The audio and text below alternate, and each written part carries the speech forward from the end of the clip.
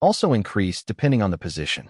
As executives, Long Jinjing and Chen Fei were entitled to the highest bonuses. Chen Fei already demanded hers long ago with no reservations. "I work my ass off for this company, so I deserve a high bonus," her best friend had told her in Iris. As for Long Jinjing, although she wasn't as vocal as Chen Fei, she was also looking forward to her year-end bonus. She had to save lots of money for her wedding ceremony with Lu Zihao, childcare expenses, and of course, their child's college tuition. Lu Zihao was an heir and didn't lack money, but she didn't want to be a kept woman who depended on her husband's income to raise their family. She also wanted to contribute to their expenses. Besides, she wasn't sure if the money Lu Zihao planned on spending on their family was earned through legal or illegal means. Now that this thought entered her mind, she realized that she cared about the source of his money. She didn't want to use any money that was acquired from criminal activities. She paused working on her desk as she mulled over this issue. This was important. She was glad that she thought about it before marrying the man. If she only became bothered about this matter after their marriage, then it might cause a big argument between the two of them.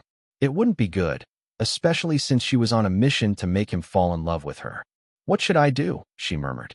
Then she remembered something. She didn't know about the specific details, but Iris mentioned before that she and Jin Liwei signed a comprehensive prenuptial agreement. It stuck to her mind because she heard that it was Lu Zihao who insisted on the couple signing an extra strict prenuptial agreement.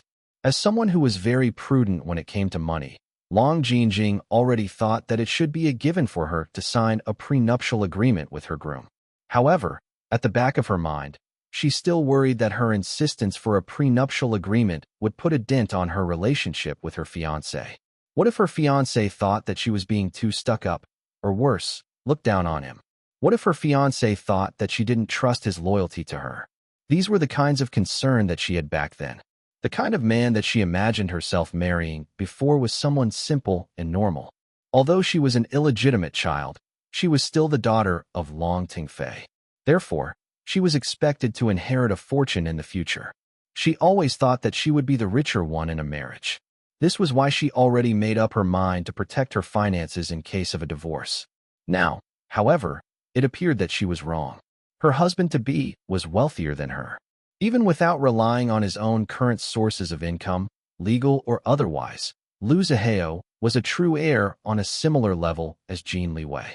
Her paltry inheritance couldn't possibly compare to the fortune that he was set to inherit in the future. Regardless of whether Lu Zihao would inherit Grandpa Lu's shares in Jin Corporation or not, her groom would still be many times wealthier than her. She sighed and leaned back on her chair while staring at the numbers on her computer screen, but not really seeing them. Her earlier joy from her successful proposal had now waned and was replaced by several worries regarding her marriage with Lu Zihao. With Lu Zihao, she wasn't worried about offending him for bringing up a prenuptial agreement. On the contrary, she expected that he would bring it up himself if she didn't, since he was the one to insist on it for Iris and Jin Liwei's marriage. The issue about the source of his money when contributing to our family expenses should be added to the prenuptial agreement. I won't accept it if it didn't come through legal means. She bit her lower lip and became anxious. She felt a little afraid of broaching this subject with Lu Zihao. "No, I have to tell him. There has to be some ground rules during our marriage. I just can't accept everything because I love him. If something makes me uncomfortable, I have to tell him before I start resenting him." She loved the man and was willing to turn a blind eye on his secret criminal activities, but that didn't mean that she approved of what he was doing. She didn't even think about stopping him because it was obvious from his eyes that he was hell-bent in keeping Shadow Winds and whatever goal he had for creating the criminal group in the first place. It went against her moral values, but she wouldn't rob him of his passion, if what he was doing could really be called a passion. However, she couldn't promise that her thoughts wouldn't change in the future. She might decide that enough was enough and force Lu Zihao to stop. How would he react? Don't think too far ahead, Jinjing. Solve your problems one at a time. Taking a few deep breaths, she cleared her mind and focused on her happiness from being engaged with the man she loved and being pregnant with his child. Then she forced herself to concentrate on her work. There was a brief knock on the door. It opened before she could react. Chen Fei walked inside and treated Long Jinjing's office like her own. Her best friend sighed and plopped down on the sofa. "What a busy day?" Have you finished calculating my bonus yet? Come on, Jing. Tell me how much I'm going to get to cheer me up. Sorry, COO Chun. That's confidential information. Long Jinjing smiled before turning off her computer monitor.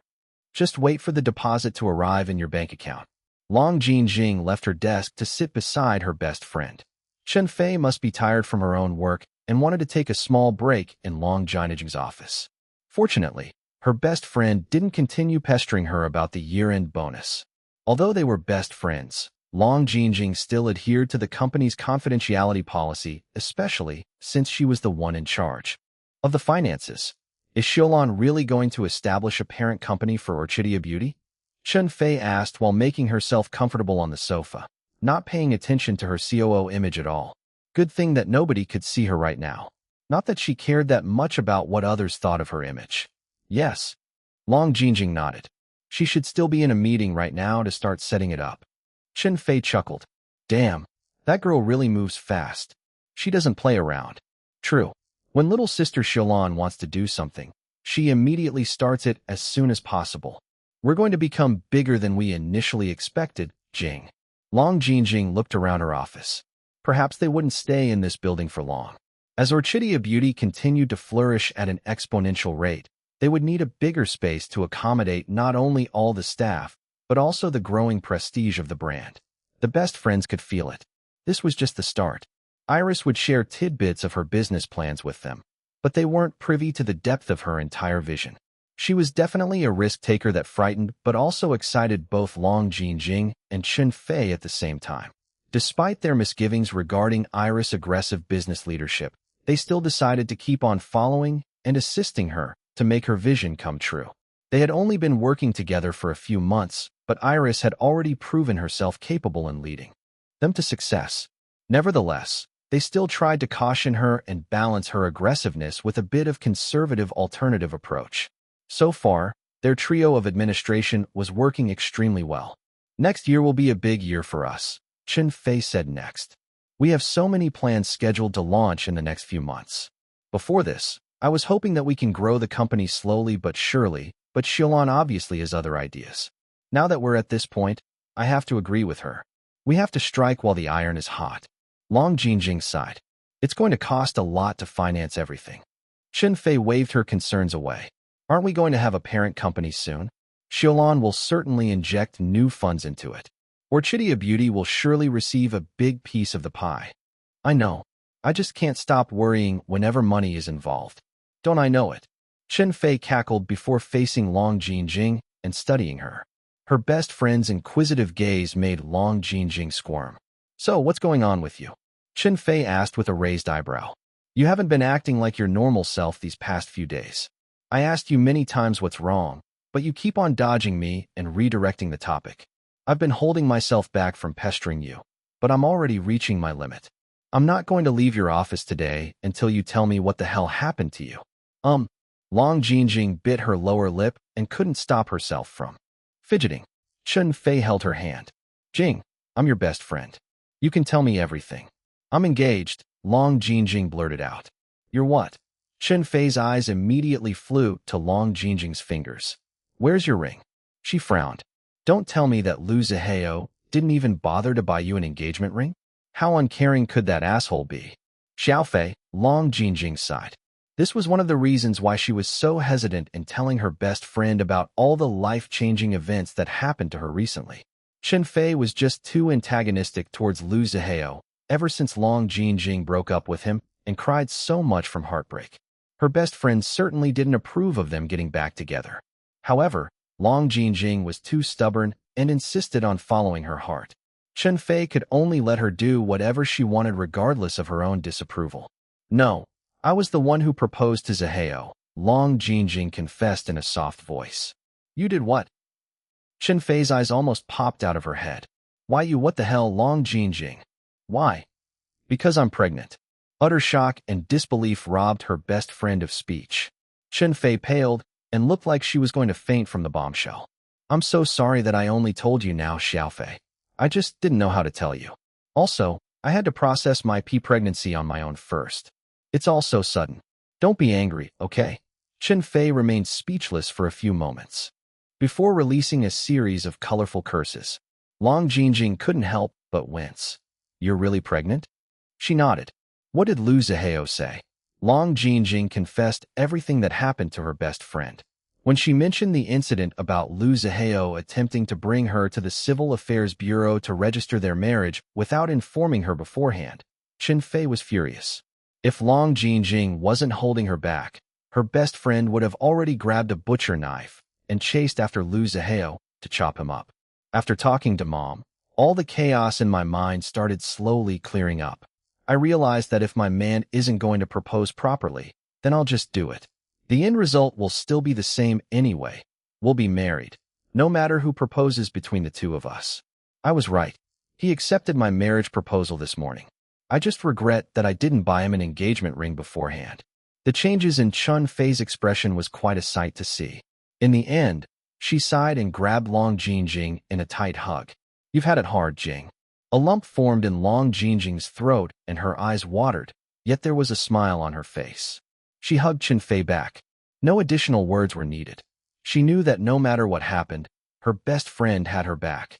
It was the afternoon of the 24th of December. Ren Alejandro and his brothers were carrying wrapped presents and loading them into a car. They were gifts from him, Wei, Lon and Randy for today's Christmas gathering at Jin Liwei and Iris Long's place. At first, Ren Alejandro wasn't sure if there would be a traditional exchange of gifts at the Christmas party. Fortunately, he was able to coerce Randy in directly asking Iris Long's assistant. Apparently, the Zumba instructor was quite friendly with Dominic Chua. Randy was able to confirm that there would indeed be some voluntary exchange of gifts. It wasn't required, but would be welcomed especially when given to the children and cats. Since he was going to attend the gathering to make a good impression on a selected group of elite people in this country, he tried coercing Randy again to ask Iris Long's assistant to get the guest list so that he could prepare gifts for each person. Too bad that the Zumba instructor failed. Dominic Chua refused to divulge the identities of the guests in advance. Ren Alejandro wasn't too disappointed. This alone was already an important clue. If Jin Liwei and Iris Long's camp were careful not to leak the guest list, then it could only mean that there would indeed be VIPs attending the Christmas gathering. This was what he had been waiting for since coming to the country. Wei Lon had been excellent in introducing him to many important people during social gatherings, but at the end of the day, her connections were still limited. Despite her improving reputation ever since returning to the country after marrying into Spanish nobility, there were still quite a number of people in the Chinese high society who discriminated against her. Wei Lan's connections still couldn't compare to the exclusive circles to which elite figures like Jin Liwei and Lu Jianhong belonged. Even on the international level, they were considered VIPs. Their circles were the ones that Ren Alejandro needed to infiltrate. Tonight's Christmas gathering would be the official start of his mission. He was finally going to meet Jin Liwei and hopefully Lu Jianhong. He made sure to meticulously choose tasteful presents for them. And of course, for Iris Long. There were also other presents for people who he guessed might attend the party. He wasn't sure if those people would really come, but it was better to prepare too much than show up with nothing in his hands. Even if he couldn't form a close connection to Jin Liwei and Lu Jianhong right away, it was enough to leave a good impression on them and their loved ones. Ren Alejandro was prepared to complete the mission one step at a time anyway. After all, his success was essential to the overall success of their organization's mission in this country. Brother, good luck. Too bad we can't put a bug on you. Dragon Palace homes have one of the best securities in this region. Until we're sure how secure the place really is, we can't be careless. Ren Alejandro nodded. Indeed, we can't ruin this chance to enter that place by attaching bugs on me, no? Don't worry, brothers. I'll scout the place in person and devise another way to plant bugs there the next time I go. Just be careful, brother. Jin Liwei's security team has a mixture of experts of different levels. Most of them we don't need to worry about, but there are a number that appear quite dangerous. They have rather clean backgrounds, but their aura don't match what's on their dossier that we dug up. Ren Alejandro snorted. Their backgrounds must be fake. We already know that Jin Liwei has recruited Draken to protect not only Jin Corporation, but also his family. Draken is a hacker like us. It's very easy to create new identities on paper. If we can do it, then Draken and his two disciples can certainly do it, too. I wonder if Draken will also be attending the Christmas party. He loaded the final present in the car and closed the door before facing his brothers. That would be interesting if Draken really came, although I doubt it. Haha, if only that really happens, maybe I can befriend him, yes? The brothers shared a laugh, but stopped when Wei Lan and Randy finally came out of the main mansion. As usual, the pair looked like they were attending a red carpet event rather than a family Christmas gathering. Ren Alejandro glanced at his gold wristwatch and calculated the time. He sighed. They were going to be more than half an hour late from the indicated time on the invitation. Wei Lan spent too long primping herself. No surprise there. He just hoped that being late wouldn't leave too much of a bad impression. To be honest, he was tempted to leave Wei Lan and Randy and go to Dragon Palace early by himself. However, he restrained himself because it might come across as suspicious to Jin Liwei and the others. Although he received his own invitation, he was only able to receive one because he was Wei Lan's stepson. Without her, he wouldn't even have this opportunity to meet Jin Liwei on a personal setting. Thus, he endured his annoyance and waited until Wei Lan finished getting ready. He walked forward and offered his arm to Wei Lan with a charming smile. "You look beautiful as always, ma'am." "Oh, you." Wei Lan gave his arm a playful slap before accepting his escort. Then she turned to his brothers. "Take care of yourselves tonight, boys." "Okay, away. I would have brought all of you with Ren Alejandro, but my son-in-law said that they don't want too many people to come. I bet it's because of my daughter. That girl is just too finicky. Don't worry, boys.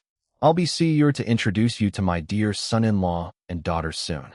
The men assured her that they were fine. Ren Alejandro, Wei Lan, and Randy all bid them goodbye before boarding a car, while another car followed them carrying all the presents. Ren Alejandro and Wei Lan were in the back seat together while Randy sat in the front passenger seat beside the driver. "My dear Ren Alejandro, you must protect me when we arrive there, okay?" He raised an eyebrow. "Why? Is that, ma'am?" Wei Lan pouted and complained like a child. "It's because my daughter's father, my ex-husband, will be bringing his current wife to the Christmas gathering. What's more, his illegitimate daughter will also be there. I don't understand why Xiaolan has grown so close with those women. She hated them so much before. Dear Liwei even scolded me during his wedding with Xiaolan because my ex-husband bullied me. Ren Alejandro, you have to protect me. What if they bully me again?" Ren Alejandro didn't believe her claims even for a moment. Wei Lan bullied? Heh. Many tried to bully her because of her unpleasant reputation, but she never allowed herself to take any condemnation lying down. If someone bullied her, she would bully the person back many times over. Contrary to his thoughts, he showed a concerned expression. "Do not worry, ma'am. You are Pap's wife and the Viscondesa of Castillo de Estrellas of Espa. Bullying you is bullying our family name and noble title. If someone really dares to bully you at the Christmas gathering, just leave everything to me, yes?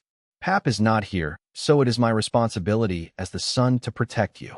Wei Lan fished out a lace handkerchief from her purse and dabbed her non-existent tears. "Thank you so much, my dear. I feel so much more reassured now. Oh, I miss your father so much. I wish that he can follow us here very soon."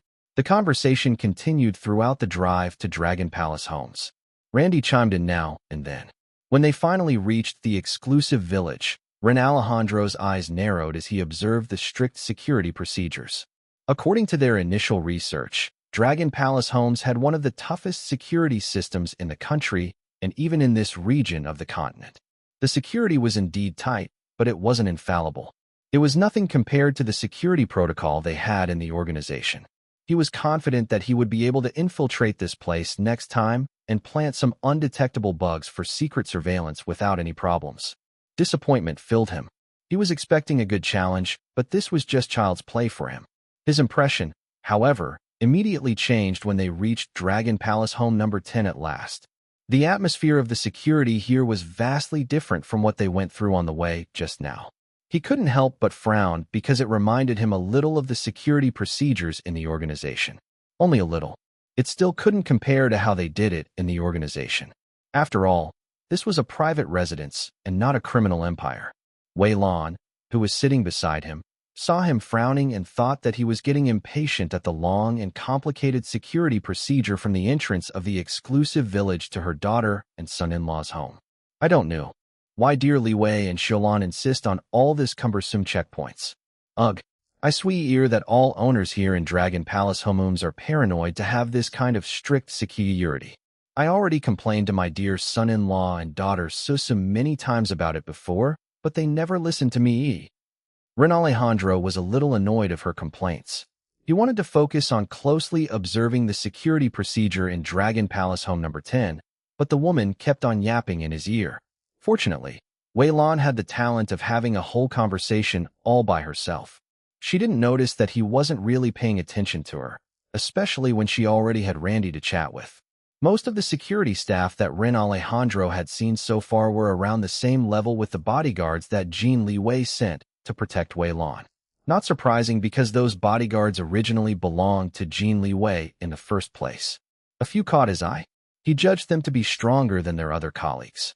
Still, they were nothing compared to the true experts in the organization. Like him and Emilio Miguel.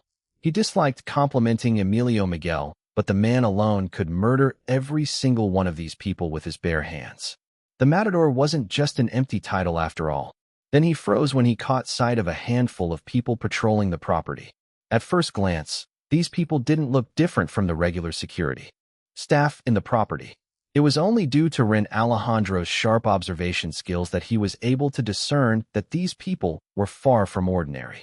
They should be real experts. He and his brothers already knew that Jin Liwei employed a few experts in his security team. Draken must have created fake identities for them because these people's too clean backgrounds on paper didn't match their deadly bearing. Although they were able to conceal their real abilities, Ren Alejandro still noticed their capabilities from their smallest mannerisms. He just wasn't sure how strong these people were. A sliver of excitement stirred inside him. If not for his mission of befriending Jin Liwei and the other powerful figures close to the man like Lu Jianhong, Ren Alejandro would have liked to challenge these experts and determine their true levels through combat. Around 20 minutes later, the palatial mansion finally came into view. Ren Alejandro had already seen many magnificent buildings across the world, but he was still impressed at the mansion standing like a dominant emperor in front of him. The corner of his mouth lifted into a barely noticeable smirk. The place reeked of money. Thank goodness, we're here. Wei Lan gave a dramatic sigh. Later, the group followed the butler inside the mansion while Wei Lan's bodyguards unloaded the presents from the second car. Ren Alejandro looked around and was pleasantly surprised seeing festive but classy Christmas decorations. He knew that Christmas wasn't a big deal in this country compared to Spain. The huge portrait on top of the twin grand staircases made him pause in his steps. It was the most eye-catching upon entering the front hall of the mansion. The style reminded him of the portraits hung in many active royal and aristocratic houses in Europe. He raised an eyebrow. Did Jin Liwei, Iris Long, and their cats think that they were some kind of a royal family?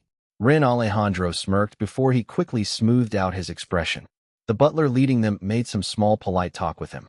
The man wasn't any inferior to the best butlers in Europe.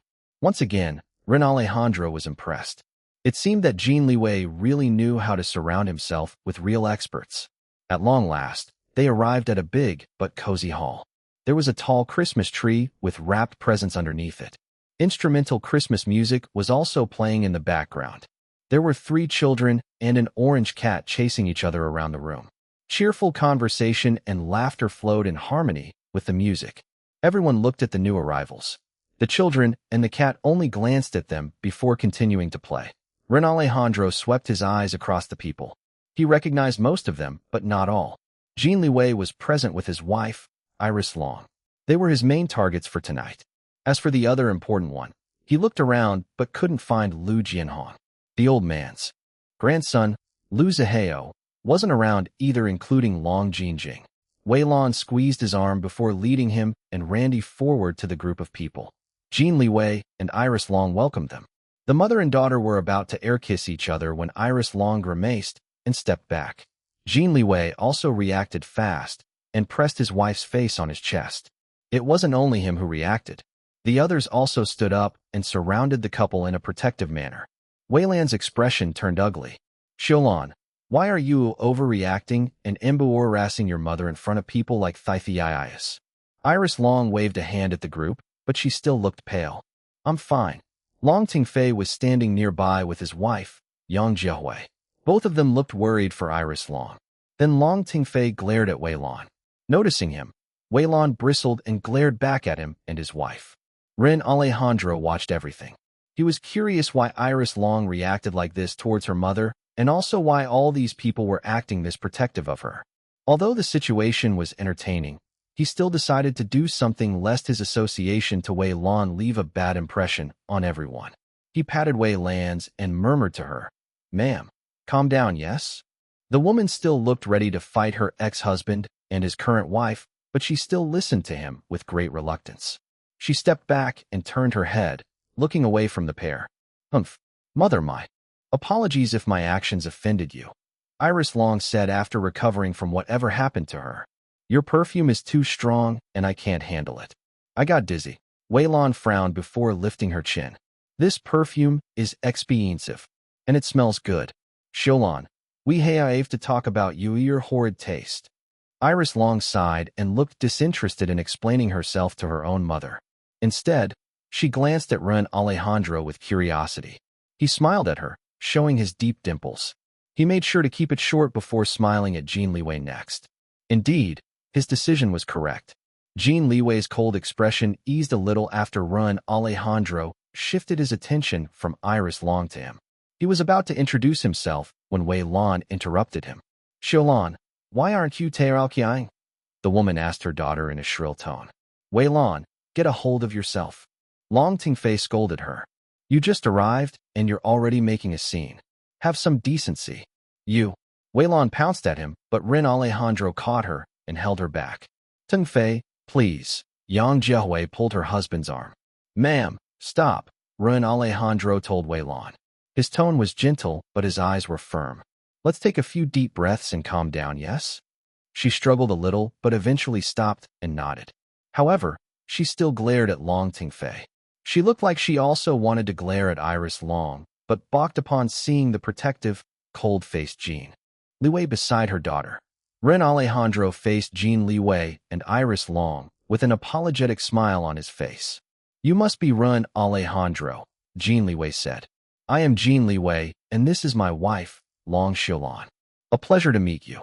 The men shook hands. Ren Alejandro moved to greet Iris Long with either a handshake or a hug, but Jin Liwei blocked him. "Sorry, my wife is sensitive to scents right now." "Oh, I see." Ren Alejandro was confused but still accepted the explanation and stepped back. "Wei Aat sensitive to scents?" Wei Lan asked while looking at her daughter up and down. "Are you pregnant, Xiulan?" It was Jin Liwei who replied to her. My wife is indeed pregnant." Wei Lan covered her mouth and gasped in an overdramatic manner. "Really?" "Yes, really," Iris said with smile while stroking her belly. Wei Lan's expression changed several times. First, she was shocked. Next, excited. And now, she was horrified. "Oh no, I'm still too young to be grandma." Right at that moment, little June ran towards her and hugged her leg. Amalan. Amalan." Wei Lan staggered a little at the impact, but her face immediately broke into a big smile as she bent down to give smacking kisses on the toddler's plump cheeks. "There you are, little June. Did you mythize your Auntie Lan? Because Auntie Lan missed you so much." The others rolled their eyes at her, correcting the child for calling her grandma and should call her auntie instead. She didn't have any qualms messing up the generations. "Little June, don't forget to ask your grandma Lan for your Christmas present, okay?" Iris Long said on purpose. Wei Lan glared at her for a second but returned her attention on the child, assuring little June that she bought him lots of presents. Later, all of them were seated. Ren Alejandro was at ease because nobody was excluding him. On the contrary, they were making an effort to make him feel welcomed. However, he could sense that his main targets, Jin Liwei and Iris Long, were still being distant to him despite their politeness. He wasn't discouraged. This was their first meeting after all. He would just observe today and make his move next time.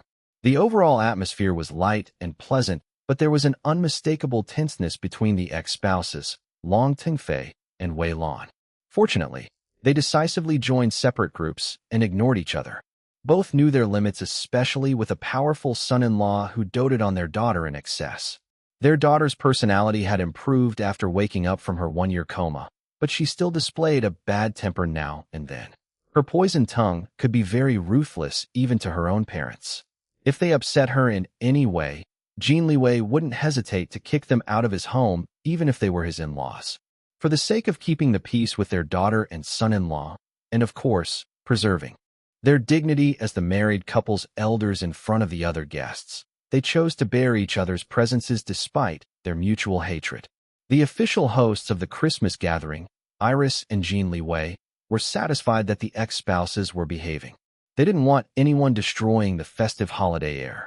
This was a celebration, not an unregulated forum where they could trash-talk each other. Right now, they were separated into 4 small groups. In the first group, Iris and Jin Liwei were chatting with Wei Lan and Ren Alejandro. Dom and Randy sat with them, but the two were having their own conversation, squealing and giggling like close sisters.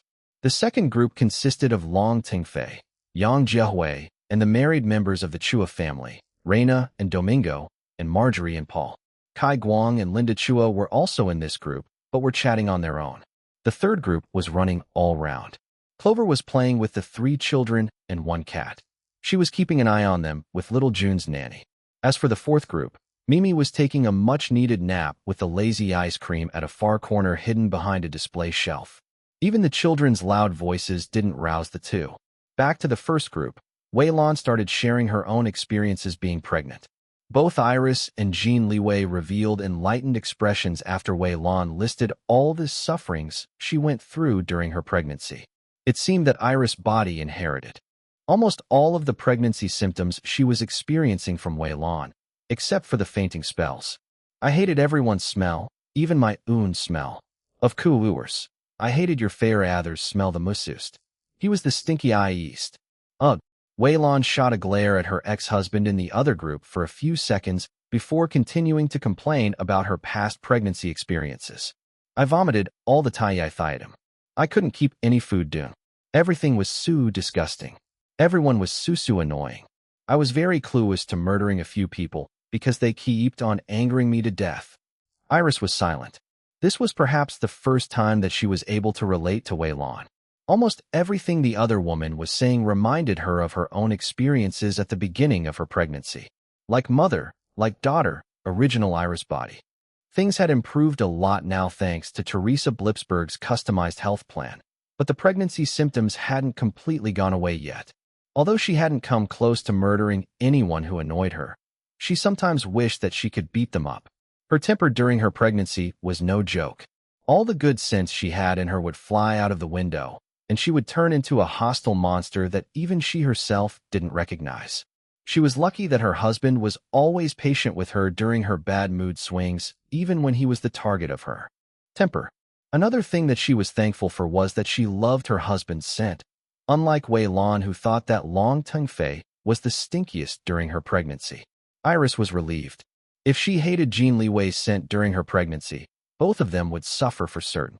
She felt her husband rubbing her hand and glanced at him. Jin Liwei didn't say anything, but she knew that he was relieved just like her. She patted him back and indicated to him with her eyes to chat with Ren Alejandro. His response was a gentle squeeze on her hand before turning to the Spaniard to chat with him. Wei Lan noticed Jin Liwei taking the initiative to talk to Ren Alejandro. She nodded in approval. Then she leaned closer to Iris and spoke in a conspiratorial whisper while maintaining enough distance so as not to disgust her daughter with her perfume smell. Xiaolan, listen to your mother because this is very important. After you give birth, you need to get back to your sexy figure as soon as you can. Have your stretch marks lasered off, your boobs lifted, your tummy tucked, and most importantly, are you listening, Theory? This is the most important. Here it goes. Have your vajayjay tightened. Do you understand? Iris blinked a few times, her head tilting to one side. Wei Lan didn't wait for her reply before explaining. I knew that dear Liwei loves you very much, but at the end of the day away, he's still a Maya on. All men crave CEs. Your Liwei is the same.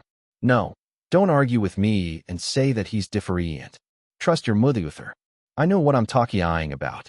After giving birth, you're going to be left with an ugly, fat figure and loose, torn vajayjay if you don't take care of yourself and work hard in regaining your old sexy figure. If you can't satisfy your man anymore, he'll surely go and find a mistress behind your bapaeak. Iris scowled. Her bad temper was swift and began assailing her like a tornado, but she held on and didn't allow it to overwhelm her. She trusted her husband. He would never cheat on her, just as she would never cheat on him. Although Iris didn't 100% agree with Wei Lan, the woman still had a point behind her extreme claims. Iris agreed that she shouldn't neglect herself after giving birth. She should take better care of herself and maintain a healthy figure. Her trust that Jin Liwei wouldn't cheat on her was firm, but she shouldn't allow some shameless home-wrecking bimbos to have any ideas that she couldn't satisfy her own husband anymore. In some sense, there was wisdom in Wei Lan's words. It was just a shame that the woman's innate personality and life experiences made her worldview crooked. It also didn't help that she married and divorced a womanizer like Long Tengfei, who ended up becoming someone akin to her mortal enemy. Iris had no love for Wei Lan. Even the original Long Xiulan didn't have that much affection for her own mother. However, Iris found Wei Lan pitiful in a way. The woman wasn't inherently evil, but she was incredibly shallow, narcissistic, and self-centered.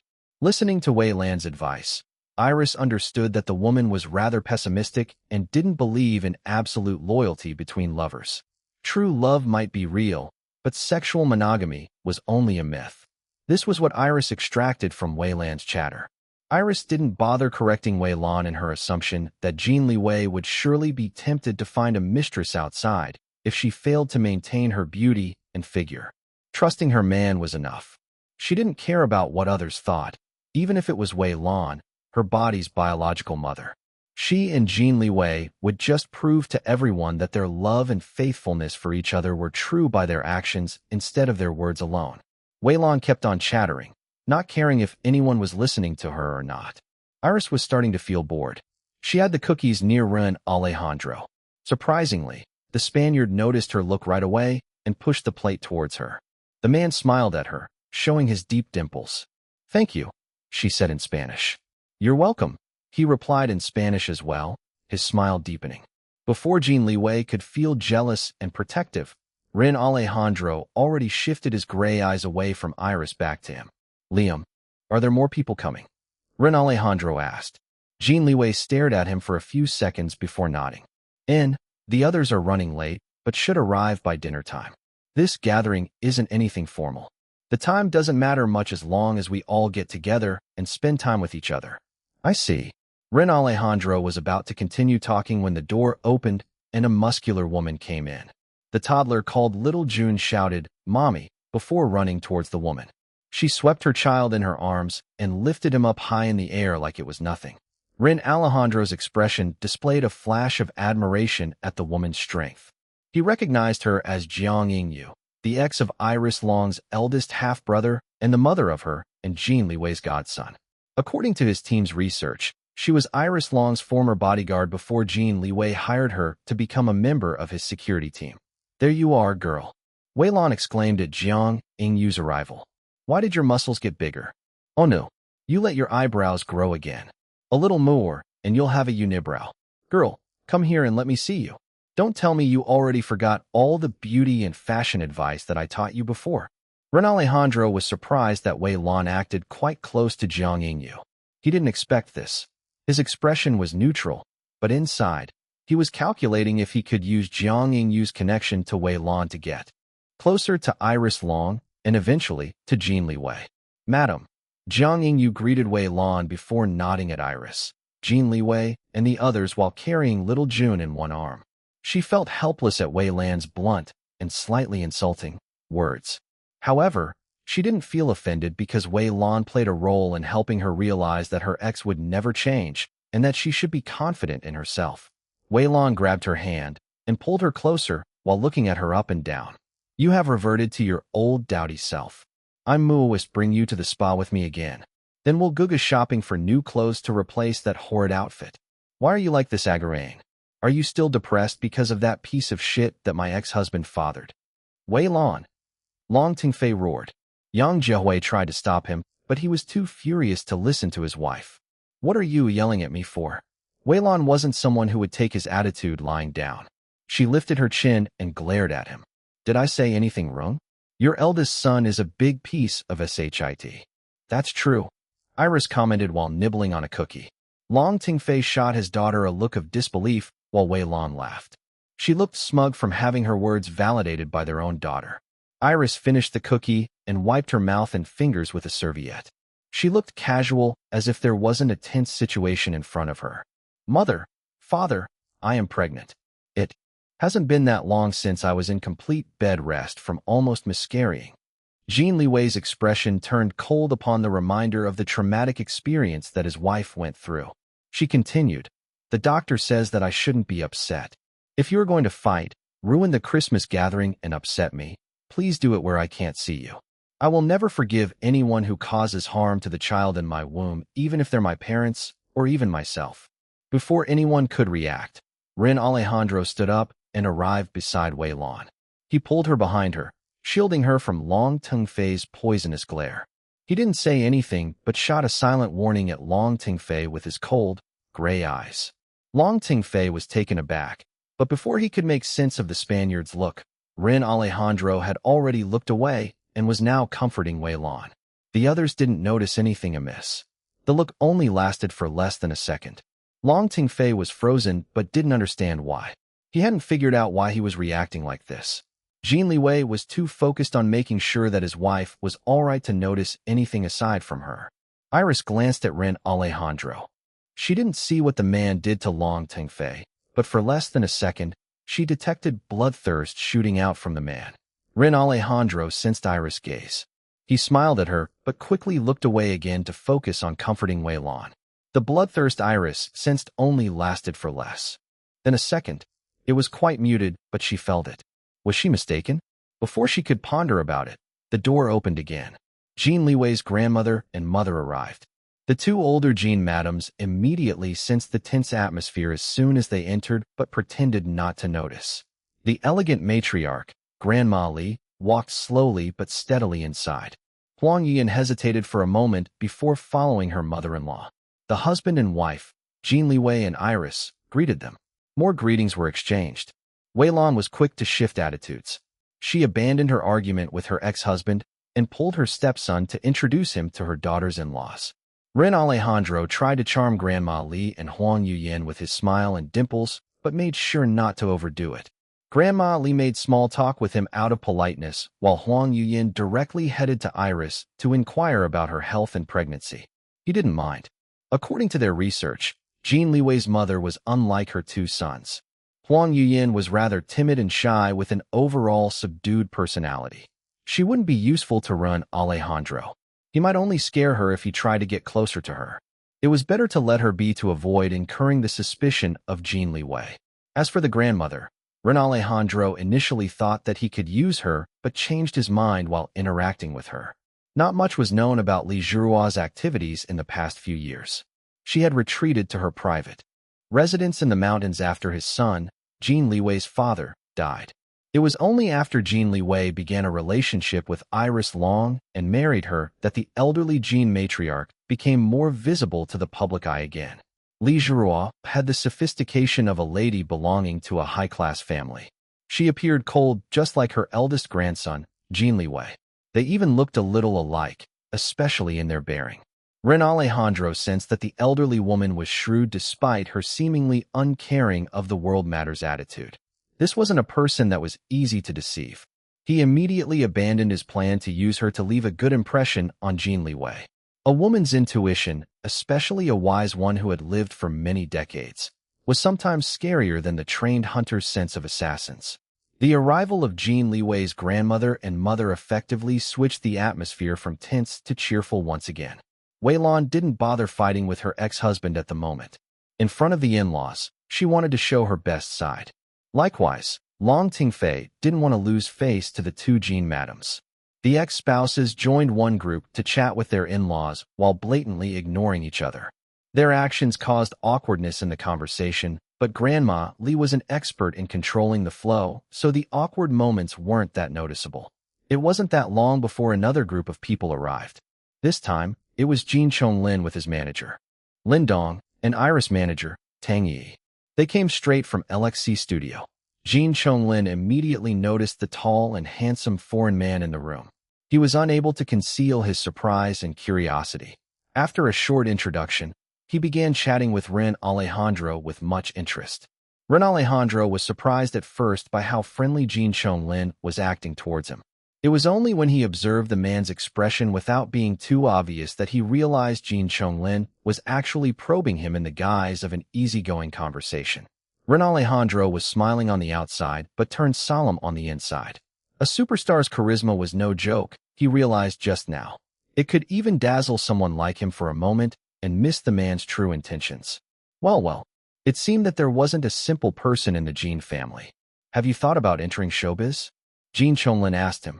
No, it's not for me, Ren Alejandro replied, matching the other man's casual and friendly tone. Come on, man. With a face and figure like that, you have a good shot at becoming famous. Even if you just become a model, people will surely take notice of you because of your face. Want to sign with LXC Studio? Ren Alejandro raised an eyebrow and couldn't help but chuckle. What do you think, Sister Xiaolan? Jin Chonglin turned to the side to ask. Iris' great hearing allowed her to hear what they were talking about. She stared at Ren Alejandro. His heart seemed to stop beating for a second as her eyes scanned him. It felt like she could see straight through him. This lasted for only a couple of seconds before she looked away with disinterest. His heart began beating again, but this time, it was faster. He even felt cold sweat on his back. On the outside, however, he maintained an appropriately friendly expression. He already said that showbiz is not for him, Iris said. Don't force him, Brother Chonglin. LXC Studio only recruits those who have real passion in pursuing a career in show business. Fine. I was just sharing a thought. No need to take it too seriously. Jin Chonglin shrugged his shoulders before smoothly chatting with Ren Alejandro on a different topic. Ren Alejandro looked like he was having a good time talking with Jin Chonglin, but he was actually distracted. He glanced at Iris long out of the corner of his eyes. She was eating grapes that Jin Liwei peeled for her. Then she looked at him. Their eyes met. He was the one who quickly averted his eyes. What kind of look was that? This exchange lasted for only a second at most, but it instantly made Ren Alejandro restless inside. For a moment, he thought that he had been discovered by her. But when he looked at her again, she was flirting with Jin Liwei, not at all paying attention to the people around them, much less Ren Alejandro. He forced himself to calm down inside. Perhaps he was just mistaken. Iris Long was just a normal celebrity who married up. Other than her talent in music, she was nothing special. More people arrived as dinner time was approaching. Jin Liwei's friends, Lin Yihan and UMO, came as well. Where's second broing Jia? Jin Chonglin asked the two new arrivals in the middle of his conversation with Ren Alejandro. At work, Lin Yihan replied. He'll come after his duty ends. Will he make it in time for dinner? Not sure. He's a doctor. You know how it is with his work. What's more, he's a surgeon. He's almost always on call in case of emergencies. Hospitals have no such thing as holidays. Lin Yihan sighed. His expression was gentle like always. It was obvious that he was worried for his second brother, Wang Yingjia. But there was also a trace of pride in his eyes, as if his sworn brother's career accomplishments were also his own. Tsk tisk. Jin Chonglin shook his head, but didn't dwell on the matter anymore. Umo drew close and asked, Yo, who's this? Jin Chonglin introduced Ren Alejandro to him and Lin Yihan. Umo stayed and chatted with them while Lin Yihan joined another group before ending up sitting beside Jiang Yingyu. Lin Yihan's actions were very natural, so nobody thought twice that he was now chatting with the young mother. Ren Alejandro was also acting very natural while chatting with Jin Chonglin and Umo. At first, he had his guards up at Umo. The man was a martial artist after all. Anyone who trained and cultivated in any martial arts and reached a certain level of expertise should never be underestimated. They might not be as strong as him or anyone from the organization, but martial artists' trained senses could still pose unexpected dangers in other ways. But after speaking with Umo for a few minutes, Ren Alejandro concluded that there was no need to worry about the man. Umo was just a simpleton. His thoughts were shallow. He wore his feelings on his sleeve. For the first time since coming to this Christmas gathering, Ren Alejandro finally obtained an easy target. Umo was perfect. He was simple and most likely easy to deceive. Most importantly, he was one of Jin Liwei's closest best friends. Ren Alejandro placed UMO in his mental list of usable people to get closer to Jin Liwei. Another person came in. It was Su Tian, Jin Liwei's longtime assistant and right-hand man. After greeting his boss and lady boss, he joined the group consisting of Tang Yi and Lin Dong. Soon after, JJ, Iris music producer, came in followed by the legendary hitmaker Enrique Valdez. Everyone became even livelier with their arrival. Ren Alejandro wasn't someone who was easily starstruck by anyone. He didn't think much of celebrities. A big part of the reason why was because he and his brothers literally had no time to enjoy chasing celebrities or keeping themselves updated with showbiz news during their youth. They were too busy being educated and trained to become who they were today. Despite this, even he couldn't help but stare in awe at Enrique Valdez. The man was a legend. Enrique Valdez's former band pumped out classic hits one after another throughout the years until their official disbandment. Their music was still being played across the globe. Most of the other members had retired from the music industry, especially after the death of their vocalist. Only Enrique Valdez continued to spread his legacy in the world of music. Even though he was no longer performing except for special occasions, countless other artists and various media companies were clamoring to persuade him to compose music and write songs for them. Ren Alejandro didn't know how to react at the legend's arrival. Jean Chonglin's superstar charisma managed to distract him earlier, but right at this moment, his mind actually went blank facing Enrique Valdez. The legendary hitmaker's aura was on another league from Jean Chonglin. This was a true superstar. No, he had already transcended what it meant to be a superstar. His most loyal fans already considered him to be a living god for his world-class power and influence in music. He watched as Iris greeted Enrique Valdez. They acted very familiar with each other.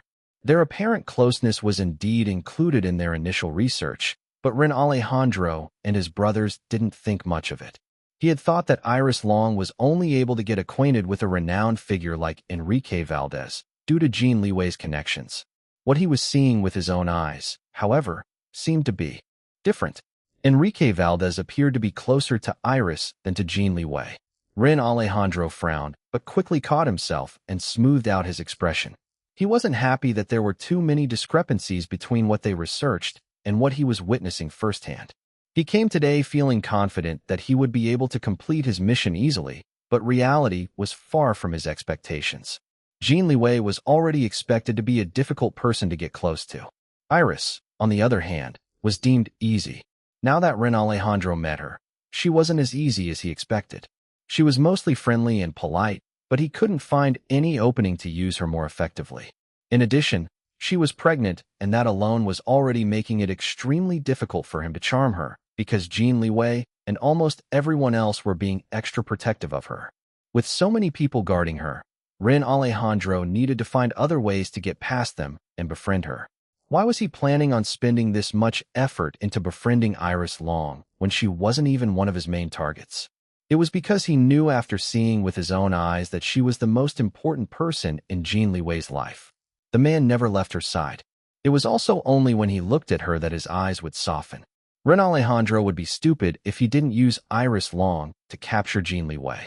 Although she wasn't worth much as a person in his eyes, especially since she was the daughter of that brainless woman, Wei Lan, Iris Long was still an important tool that he must learn to control. Once she was in his grasp, Jin Liwei would have no choice but to yield to him. Ren Alejandro was busy befriending everyone present and doing his best to leave a good impression on them, while categorizing each person on whether they would be usable to him or not. At the very least, the others were finding his presence more acceptable than Wei Lan, who couldn't stop sniping at her ex-husband every chance she got and turning the atmosphere awkward. It was good that Grandma Li and Huang Yuyan were both present to deter most of her vindictive impulses against Long Tengfei, because Iris and Jin Liwei didn't want to bother about her anymore. The husband and wife decided to just ignore the woman instead of letting her pettiness ruin the festive Christmas gathering. On a more positive note, Wei Lan's antics were quite laughable. If they didn't allow her to annoy them, she was a good source of comedic relief, especially when backed up by Randy, her current best friend and sidekick. Also, Iris appreciated that Wei Lan treated the mother and son, Jiang Yingyu and little June, quite well. The presents brought by Wei Lan, Randy and Ruin Alejandro had just been delivered and arranged underneath the Christmas tree with the other presents. There were a lot, especially from Wei Lan. Iris immediately noticed that the majority of the presents from Wei Lan were addressed to little June. Even though the woman was resistant to being called grandma, there was no denying that she doted on the child as if little June was her own grandson.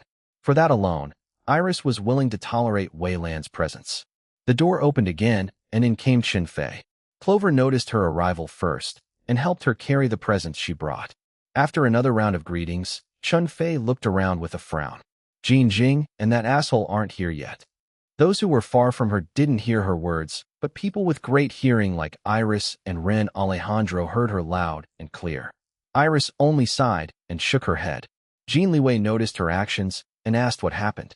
She whispered to his ear what Qin Fei said. He chuckled as if delighting that Lu Zihao was called an asshole. She smacked his hand, and he only laughed harder. Ren Alejandro watched all of these from a distance while pretending to listen to Yumo's tales.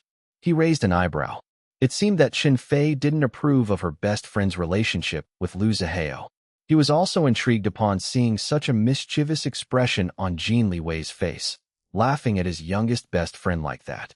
This was the first time since Ren Alejandro arrived that Jin Liwei laughed with ease, which was a complete contrast to his usual cold and indifferent countenance. He filed these interesting tidbits to his mental filing cabinet. While doing so, he noticed that there was another person who wasn't paying attention to. Umo Jin Chonglin was staring at Qin Fei with pursed lips as if annoyed by her presence. "Why don't you say hello to her?" Ren Alejandro suggested to him. "Interrupting Umo, isn't she your boss?" Jin Chonglin's expression turned black. "Che, who wants to have anything to do with that kind of bossy woman? If not for my generous heart that wants to help my sister-in-law to promote her new beauty company, I wouldn't want to work so closely with such a scary woman. She doesn't care that I'm a superstar at all. All she does is make me work like a horse." What? Umo was confused. The two didn't pay him any attention. Ren Alejandro chuckled, but didn't question Jin Chonglin any further. He knew his limit. He only got to know them today after all. It wasn't wise for him to act too friendly and too close on the get-go, lest he aroused their dislike, or worse, their suspicion. For now, his goal was to worm his way into Jin Liwei, and hopefully, Lu Jianhong's close circles as best as he could. Moments later, another person arrived. It was Wang Yingjie. The man looked tired but didn't forget to greet everyone.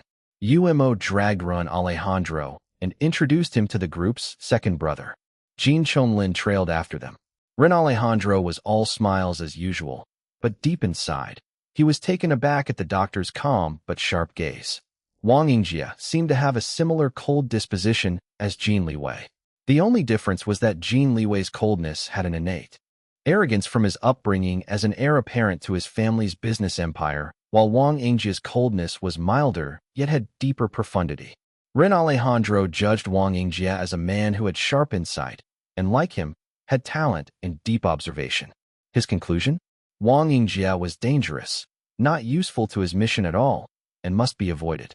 The man might not look like it, but Ren Alejandro's instincts were telling him that Wang Yingjie's observational skills and vigilance must be on a high level that might pose harm to his mission. He felt that the doctor was more of a martial artist than the simpleton Umo. Then he remembered what their research said. According to the dossier they had on Wang Yingjie, the man had a 5th-degree black belt in karate and still continued to train during his rare spare time.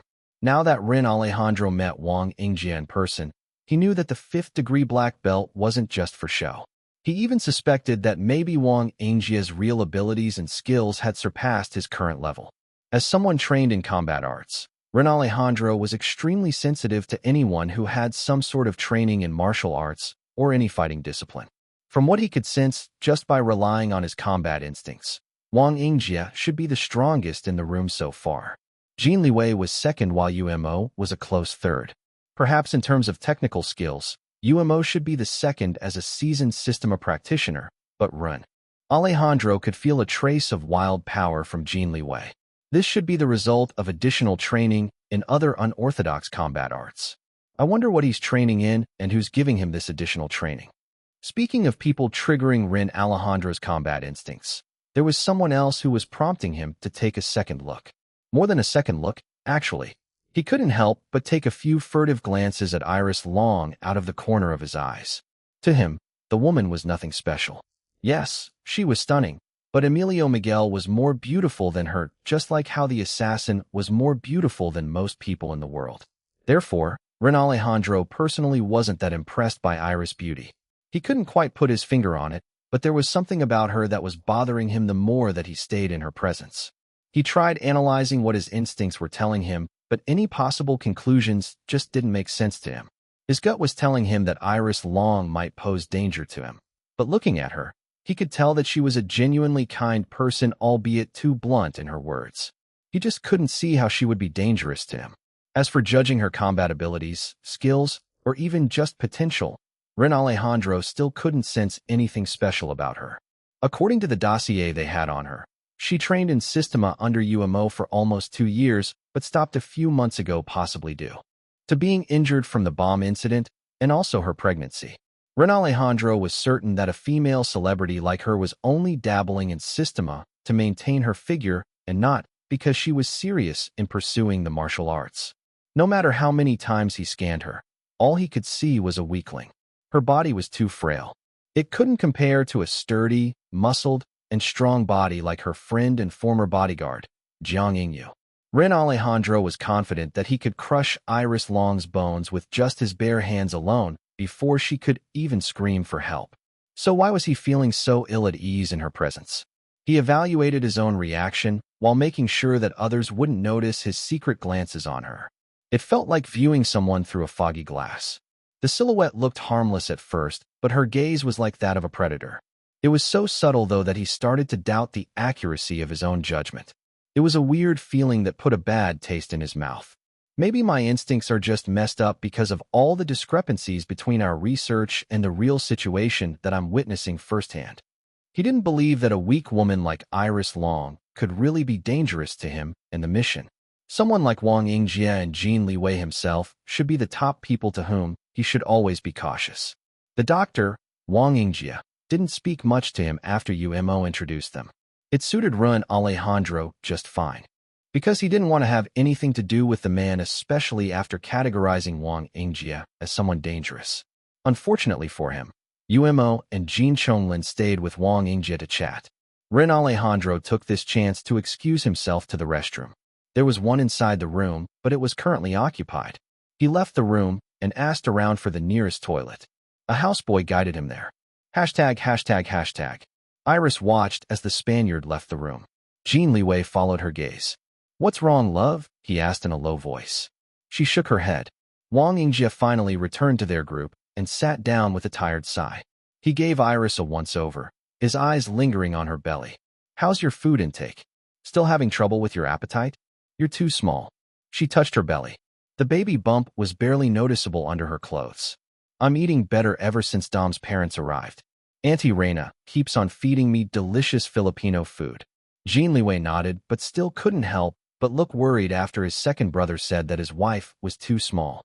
Indeed, she was barely showing despite being at the end of her first trimester, not to mention that she was carrying twins. "How far along are you, Xiaolan?" Wei Lan interrupted. Iris told her. Wei Lan waved an unconcerned hand before telling Wang Yingjie, "Don't worry too much, dear Mr. Doctor. It's good that Xiaolan is still thin and hasn't gotten fat yet after becoming pregnant. It means that my daughter inherited my fabulous genes. When I was pregnant with her back then, my belly only began showing around the middle of my second trimester. She was such a tiny baby, yet still tore my vajayjay. It hurts so much. Mother, that's too much information." Wei Lan laughed and left them to join another group. Iris and Jin Liwei both looked at Wang Yingjie. "Seems like you got it from your mother," Wang Yingjie told the couple while gesturing at Iris' belly, which still looked flat to those who weren't looking closely enough. "But don't accept it too readily. It's better to have normal-sized babies. Too small, and we have to find out why." Iris nodded and stroked her belly. Wang Yingjie yawned. "I'm going to take a short power nap. I can barely keep my eyes open. Third brother, wake me up when it's time for dinner." Jin Liwei agreed and watched his second brother walk away to find a relatively quiet spot to nap. Wang Yingjie seemed to have found the sleeping Mimi and ice cream, so he searched for another hidden corner. Iris turned to her husband. "Why aren't Grandpa Lu, big brother and big sister here yet. Dinner is in a few minutes. They're going to be late at this rate. If they're late, then they're late, Jin Liwei replied in a nonchalant tone. What? Do you know something? Anne, tell me. He didn't hesitate and whispered to her what he knew. Her eyes widened and shone in excitement. Really? Anne? She got teary without her control. He sighed and kissed her cheek. Don't expose it to others, love. It's not our place to reveal it. Okay. She snuggled in his arms, a soft smile on her face. I'm so happy. This Christmas will be the best yet. It was finally time for dinner. Jin Liwei asked Dom to wake Wang Yingjie, Mimi, and ice cream. Wang Yingjie looked alert despite having slept for only a few minutes. Mimi appeared more energetic, but her dark circles, eye bags, and pallor still made her look like a zombie. As for the lazy ice cream, the fat gray cat looked grumpy at being disturbed from her precious beauty sleep, as usual, but immediately demanded for her Uncle Dom, aka Slave Number 1, to carry her after hearing that it was dinner time. Everyone moved to the adjacent hall where they were greeted by delicious food served in buffet tables. It wasn't just a simple buffet, though. There were also 10 chefs in their own stations who would prepare their specialties in real time. Kid and cat-friendly options were also available for the children and the cats. The aroma of all the food was mouth-watering. It was like entering food paradise. Even someone like Wei Lan, a former model who strictly controlled her diet, couldn't wait to gorge herself tonight after seeing all the inviting food. All of them felt the same way except for one. As soon as Iris stepped inside, her face twisted and she gagged. She covered her nose and mouth before rushing back to the room that they had been before. The mishmash of aroma in the air was just too much for her. She couldn't take it. A worried Jin Liwei followed her back. I knew that you're going to feel sick. I told you to stay here and wait for me to get you food. She pouted and pressed her face against his chest, inhaling as much of his scent as possible to cleanse away the tainted smell from her nose. I thought I'm going to be fine. He sighed and stroked her hair. Wait for me here. I'll go get us food. She nodded. Let me do it, Sir Boss. Dom interrupted from behind them. I'll get food for both of you instead so that Sir Boss doesn't need to leave Boss here alone. Jin Liwei nodded his thanks. Seconds later, he received a video call from Dom and Clover. The siblings used the camera to show the wide selection of food to the couple and asked them what they wanted to eat. Dom and Clover joined Iris and Jin Liwei to eat dinner together, but sat a little farther away. Their actions didn't escape the others' notice. Most of them also wanted to sit with Iris and Jin Liwei, but Grandma Li stopped all of them. If all of us go there, the smell of our food will only make Xiaolan feel sicker, she said. Let's just stay here and let my grandson and Reina's children take care of her. Reina Chua nodded. Dom and Clover will bring whatever food Xiaolan and Liwei want. Also, we're going to join each other again later when it's time to distribute the presents. Presents. Presents. Yay, I want presents. Little June and Marjorie's son both became excited as soon as they heard that presents would be distributed soon. Jiang Yingyu and Marjorie had to calm their sons first in order to continue feeding them. Marjorie's daughter was older, so she wasn't as vocal, but the excitement was still clear in the little girl's eyes. The cats, ice cream and popcorn, were busy eating their own food at a corner away from the hustle and bustle of people exploring the variety of dishes. Back to the other room. Iris consumed soup first to ease her nausea and unsettled stomach. She didn't have that much of an appetite after being disgusted by what she smelled in the adjacent hall. Still, she did her best to eat as much of what she could swallow as possible. It was a struggle at first, but her stomach gradually warmed up. She felt better and ate more. Ask Bacon what time Grandpa Lu, Big Brother, and Big Sister are going to come, she whispered to her husband. Jin Liwei used the concealed earpiece to do what she asked. He listened to his AI son's report before sharing it to his wife. Thank goodness that they're going to arrive before dinner ends. We can save food for them if they really miss it, but it's not fun if they don't join us for dinner. And, after finishing off their first plates, Iris and Jin Liwei slipped away and walked somewhere else. On the way, she asked, Darling, what's your impression of Ren Alejandro? He has good manners, he replied. She waited for him to say more, but he didn't. That's it. He shrugged. As long as Ren Alejandro didn't covet his wife, he would be polite to the Spaniard. So far, he was satisfied that the man didn't allow his eyes to linger on his wife for too long. Ren Alejandro also seemed to get along well with his younger brother and fourth brother. Overall, he didn't have much of an interest in the Spaniard. However, he noticed the contemplative look on his wife. "What's the matter, love? You don't like him?" She nodded. Both his eyebrows rose before his expression became serious. His wife must have a reason why she didn't like Ren Alejandro, who she only met today. Their interactions with the Spaniard so far were few and far between. Ren Alejandro interacted with Jin Chonglin and Yu Imo the most. "He hides it well, but the persona he's showing us isn't the real him," she said. "I don't know how to explain it to you in a way that you'll understand, but I sensed a familiar feeling from him." He frowned. "Familiar feeling? You think that you've met him before?" "That's not it. I'm sure that I have never met him before." "Then how?" He was confused and waited for her to explain. "He somehow feels similar to some of the best agents from, our family organization back then." His frown deepened. "But he also feels different at the same time." Her eyebrows scrunched as she struggled to find the right words to express her thoughts. "Think of a chocolate bar. One is a classic dark bittersweet chocolate with almonds, while the other is a milk chocolate with a tinge of peanut butter flavor. They're similar because they're both chocolate, but still smell and taste differ from each other. Does that make sense to you?" Iris asked with a tilt of her head. Jin Liwei paused and thought about it first. "I think I get what you're trying to say." "Somewhat." He wanted to ask for more clarification, but saw that his wife was now distracted. She appeared to be thinking about something while swallowing and even licking her lower lip. Her expression reminded him of the way she would look at him whenever she was aroused, and he stood naked in front of her. His eyes darkened, thinking that his wife wanted to get some action with him.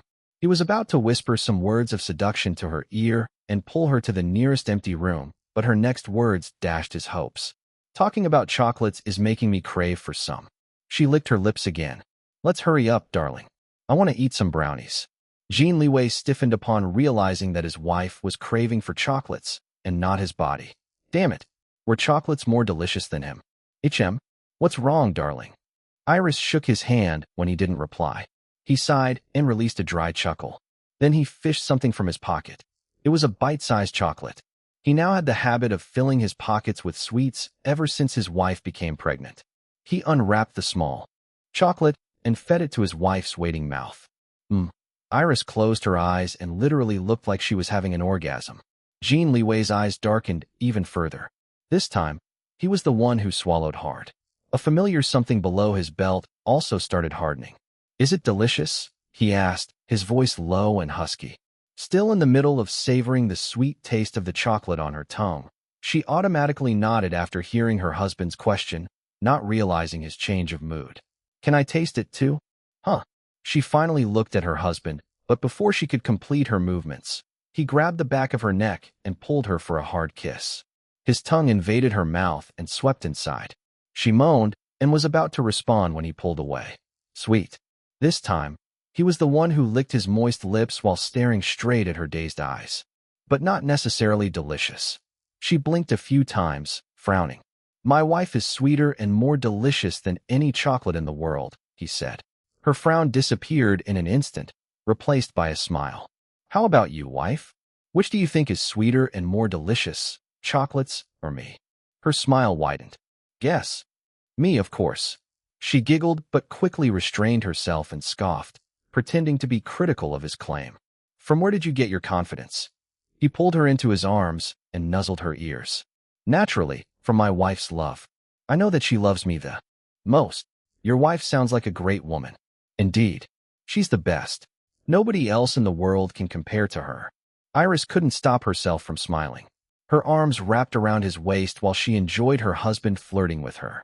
"So, wife, do you agree that you love me more than chocolates?" She didn't reply but tightened her arms around his waist. "Chocolates can only give you momentary pleasure from the sugar high, but I can give you longer-lasting pleasure that will blow your mind." He punctuated his words with a slow but firm grind of his hips. Iris immediately felt his erection on her belly. She gasped and looked up at him. "You pervert." Although this was what she said, she looked just as hungry as him. The way they looked at each other was as sensual as sizzling foreplay. "Let's do it quick."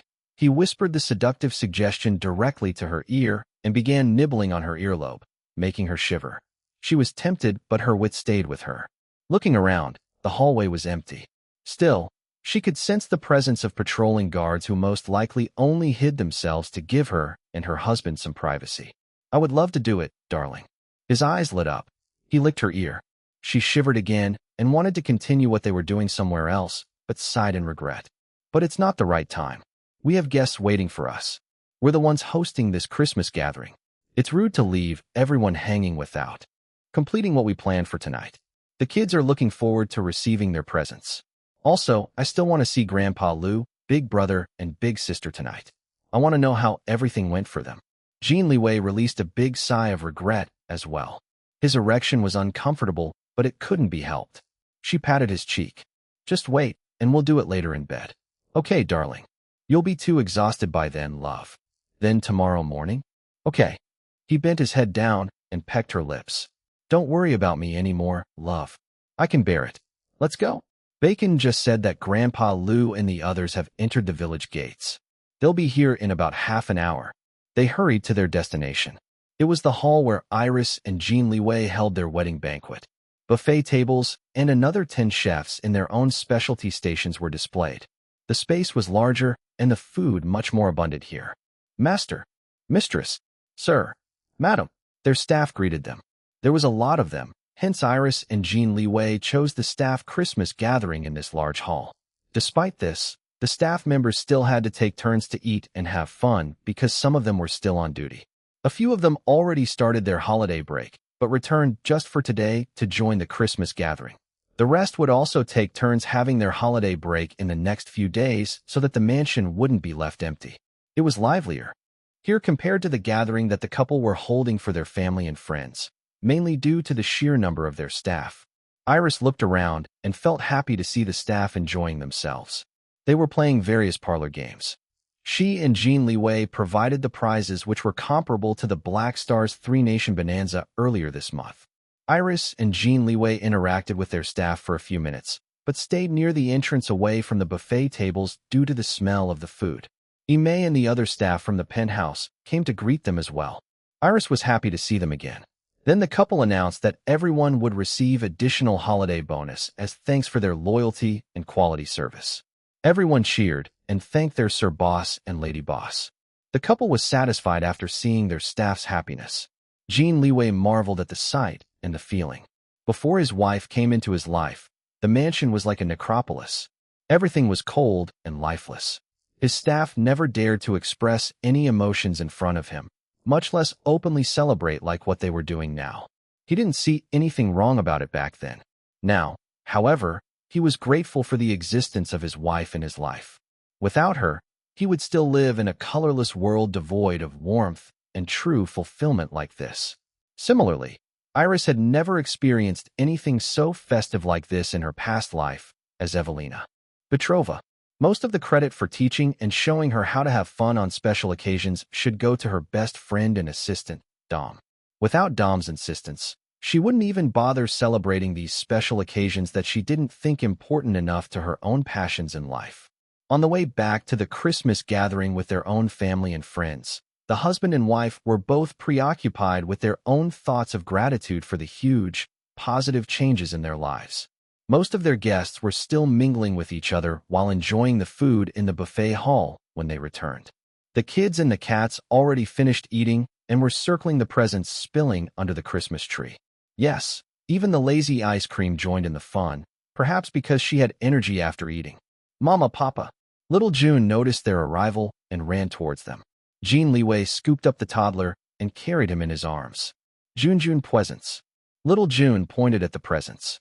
Jiang Yingyu reached them with an apologetic smile. Sorry about this. He's getting impatient. Iris waved her concern away before glancing at the time. The kids will feel sleepy soon. I think we should distribute the children's presents ahead of time before they become too tired to stay awake.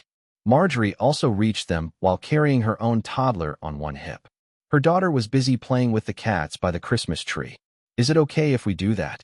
Marjorie asked. My son isn't as well behaved as little June. I'm afraid that he might throw a tantrum if he doesn't get his presents soon. Such a brat. Of course, we can do that, Iris replied and glanced at her husband. And Jin Liwei nodded. Since the hosts of the Christmas gathering already gave their permission, Dom and Clover immediately made a show to hunt all the presents addressed to the children and cats from the large pile and distribute them accordingly. Little June received the most presents, but Marjorie's children still received a lot. Of course, ice cream and popcorn weren't forgotten. Children would still be children, though, and cats would be cats. The two toddlers, Little June and Marjorie's son, quickly lost interest in their other presents after receiving robots and toy cars. As for the cats, they didn't care much about the contents, but were having an absolute blast playing with the empty boxes and wrapping papers. Only Marjorie's daughter was old enough to appreciate all of her presents. She burst into tears upon receiving a portable mobile gaming device, complete with a variety of popular games appropriate for her age from Iris and Jin Liwei. She leaped to her feet with joy and hugged both Iris and Jin Liwei. "Thank you so much, Annie Xiaolon and Uncle Liwei. You're the best. How did you know that this is what I wanted for Christmas?" "You're welcome, sweetie," Iris told her with a smile. "Your Uncle Dom told us." Jin Liwei patted her head. "Don't forget to study hard." The girl nodded while beaming before skipping to her father, Paul Ferrer, to ask him how to set up and operate the gaming device. Seeing the children so joyful in opening and playing with their presents, everyone was in a good mood. Even Ren Alejandro, who only met everyone today, prepared something for Little June and the cats. He didn't know about Marjorie's children, so he hadn't brought anything for the two beforehand. He asked Jean Chonglin and Umo for advice, and they helped him get some empty red packets from the butler. He filled them with money and handed them to the children. Afterwards, he could feel that everyone's impression of him improved a great deal. This was proof that showing gentleness and kindness towards cute children and animals would earn good feelings from others. He glanced at Jin Liwei and Iris to see their reactions. The husband and wife both had neutral expressions. He felt a little disappointed. The door opened for the latecomers. Ren Alejandro watched as Iris became excited and moved to run to the new arrivals before Jin Liwei stopped her. The Spaniard also became excited upon seeing the new arrivals. Finally, his other main target, Lu Jianhong, had arrived. Lu Zihao and Long Jinjing followed behind the old man. The place was soon filled with the boisterous, booming voice of the old man plus the loud, painful-sounding smacks he gave the men in the room. Ren Alejandro's eyes widened when even the legendary hitmaker, Enrique Valdez, was smacked in the back. What was even more amazing was that Enrique Valdez accepted it in good spirits. Then the old man's eyes fell on him. Ren Alejandro. "Oh, who's this kid? Tell me, I want to know." Weilon squeezed her way forward and grabbed Ren Alejandro, introducing him to the old man as her beloved stepson, the one and only son of her Viscount husband. Lu Jianhong looked at him from head to toe and back up again. Ren Alejandro stayed still. For some reason, he held his breath as faint panic rose inside him under the old man's sharp eyes. It was a good thing that the old man's nerve-wracking scrutiny didn't last long. Ren Alejandro released the breath that he had been holding. Lu Jianhong grinned at him, and then suddenly began smacking him on the back. He was shocked by the force at first, especially since he wasn't expecting it at all. Such an old man, and still so strong. Lu Jianhong was quite impressive for his advanced age. "Welcome, kid. Are Liwei my boy and Xiaolon my girl hosting you well tonight? Tell me, I want to know." Ren Alejandro smiled at him while allowing himself to be smacked. "Thank you, Sir Lu. Yes, please do not worry. They are wonderful hosts, as I'm sure everyone here will attest, no? All of you are so kind that I feel like I'm having Christmas with my own family." "Good. Very good." The old man narrowed his eyes at Ren Alejandro, who continued smiling at him like there was nothing wrong. Mischief flashed in the old man's eyes. Then the smacks became louder and heavier, making the surrounding people wince. "Sir Lu must tell me about your secrets in maintaining your youth. Yes? You are as strong as a bull. I want to be like you when I reach your age. And hopefully, I reach that age." "Bahaha. Not bad. Not bad at all. Bahaha." The old man gave him a final smack on the back. It was the hardest and heaviest.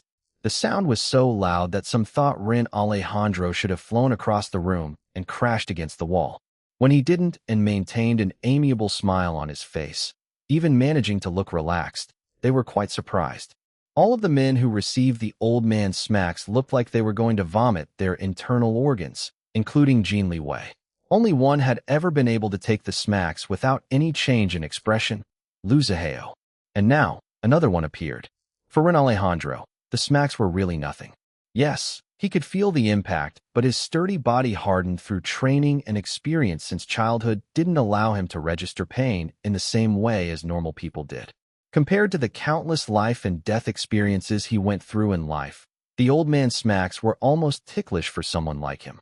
You have quite a solid body, Lu Jinhong commented. Like my grandson. How come here and meet this sturdy Spanish kid. Ren Alejandro glanced behind the old man and saw a big, muscled man. His breath caught in his throat as Lu Zihao's dark eyes bored down on him like a charging bulldozer. The man was huge. Ren Alejandro was already tall, but Lu Zihao towered over him not only in height, but also in build. Those muscles were simply incredible.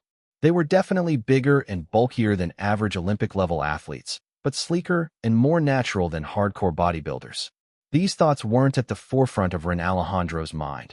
However, because he was too busy dealing with the man's domineering aura, his pupils contracted. For some reason, an image of a vengeful, dark, and evil emperor appeared in his mind and looked like it was going to swallow his consciousness. The image sent a chill up his spine which stunned him. His mask almost cracked before the old man smacked his grandson's back next. The sounds alone indicated that the smacks he was giving Lu Zihao were the hardest and heaviest out of all the smacks he gave the others, including Ren Alejandro. Why are you scaring your third brother and little sister's foreign guest, huh? Tell me, I want to know. Lu Zihao retracted his aura, an apathetic expression on his face. His arm, however, pulled a petite woman closer to his side. Long Jinjing stared at Ren Alejandro with wide eyes. Ren Alejandro recovered quickly after Lu Zihao's invisible assault on his mentality. Cold sweat beaded on his skin, but he didn't show any of his inner disturbance on the outside. He pretended to be surprised when facing Long. Jinjing, miss, it's you. A pleasure to see you again. He glanced at Lu Zihao's belt. I see that your boyfriend is wearing your gift. What is this? Lu Jinhong demanded, looking at the three, Ren Alejandro, Long Jinjing, and Lu Zihao. Jinjing, my girl, you've met this Spanish kid before? Tell Grandpa, I want to know. Lu Zihao's apathetic expression darkened into a dangerous level. He brought Long Jinjing behind him and looked ready to choke Ren Alejandro with his eyes alone. Ren Alejandro's competitive spirit flared up. He didn't want to lose against the man despite his cowardly reactions earlier. He was just caught unawares before, that was all. Ren Alejandro, was one of the most important, young team leaders in the organization.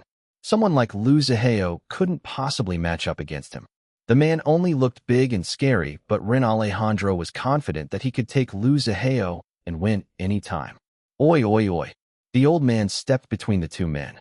What are you two dunderheads doing?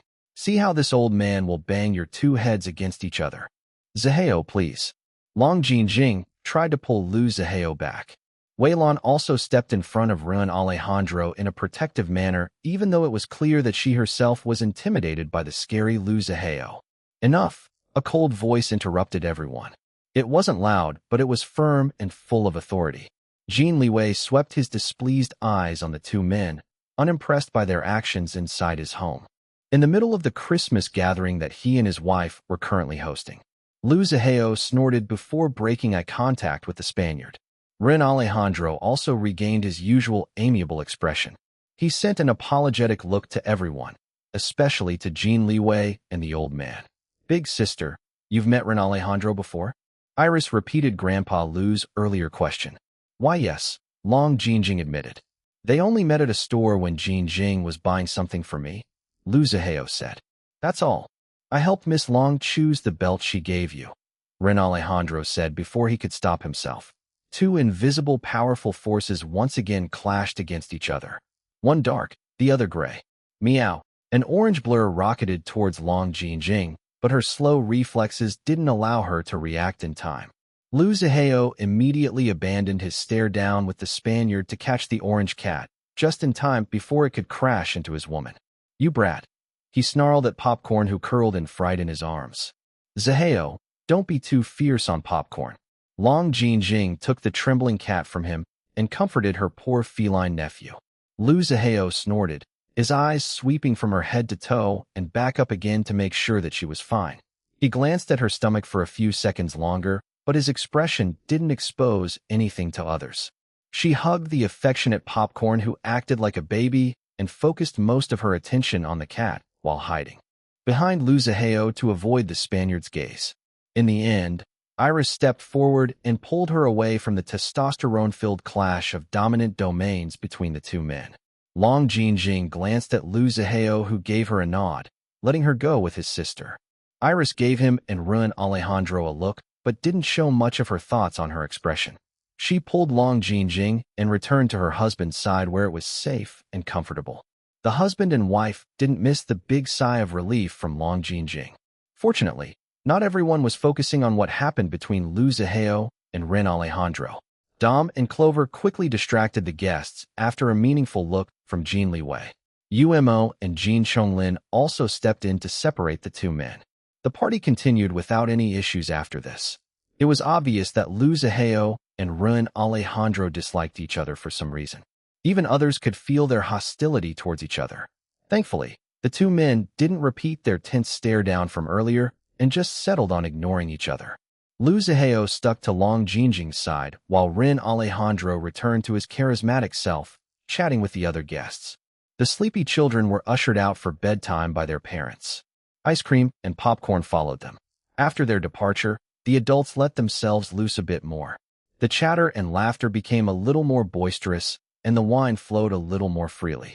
As time ticked by, Iris became increasingly annoyed at her husband and older brother's constant hovering over her and Long Jinjing.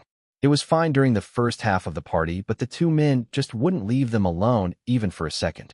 She finally snapped at them and told them to go chat with the other guests. Jin Liwei and Lu Zihao wouldn't listen to her at first, but eventually relented when she looked like she was going to explode on them. She and Long Jinjing sighed when the two men left and joined the others. Still, Jin Liwei and Lu Zihao kept their eyes on them despite the distance. Qinfei approached and sat beside her best friend, rolling her eyes at Lu Zihao, who wasn't taking his eyes off Long Jingjing. Finally, he's away from you. I wanted to talk to you as soon as you arrived, but Dom and Clover kept me away for fear that I'll scratch that asshole's face as soon as I go near him. Humph. Do those siblings think so low of me? Well, it's true that I want to scratch that asshole's face for all the things he did to you, but it's not like I'm going to make a scene in front of everyone and ruin this Christmas party. Xiao Fei, Long Jinjing sighed. Please don't call Zihao like that. Like what? Chen Fei raised an eyebrow. Like, you know what I'm talking about. Chen Fei harumphed and crossed her arms over her chest. An asshole is an asshole.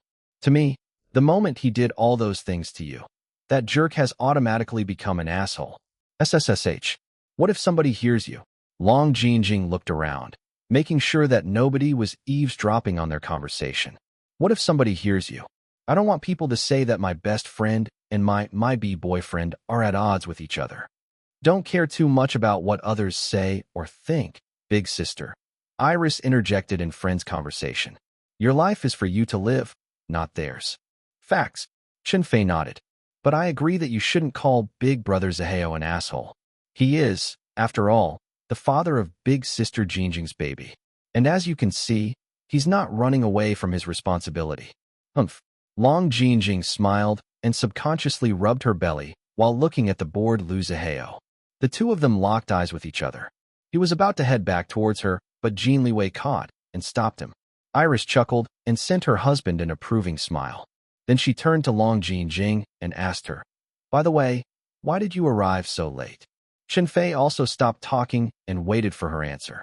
Long Jinjing blushed. Zihao and Grandpa Lu came with me to meet my mom. Qinfei's eyes widened.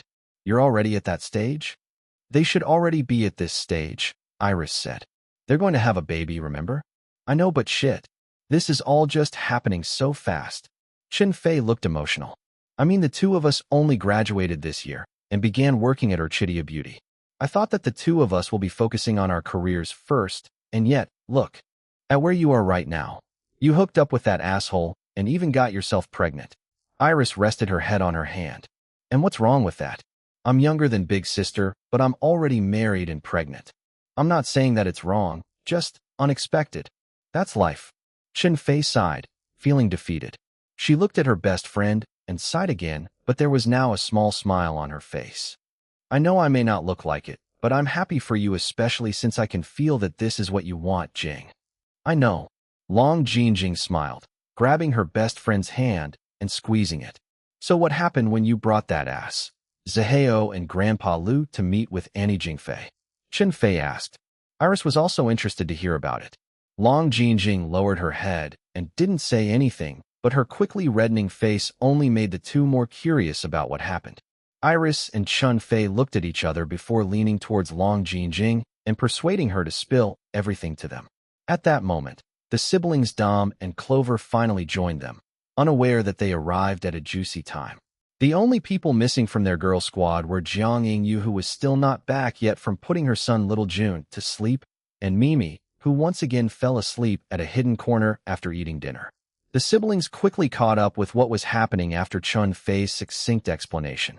Dom and Clover's eyes immediately shone with anticipation and turned their heads in unison at the blushing Long Jing. Long Jing bit her lower lip and hesitated for a few moments more before finally relenting. The friends gathered their heads together while she whispered to them what happened during her visit with Lu Zaheo and Grandpa Lu at her mother's home. Kai Awa. Everyone was startled by Dom and Clover's squeals. They all looked at the group and saw the crazed siblings, a blushing Long Jing, a calm Iris Long, and a torn Chen Fei. While the others were curious about what happened and even directly asked Iris group, Lu Zaheo watched Long Jing with deep eyes. Based on her red, embarrassed face, he already had an idea why the Chua siblings were acting like demented fangirls. His mouth curved. Then he sent his brother-in-law a look before walking away. Jin Liwei raised an eyebrow before excusing himself and following Lu Zaheo to the buffet hall next door. Moments later, their other sworn brothers plus Jin Chonglin received text messages. The clueless men also excused themselves and headed to the buffet hall. Their disappearance was noticed, but didn't affect the party's cheerful atmosphere. Everyone returned to their own groups and continued chatting away. After some time, only Lu Zaheo returned. Jin Liwei and the others were nowhere to be seen. Iris was curious but wasn't worried about her husband.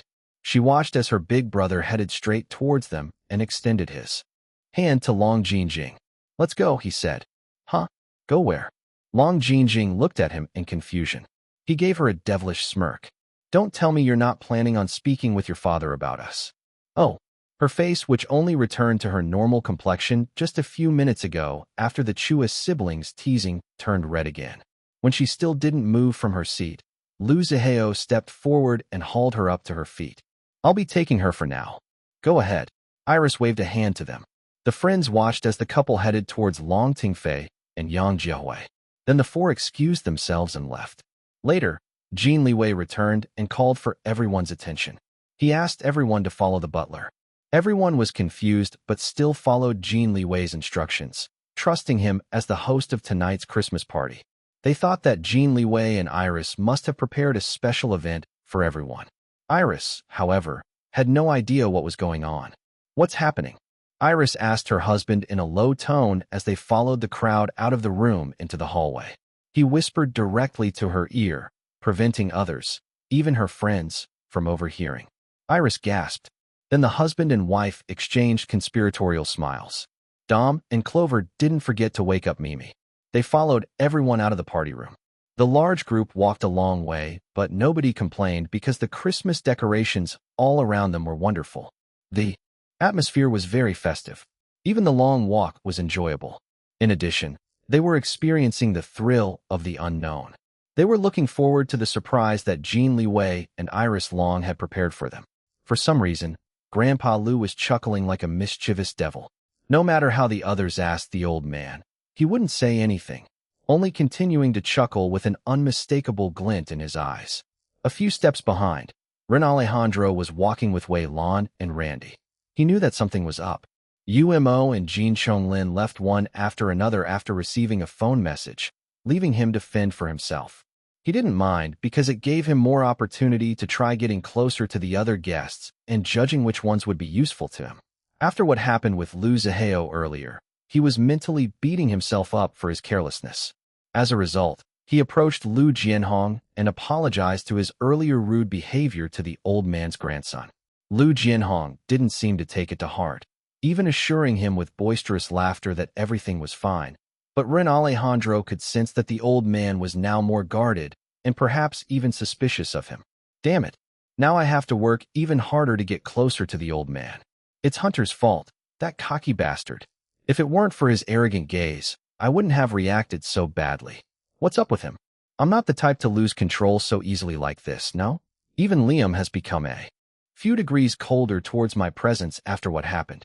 Ren Alejandro knew that he got off at a wrong start. His mind was filled with various plans to rectify the situation in order to prevent his mission from heading towards utter failure.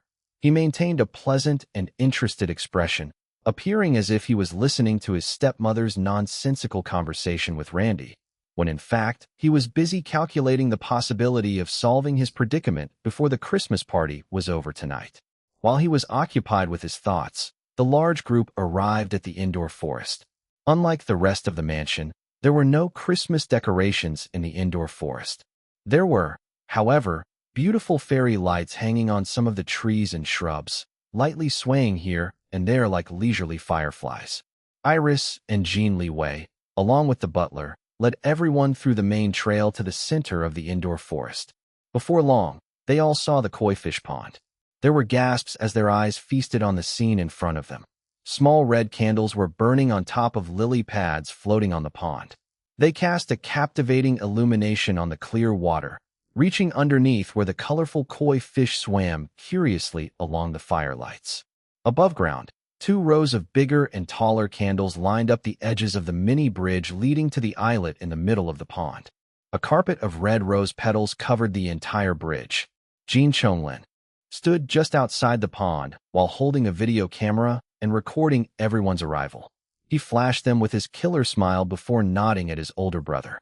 Jin Liwei nodded back. He and Iris instructed everyone to stand a little farther away from the main trail and to keep quiet. While doing so, they all glanced at the islet in the middle of the pond.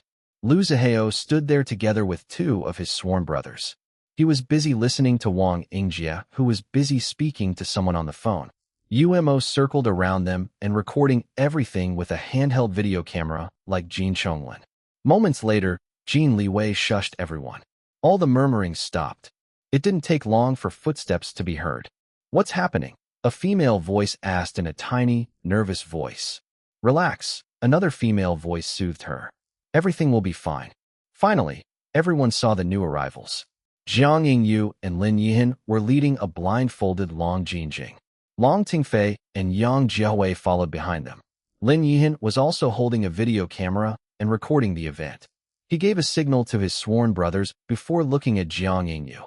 She nodded, and together with Lin Yihan, they both led the blindfolded Jiang Yingyu on the bridge while Long Tengfei and Yang Jiahui joined the rest of the spectators. Jiang Yingyu transferred Long Jinjing's hand to Lu Zihao before retreating. "Zihao?" Long Jinjing asked, her voice a whisper. It's me," he replied. She sighed in relief, her nervousness decreasing by half due to his presence alone. Although she couldn't see anything, she could hear the gentle splashes of water and smell the fresh, earthy scent of nature. She knew that they were in the indoor forest. But that was it. She didn't know what was going on. After she and Lu Zihao spoke to Long Tingfei and Yang Jiahui earlier, Lu Zihao excused himself, leaving her to have some heart-to-heart talk with her father and stepmother. Later, Lin Yihan and Jiang Yingyu arrived and blindfolded her, saying that she was among a small group of randomly chosen ones who were selected to win a big Christmas surprise. She didn't doubt their claim for one bit, because her sister Iris and brother-in-law Jin Liwei had always been excellent in throwing parties and making their guests enjoy themselves. Maybe this was another one of the couple's ways to liven up the atmosphere and make the Christmas gathering memorable for everyone. Back to the present, Long Jinjing stuck close to Lu Zihao's side, taking comfort in his presence. Her excitement was quickly trumping over her nervousness. Lu Zihao's lips touched her earlobe, causing her skin to flush red, before his devilish whisper asked, "Are you ready?" She nodded like a pecking chicken. Finally, the cloth covering her eyes was removed. At first, she didn't notice anything amiss. She blinked her eyes to adjust to the sudden brightness. Then she hesitated when she saw the setup around her. What? Before she could form a coherent thought, Lu Zihao knelt in front of her and opened a small velvet box. A diamond ring shone inside. Her hands covered her gasping mouth. Long Jinjing, will you marry me? It felt like fireworks went off inside her mind. Her IQ fell to amoeba level. It took a few moments before her consciousness returned. Jinjing, the still kneeling Lu Zihao continued to ask her. She stared at him like a stupid idiot. He frowned, but didn't move from his kneeling position and continued to wait for her reply. She wasn't aware because her IQ was currently at the level of an amoeba, but the spectators were almost dying from anxiety watching the proposal playing in front of them. She didn't notice the restless Grandpa Lu, who was being stopped by Grandma Li from running towards the islet to assist his own grandson's proposal. The seconds ticked by, and Long Jinjing still hadn't replied. Lu Zihao couldn't hold it anymore. Are you not going to accept my proposal? The frown remained on his face, but others couldn't see any additional emotion. Nobody detected his sweaty palms or the slight trembling of the hand holding the velvet box containing the diamond ring. To others, he remained steady despite the long wait for his lady's response to his proposal. It was a slow process, but Long Jinjing finally recovered some of her IQ. Not much, but at least her mind wasn't at the level of amoeba anymore. I Zihao you. She stammered. He raised an eyebrow and lifted the small velvet box closer to her. But we're already engaged, she said. Didn't I already propose to you before? And you already accepted it. Why are you proposing to me? Lu Zihao sighed. I want to give you a proper proposal. So, what's your answer? Will you marry me? But you should already know my answer. Damn it, Jinjing. Yes or no? Yes. Tears flowed down her face. Oh yes, I'll marry you. The frown disappeared from Lu Zihao's face, replaced by a faint but genuine smile. He quickly slid the diamond ring on Long Jinjing's finger before standing up and sweeping her in his embrace and kissing her in front of the cheering spectators. ####. Chapter title, Proper Proposal. The Christmas Eve celebration ended on a high note with Lu Zihao's successful marriage proposal to Long Jinjing. A few days later, the year also officially ended amidst a thick blanket of snow. Iris and Jin Liwei chose to welcome the new year together at home. This time, they didn't host a party because most people preferred to celebrate the new year at the comfort of their own homes. Nevertheless, it wasn't lonely.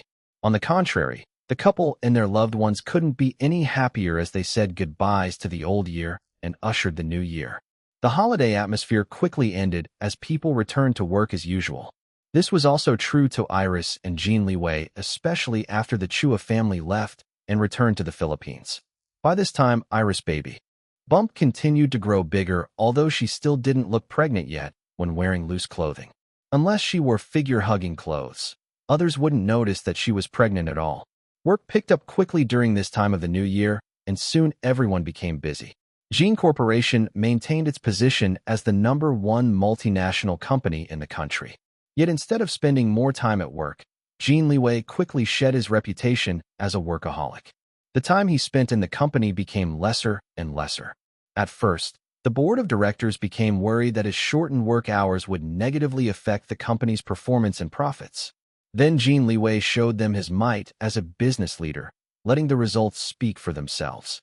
It's not about quantity, but the quality of work, he coldly told them during a meeting. The voices of dissatisfaction were silenced. Still, Jin Liwei didn't allow himself to grow complacent. Even though he expressed his willingness to become a house husband many times before to assure his wife that their family was more important than his work, it didn't mean that he would allow the company to fall into ruins under his leadership. His sense of responsibility had always been strong when it came to Jin Corporation. The company was the fruit of Grandfather Jin and Grandpa Lu's blood, sweat, and tears after all. It would be a huge disrespect to the two elders if Jin Corporation collapsed in his hands. The least he could do was to maintain its glory before handing it to the next generation. For him, continuing this legacy was an important mission. More importantly, he wanted his children to inherit the company and continue the legacy just like what he was doing right now. Of course, he wouldn't force his children if they didn't want to manage the company. His wife would most definitely be the first one to fight him if he ever forced any of their children towards careers that they didn't want. These thoughts played in his mind as he sat behind his desk inside his top-floor office. His lips curved up and his gaze softened. It was a typical workday at Jin Corporation, but his mind wasn't all filled with work. There were no urgent tasks today, so he had time to take frequent breaks to view his wife's photos on his phone. This had become a daily habit of him to relax himself.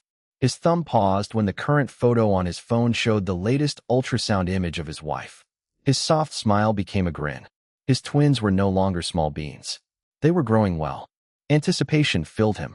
He and his wife would finally meet their human babies soon this coming spring if the twins decided to come earlier than their due dates. As long as you don't put your mother through unnecessary pain and hardship, I won't hold it against you, he murmured, softly scolding his yet unborn twins through their ultrasound photo. Daddy, Daddy, Ketchup's adorable child's voice interrupted him. He glanced at his computer monitor to see his AI daughter jumping in excitement. Uncle Dom says that Mommy will come here at the company to eat lunch with Daddy after her meeting at Orchidia Beauty. Is Daddy excited? Of course you are. The cute and mighty Ketchup is super duper to the highest level excited too. Meow. Jin Liwei chuckled. His expression was the epitome of pure joy. After confirming with Ketchup the time his wife would arrive, he decided to be productive and finish as many tasks as he could so that he could spend quality time with his family without any worries later. But before that, he used his phone as an electronic key to open a small, newly added hidden drawer under his desk. It slid open. Then he took out a framed photo and stared at it, mesmerized. The candid photo showed a gorgeous woman with a subtle smile. Her golden blonde hair shone while her emerald green eyes looked as if they were filled with profound mysteries. He touched the beautiful face, tracing the soft, delicate lines on the photo. Evelina, he whispered. No matter how many times he looked at his wife's photos of her past self, he always felt his heart drum as if something within him wanted to jump out of his body, out of this time and place, and find his wife in her past self. His heart was filled with love, of course, but it also ached whenever he remembered the tragedy his wife experienced in her past life. He sighed, his eyes lingering on the beautiful woman before, returning the framed photo in the hidden drawer and locking it again out of sight.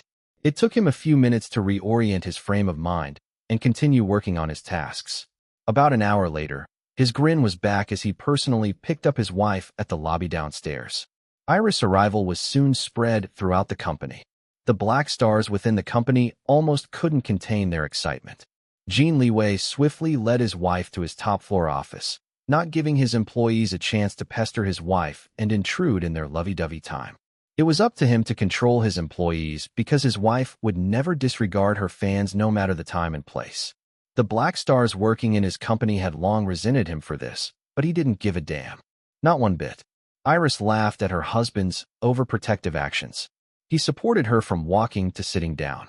She had already grown used to him acting like this. He wouldn't listen to her protests anyway. All she could do was change her mindset and think that he wasn't treating her as an invalid, but as an empress to be served instead. She wasn't the one who conjured this empress analogy.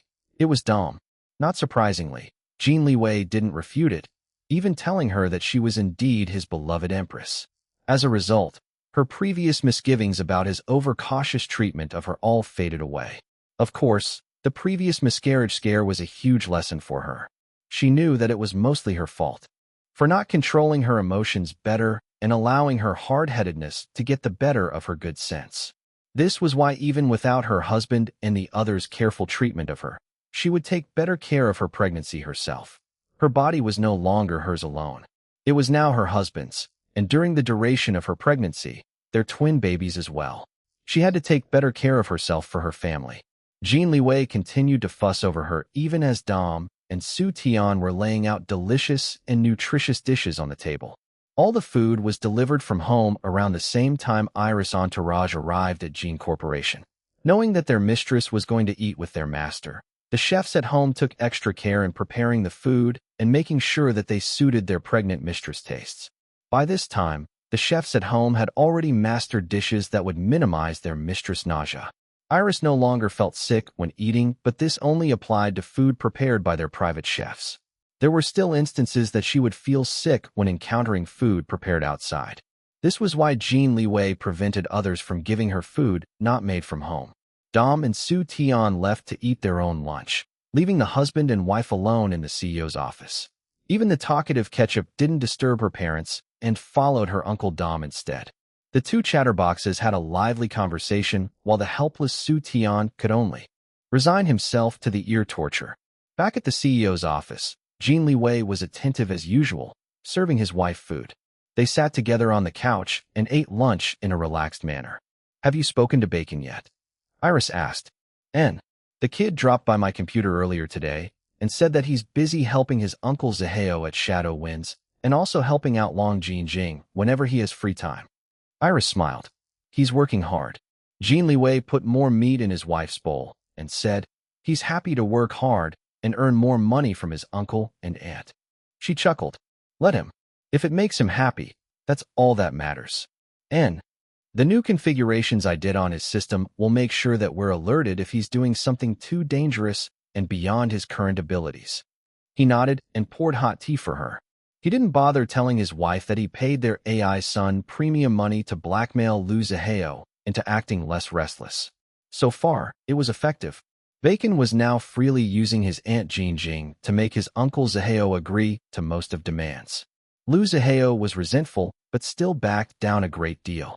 The activities of his group Shadow Winds had become less frequent and more mindful. Jin Liwei was very satisfied. As long as Lu Zaheo curbed his recklessness, Iris and Long Jing, who were both pregnant, wouldn't have to worry themselves sick.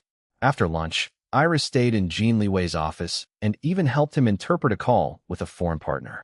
It was after that business call that Iris noticed something on his desk. She took it and began reading. Jin Liwei saw what she was reading and told her, "It's from Ren Alejandro. He had someone send it to my office this morning." Iris raised an eyebrow. "It's addressed to both of us, and yet he sent it here, to Jin Corporation?" He shrugged. "Maybe he finds it easier to send it here after personally experiencing the strict security at Dragon Palace." She pursed her lips and continued to study the invitation. "Do you want to attend?" he asked, but still said, "I think that it's better that you don't. It's only a birthday party anyway. We can just send him a gift. No need to personally attend." "Excuse me, Mommy and Daddy. Grandma Lan is calling Mommy's number. Should Ketchup accept the call?" "Meow." Jin Liwei looked at his wife. Iris hesitated for a second before sighing and letting Ketchup accept the call. After the phone call, she felt exhausted, irritated, and a dull ache started in her temples. A displeased Jin Liwei carried her to the connecting bedroom in his office and laid her down on the bed before starting to massage her head. His expression was cold, but her movements were gentle. "Why did you agree to attend Ren Alejandro's birthday party?" he asked with a frown. He had wanted to take over the phone call with Wei Lan, but his wife gestured for him to not interfere.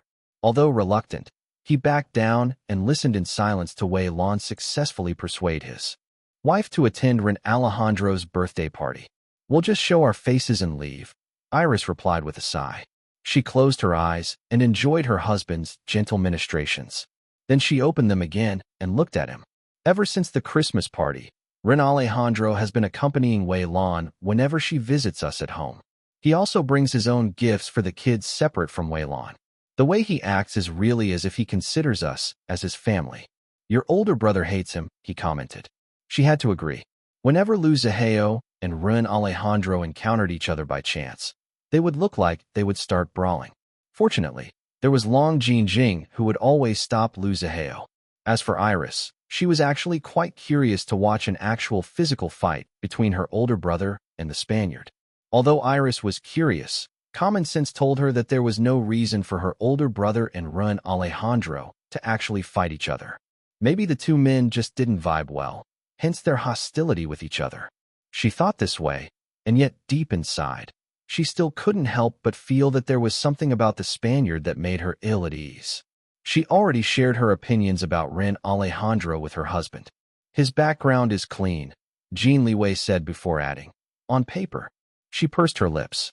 Indeed, on paper, Ren Alejandro was clean. She and her two AI children plus Sean had been working together to dig deeper into the Spaniard's background, but they couldn't find any dirty information about him other than her initial findings back then about his adoptive father, Wei Lan's current husband's charity involvement with orphanages, and that school for orphans. Normally, this wasn't suspicious by itself. Even Ren Alejandro personally shared to them before during one of her visits with Wei Lan that his father adopted him from one of the orphanages and that he attended the school for orphans. Despite this, Iris just couldn't shake off the feeling that there was something iffy about him. The fact that her older brother was so hostile to the man was also enough for her to be suspicious. Jin Liwei leaned down to kiss her forehead. "Don't stress over Ruin, Alejandro. It's bad for you and our twins. If the man really has bad intentions against us, your older brother and I will deal with him. Besides, ketchup and bacon are already keeping an eye on him." "All right." Iris sighed, starting to feel sleepy. "I'll give birth safely first and really dig for more information about him if we still don't have anything new by then. And maybe we can glean something from him if we attend his birthday party." Jin Liwei doubted it, but didn't contradict his wife's suggestion. He continued massaging his wife until she fell asleep. It was only then that he left the connecting bedroom and returned to work in his office. Iris' nap only lasted for half an hour before she woke up. The husband and wife left Jin Corporation together even though work hours weren't done yet. Jin Liwei wanted to accompany his wife because today was an important day for her. Later, they arrived at a newly built commercial building owned by a real estate business under Jin Corporation. Iris bought it through her real estate company, Gold Heights. Of course, Jin Liwei approved it and had his own people facilitate the process to make everything smooth for his wife. The building wasn't that large, but it was in an excellent and prominent location. Passers-by couldn't help but glance at the new building, especially after a big and brand new logo was erected on it. Eve Holdings. Iris smiled.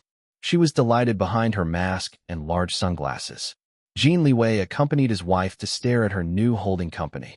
He squeezed her hand. "Congrats, love," he whispered directly to her ear. "Thank you." She pulled his hand and led him to the building's main entrance. He chuckled at her combined excitement and impatience. Dom followed behind them, holding his phone and recording the moment on video. Bodyguards protected them without being too obvious. Their impressive appearance garnered many glances from other people, but their simple disguise was quite effective. Nobody recognized them, and even if someone did, this place was considered as a new extension of the city's business district. People here were all busy and walked with purpose. They had no time to idle around and care about other people. They passed by on the streets. Compared to the prime location of Jin Corporation's main headquarters, this place was less busy. Iris preferred it this way. There were more possibilities for future development in this area. This was one of the reasons why she personally chose this place among the options that her husband presented to her.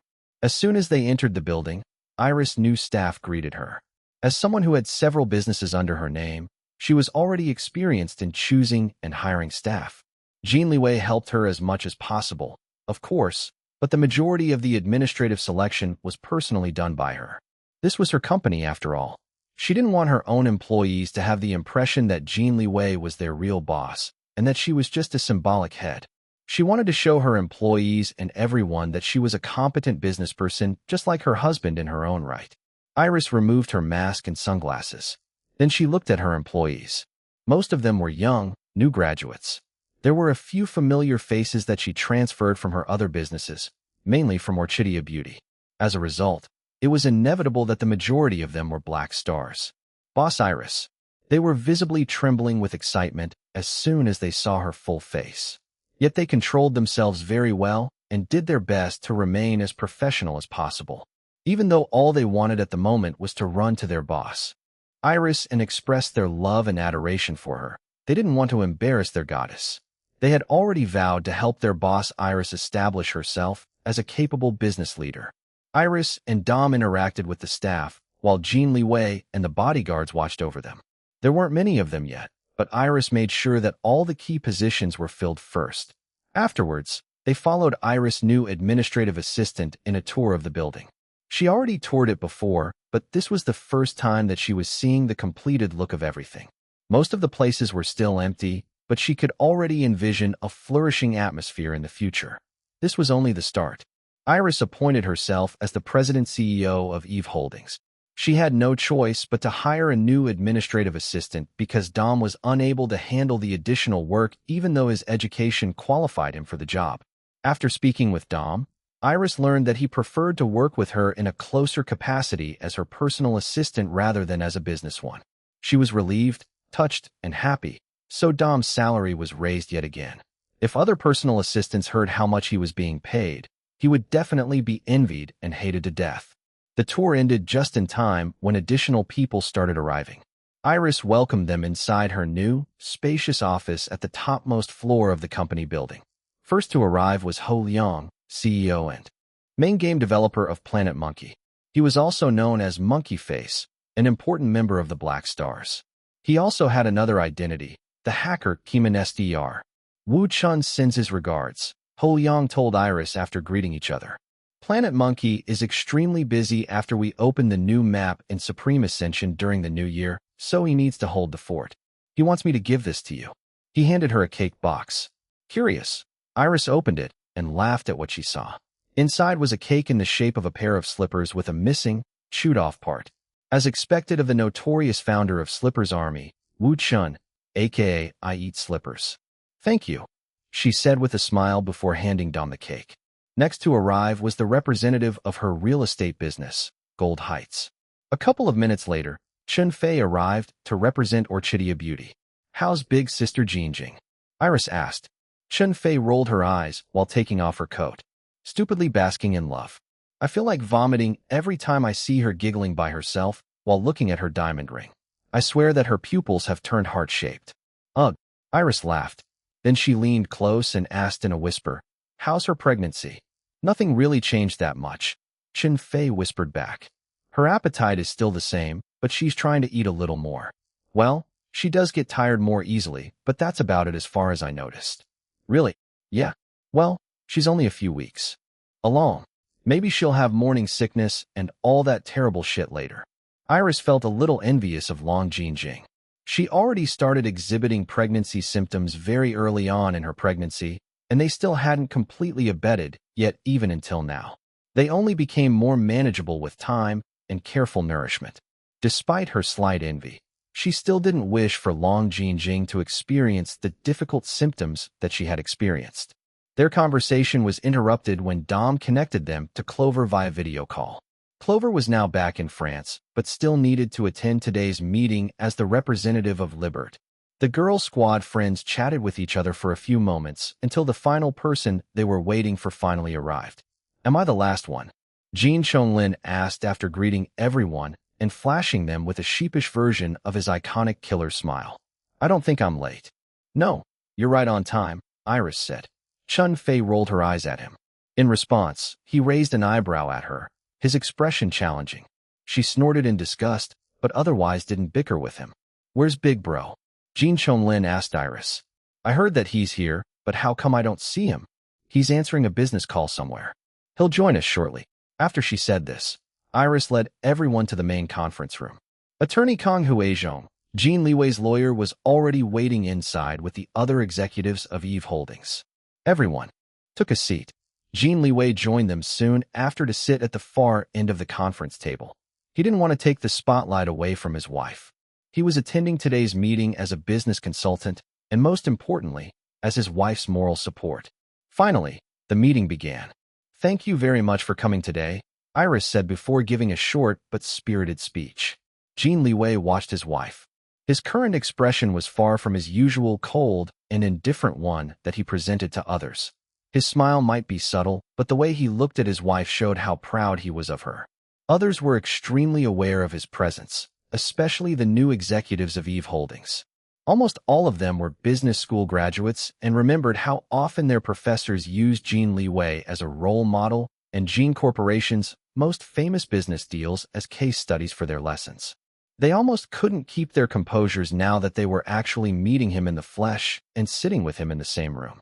In their hearts, he was a paragon of business leadership of their generation. His aura exuded unmistakable confidence and also commanding authority. They already readied themselves to fight what they believed would be the inevitable state of distraction due to CEO Jin Liwei's powerful presence. Surprisingly, no, shockingly, they gradually stopped noticing him as they became engrossed by his wife instead. Iris had an undeniable natural charisma and stage presence which were valuable in her career as a celebrity. These qualities were certainly helping her right now to grab everyone's attention as she took the lead in the meeting. Of course, just these alone weren't enough. She was able to successfully impress these young executives with her business knowledge and eloquence. Orchidea Beauty, Planet Monkey, Gold Heights. She looked at Clover on the video call screen. Libert, soon. Then finally looked at Jin Chonglin. An LXC studio. Jin Chonglin flashed her his best iconic killer smile, but it was unfortunate that Iris wasn't the least bit affected. The newly hired executives, however, had their mortal eyes almost blinded by his smile. I agreed to let LXC Studio to join under Eve Holdings' umbrella because I trust in you, he told Iris. Jin Chonglin was the majority equity holder of LXC Studio, owning 50% of the entertainment company, while Iris and Jin Liwei shared the remaining half. Without his approval, Iris or Jin Liwei were unable to transfer LXC Studio under Eve Holdings. She nodded with a smile. Thank you for your trust. I won't let our LXC Studio down. You're all now under Eve Holdings' protection, Iris told everyone. From now on, we're all one big family. So I hope that everyone will work together to achieve success regardless of the differences in the nature of each business. Everyone nodded. Iris smiled in satisfaction before looking at attorney Kang Huizhong to explain the legal aspects of the change in the status of each of the businesses after officially registering under the new holding company. From now on, Jin Liwei's lawyer would be the one to assist her in the majority of the legal dealings of Eve Holdings. Her own personal lawyer, attorney Hong Xiaoqiang, wouldn't step in as much as possible because he wasn't as experienced in corporate law as the renowned lawyer of Jin Corporation. Since Jin Liwei had an extensive experience in managing a large and profitable corporation, he also provided helpful advice and insights along with attorney Kang Huizhong's explanation. Iris and the others listened to them intently. The meeting soon ended because Iris didn't like wasting precious time in unnecessary idle chatter when talking business. She stood up. Oh, before I forget, don't forget to mark down your calendars for Eve Holdings' grand opening. ####. The grand opening occurred the next Monday. Iris kept it small and only invited a carefully selected media representatives. Nevertheless, many members of the media who weren't invited still came after LXC Studio released an official announcement that it would be becoming a daughter company of Eve Holdings. It was great shock to everyone. They thought that even if LXC Studio didn't completely remain independent, it would choose to go under Jin Corporation's wings. Jin Corporation had invested in the entertainment industry plenty of times before, but it didn't really have any actual entertainment business that it owned. This was why it was such a huge shocker when LXC Studio chose a completely new and unknown holding company. Wouldn't it make so much better sense to go with a large company like Jin Corporation that had a proven track record? LXC Studio was newly established and didn't have any notable projects yet to prove its worth in the entertainment industry despite Jin Chonglin and Iris Long's high-profile separation from Bright Summit to form their own company. Many were shaking their heads and thought that Jin Chonglin and Iris Long were making a foolish decision. What was Jin Liwei doing in allowing the two to make such a big gamble when LXC Studio should be focusing on stabilizing itself first? Then they finally found the answer when the identity of Eve Holdings was leaked. It turned out Iris Long herself fully owned the new holdings company. The Black Stars were, of course, extremely proud of their boss Iris' new achievement in the world of business. At the same time, they were lamenting a little that she seemed to be focusing too much on doing business in recent months rather than focusing on her showbiz career. They missed her in the limelight so much. But no matter what, they would still support her with all their hearts. The others, however, weren't that supportive. The general reaction towards Iris Long setting up her own private holdings company was mostly mixed. Even though she already proved that she could establish her own successful and profitable business, Orchidea Beauty, there were still many people who didn't credit the success to her.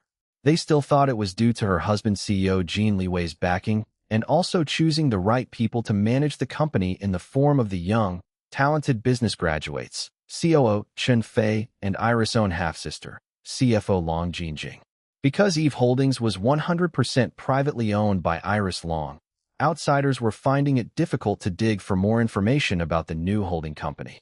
It didn't help that it didn't have any track records yet. A large crowd gathered around the vicinity of Eve Holdings company building. Police officers and the company's own security worked together to prevent uninvited guests from breaching the temporary barriers.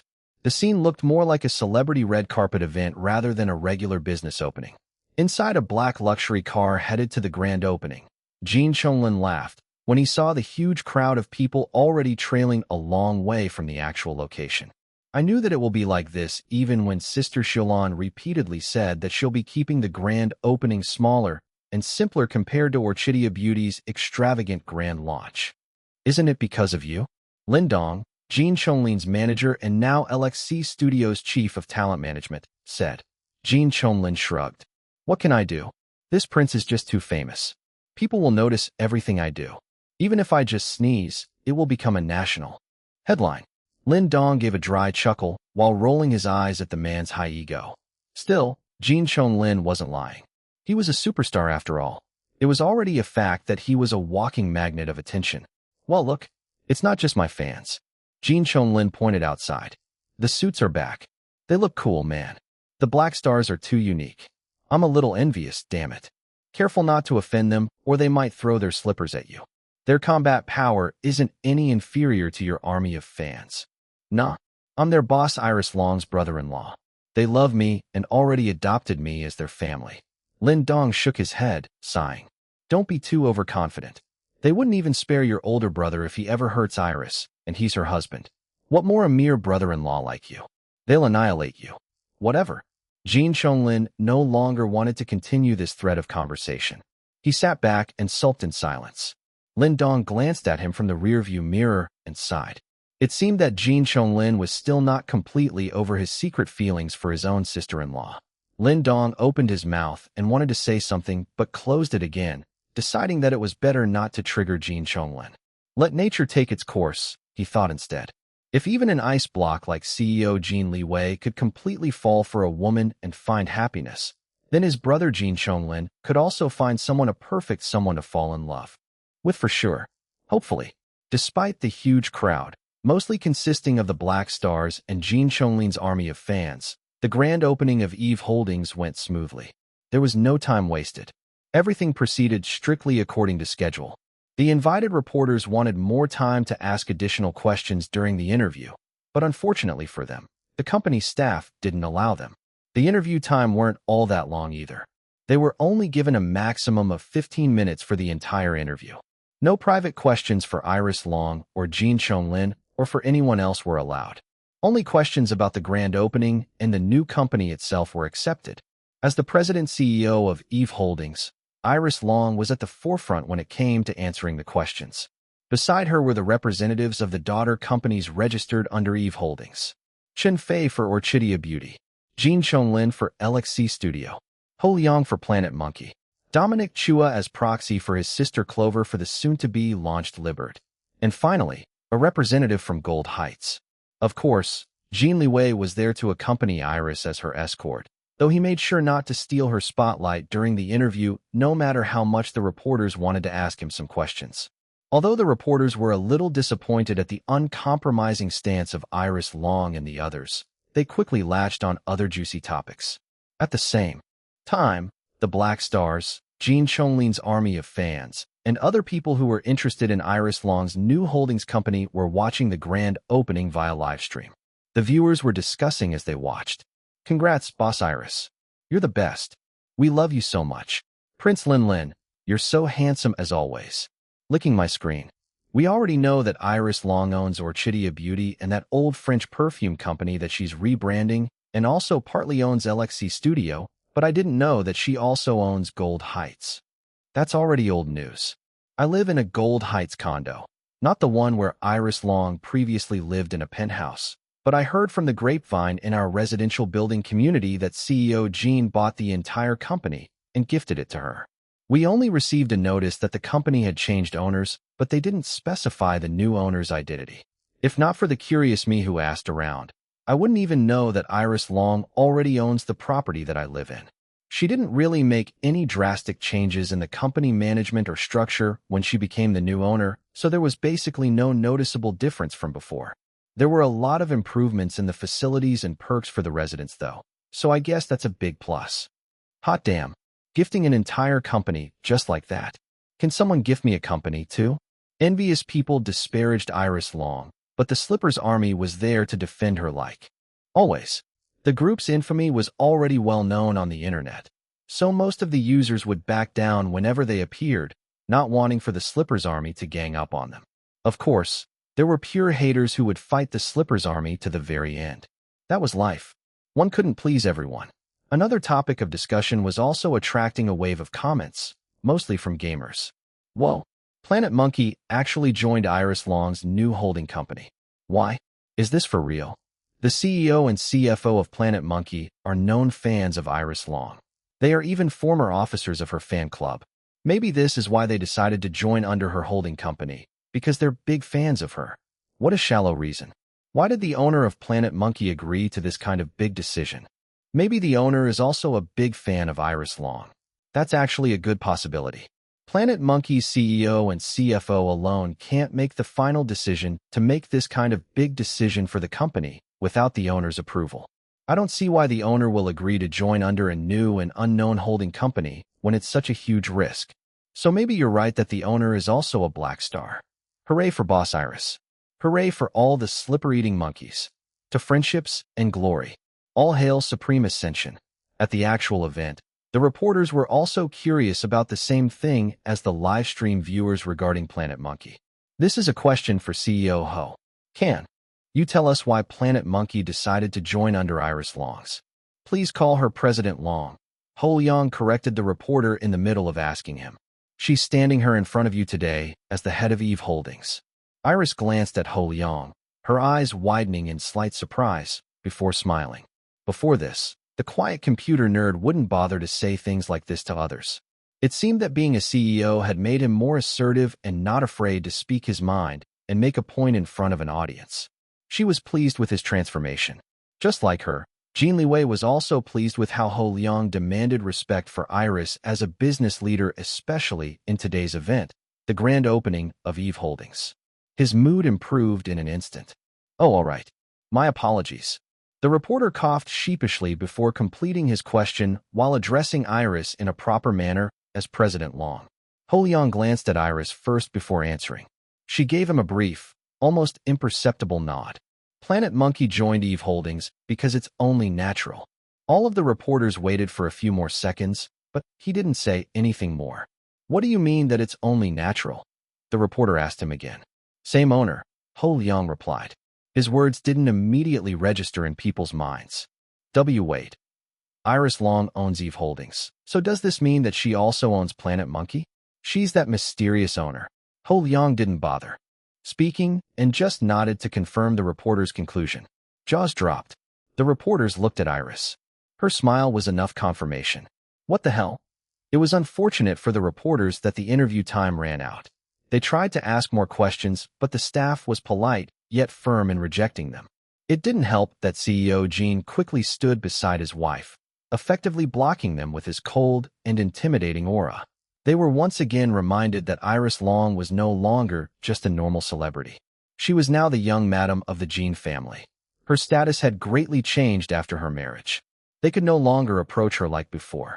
Never mind if they couldn't ask her anymore. CEO Ho Liang's bombshell was enough material. The grand opening ceremony ended on schedule. The reporters wasted no time in returning to their companies to submit their stories. Later, Iris and Jin Liwei's group were on their way home. Dom followed them in another car while updating all of Iris' social media accounts with today's grand opening. Now that the event was done, Iris felt completely drained. She burrowed deeper in her husband's arms while deeply inhaling his scent. A soft sigh of satisfaction escaped her red lips. The husband and wife cuddled in the back seat. Jin Liwei kissed her forehead and pulled a blanket over her. Feels sick? She shook her head. Due to her pregnancy, she had to make the decision of foregoing an extravagant grand opening for Eve Holdings. She originally wanted to make the grand opening of Eve Holdings more special and lavish than the grand launch of Orchidia Beauty, but sadly, such an event might put unnecessary stress on her health. Between the health of her twins and Eve Holdings, she chose her babies. She could always throw a bigger bash for Eve Holdings in the future after she gave birth safely anyway. Outside the bubble of love between the husband and wife, the revelation that Iris Long was the mysterious owner of Planet Monkey started appearing in the headlines. It wasn't even half an hour since the grand opening event of Eve Holdings ended. Ketchup was the first one to detect the news stories, but she didn't want to disturb her tired and drowsy mommy, so she alerted her Uncle Dom in the other car instead. Dom was already experienced when it came to things like this. He quickly contacted Tang Yi and passed the responsibility of crafting an official statement to LXC Studio. Back to the husband and wife, Jin Liwei's phone vibrated. He fished it out of his pocket and saw Dom's message about the headlines and the actions he had just taken. The sleepy Iris noticed his movements. "What's that?" He showed her. She chuckled, her eyes glinting with mischief. "Everybody will talk about that for a while and not notice that I'm wearing looser and thicker clothing than what I normally wear before." Jin Liwei's hand touched her small baby bump hiding beneath her clothes. "We'll be the ones to decide when we'll reveal to the world that we're expecting, and not the paparazzi or others who don't care about publishing scoops without consent." Yes. When they arrived home, Iris received a surprise the moment she stepped inside. "Congrats, Shilon, my girl." Grandpa Lu's lively voice boomed. "This old man is so proud of you." It wasn't only him who was present. Grandma Li and Huang Yuyan, Jin Liwei's mother, were there as well. Jin Chonglin and Xin Fei also arrived before Iris and Jin Liwei. Clover was also virtually present via the tablet that Dom carried. Ho Liang sent his apologies for not following them because things were hectic at Planet Monkey. He and Wu Chun, aka the original I Eat Slippers, really couldn't afford to be gone from the company for too long at this time. As for the Gold Heights representative, he wasn't invited to this private gathering because Iris only had a business relationship with him and nothing more. "Cheers, little sister."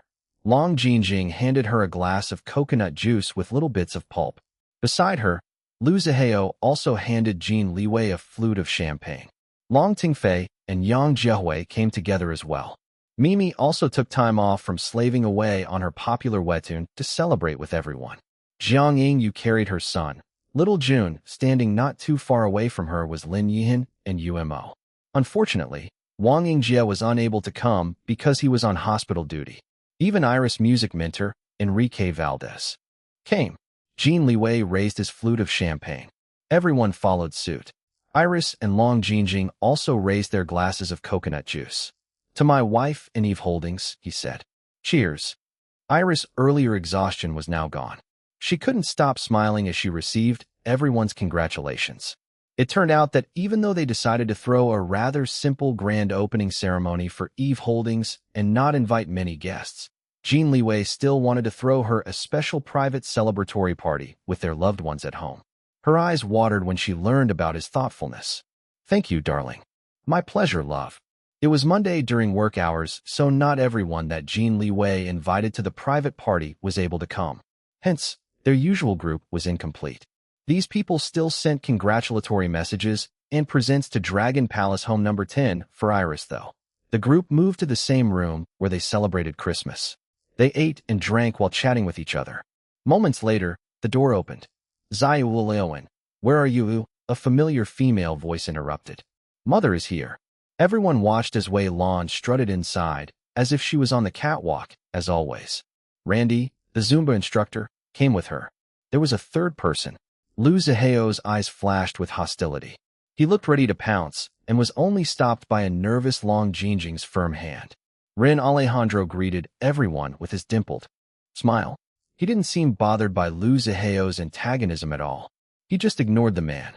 The newly arrived trio headed straight to Iris and Jin Liwei for a greeting before each handing Iris a present of congratulations. "Thank you," Iris told them with a sincere smile while petting the cats. She was too happy to feel annoyed at Wei Lan, the prima donna, who believed that the star of the show should always be late. Iris, Jin Liwei, and the others were no longer surprised by Rin Alejandro's presence at their gatherings. Whenever Wei Lan and Randy came, the Spaniard would almost always accompany them. Everyone was also aware that for some reason, he and Lu Zihao just couldn't get along no matter how much Umo tried to mediate things between them. Ever since the tense, staring standoff between the two men during the Christmas gathering, when they almost brawled before others fortunately stepped forward to break them up before anything disastrous happened, Rin Alejandro had become more mindful of his behavior. He apologized to everyone and admitted that he had been rude. He even tried to extend a hand to Lu Zihao and make up with him, but the latter only snorted at his fake apology. Lu Zihao continued to treat Run Alejandro with hostility, but the Spaniard only let everything pass with a helpless smile and kept on enduring the other man's obvious antagonism towards him. Due to this ongoing instances, UMO and most of the others began to grow sympathetic of the Spaniard. UMO had been especially putting in time and effort into befriending Run Alejandro. The two were now considered friends and would even hang out together. In this way, Run Alejandro was successful in fixing the bad impression he left during the Christmas party. Except for Lu Zihao, nobody was openly opposing his regular presence. The celebratory party this time was very casual and relaxed. It only lasted for a few hours and ended after an early dinner. Everyone was conscious of the two pregnant women, Iris and Long Jinjing, and didn't want to tire them out too much. It was also a Monday, so for most of them, they still had work tomorrow. Lu Zihao and Long Jinjing stayed in the mansion with Grandpa Lu. Although the newly engaged couple preferred to spend their time alone together at Long Jinjing's place, they still made it a point to stay at Dragon Palace on a regular basis, typically during the weekends. Grandpa Lu was delighted. He initially decided to stay at Dragon Palace in order to personally keep an eye on Iris' pregnancy. Now that there was another great-grandbaby on the way from his own blood grandson, that punk Lu Zihao, he was beyond thrilled. He could bask in excitement while waiting for his precious great-grandbabies to be born. If possible, the old man would have preferred to stay with Lu Zihao and Long Jinjing, but the couple liked to stay at the girl's place. Long Jinjing's place was just too small to fit a big personality like him. Besides, Grandpa Lu knew that his grandson would never allow him to intrude on the newly engaged couple's alone time. Bah, stinky boy. He could only satisfy himself with seeing the couple during the weekends. Compared to that stinky pinhead blood grandson of his, Iris and Jin Liwei were certainly more accommodating of him. It was such a blast personally watching Iris' small belly grow each day. After the party, Grandpa Lu ignored his two grandsons' obvious reluctance and dragged the two pinheads for a good drink. Their women, Iris and Long Jinjing, already headed to their own respective bedrooms to rest for the night. This is the life, Grandpa Lu sighed in great satisfaction after chugging all the beer from his glass. Lu Zihao poured more beer into the old man's glass, while Jin Liwei could only sigh with a helpless expression on his handsome face. Grandpa, don't drink too much, he could only say. The old man waved a dismissive hand. Bah, Liwei my boy, why are you being such a killjoy, huh? Tell me, I want to know. You have to take care of your health and live a long life, so that you can still watch your great-grandchildren grow. Jin Liwei's words were super effective in making the stubborn old man pause in the midst of downing his refilled beer glass before eventually declaring that it would be his last glass for tonight. This old man knows my limit. These old bones of mine will surely live a little longer to play with my precious great-grandbabies. Oh, I can't wait until Xiaolan my girl and Jinjing my girl to give birth. Grandpa Lu raised his glass and urged his two grandsons to follow suit. They did, and the three clinked their glasses before drinking their respective beer. Your beloved grandpa is glad that you two blockheads have finally decided to settle down and are now even starting your own families. For so many years, this old man had been so worried that I'll never be able to last long enough in this world before meeting and enjoying my precious great-grandbabies from you. I always thank the heavens for giving both of you Xiaolan and Jinjing. Those sisters are the greatest blessings to you two blockheads. And Jin Liwei had a soft smile as he agreed. Lu Zihao remained silent, but he didn't deny the old man's words either. Grandpa Lu looked at his two grandsons who had now both become expecting fathers before shifting a melancholic gaze at the winter night sky outside the French windows. It feels like it was only yesterday when the two of you were just small stinky boys hugging my knees and calling me grandpa so that I can toss you in the air. He sighed, but there was a nostalgic smile on his face. Nobody replied to him, but he wasn't really expecting any response. He continued reminiscing about his grandson's past as children. Finally, he emptied his glass and set it down on the table. Lu Zihao moved to refill it, but he stopped him. Grandpa Lu leaned back on his chair and looked at Jin Liwei and Lu Zihao. With his sharp eyes, Jin Liwei unconsciously straightened his posture while Lu Zihao raised an eyebrow at the sudden change in atmosphere. Now how about somebody tell me more about my two talking great-grandcapabies? Your beloved grandpa has been staying here with you for so long, yet nobody tells me anything about soy sauce and sausage. Everyone in the mansion knows about them except for me. Do you all treat this old man as an outsider? Tell me, I want to know. Jin Liwei froze. In contrast, Lu Zihao quietly sniggered while looking at the stunned Jin Liwei. His expression showed obvious schadenfreude. He was looking forward to how his brother-in-law would explain himself to the raging bull of an old man in front of them. You still dare laugh at your third brother, you stinky boy. Grandpa Lu roared while struggling to remove his shoe, intending to throw it at the smug Lu Zihao. Don't think that I don't know that you've been ordering little sausage around like one of your little minions. Humph. Arg. Why did I tie my shoelaces too tightly? I want to know. Lu Zihao continued sniggering, not minding the old man's anger at all. Jin Liwei also quickly recovered from his stunned state. He sighed as he calmed down. Grandpa Lu also stopped trying to take off his shoe and continued glaring at the two of them. There was a TV in the lounge room that they were in. Jin Liwei glanced at it. Ketchup, bacon, he called. The TV screen turned on and flickered. Then two cats appeared on it. The white one was smiling, its green eyes glowing brightly. It was visibly trembling in excitement. On the other hand, the black cat was unmoving. If not for its glowing golden eyes, it would look like a shadow. Greet your great-grandpa, Jin Liwei told them. The white cat spoke first as if it couldn't wait to do so. Hello, great-grandpa Lu. My name is Jean Ketchup, English name Kitty Jean. You're super-duper cute and mighty to the highest level great-grand-kitty baby. Please call the cute and mighty me Ketchup, not soy sauce.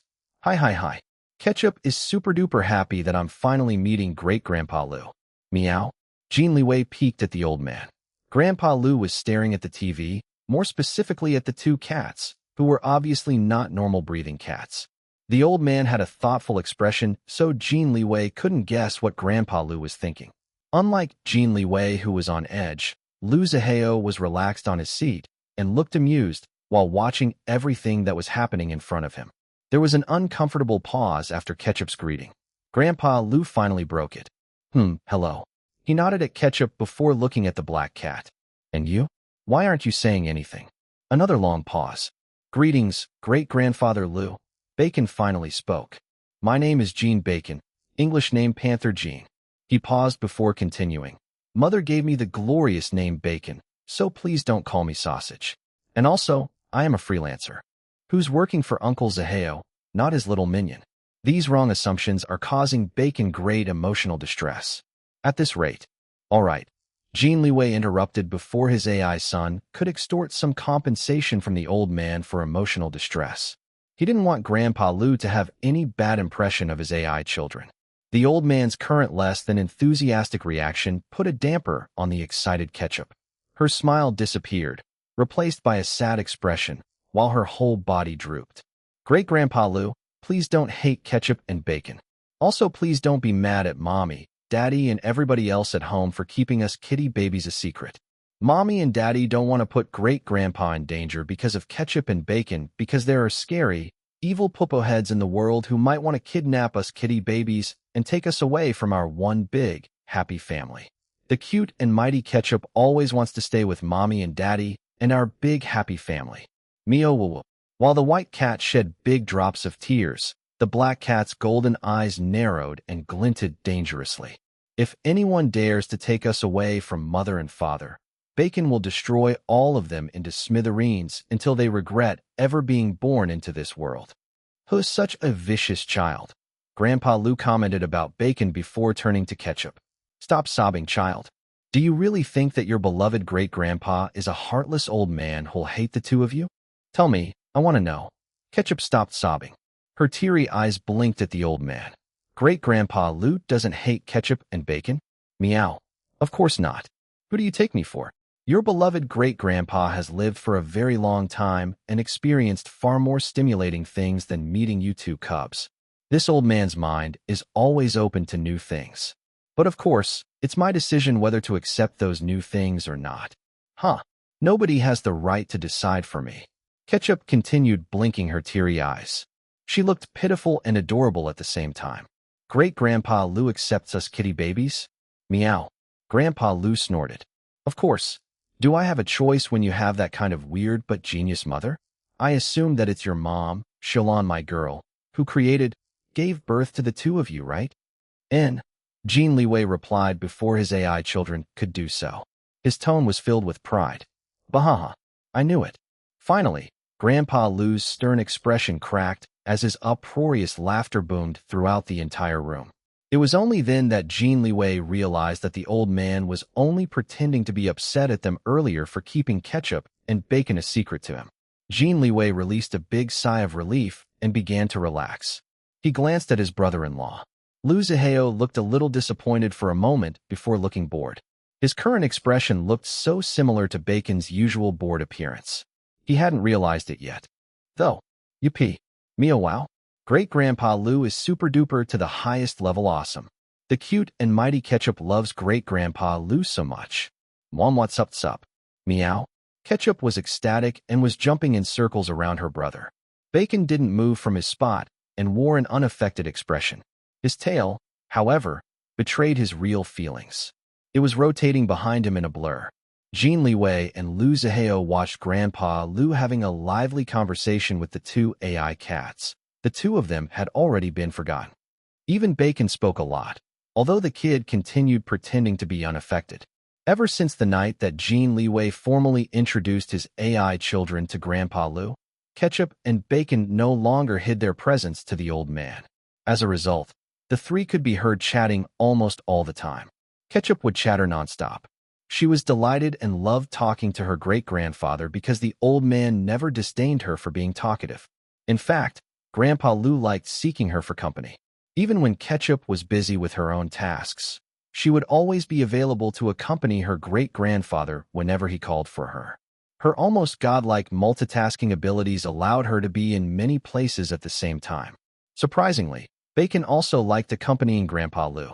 Although he didn't talk as much as his older sister, he would still head straight home and keep his great-grandfather company after completing his daily tasks assigned by his uncle Zihao. It wasn't long before he realized that he gained another big backer against his uncle Zihao in the form of Grandpa Lu. Whenever he was unsatisfied with his uncle's treatment of him, he would quickly run to his great-grandfather and tattle. Grandpa Lu would then call Lu Zihao and scold him for bullying Bacon. The smug Bacon became even more so after this discovery of a great backer. His other foolproof backer was his Aunt Long Jinjing. Lu Zihao might bear to ignore Grandpa Lu's harsh scolding, but he would almost always end up giving in to Long Jinjing, especially recently. Not always, but now that she was pregnant with his child and they were engaged, he would grit his teeth and accede to her requests despite his obvious reluctance. The cunning Bacon used Lu Zihao's newfound weakness whenever possible. It was unfortunate that he had a pig teammate. His sister, Ketchup, tattled on him to their parents. In the end, their dad Jin Liwei lectured him for a long time. Fortunately, his father didn't ground him this time. Unbeknownst to the Black Cat AI, Jin Liwei didn't ground Bacon because he wanted Lu Zihao to have a bit of a hard time with Grandpa Lu. It was just some petty back-and-forth antics between the brothers-in-law. The relationship between Jin Liwei and Lu Zihao had improved a lot, especially after the latter proposed to Long Jinjing at the Christmas party. This was largely because Jin Liwei provided him with a lot of help and advice to make his proposal a success. Lu Zihao also found himself frequently consulting with Jin Liwei on how to better take care of a pregnant woman. Even though Jin Liwei didn't have that long of an experience yet, he was happy to share his personal experiences and offer more advice to his brother-in-law. Lu Zihao was still the same alpha man, but had become so much more tolerating of things and people that he normally found annoying. His sister, Iris, was amazed at this positive change. By this time, Iris' baby bump was now noticeable. It wasn't that big yet, but her unchanging svelte frame made it so that her bigger boobs and belly appeared very prominent. She and Jin Liwei were still keeping her pregnancy a big secret to the general public. This meant keeping her public appearances to the bare minimum. Her fans, the Black Stars, were missing her like crazy and wished for her to do more shows like before, but they would never demand her to do anything that she didn't want to do. After dropping the bombshell that Iris Long was the true owner of the gaming company, Planet Monkey, and that she established her own holding company that housed several companies, including LXC Studio that she co-owned with her husband, CEO Jin Liwei, and her brother-in-law, the superstar Jin Chonglin, She was once again the talk in the news for several weeks. She accepted a few carefully selected interviews arranged by her manager Tang Yi through LXC Studio. However, she didn't go to the show's studios, but instead invited the interview hosts to her companies: Eve Holdings, Orchidia Beauty, LXC Studio, and even Planet Monkey. She didn't bother with Gold Heights because it had its own original management that she rarely interfered with since becoming the owner. These interviews became instant hot topics after they aired. This was the first time that people saw that Iris Long was really now a legitimate businesswoman who knew what she was doing and not just a symbolic boss on paper. If the interview shows aired about her were to be believed, her leadership skills and abilities were on par with business school graduates like Orchidia Beauty's Soo Chun Fei and Iris' half-sister, CFO Long Jinjing. The Black Stars were extremely proud of her, while some didn't fully believe what they watched on the shows. The skeptics suspected that the shows were deliberately edited in such a way to project a positive image of Iris Long as a competent business leader. Her lack of proof of higher education wasn't doing her any favor in persuading others that she was a natural as a businesswoman. Despite all these mixed opinions about her business endeavors, Iris wasn't bothered in the least. She was keeping herself busy with many things while prioritizing her health and pregnancy. Every day was productive and meaningful.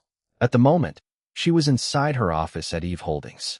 Her executive business assistant had just handed her a Long Industries stock certificate with her name as proof of ownership of the new shares she acquired through elder Long Jufeng's mediation. There was a second certificate that she acquired through another more forceful channel. She remained expressionless while looking at the certificates in her hand. Her executive assistant couldn't guess her thoughts through her face. Set up an investment company under Eve Holdings, she ordered. From now on, we'll aggressively acquire as much Long Industries shares as we can. That'll be the main priority of the investment company until I say otherwise. Understood, President Long. The executive assistant jotted a note on his tablet. When the assistant left, Iris reclined her seat. Out of the corner of her eye, she saw Ketchup appear on her computer screen. Mommy, Uncle Long Jian left you a voicemail. Meow. Long Jian's voicemail was an urgent, call me as soon as you can message. There were no other details, but Iris had an idea of what her current ally needed to talk to her about. She called him back without wasting any additional second. He answered on the second ring. Your recent attack has turned the board of directors upside down, he told her in a hushed voice. I can imagine, Iris replied in a nonchalant tone. The board of directors are becoming very restless when they learned about your recent acquisition of the company's shares. Those who belong in Long Huey's camp are panicking. He chuckled while adding, it's like watching headless chickens running around. While listening to him talk, Iris' hands were busy accessing Long Industries' system. It was an extremely easy task, so there was no need for Ketchup's assistance. However, Ketchup still liked observing her mommy like a studious disciple eager to learn from her master in action. Long Huey's so-called exile is officially ending soon, Long Jian said. Well, it should have ended much earlier, but father extended his temporary demotion. Long Tingfei's decision didn't surprise Iris in the least. Father is still intent in protecting him. Yeah, that's what I figured. Once Long Hui returns, he can't delay facing Lin Yin's lawsuit anymore. Long Jian snorted in obvious disdain. Elder Long Meng is doing everything to rally more support for that coward. His mother, Zheng Suyin, has rejoined high society again and is regularly accompanied by Mao Chiyue, his current fiancée. Lin Yin's lawsuit has also been putting pressure on the Mao family, but the Zheng family's connections can't be underestimated either. Iris' expression didn't change as her fingers continued flying over the keyboard. Her eyes also rapidly scanned all the information appearing on her computer screen. Despite this, she still continued to listen to what Long Jian was saying. You currently have more shares than Long Hui, but my sources say that the Zheng and Mao family's allies are trying to buy as much shares as they can for him. Right now, Long Huey's shares under his name are lesser than what you have, but I suspect that the shares unofficially acquired for him are already more than yours. Others are just holding on to the shares before transferring them to him when the situation improves, especially regarding Lin Yin's lawsuit against him. Iris' actions paused while her eyebrow rose. She already knew about this information due to Jin Liwei and Ketchup's regular monitoring of Long Industries, specifically concerning the battle for succession. Her husband was the Jin Liwei, and Ketchup was a powerful AI hacker in her own right. It was understandable that they would easily obtain this kind of information. What surprised Iris was that Long Jian also managed to get this kind of information. He didn't have the same resources, even though he was Long Industries' current deputy COO. There were also many who still looked down on him because of his illegitimate birth despite his talent as a business executive. Then she heard him sigh before falling silent. "What's wrong?" she asked. He chuckled, but there was no humor in his tone. "Nothing much." Pause. "I'm just a little amazed at what we're doing right now." She was confused at his words. "I can't believe that I'm working with you against Long Hui," he explained. "That I'm even reporting to you and warning you to be careful of his tricks. No, his backers' tricks. With the way things are going right now, it's like I'm helping you to win the battle for succession when I should be competing against all of you." Oh, she now understood. "Don't give up." "Who's giving up?" "I'm never giving up." "Good. When we've successfully kicked Long Hui out of the battle for succession, then we can have a proper showdown between the two of us." "Yeah. When the time comes, you better watch out, little sister. I may be grateful for all the help you and your husband did for my mother, but I won't go easy on you. This is my respect for you as a competitor. Bring it on." Iris had a smile after the phone conversation. Long Jian might only be a temporary ally in her eyes, but the man was not bad at all. He might not be the most moral person in the world, but at least the strength of his character as a whole was many times better than Long Hui's. She sneered at the thought of Long Hui. Although she was all for strong and powerful females who had the ability to support the men in their lives, she still couldn't stop herself from looking down on someone like Long Hui. Just looking at the current situation was enough to see that he would have already long fallen into ruin without his mother and current fiancé's support. He had the brains to achieve great success on his own, not to mention that his birth as the firstborn son placed him in an enviable position right from the start. And yet look at his current situation. His spineless character caused him to fail in consolidating his natural status as the obvious heir. He even went so far as to hide behind his mother and fiancé while they do all the dirty work for him. What a coward. If only he had been strong enough to stand by his own decisions no matter the consequences, then Iris wouldn't end up becoming so hostile towards him. The man had no integrity whatsoever. He was driven by his own ambitions and was ready to sacrifice anything and everything to achieve what he wanted. An image of her beloved godson, little June, flashed in Iris' mind. Her expression darkened. She immediately turned serious. Little June was the #1 reason why she despised Long Hui. Yes, she was indignant for Jiang Yingyu as well, but her friend was already an adult. Iris trusted Jiang Yingyu to have the ability to gradually heal and eventually move on from the horrible heartbreak that Long Hui caused her. There were many examples of good men surrounding Jiang Yingyu now. All of them were many times better than that scum man, Long Hui. It was little June who concerned Iris more than Jiang Yingyu. The child was innocent in all of this. Iris could only hope that little June would be able to grow up properly with all the love surrounding him right now and not let his father's toxicity affect his development. Of course, she and Jin Liwei would always be there to help Jiang Yingyu in raising little June as best as they could. It wasn't only them. There were many people who loved the little guy. Even the self-centered Wei Lan doted on the child. Wei Lan treated little June in a way that she had never treated her own biological daughter, the original Long Xiulan. Sighing, Iris adjusted her posture while rubbing her belly bump through her loose clothes and went to finish her task at the company for today. Just as she was organizing her stuff into her purse, Jin Liwei arrived to pick her up. Following behind him was Dom, who came from LXC Studio after representing her in a minor meeting. He greeted Iris and took her purse before letting the two lovebirds have a few moments alone by themselves inside the office. Jin Liwei pulled Iris into his arms and pecked her lips. Tired? A little. She wrapped her arms around his strong waist and pressed her whole body against him. His scent was comforting as always. She felt like it was washing away all her tiredness. How about we don't attend the birthday party later? She chuckled. It's fine if you don't want to attend. I can go to rent Alejandro's birthday party with Dom instead. He scowled. I'll go with you. All right. She smiled and patted his cheek. I know that you're worried about me, but I'll be fine. There shouldn't be too many people. Besides, We already promised Wei Lan and Run Alejandro that we'll be attending tonight. Also, there shouldn't be anyone who can stop us if we want to leave early. Fine, he said, sighing. Most importantly, I want to be there because Wei Lan is running a fundraising auction for Iris of Hope at the same time. If I don't show my face for a long time, my foundation might eventually become Wei Lan's in the eyes of other people. He nodded. He held his wife's hand, and they walked out of the office together. Dom and the bodyguards followed them. While walking, Jin Liwei commented, "That Ren Alejandro has entered our country's high society because of Wei Lan. In such a short time, he has already befriended quite a few influential socialites here.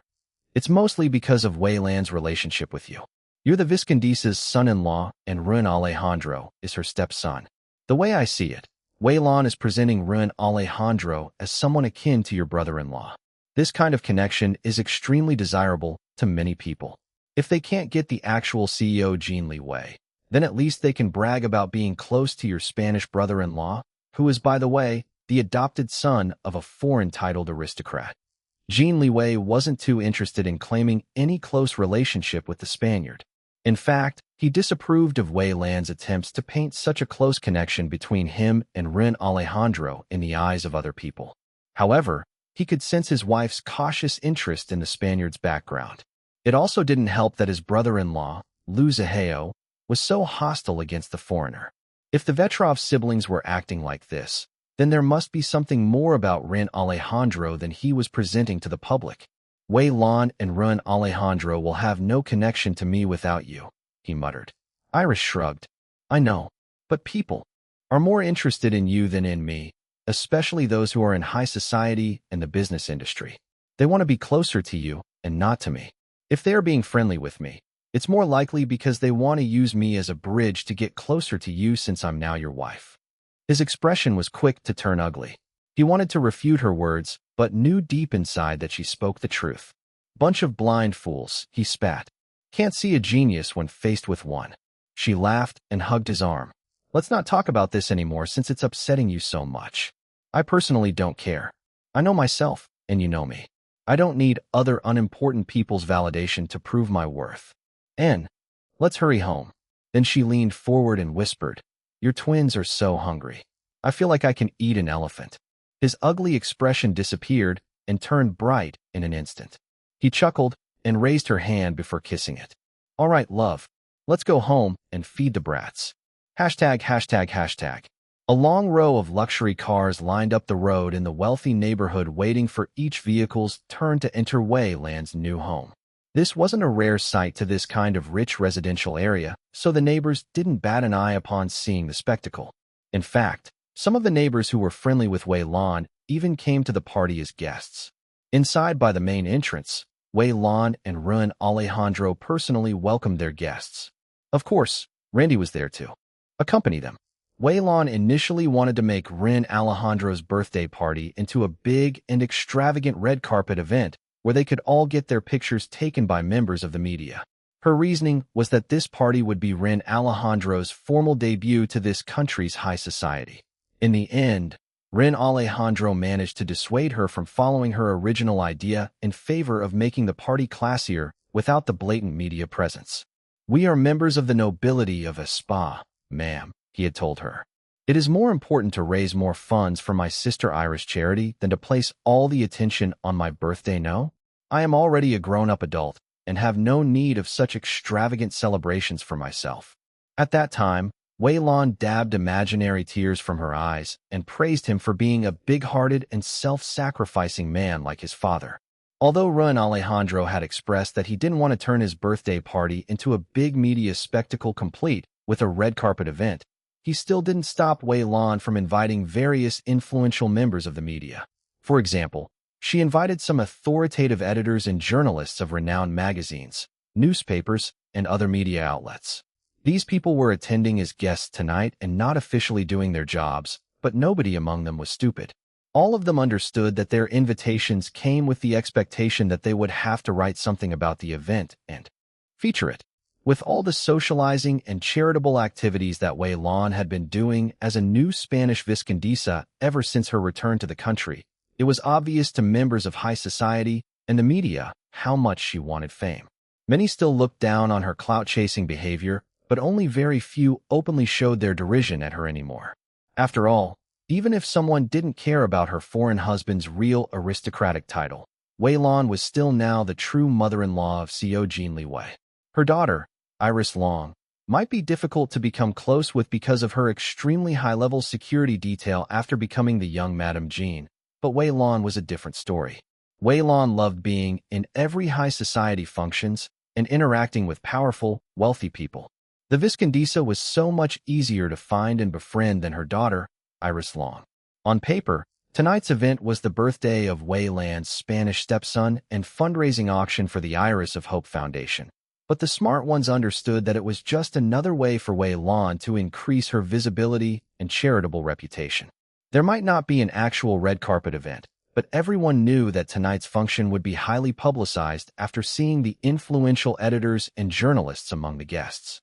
Wei Lan was, of course, thrilled at the prospect of becoming more famous as a kind-hearted stepmom to her stepson, and of course, as a generous and hardworking ambassador for her daughter's charitable foundation. As for Rin Alejandro, his only thought was of doing his part in accomplishing his mission for the organization. He needed to succeed in integrating into the domestic high society and forging favorable connections with the high echelons of this country. Tonight's event was definitely an integral step in his mission. He couldn't fuck it up no matter what. Wei Lan and Rin Alejandro along with Randy continued greeting the guests and directing the staff to receive the donated items for the charitable auction. Some of the guests were already previously acquainted with Rin Alejandro after Wei Lan kept on bringing him along to various social events. "Yo, Rin," Umo greeted the Spaniard. "Happy birthday, dude." "Mo, my brother. I am so happy that you can come tonight." Rin Alejandro beamed, both his dimples on full display and causing several ladies on site to almost swoon. Umo handed him a present while handing a staff member an item he would be donating for the auction. "Ah, thank you," Rin Alejandro said. "But there is no need to give me a present, no? You coming is already enough for me, my friend. And thank you for your donation. Your charitable spirit will surely help many less fortunate ones." The new friends chatted for a little bit before the flirty Randy personally led Umo inside. "It's good that Umo came," Wei Lan said in a low voice. "We invited dear Liwei's other brother Yuthers, but none of them are coming yithing except for Umo. I'm so upset for you, my dear." Just as she finished speaking, 3 packages arrived.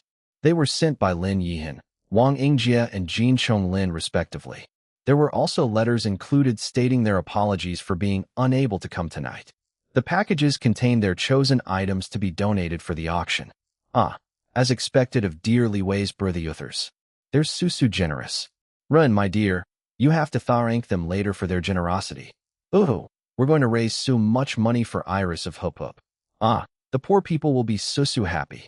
It was as if Wei Lan wasn't secretly complaining to Rin Alejandro about Jin Liwei's brothers just now before she was praising them for everyone to hear. Rin Alejandro didn't call her out and just continued charming the guests with his dimpled smile. Although he was smiling on the outside, he was thinking of other ways to make full use of Umo. The Systema instructor was the only one among Jin Liwei's brothers who genuinely befriended him. Lin Yihan was too suspicious of outsiders and protective of his loved ones despite his outward gentleness. Wang Yingjie was too sharp and observant. Rin Alejandro's intuition told him that the surgeon wasn't an easy target to deceive. Jin Chonglin was also like Umo, easier to befriend than the others, but the man was a superstar.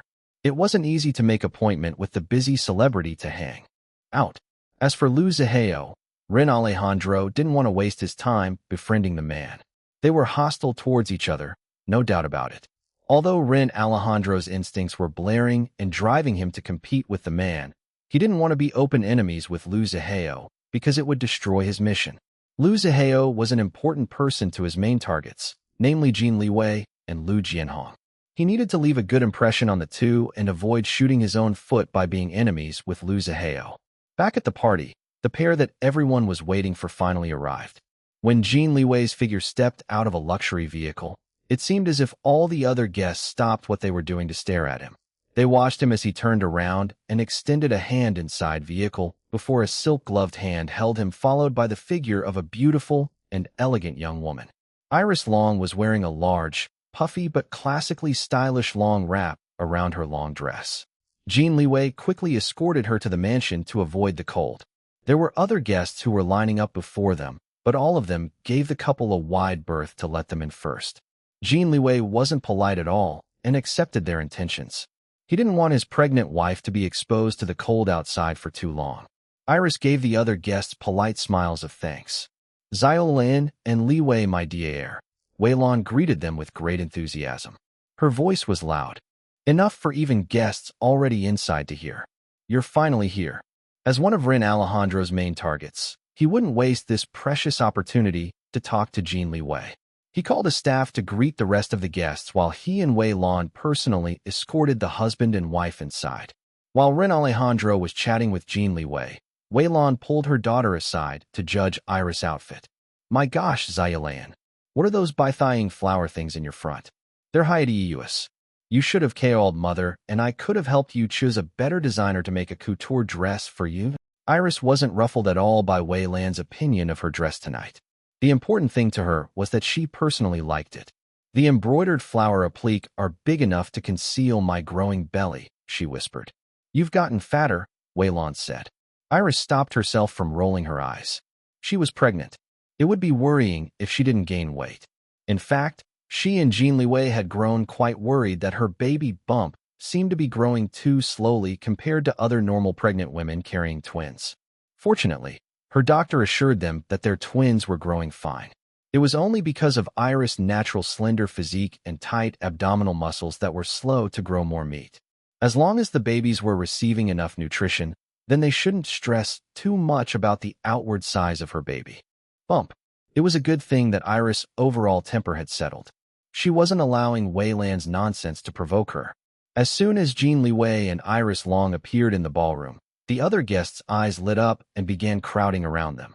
Before Iris could feel uncomfortable, Umo stepped forward and joined Jin Liwei in a protective stance beside her in order to ward off other people who were trying to get too close for comfort.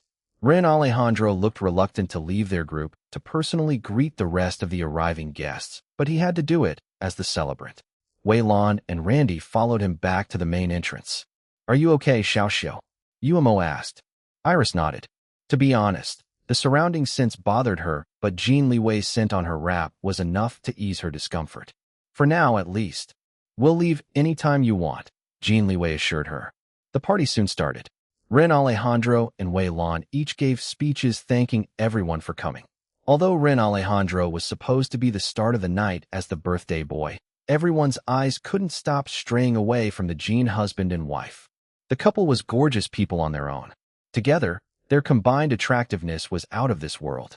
It seemed like they were magnifying each other's appearances and charisma. Even those among the other guests who deep inside looked down on Iris Long for not being good enough a match for Jin Liwei couldn't help but admit that she was one of the most stunning women that they had ever seen in their lives. She was even more beautiful in person than she was on screen. Iris, Jin Liwei, and Umo stayed in their own little group most of the time. They didn't need to initiate conversations with the other guests because people would come to them instead. While having a shallow conversation with a couple of young misses from other wealthy families, Iris was observing Rin Alejandro from afar. Iris, are you close to Rin? Asked a young miss. We're all right, she replied in a rather bland tone. The young misses didn't seem to notice it, though. The two girls were gushing over the handsome Spaniard. He's so hot. Those deep, smoky eyes can't compare to the local guys. Every time his eyes meet mine, I feel like I'm going to melt. I like his dimples the most. Gosh, I want to poke my finger on them. Those dimples should be criminal. Iris maintained a pleasant expression, neither agreeing nor disagreeing with the young misses. Indeed, Rin Alejandro was a handsome man. His charm was undeniable. However, compared to her older brother's past life appearance, Rin Alejandro had nothing on Nikolai Vetrov. And in addition, deep in her heart, her husband Jin Liwei was the most handsome man in the world in her heart.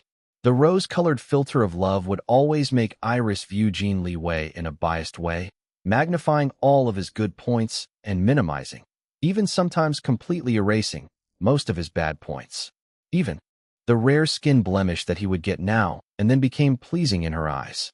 More than the Spaniard's outward appearance, Iris noted Rin Alejandro's behavior while interacting with other people. He was acting like a true Prince Charming. More interesting was that he didn't mind making fun of himself in order for the others to relate to him, even as a foreigner who had obviously different values than the locals. The party had just started, but he was already catching many people's hearts, especially the ladies. Music began playing from the live classic instrumental band. The guests started pairing up and dancing together. Iris and Jin Liwei joined them. While on the dance floor, Jin Liwei couldn't help but notice his wife trying to stop herself from wincing. He tried stopping their dance, but she pulled him to continue. "Don't make a scene," she told him. "I'm fine, darling." "Then what's wrong?" She gave him a sheepish smile. "Nothing too major. The off notes and little harmony mistakes from the band are just bothering me to no end. I guess they didn't have enough time to practice together. If they were my band, I would never send them to play anywhere until they iron out their performance." He chuckled and tried to listen to the music, but unlike his wife, he didn't have enough technical ability to discern the little mistakes that she was talking about. Nevertheless, he believed her. If she said that there were mistakes, then there must be, even though he couldn't catch them himself. She was the musical expert between the two of them after all. She definitely knew what she was talking about. After one song, the husband and wife left the dance floor to find a corner to rest. In the end, Iris couldn't stop herself. When the musicians were taking a short break, she approached them. A few moments later, she replaced the pianist and began playing with the rest of the other classical musicians. This was the first time that she was playing with them, but she insisted on following their set playlist. Of course, everyone noticed her actions. They all stopped what they were doing to watch her. The first musical piece that Iris Long played with the live band was a tango. It was a piece that she was familiar with but only played a few times in the past. That wasn't an issue for her, though. She only glanced at the musical sheet, and all the notes came back to her like a good friend that she hadn't seen for a long time. Even before starting to play, her posture and aura already commanded everyone's attention. There was pin-drop silence. She reveled in the brief moment while adjusting her state of mind. Then her fingers began moving over the piano keys. The opening notes were full, dramatic, and electrifying. Instead of trying to match the other musicians' level of playing, she played with subtle dominance to lead them, subconsciously encouraging them to increase their level to match hers. Even the conductor couldn't help but be affected and follow her tempo. It was already too late when he realized what was happening. The leader had changed without the other musicians noticing it. There was smooth sharpness and electrifying pulsations in Iris' version of tango. It was romantic, intense, and passionate. Jin Liwei watched his wife losing herself in the music. She was at bliss, clearly in her element. He was happy for her, proud of her. But there was also a possessive part of him that didn't want to share her gloriousness with so many people. If only he was the only one who could enjoy her magnificence. It took a bit of an effort for him to calm himself and stabilize his thoughts. He knew that his wife loved performing in front of an audience. It had been a long time since she performed like this. As a husband, he could only support her and never hinder her passion for performing music. The other guests were visibly in awe of the impromptu performance. Many of them even thought that this was part of tonight's planned program and that Iris Long had rehearsed with the other musicians beforehand. Those who had more knowledge in music, however, could detect that the other musicians weren't on par with Iris Long's level. They could sense the other musicians struggling to match up to her. Fortunately, she wasn't a merciless leader. She was able to slow down, wait for them a bit, and not run away and steal the show all by herself. All in all, her top-notch skills were capable of pulling other musicians who had inferior skills than her. "Amazing," one of the audience murmured. "I don't really like Iris Long, but I must say that her musical talent is no joke," another commented. Nobody danced this time. Everyone was too absorbed in the musical performance to remember dancing. The tango finished. There was a moment of silence as everyone still reeled at the performance. Then Jin Liwei's strong, stable claps and Yumo's enthusiastic cheers interrupted the other people's days. They all started clapping as well. The applause soon grew louder. Before everyone got carried away, Iris pressed her forefinger on her lips. Everyone fell silent. Then she led the next piece, Waltz. This time, it was more emotional, enchanting, and magical. Encouraged by the applause just now, the conductor and the other musicians felt more confident. They played much more smoothly. The harmony between them and Iris became smoother. Of course, Iris wasn't satisfied with mediocrity in anything she did. She gradually kept on infusing more of her personal touches in the performance and continued subtly encouraging her fellow musicians to step it up a little bit each time to keep up with her. Many of the listeners closed their eyes to enjoy the music. This was no longer a simple party. It had become a musical concert starring Iris Long. The last piece she played was a mambo. It was upbeat and demanded top-notch syncopation between all the instruments in order to sound smooth. The piano was the melody maker and wasn't upstaged at all by the louder brass and percussion instruments. This time, the other guests couldn't stop themselves anymore. The catchy beat and melody were too much to resist. Some of them slid to the dance floor and started dancing to the mambo music. Then everyone was surprised when Iris began singing in Spanish. Even the other musicians weren't expecting it. In fact, they didn't prepare any vocal elements in most of the pieces in tonight's performance, including this mambo piece. The soprano singer hired to perform with them later in a handful of musical pieces hadn't arrived yet. She was said to be paid by the hour, so didn't need to be present in the venue until it was time for her actual performance. Fortunately, the other musicians were professional enough not to allow their shock to paralyze their playing. They quickly recovered. Iris' unexpected and thrilling performance swept them into a zone, causing them to enjoy themselves as well. Oh well, Iris threw her hands and head up in the air when the mambo finally ended. As usual, Jin Liwei and UMO led the applause again. Brava! Rin Alejandro praised out loud and even whistled.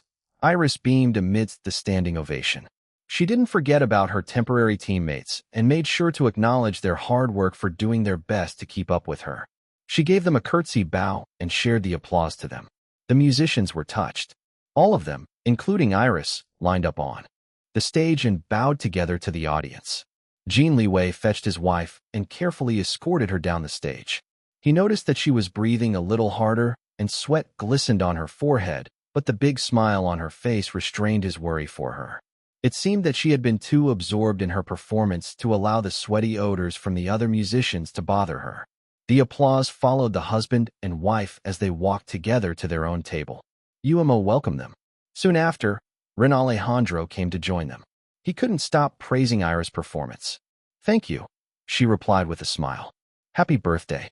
This is definitely one of the best birthdays that I've ever had. Iris, you are definitely on par with international musicians. No, maybe even better than many of them, yes? Cheers, my sister." Everyone was watching Rin Alejandro's interaction with the Jin husband and wife. Many of them heard him referring to Iris Long as his sister. They thought that maybe what Wei Lan had been telling them was true all along, that her Spanish stepson was close to her daughter, Iris Long, and son-in-law, Jin Liwei. Those who had ulterior motives immediately decided that it would be wise for them to get closer to Rin Alejandro. If he was really close to Iris Long, and an extension to her husband, Jin Liwei, then maybe they could find a way to use the Spaniard to forge closer connections to the powerful CEO. Wei Lan, who was escorted by Randy, also joined Iris' group.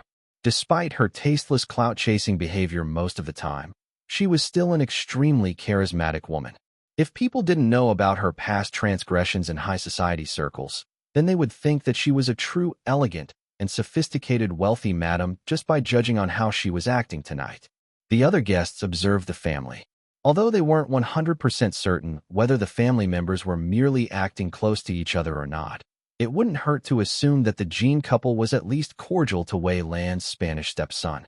Not long afterwards, the soprano singer finally arrived. She was a promising young diva who had gained some recognition playing notable secondary roles in popular opera productions in Europe. Once she started singing her set pieces with the live band, her high-pitched voice certainly caught people's attention. Unfortunately, she came after Iris' impromptu performance. The audience wasn't as impressed by her as much as she expected. While performing, she couldn't help but notice the rather lukewarm reception. Some even continued eating and conversing with each other. Of course, these people had good manners and etiquette. They continued on with their business without openly disrupting the musical performance. One of the young misses who Iris chatted with earlier commented, "She's great, but doesn't have Iris charisma." The other young miss nodded. "Kind of boring, really. Stop talking, you two. Don't be rude." Their mothers reprimanded them, and they fell quiet. They weren't the only ones who felt this way, though. After personally watching Iris' earlier performance, they agreed that Iris commanded absolute attention compared to this talented soprano singer.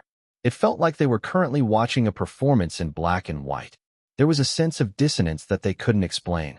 On the other hand, Iris' impromptu performance earlier was a technicolor fantasy extravaganza. The pieces that she played, especially the mambo that she sang, was still replaying inside their heads over and over again. This caused them to feel distracted. They couldn't focus on the soprano's current performance. After what felt like an excruciating time for the soprano, her performance finally ended to her great relief. She didn't stay for too long and left soon after giving her polite greetings to Wei Lan and Ren Alejandro. Her initial intentions to make connections with high society members were thrown out of the window. Her pride had been too hurt by the audience's lack of interest in her performance to stay any longer.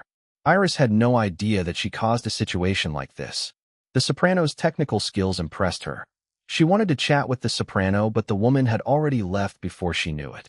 "I can have someone chase after her if you really want to talk to her," Jin Liwei said. "Never mind. I only want to exchange notes with her about singing, but it seems that she's in a hurry. She seems busy. Let's not bother her." And up to you. Jin Liwei didn't care about soprano singer anymore. He only offered to chase after the person to make his wife happy, but his wife said to not bother, so he wouldn't bother. Later into the party, the staff started getting everyone ready for the awaited fundraising auction for Iris of Hope. Everyone headed to their own tables. As the unspoken but accepted guests of honor, Iris and Jin Liwei occupied the best seats beside the lady of the house, Wei Lan, and the birthday boy, Ren Alejandro. "We'll leave as soon as the auction ends," Jin Liwei whispered to his wife's ear. Iris nodded and stifled a yawn behind her gloved hand. If not because the auction was for the benefit of her own charitable foundation, she wouldn't have bothered waiting this long while fighting off drowsiness. Just before the auction was scheduled to start, another foreign man hurried to their table and whispered something to Ren Alejandro's ear. The Spaniard's pleasant expression didn't change much, but Iris noted his eyes turning cold. "Please excuse me for a moment," he told everyone before hurrying after the other foreigner. Wei Lan didn't look happy with Ren Alejandro's sudden departure at this critical juncture of the party when the all-important auction was about to start, but she still covered for him and reassured the other guests that everything was fine. As for Iris, her great hearing allowed her to hear what the other foreigner whispered to Ren Alejandro. The man spoke in Spanish. She shared her findings to her husband. Jin Liwei didn't react much. He wasn't interested in the Spaniard's business, unlike his curious wife. Soon after, audible gasps was heard among the guests. The husband and wife followed everyone's gazes. Following Ren Alejandro, an extremely beautiful man walked in. He was like the personification of an angel. His bright, vivid blue eyes were striking even from a distance. Even Iris was stunned when she saw the man. Using the word beautiful was more accurate to describe him rather than the word handsome. His beauty was the type to transcend genders. He was masculine, but not macho. He was also feminine, but not girlish. It was a confusing impression, but also quite wondrous. Iris only tore her eyes away from the new arrival when she felt a persistent tugging on her arm. When she turned her head, she saw a dark-faced Jin Liwei. "What, you like that guy?" Jin Liwei asked in a low voice, his tone dripping with jealousy. Iris snapped out of her momentary daze and rolled her eyes at her husband. "I'm just admiring a beauty. What's wrong with that?" Jin Liwei's dark expression turned grim. "So you like him?" She released an exasperated sigh. "How could I like him when I don't even know anything about him? I just think that he has a beautiful face, that's all. I'm also like this when I see a beautiful cat or dog, or better yet an excellent computer, so stop feeling jealous, okay?" He felt a little better after her explanation, but his stance became much more protective over his wife as Ren Alejandro and the beautiful, blue-eyed foreign man made their way to them. "I think he's the one called Boss Emil," Iris whispered to him. It was the name that she heard the other foreigner whisper to Ren Alejandro before they excused themselves in a hurry earlier. Jin Liwei hadn't been interested before, but now that he saw this attractive man presumably called Boss Emil with his own eyes, he instantly became wary.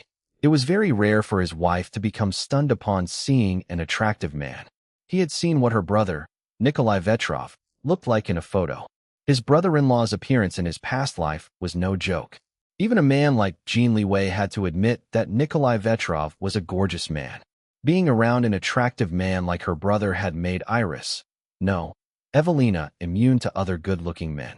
If not for Jin Liwei's relentless pursuit of his wife, he knew that Iris wouldn't fall for him based on his looks alone. He was aware that he was a handsome man, but knew that he couldn't compare to his brother-in-law's past life's appearance. Even another good-looking man like Ren Alejandro didn't move his wife. Maybe this was why Jin Liwei didn't feel as wary towards the Spaniard as he was now feeling with the arrival of this extremely beautiful man. Jin Liwei didn't care if other people were stunned by the new arrival, but it was a different story when it involved his wife. Her unusual reaction was enough to raise Jin Liwei's inner alarm bells. My oh my! Wei Lan clutched her chest, unable to stop herself from ogling the beautiful, blue-eyed foreigner. Run, my dear, why don't you introduce us to your friend here? Like her, Randy looked like he had just seen a mouth-watering piece of prime meat that he couldn't wait to gobble up. It wasn't only them who were reacting this way. The surrounding guests, ladies, and even a few men couldn't conceal their lecherous gazes. Ren Alejandro began introducing the beautiful man. Everyone, please meet my, older brother. His name is Emilio Miguel. Like me and many of my brothers, he's also an orphan that Pap sponsored and sent to school to be educated. But Ren Alejandro is the only one who was lucky enough to be legally adopted by the Viscount. The beautiful man commented before smoothly saying, "A pleasure to meet all of you. Emilio Miguel at your service." If Ren Alejandro's smile was charmingly criminal, then Emilio Miguel's smile was instant murder. It was deadly. Many felt their minds go blank as if they had just died and gone to heaven. What kind of smile was that? It felt a little sacrilegious to even look directly at him. His appearance was so angelic that he didn't seem real at all. "Mother, pull yourself together," Iris murmured to Wei Lan, who was on the verge of passing out after Emilio. Miguel smiled. Fortunately, Randy hadn't completely lost all of his reasoning yet, and was able to catch Wei Lan and support her before she could embarrass herself. Iris was relieved. Although Iris didn't feel close to Wei Lan, she wouldn't want her body's recognized biological mother to be the subject of blatant humiliation from others. No matter how unpleasant Wei Lan could be most of the time, it was a fact that she doted on little June, encouraged Jiang Yingyu to be more confident, and was now a rather competent ambassador for Iris of Hope. For these alone, Iris was willing to tolerate the woman.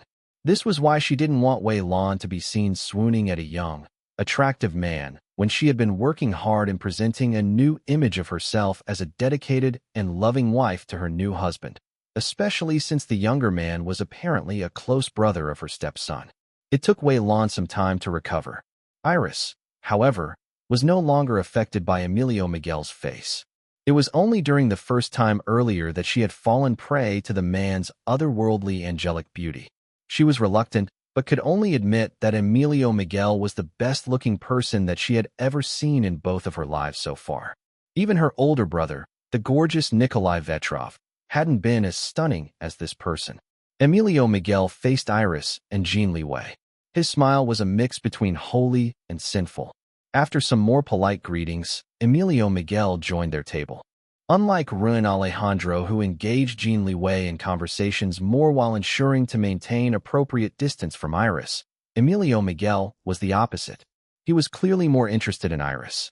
This caused Jin Liwei's expression to turn grimmer by the second. When the auction finally started, Ren Alejandro kicked Emilio Miguel's foot under the table. They communicated via taps in their arms using their organization's own code. "What the hell are you doing? Stop trying to seduce Iris and angering Liam.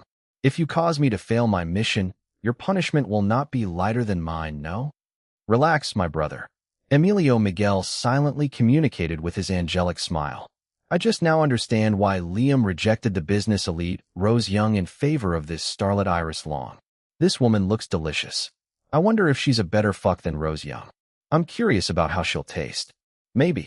Ren Alejandro shot him a brief glare that lasted for less than a second. "Don't even think about it." The extremely beautiful man shrugged his shoulders. His face was heavenly, but his attitude was devil-may-care. Iris squeezed Jin Liwei's hand under the table. Her husband's expression might be frosty, but she could sense that he was close to exploding. At the same time, She could also feel the heavy and sticky gaze of Emilio Miguel on her. Her impression of the beautiful, angelic man quickly collapsed. The man knew that she was married and that her husband was right beside her, and yet he was looking at her with such eyes. With his angelic features, Emilio Miguel's gaze couldn't be said to be lecherous, but even someone like her could sense the sexual undertones in the way he looked at her. No wonder her husband was acting like a fuming, territorial lion towards a daring trespasser. She glanced at Ren Alejandro. Although he maintained a pleasant, smiling expression, his gray eyes were cold. She could also sense that he was tense around Emilio Miguel. Why? Was it because Ren Alejandro was unhappy at Emilio Miguel's rude behavior towards her? Or maybe there was another, deeper reason? Perhaps he wasn't nearly as close to the beautiful angelic man as he initially presented them to be. Despite her displeasure at Emilio Miguel's lack of respect towards her and her husband, her curiosity about Ren Alejandro had now extended to include the extremely beautiful man as well. Her instincts were telling her that the two Spaniards had something more than meets the eye. Ren Alejandro was interesting while Emilio Miguel was mysterious. Emilio Miguel's angelic beauty should not be a reflection of his inner character. As to what kind of character he had, well, Iris still didn't know, but based on how he was acting right now, she wasn't pleased at all, and neither was her husband. While all of this tense undercurrents were happening at their table, the auction was already well on its way. Successful bids prompted enthusiastic applause and cheers. The items presented so far were nothing unique, but still fetched decent bids because of the nature of the auction. 100% of all the proceeds would go to Iris of Hope's charitable projects. Since most of the guests tonight were members of high society, they regarded fundraising auctions like this as a way to show off their wealth in a positive manner to increase their reputation.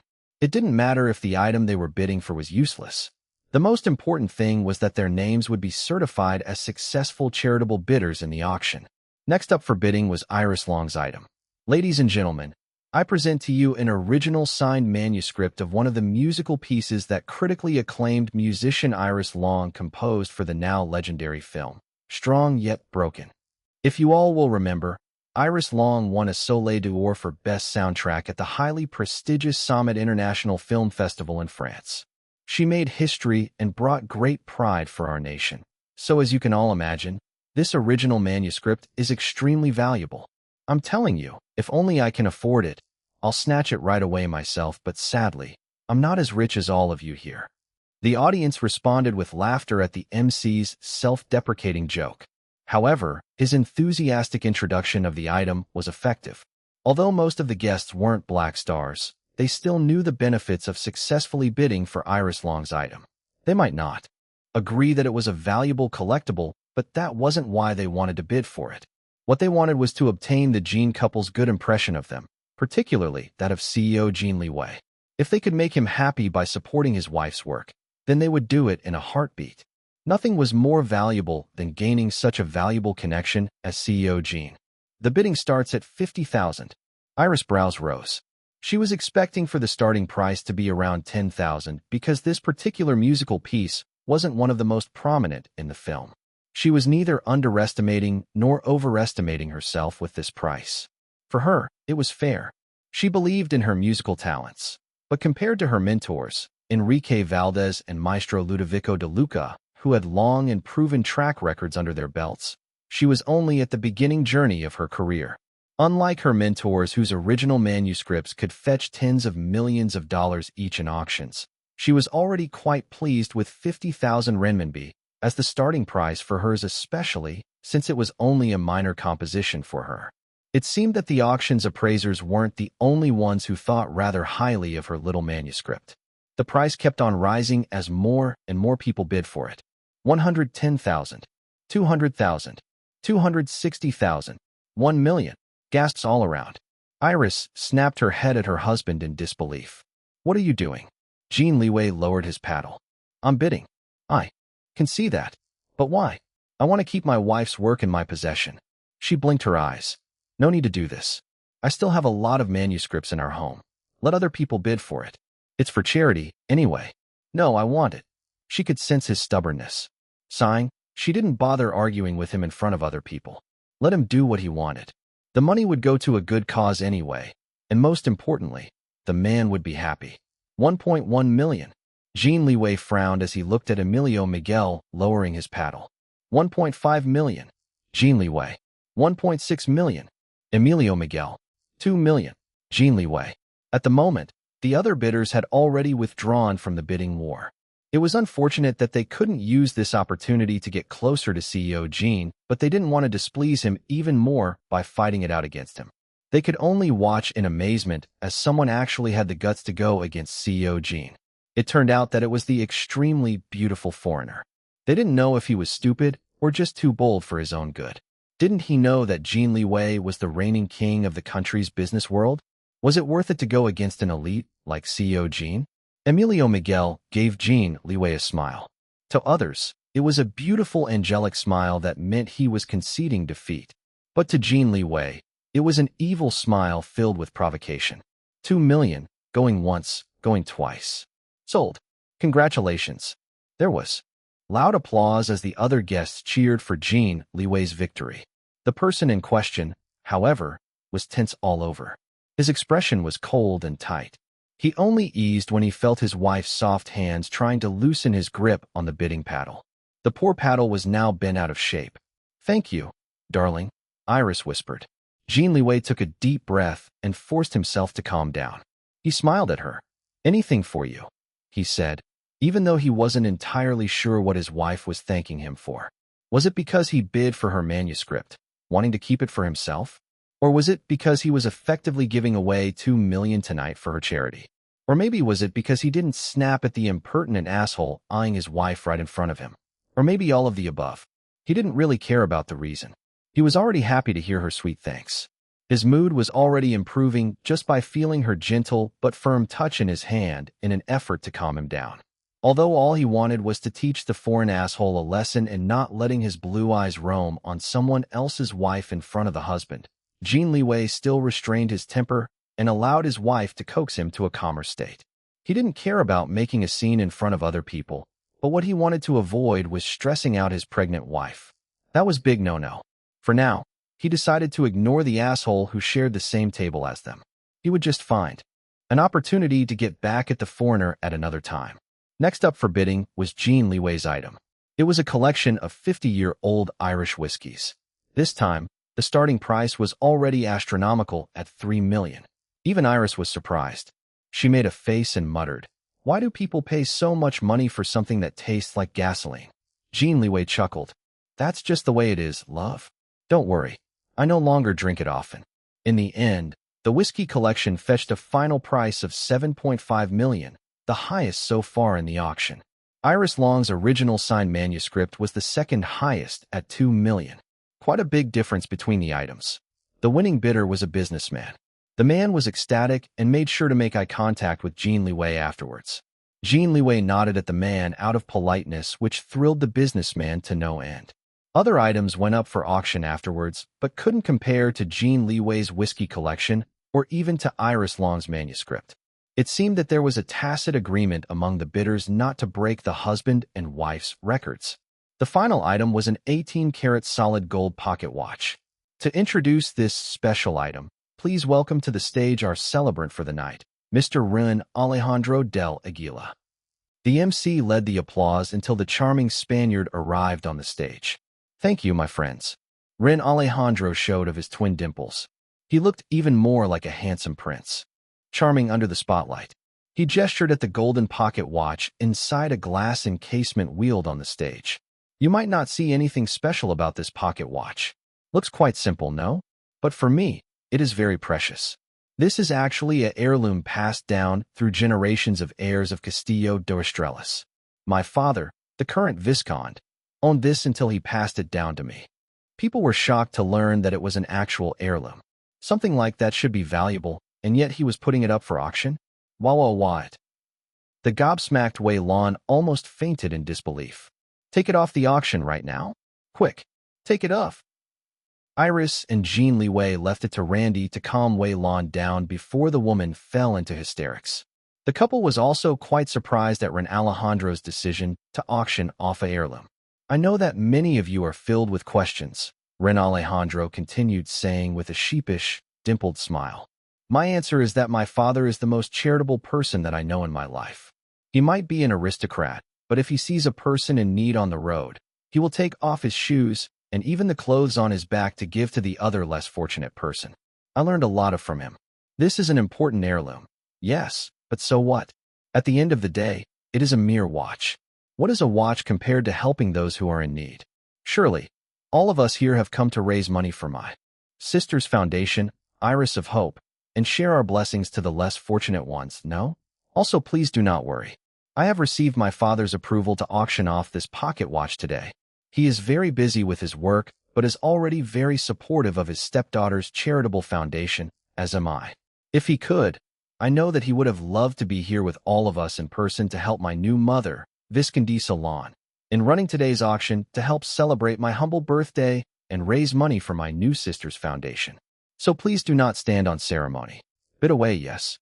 Wei Lan had real tears running down her face, which she was dabbing away with her lace handkerchief. Watching such a valuable aristocratic heirloom being auctioned away was extremely painful to her heart. Her husband and stepson were too generous. If they didn't want the heirloom, they could have just given it to her. Alas, it was already too late. Sob sob. The starting price that the appraisers had given was a rather humble 100,000 renminbi compared to Jin Liwei's whiskey collection, which started at an astronomical 3 million. Those who were more discerning knew that although the gold pocket watch was a precious heirloom, it still couldn't compare to Jin Liwei's top-quality Irish whiskey collection. A big part of the reason was the different identities of the original owners. Yes, the pocket watch might belong to a long line of aristocrats, but the Spanish Viscountcy of Castillo de Estrellas was not really a major noble house. If not for Wei Lan marrying the current Viscount, then they wouldn't even know that such a viscountcy existed. It might be a different story if the title was in the level of a duke, or better yet, a royal.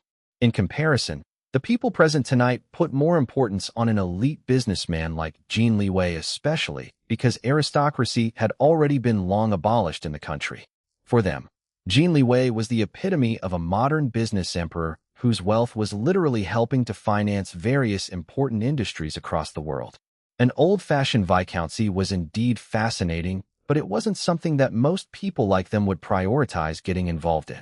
It was better to work on building closer connections with a modern man like Jin Liwei than antiquated foreign aristocrats. Nevertheless, the guests wouldn't say these to ruin Alejandro's face. That would be too rude, especially since they came tonight as guests for his special birthday celebration. The bidding for the heirloom was also lively. Its price also climbed up in a short time. When the price reached 500,000, the bidding started to stall. 1 million. Everyone turned their heads and saw the extremely beautiful man lowering his paddle that he just used to make the latest bid.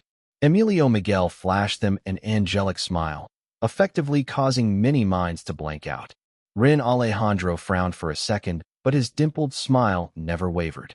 Nobody noticed this momentary change of expression except for two people sitting at the same table, Emilio Miguel and Iris Long. 1 million, going once, going twice. Sold. Congratulations.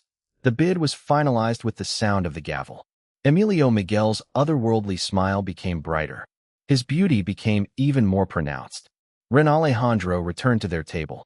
He was smiling as he shook Emilio Miguel's hand and congratulated him. Everyone gave them polite applause. Wei Lan had a hopeful expression. She planned on asking Emilio Miguel later to give her the pocket watch. The man looked like an angel, so maybe he also had a golden, generous heart. It would be nice if she could get it without paying. She was determined to get her hands on the heirloom. It was an important heirloom of her husband's family. Now that she was married to her husband, she was also a part of his family, so the heirloom should also naturally belong to her. While she was absorbed in her own fantasies, Rin Alejandro silently communicated with Emilio Miguel using their organization's own code. Rin Alejandro, you only come tonight to ruin my plans, no? That pocket watch is supposed to belong to one of the guests tonight, so that I can build more connections. Emilio Miguel, stop bitching like a little girl, my cute little brother.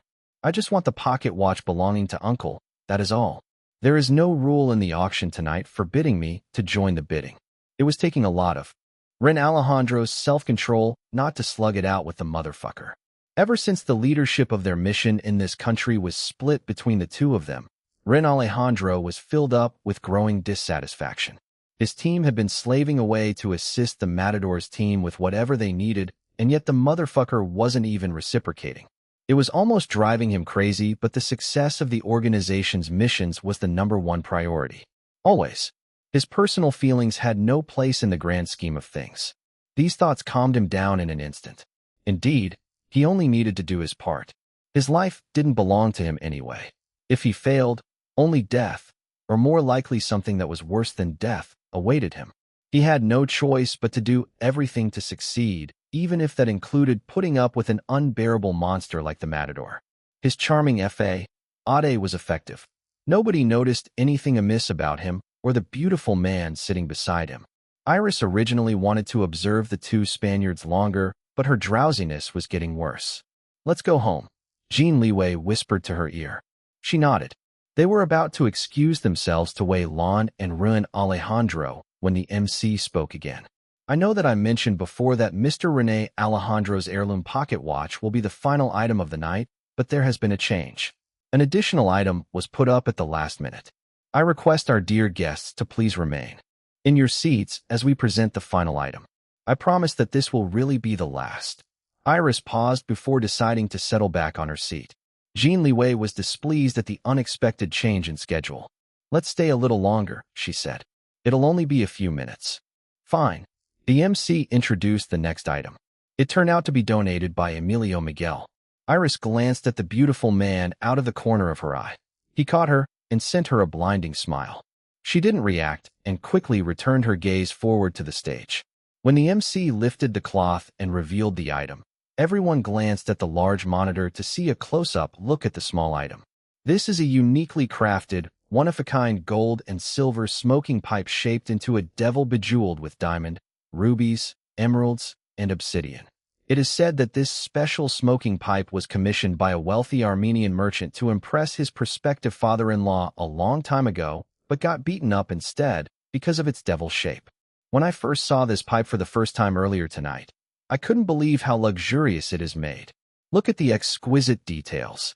I say, this is the grandfather of all smoking pipes. Iris paled as soon as she saw the item. She couldn't tear her wide, shocked eyes away from the smoking pipe. Many were interested in the smoking pipe, especially the men, regardless of whether they smoked or not. They didn't care much if the story about the Armenian merchant was true or not. The most important thing was that the silver, gold, and jewels used to craft the pipe were all authentic. It was, simply put, one hell of a smoking pipe. Even the ladies thought that it was a beautiful work of art. The starting price was at 200,000. It was extremely expensive for a mere smoking pipe, but if it was treated as a piece of art or precious jewelry, then this price was acceptable. 210,000, 250,000, 300,000. This time, the price jumps with each bid weren't too high. It seemed that there was a tacit agreement between the bidders to control the price and prevent it from becoming too expensive. It was the unplanned final item. Although some of them wanted it, they wouldn't spend too much unnecessary money to fight for it. They thought that the gold pocket watch earlier had already been overpriced, even if it was an aristocratic heirloom. 1 million was too much for such a simple item despite its fascinating history. Well, it wasn't their financial loss anyway. Some of them thought that Emilio Miguel was rather foolish for spending so much money on a simple pocket watch. This devil-shaped bejeweled smoking pipe was certainly more valuable in terms of precious materials used. Even so, the bidders didn't want it to reach a price of 1 million like the pocket watch. The current bidders were all men.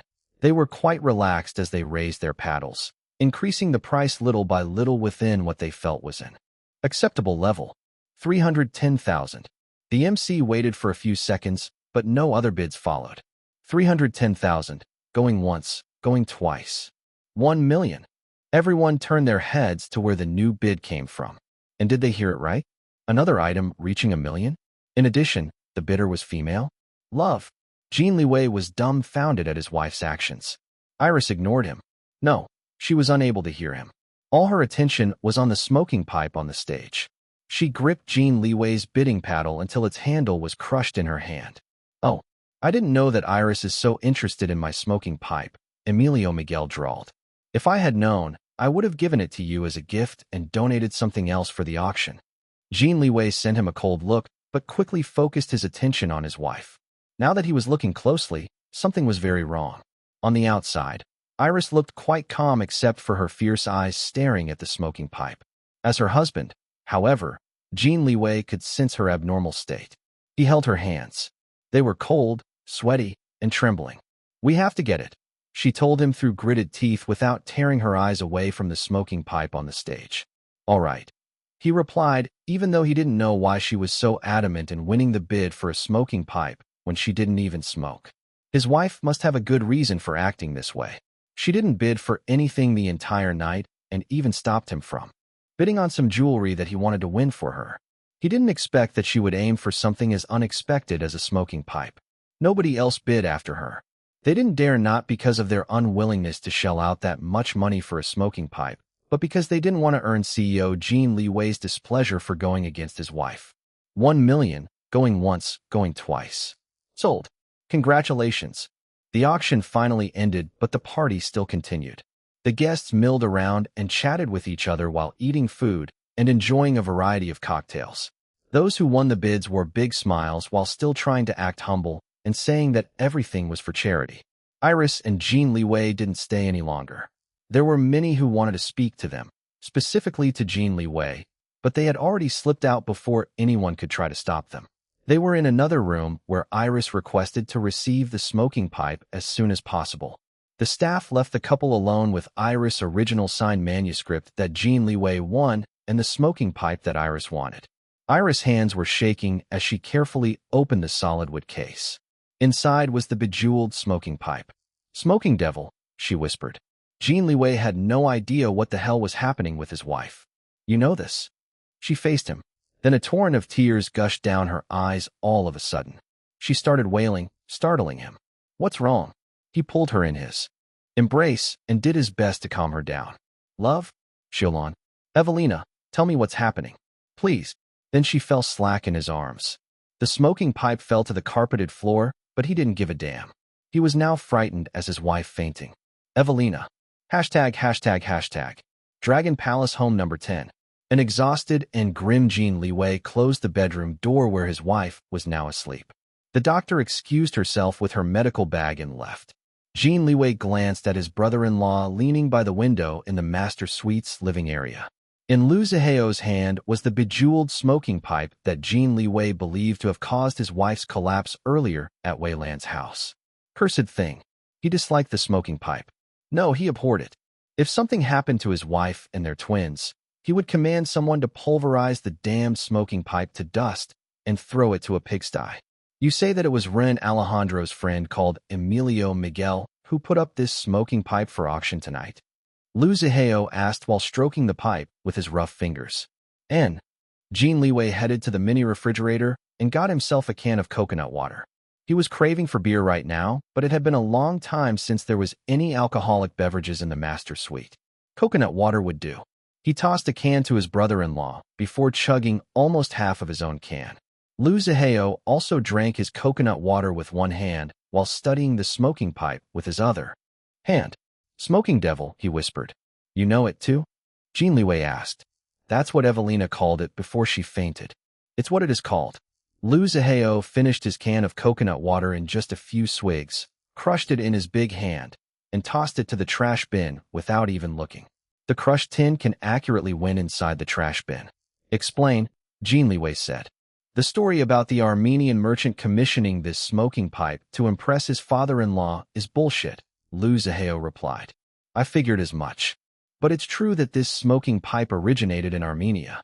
Jin Liwei raised an eyebrow, but didn't say anything. He waited for his brother-in-law to clarify while sipping his coconut water.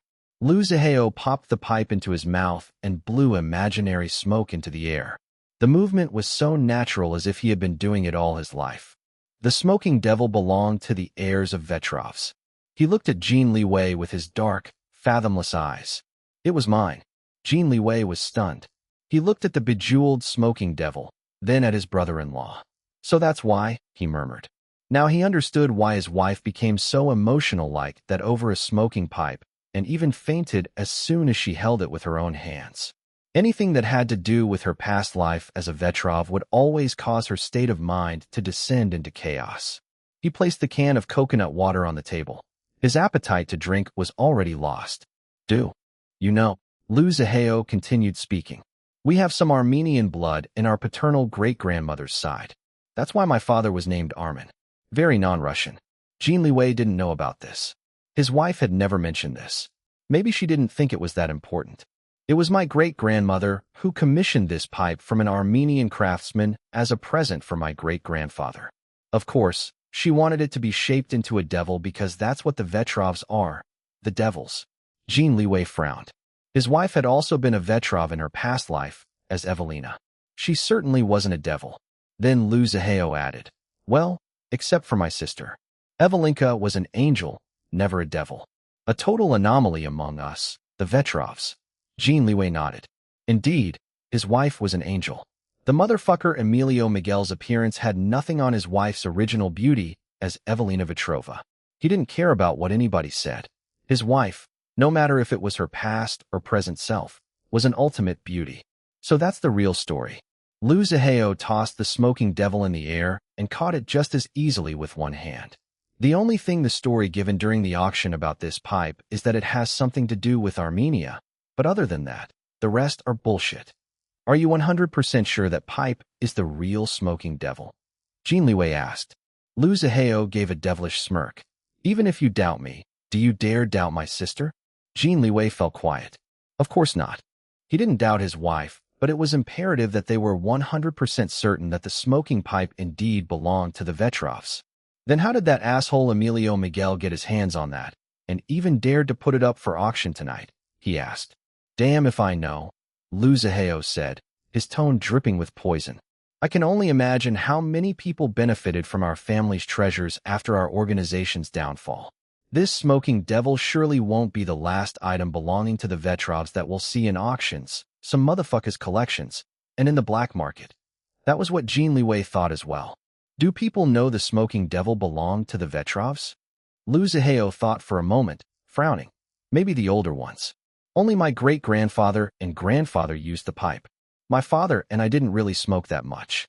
We also treated the smoking devil as an heirloom to pass down to the next generation and not really something to personally use. I'm worried that Evelina might fall in danger for getting her hands on something that used to belong to the Vetrovs. If Jin Liwei could think this, then of course Lu Zihao had already thought of this possibility as well. We'll protect Evelinka. Of course. Always. Jin Liwei felt that it was only natural. She was his wife after all. And Evelinka is not an easy target either. She was Phantom and now Draken.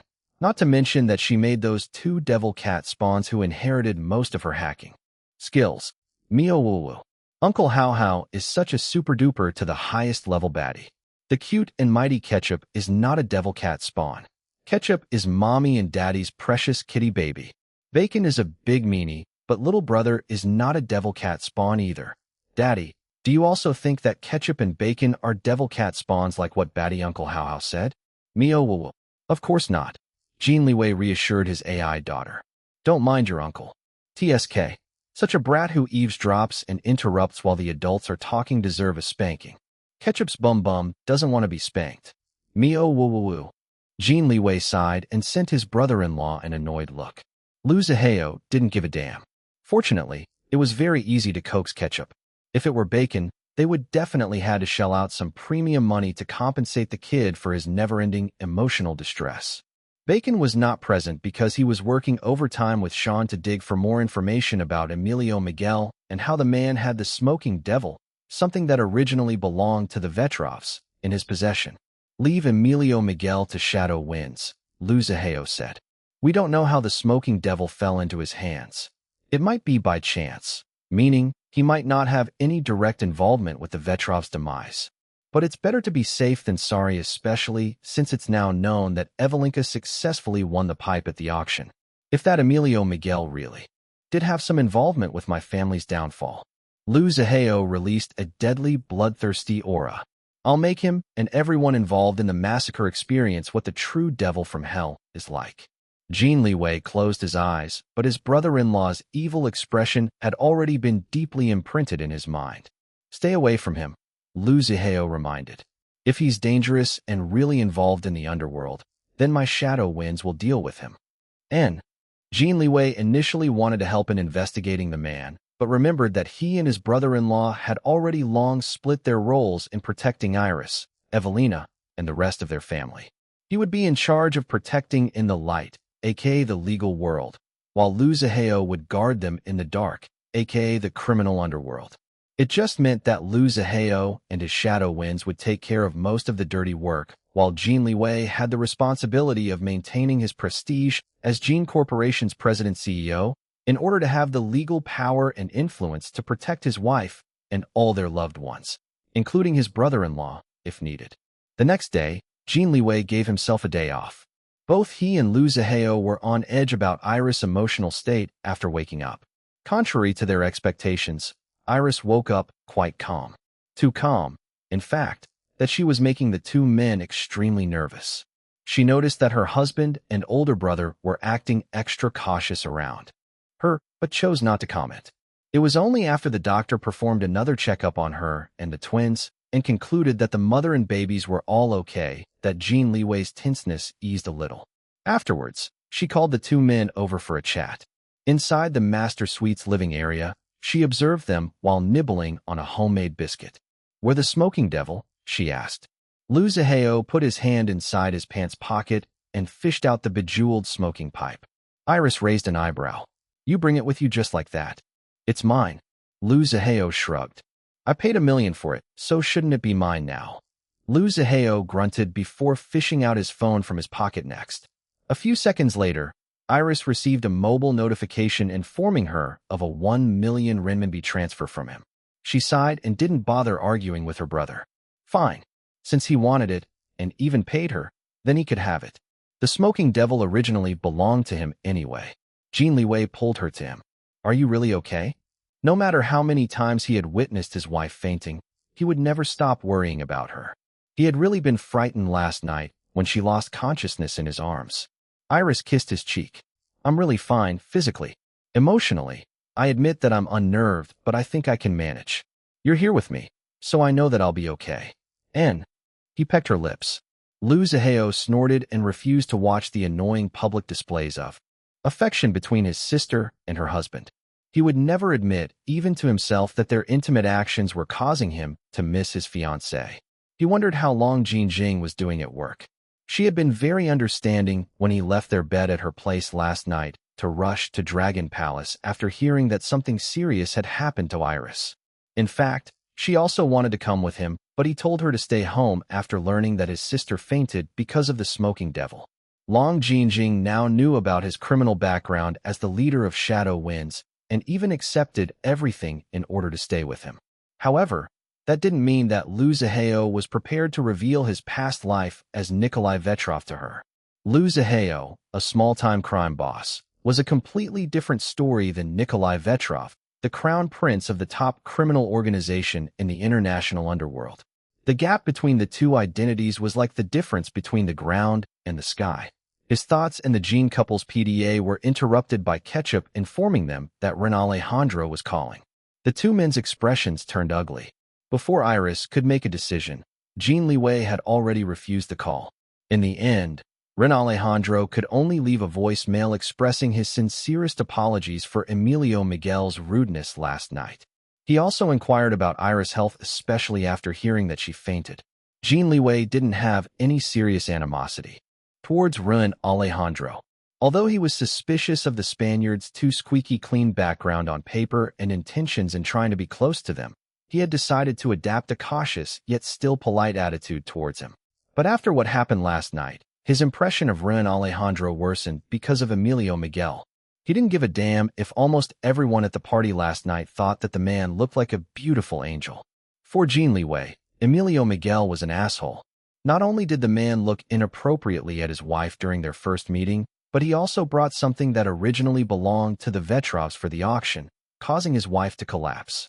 The first reason was unacceptable, while the second reason was extremely suspicious and even dangerous.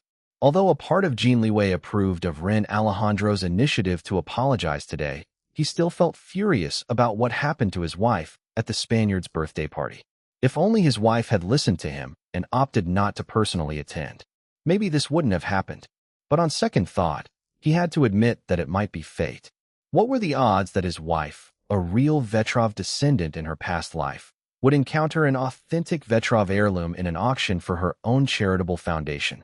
Prior to this, his wife often avoided confronting her past life as a Vetrov as much as possible.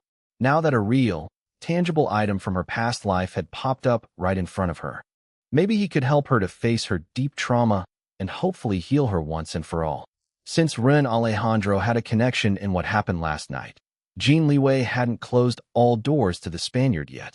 For the sake of knowing more information and possibly finding a helpful connection to the Vetrovs, he was willing to speak again to Ren Alejandro, but only after his anger had eased. As for Ren Alejandro's friend, Emilio Miguel, Jin Liwei could only feel hostility and vigilance. He didn't want to have anything to do with the asshole, to be honest. Lu Ziheo's thoughts were similar to Jin Liwei's, but more extreme. He was completely hostile against Ren Alejandro, but it was more akin to something like instinctive competitiveness rather than pure hatred. To Emilio Miguel, he hadn't personally met the man yet, but he already loathed him for possessing something that originally belonged to him in the past life as Nikolai Vetrov. He wanted to know more about the motherfucker. If Emilio Miguel really had something to do with the massacre of the Vetrovs, he would bet his cursed life and fight to the death before dragging the motherfucker to hell with him. Just like what Wei Lan and Ren Alejandro had been expecting, the birthday party was featured on the news. Wei Lan was thrilled but felt a bit disappointed that there was more focus on her daughter and son-in-law than on her, and her stepson, of course. At the same time, Iris of Hope released an official announcement on its website that 100% of the proceeds from the fundraising auction had already been donated to 3 charities that the foundation was currently supporting. The 3 charities responded by posting their own official statements of gratitude for Iris of Hope's generosity. These 3 recipients were happy to receive such large lump sum donations because the total money raised from the auction was a little over 15 million renminbi. Each of them received about 5 million renminbi each. However, the media focused more on Iris Long and Jin Liwei's donated items, which fetched the most money at the auction. Jin Liwei's Irish whiskey collection was a marvel to the general public. They almost couldn't believe that any alcohol could be that expensive. 7.5 million. What kind of price was that? Then there was Iris Long's original signed manuscript, which CEO Jin bought for 2 million, not even giving other people a chance to outbid him for his wife's work. The Black Stars praised their boss Iris' husband for supporting her. They imagined a scenario where the domineering CEO wouldn't let anybody else own something of his wife's. Even when she personally gave it away, he would do everything in his power and wealth to get it back. Fans of the film Strong Yet Broken also stirred. They swarmed Iris Long and LXC Studios' social media accounts, begging for Iris to auction more of her original manuscripts of the film's soundtrack. As a result, the film trended once again. Not only the film but all the people associated with it as well.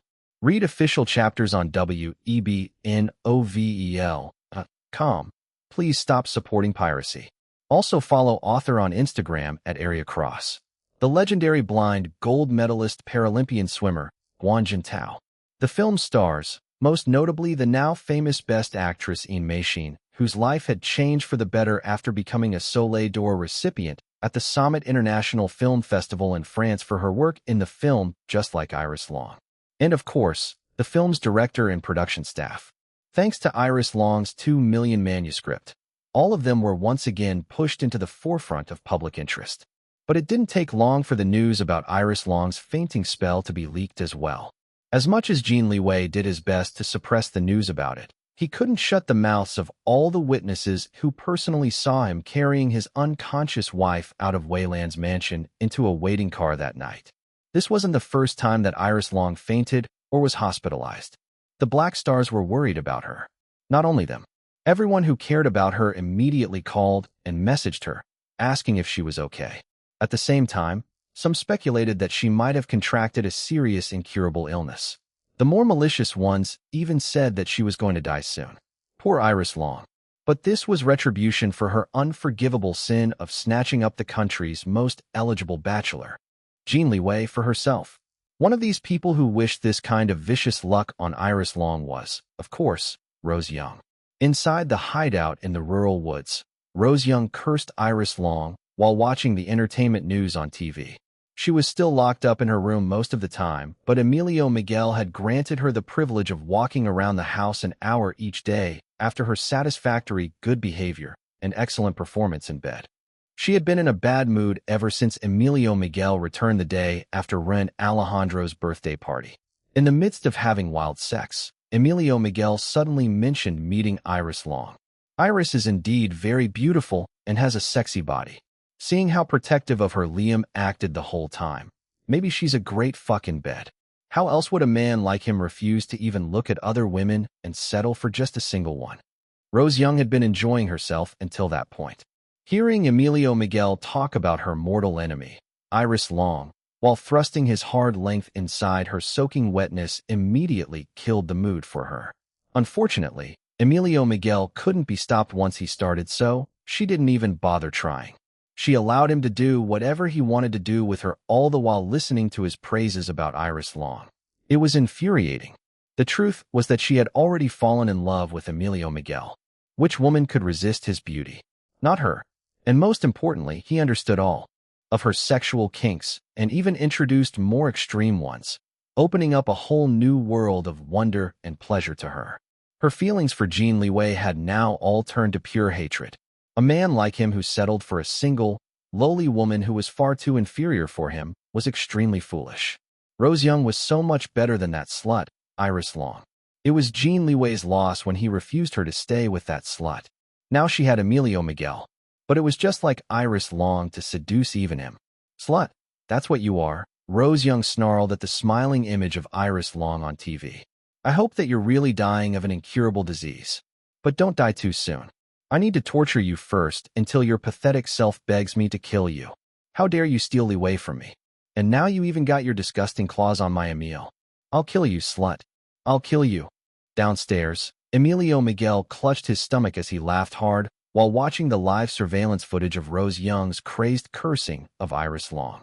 He still looked gorgeous despite his unbecoming actions. Watching all this was Ren Alejandro, who had an ugly expression. He heard all the murderous words that came out of Rose Young's mouth. My Emil? She called you my Emil? Is it part of your mission to make that hostage fall in love with you? Why did I not hear about this? It took some time for Emilio Miguel to control his laughter. Granted, he didn't try that hard to stop himself, allowing himself to laugh until he got tired of it instead. He clearly didn't give a damn if he pissed off the already pissed Ren Alejandro even more. Ren Alejandro's other brothers who came with him to the hideout remained silent and helpless while continuing to watch the two leaders confronting each other. Emilio Miguel sniggered before finally answering Ren Alejandro. It is not part of the mission. Do not worry about it, my cute little brother. Then why are you so careless? It will make our mission more complicated if you continue sleeping with the hostage and making her fall and love you harder, no? The extremely beautiful man shrugged his shoulders. Is it my fault that I am too attractive? I was born this way. Completely natural. People fall in love with me all the time. Why so serious? I will handle my own shit while you handle yours. Simple as that. Ren Alejandro snarled. That is what I want, but you just have to interfere with my part of the mission at my party. Now I am back to square one with Liam Jean because you cannot keep your perverted eyes away from his wife. Do you not know how much effort I had to expend just to get close to that couple and infiltrate their close circles? Emilio Miguel sighed and shook his head. Do not act so childish. Always complaining and blaming me all the time instead of solving your own shit. That is why Uncle and the higher-ups do not trust you to lead this mission all by yourself and called me right away after finishing my previous mission. Now Ren Alejandro's expression turned uglier than before. The splitting of leadership between the two of them was a thorn to his pride. Speaking of being unable to keep my eyes off Liam Jin's wife, Iris Long is indeed hot. I would love to fuck her one day. Maybe when we finish the mission and dispose of Liam, I can have a go with his wife. Emilio Miguel licked his lips. The action was supposed to be lascivious, but it looked divine on him instead due to his angelic beauty. Ren Alejandro looked disgusted at him, though. He opened his mouth, but quickly closed it again. Good thing that he was able to restrain himself from a surprisingly instinctive urge to defend Iris Long from Emilio Miguel. Why would he even do that? Iris Long was nothing to him. As Weiland's daughter, she was just one of the many tools to get closer to her husband, Liam Jean, and the old man, Lu Jianhong. Read official chapters on webnovel.com. Please stop supporting piracy. Also follow author on Instagram at Area Cross. Although the Matador was a disgusting monster, Emilio Miguel was still a partner in the mission. There was no reason for Run Alejandro to create more tension with a partner in the mission for the sake of a mere tool. Also, I am very interested to know why Iris wanted my smoking pipes so much, Emilio Miguel continued saying. She did not bid on anything during the entire auction, but immediately bid 1 million when she learned that the final item is from me. I think she is attracted to me just like everyone else.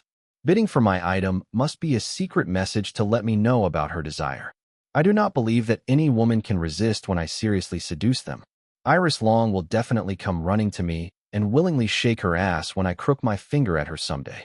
Ren Alejandro rolled his gray eyes. The man wasn't only disgusting but delusional as well. Did Emilio Miguel really believe that all women were loose like Rose Young? If that were true, then Ren Alejandro might choose to become celibate someday. He liked regular sex, but if the partner was too easy, then he would eventually become bored and even repulsed. His tastes were certainly not as strong as the perverted Matador. Where did you get that smoking pipe anyway? Ren Alejandro asked to change the subject because he didn't like hearing about the other man's lewd and misogynistic comments. Emilio Miguel paused.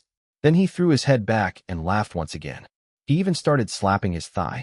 Ren Alejandro scowled, knowing that the man was laughing at his expense this time. What? He asked in annoyance. The beautiful man just continued laughing while looking at him with blue eyes filled with unreadable meaning.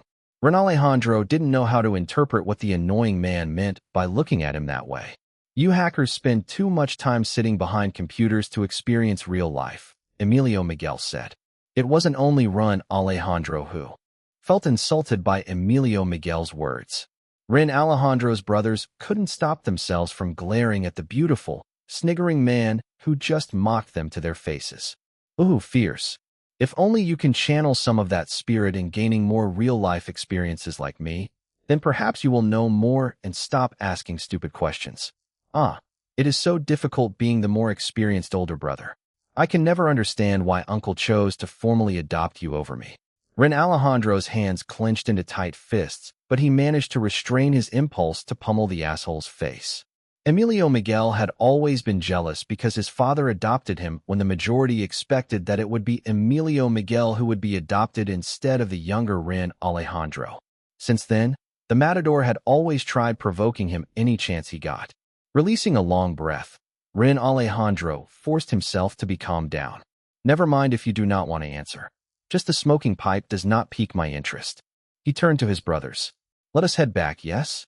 His brothers nodded and immediately filed out without wasting any second. Ren Alejandro was the last one. He could hear Emilio Miguel starting to laugh at them once again. Just a smoking pipe, huh? Oh, how cute, my innocent little brother. If you only know from where I picked it from.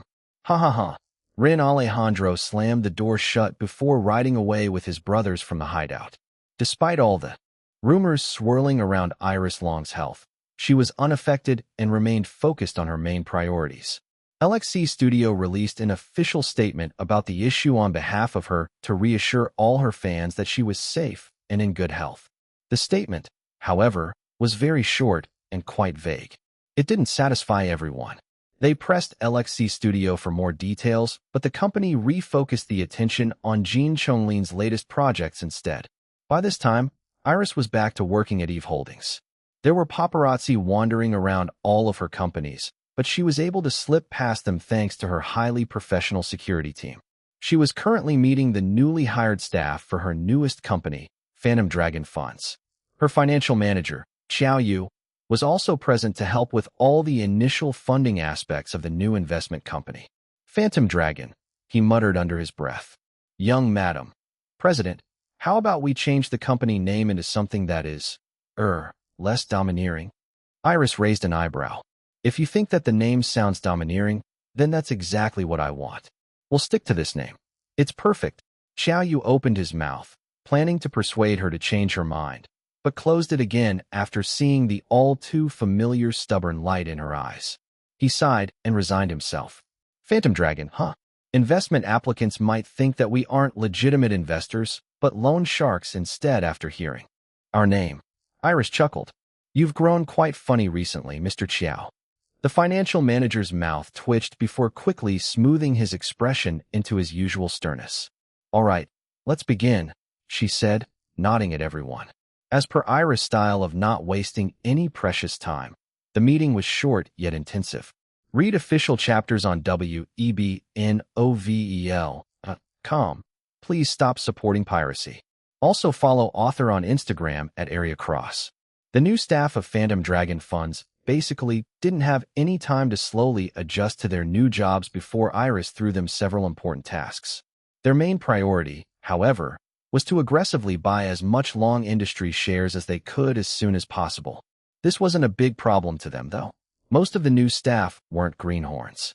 In fact, they were some of Qiao Yu's acquaintances. He vouched for their characters, but of course, Iris still performed due diligence when personally hiring them. After all, the investment company would handle large amounts of money on the get-go before it could expect to turn in any profits. Just like any other investments, the possibility of losing money existed as well. After everyone left, Qiao Yu stayed and looked hesitant to leave. Is there anything else, Mr. Qiao? Iris asked. He said, Young madam, forgive me if what I'm about to say might sound presumptuous. What is it? If you really do this, you are more or less effectively declaring an open war against your eldest brother. You'll really fall out with him and everyone in his camp. I know already. Iris leaned back on her seat and looked at Qiao Yu straight in the eyes. But I've already fallen out with Long Hui for a while now. But your father, President Long, I'm aware that father still insists on protecting his eldest son. Qiao Yu was silent for a few seconds before saying, Please don't misunderstand. I'm not siding with anyone but you or defending any of them.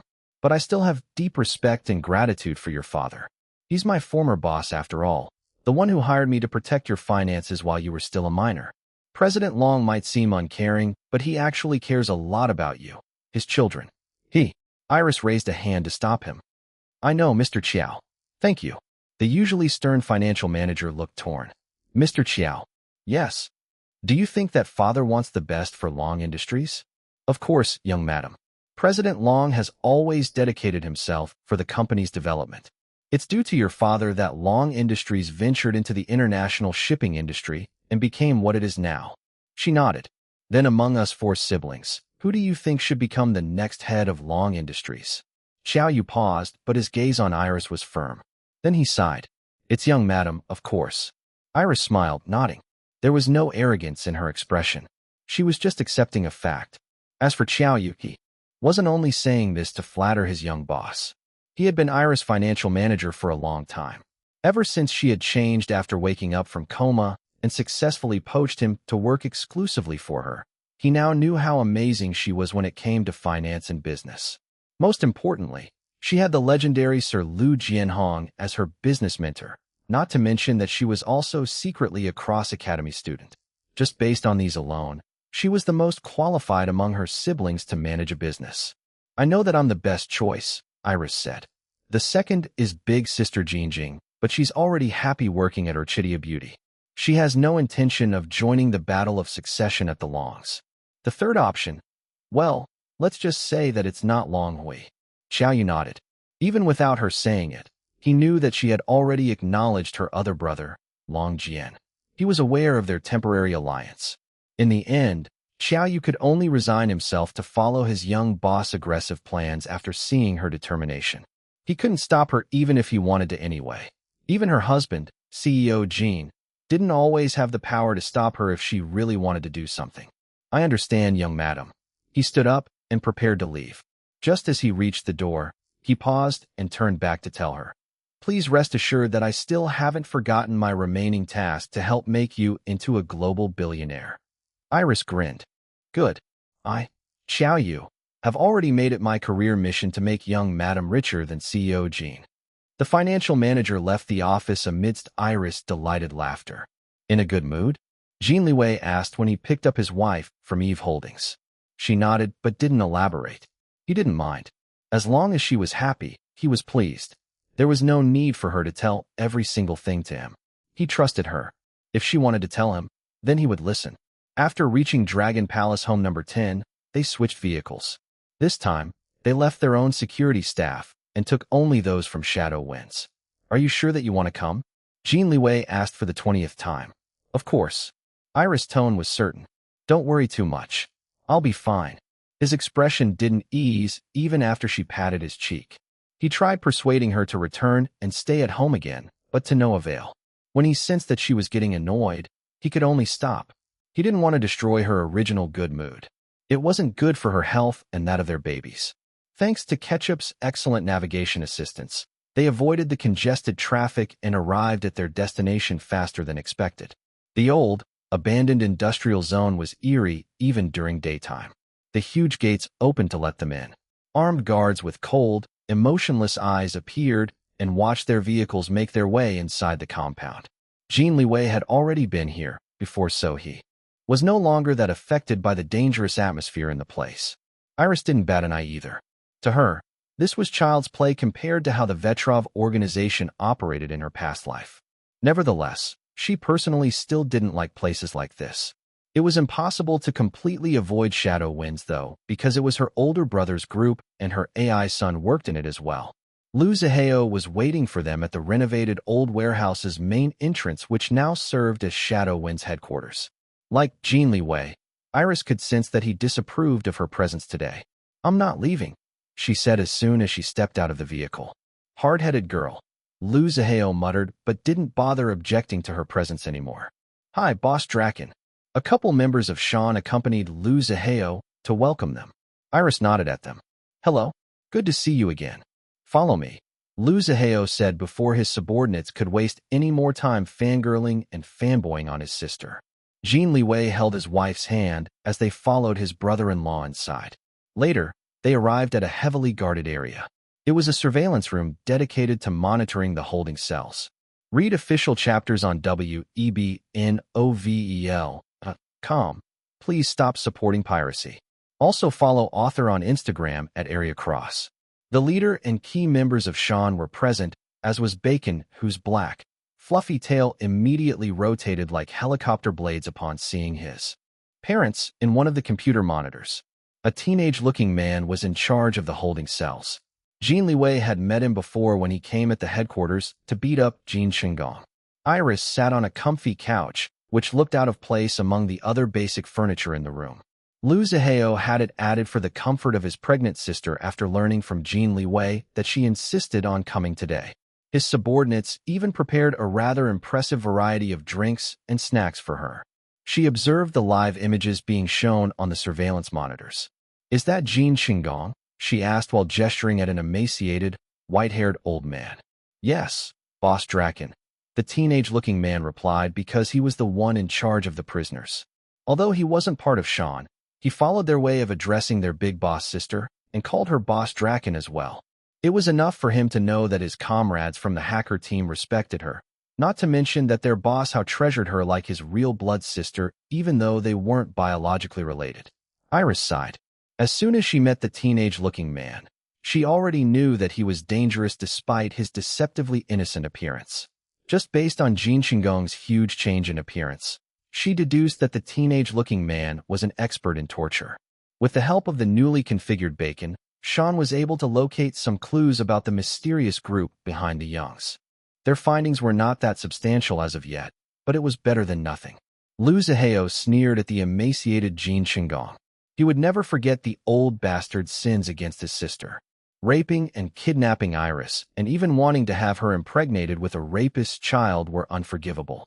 Granted, these plans never had the chance to be carried out, but just the fact that they were thought up in the first place was already enough for both Jin Liwei and Lu Zihao to throw away any possibility of a lighter punishment for Jin Shinggong.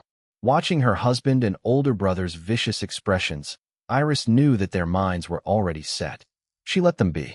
She didn't have any intentions of letting off Jin Shinggong either. The men would take care of him according to their original plans. Her eyes moved to 3 other holding cells. There was Jinny Sang, Rose Young's best friend, Luke, Rose Young's maternal cousin, and another guy, Luke's friend. She came for them today. After eating a chocolate bonbon, she stood up. Love, do you really need to do this? Jin Liwei asked, his tone filled with worry. I want to. He sighed. I'll come with you. Lu Zihao also moved to follow them. After receiving Boss Hao's nod, the teenage-looking man led the trio to one of the holding cells. Later, a blank-faced Jinny Sang flinched and cowered upon hearing the door open.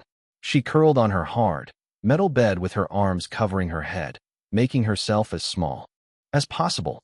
Her whole body trembled and waited for the day's torture. She could hear footsteps nearing her, making her shake even harder. Jinny Sang, a soft, female voice said, sounding very out of place. Surprised and confused, she peeked and saw a familiar figure looking down on her. She didn't even notice the other two male figures flanking the person. It was as if Jinny Sang saw her salvation. She threw herself to the floor and hugged the female's legs and started wailing. Save me. Jinny Sang hung on to Iris' legs with all her might. Please, I beg you. Iris Long, have mercy on me and save me. Wah-ah-ah. Before she could continue any further, she was grabbed by the neck and then thrown away. She groaned in pain when she hit the wall. Her blurry eyes saw a frightening hulk of a man glowering down on her. She began shaking harder and avoided looking at the scary man. However, her desire to survive was stronger.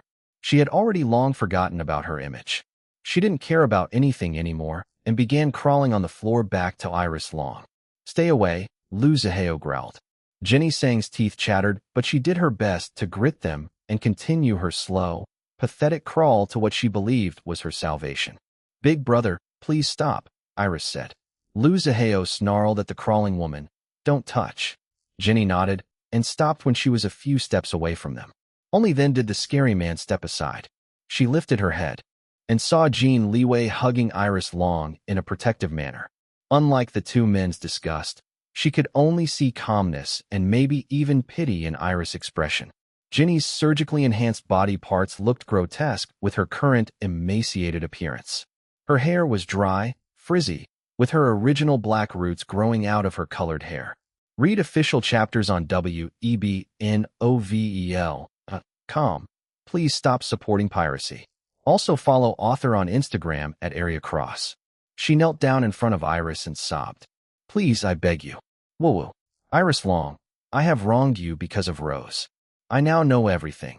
That she used me and her maternal cousins to harm you and Jin Liwei. Rose Young has been my best friend for the longest time, but she just abandoned me to save herself from the consequences of her crime. I was so loyal to her. Even if I didn't agree with her plans, I still supported her. But she just used me. Wah-ah-wah-ah. I have always known her true colors, but this is the first time I personally feel victimized because of her. Wah-wah. Iris didn't say anything and continued watching her. Jin Liwei monitored his wife's condition, intending to carry her out the first sign that she showed any discomfort at the current situation. Lu Zihao continued to glare at the wailing Jinny Sang, ready to keep her away from her sister if the woman dared to grab Iris again. I'm so sorry, Iris Long. Wah-ah-wah. I regret everything I did. With Rosie to harm you. I really do. Please save me. I can't take it anymore. I don't want to die here. Woo-woo. I'll do everything and anything you want me to. Just, please, have mercy on me. Please, Iris Long.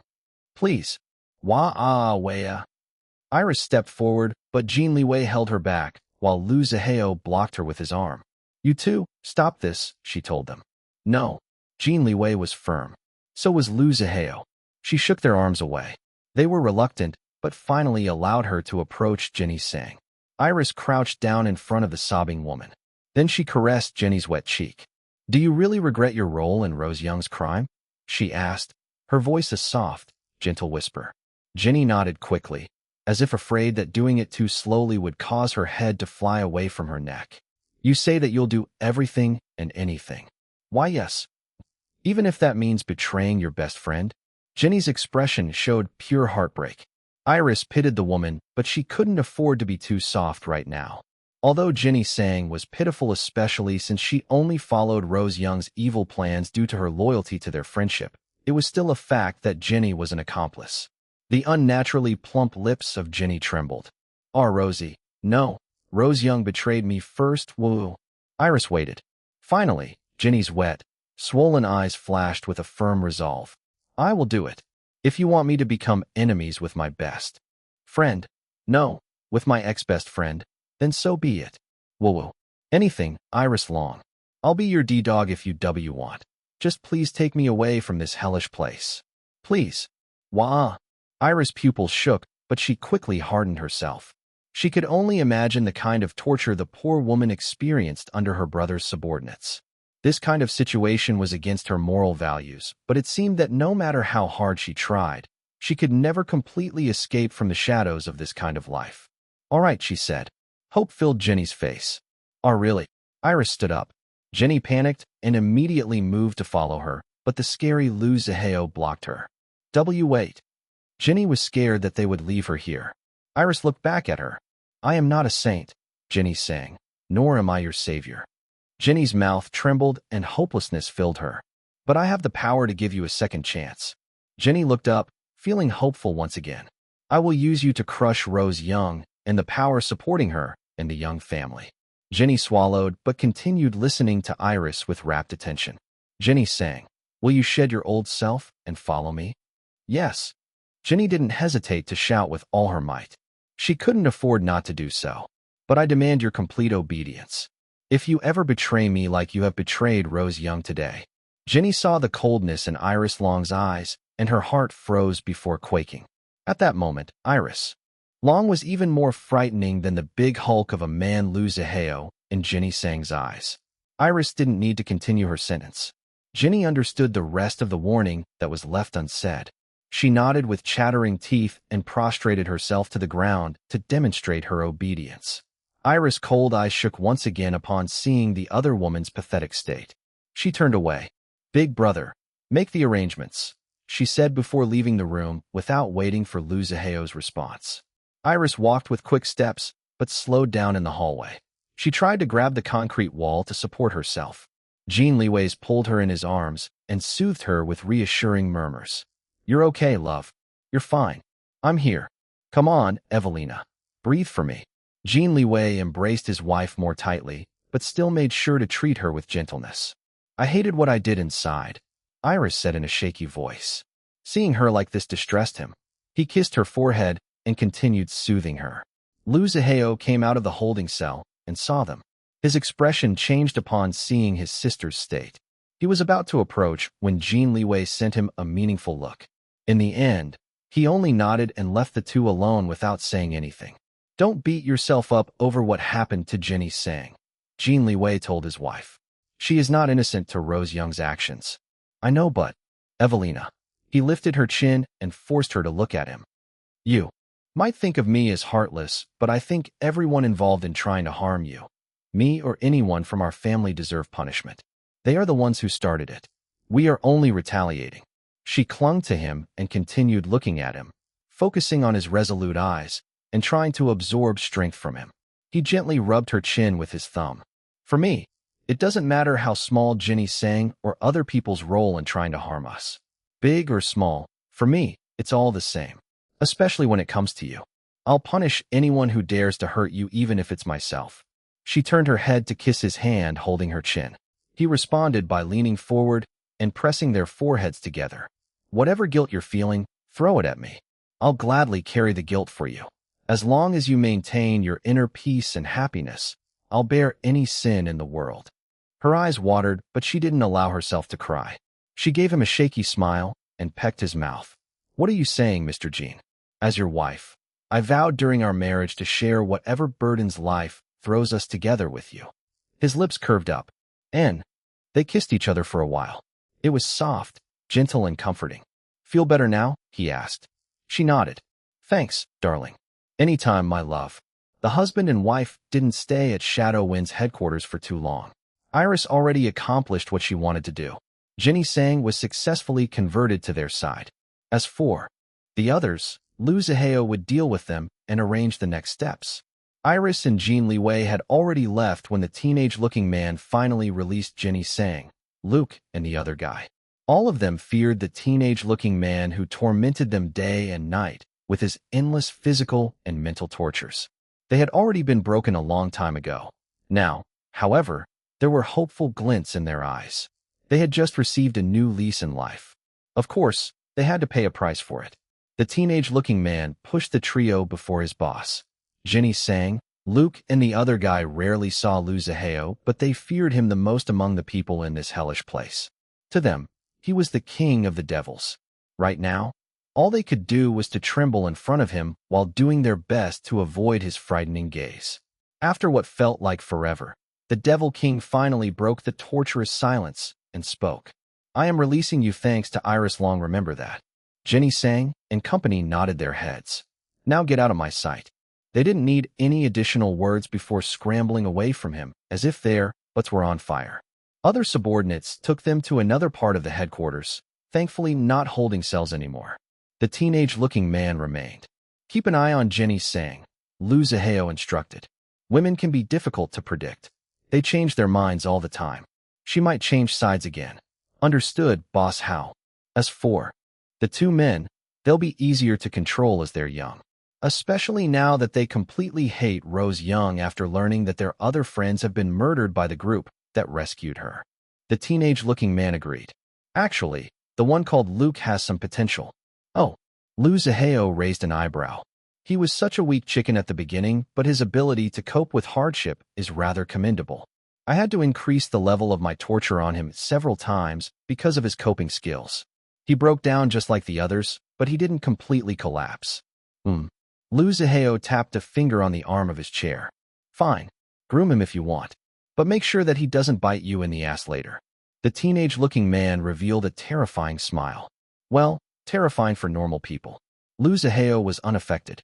In fact, he thought that his subordinate's smile was too wide and gummy. In short, ugly. But he kept his opinion to himself, deeming it as something unnecessary to share. Read official chapters on webnovel.com. Please stop supporting piracy. Also follow author on Instagram at Area Cross. He quickly focused on his next task. He turned to the surveillance monitors and watched the emaciated Jin Chunggong, who now looked several years older than his actual age. Lu Zihao glanced at the teenage-looking man and saw from the sadistic glint in his subordinate's eyes that Jin Chunggong received the best treatment among the prisoners. Kid, the black cat shown on the monitor swished his tail. Please call me by my glorious name Bacon, Uncle Zihao. Calling Bacon Kid in our workplace is very unprofessional. It's not classy. Lu Zihao ignored the little smartass quip. Show me your findings about the group who rescued Rose Young. It's time to give them a little present. Bacon understands. Only one screen was needed to show all the information they managed to dig so far. It wasn't much, but for their next task, it was enough.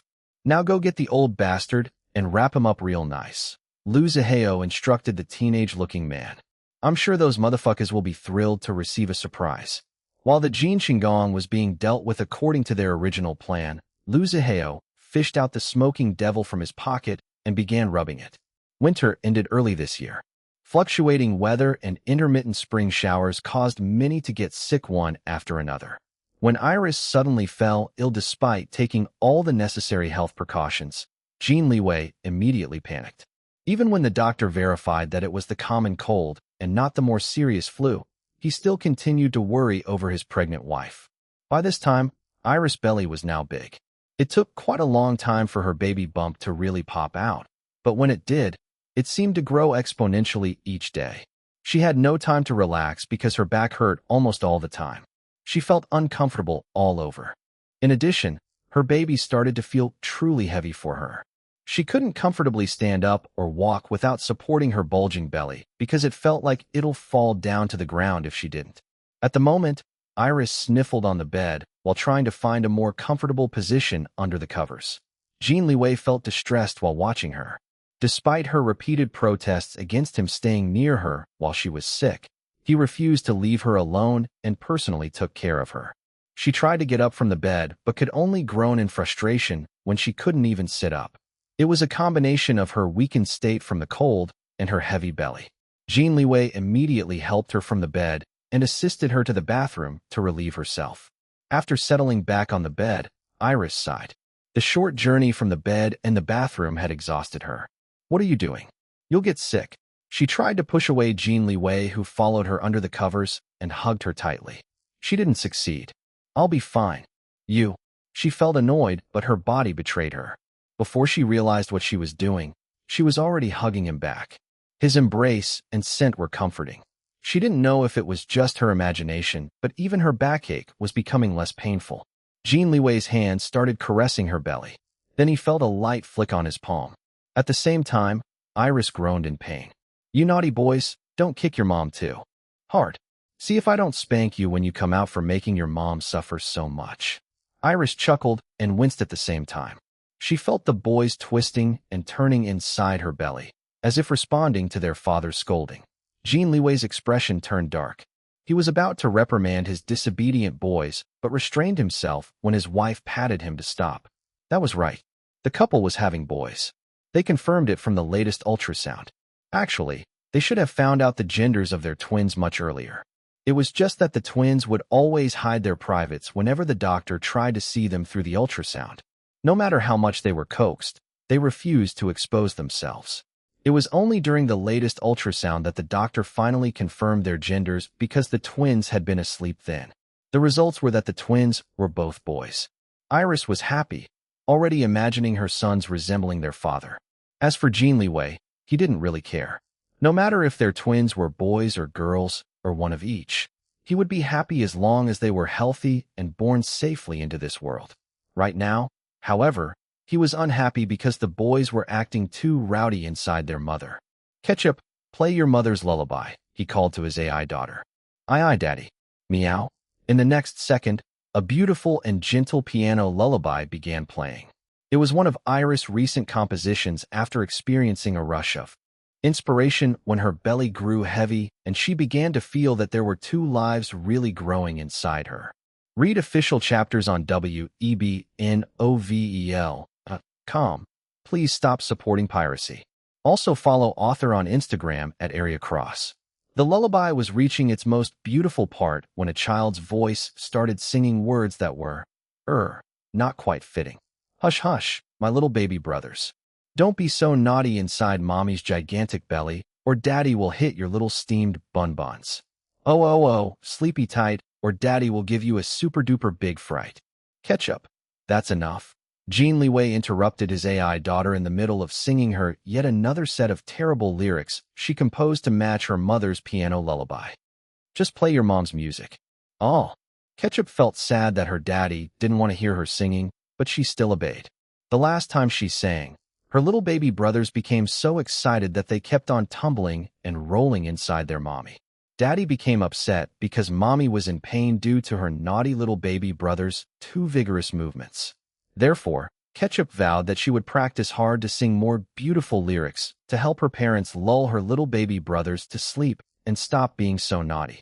Since she couldn't talk right now or risk making her little baby brothers more excited, Ketchup could only turn to her great-grandpa Lu, who was super-duper awesome and always loved chatting with her. Jin Liwei released a big sigh of relief when Ketchup finally left. He adored his AI daughter, but she was too energetic. His sick wife needed to rest and focus on healing, while the twins needed to stop playing around inside their mother's womb and causing her pain. Iris gently massaged her big belly. Her soothing movements and the gentle lullaby must have worked because the naughty boys finally settled down. It was only then that their father's stern expression eased. "Don't be so hard on our twins," she told her husband. "They're not even born yet, and you're already scolding them." "I'm all right. I can still bear this much." He didn't reply right away. She looked at him and widened her eyes, prompting him to answer. "Fine," he said, sighing. "I won't be too hard on them, but I won't spoil them either. If they do something wrong, then they need to be disciplined." She pursed her lips, but still nodded. ####. Chapter title, Twin Boys. Jin Liwei changed the topic into something that was worrying him. "Do you still plan to attend the music awards next weekend?" Iris hesitated before nodding. "You're sick. Let's just skip it this year." "Okay, love." She sighed. "We still have a few more days. If I'm still not feeling better by that time, then we'll skip it." But if the doctor gives me the go-ahead, then I want to attend. This time, it was his turn to sigh. He still wanted to persuade her not to go, but knew that she was looking forward to the music awards. She received multiple nominations again, just like last year despite not being as active.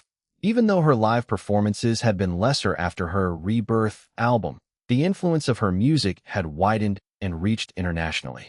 This was mostly due to winning a Soleil d'Or award for Best Soundtrack at the Summit International Film Festival in France for the film Strong Yet Broken, and her successful collaboration with her brother-in-law, the superstar Jin Liwei, who had countless army of fans across the world, especially in Asia.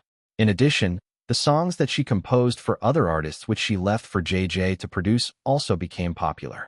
Her involvement in the final products of those songs were very minimal, but it was a fact that she was the original songwriter. Her name, Iris Long, was included in the song credits. Most of those songs were also nominated. In fact, she was essentially competing against the songs she wrote. Later in the afternoon, a tired Jin Liwei visited the mansion. He brought a care package for his sick and pregnant sister-in-law and lots of treats for the cats and little June. He even gave virtual red packets to both Ketchup and Bacon. At first, he had no idea how to give gifts to his AI niece and nephew after learning of their existence. But thanks to Bacon's direct suggestion to give them money instead, he didn't have to rack his brain anymore.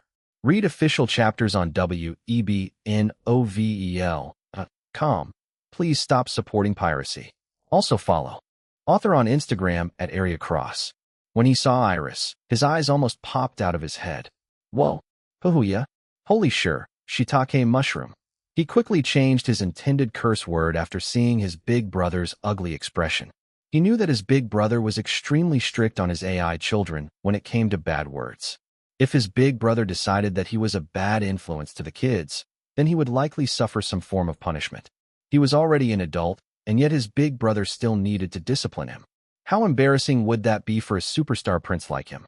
Jin Liwei was frightened as he kept staring at Iris' belly. It had only been a few days since he last saw her. She was already big then, but not this big. The size appeared even more prominent because Iris remained generally slender besides her belly and boobs. He did his best to avoid letting his eyes wander upwards from her belly. If his big brother ever caught Jin Liwei ogling Iris' swollen breasts, then he might end up being murdered by his own brother. It's so big, his shock was now turning into amazement. Are you sure there are humans inside? Jin Liwei glared at him. Of course, they're humans. What do you think they are? Hippopotamuses? As soon as he said this, even Iris glared at him. If looks could kill, the husband and wife would have already murdered him in an instant. I'm just joking. Ha ha ha. The three talked for some time.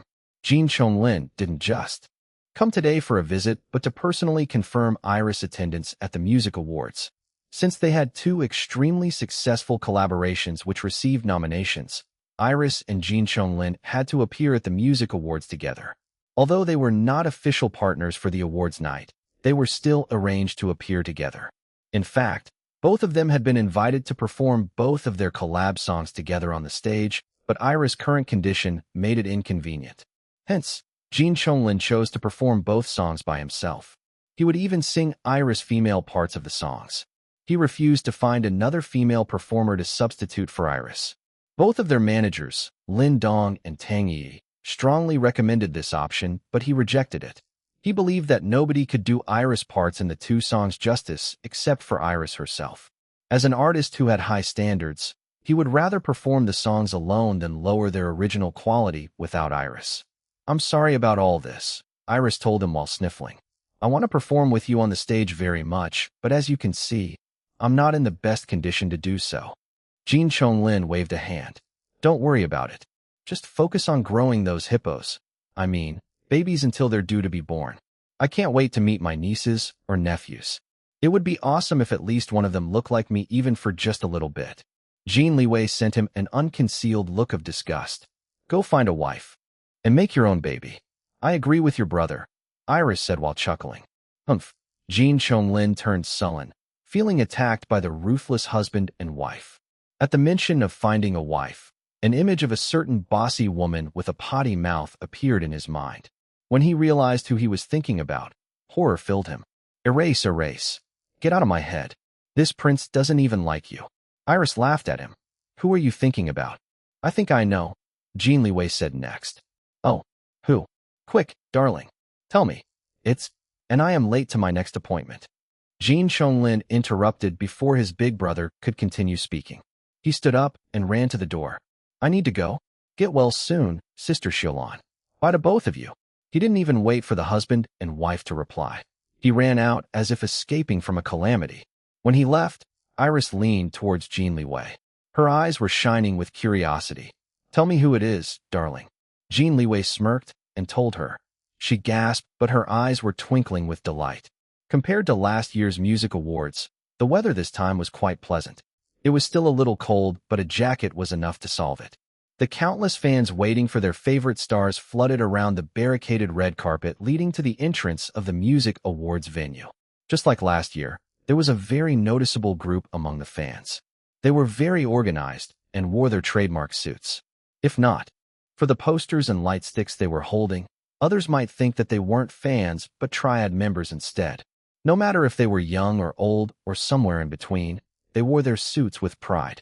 Others found them cool, while some thought they were tacky. The Black Stars didn't care. As long as they stood united to support their boss, then that was all it mattered to them. The teenage Ming Li, aka Little Phoenix, came with her father because it was the only way that her parents would allow her to go to the red carpet event today. Her mother stayed at home to take care of her little brother, who was still too young to go to crowded places like this. Ever since she was invited to attend Boss Iris and CEO Jin's private wedding as a guest, her parents became more accepting of her fan activities as a Black Star. In fact, her family had all become Black Stars, especially after Iris offered Ming Li a conditional offer of college sponsorship in the future as long as she studied hard. The sponsorship would cover her tuition, mandatory expenses, and allowance even if she chose to study abroad. There were already a few college sponsorship recipients among the Black Stars, including their founder and president, Zhou Meier, aka Captain Black Star. This education sponsorship program was just another reason why the Black Stars loved their boss Iris. Of course, not everyone qualified for the program. They also needed to show with their results and circumstances that they were deserving to benefit from the sponsorship program. This wasn't an issue for the Black Stars. They were already grateful that such a life-changing program was available to them. As a matter of fact, all the current recipients were doing their best in their studies with the aim of working in one of their boss Iris companies after graduation. Even when their boss Iris told them that she never expected them to return the favor by actually working for her, they still set working in her companies as their career goals. Back to the red carpet event, Ming Li and her father were chatting with Zhou Meier and the other Black Stars. All of them were extremely organized with almost military-like precision. Nevertheless, their expressions were filled with excitement as they continued waiting for their beloved boss Iris.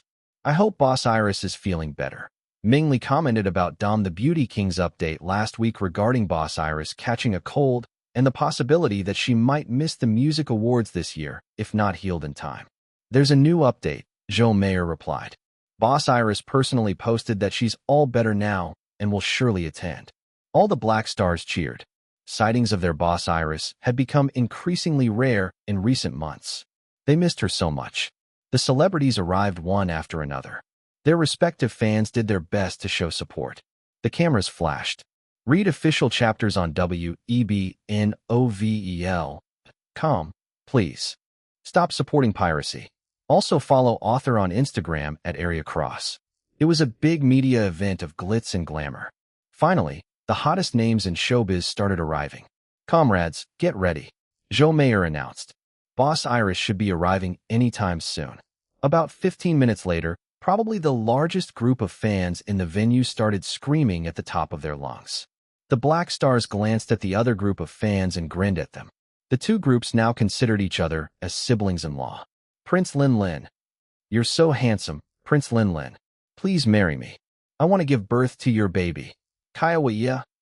Jin Chonglin's army of fans finally showed their might at their prince's arrival.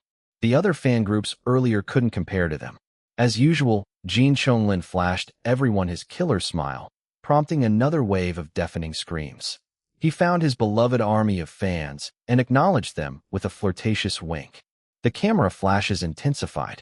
Jin Chonglin was in his element. There was no hesitation in his movements as he posed here and there. He used confidence and charisma. When he appeared, all the other celebrities seemed to pale in comparison.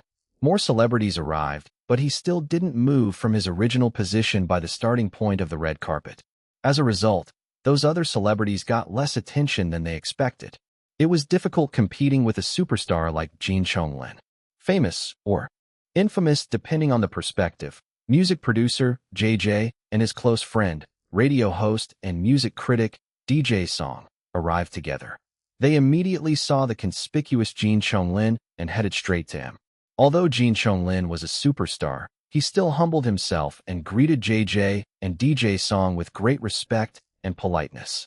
Before Iris and Jin Liwei started their own entertainment company, LXC Studio, JJ had always treated him with barely concealed antagonism. JJ considered Iris to be his precious proc and wanted her to beat Jin Liwei's ass in the music industry. Well, to be honest, JJ still wanted Iris to beat and surpass Jin Liwei even until now. But at least the music producer was friendlier to Jin Liwei after Iris' marriage to Jin Liwei and the establishment of LXC Studio. Not going in yet, boy? JJ asked. Let's go in together, DJ Song suggested. Please go ahead without me, Jin Liwei replied. I'm waiting for my big brother and sister Shilon. Oh, I see. DJ Song wasn't bothered and immediately accepted the reason. Then I'll stay here and wait for my proc with you, JJ said, and did just that. DJ Song sighed but decided to join his friend. The trio caught everyone's attention. People wondered what the three men were doing just standing there and not entering the venue yet. The official media reporters weren't stationed by this part of the red carpet. Seeing the trio, the more quick-thinking ones decided to temporarily ditch their original spots to get first-hand interviews with the superstar, music producer, and radio host. In the middle of the interviews, Jin Liwei noticed a familiar figure stepping out of a vehicle onto the red carpet. He immediately excused himself from the reporters and moved to welcome the new arrivals. JJ and DJ Song followed suit. Since the trio had been the focus of almost everyone's attention ever since their arrival, all of their movements were magnified in people's eyes. Following the trio's line of sight, everyone finally realized that CEO Jin Liwei had arrived. His appearance meant that a certain person should have also arrived with him. All the Black Star's eyes lit up. Then an elegant silver low kitten heel stepped out of the car onto the red carpet, followed by the figure of a WHOA. Eyes popped out. Jaws fell. Loud gasps all around. Jin Liwei carefully supported Iris Long as she managed to step out of the vehicle with her usual elegance. This time, however, the great caution in her movements were apparent. Oh my gosh! Iris Long's belly it's holy macaroni. She's pregnant. Zhou Meier, Ming Li, Father Ming, and the other Black Stars also couldn't believe their eyes. The last time they saw their boss Iris was at the live stream of the grand opening of Eve Holdings. Her slender, hourglass body was still the same back then. At least, that was what they remembered. It wasn't even that long ago yet. But look at her now. How come? Her belly had gotten so huge. Everyone looked at the shockingly pregnant Iris Long being escorted by her husband, the ever-cold and handsome CEO Jin, and being welcomed by her superstar brother-in-law Jin Liwei, music producer JJ, and radio host DJ Song. So the trio had been waiting for the wife and husband. This time, the camera flashes were faster and more intense than when Jin Liwei arrived earlier. All the reporters knew that this could be the biggest scoop tonight. Iris was wearing a deceptively simple, yet elegantly regal Grecian-style gown. It flowed like royal blue water around all the curves of her body. Despite her swollen belly and chest, it was quite surprising that Iris still maintained her overall slender build. Her physique still looked graceful and delicate. She wasn't like most pregnant women who became fat. It seemed that all the food she ate went to the tiny human growing inside her belly. When people looked at her back, she didn't look pregnant at all. After greeting Jin Liwei, JJ, and DJ Song, Iris noticed the suited Black Stars. She waved and graced them with her smile. Read official chapters on webnovel.com. Please stop supporting piracy. Also follow author on Instagram at Area Cross. Another round of loud gasps sounded. What the hell was that? Most had the impression that female celebrities who became pregnant would become less desirable because they now had the permanent label of being mothers, regardless of their age. Celebrity mothers would always seem more mature than those who had never been pregnant before. Then could someone explain why in the world did Iris Long look even more beautiful now that she was pregnant? She seemed to be glowing from the inside.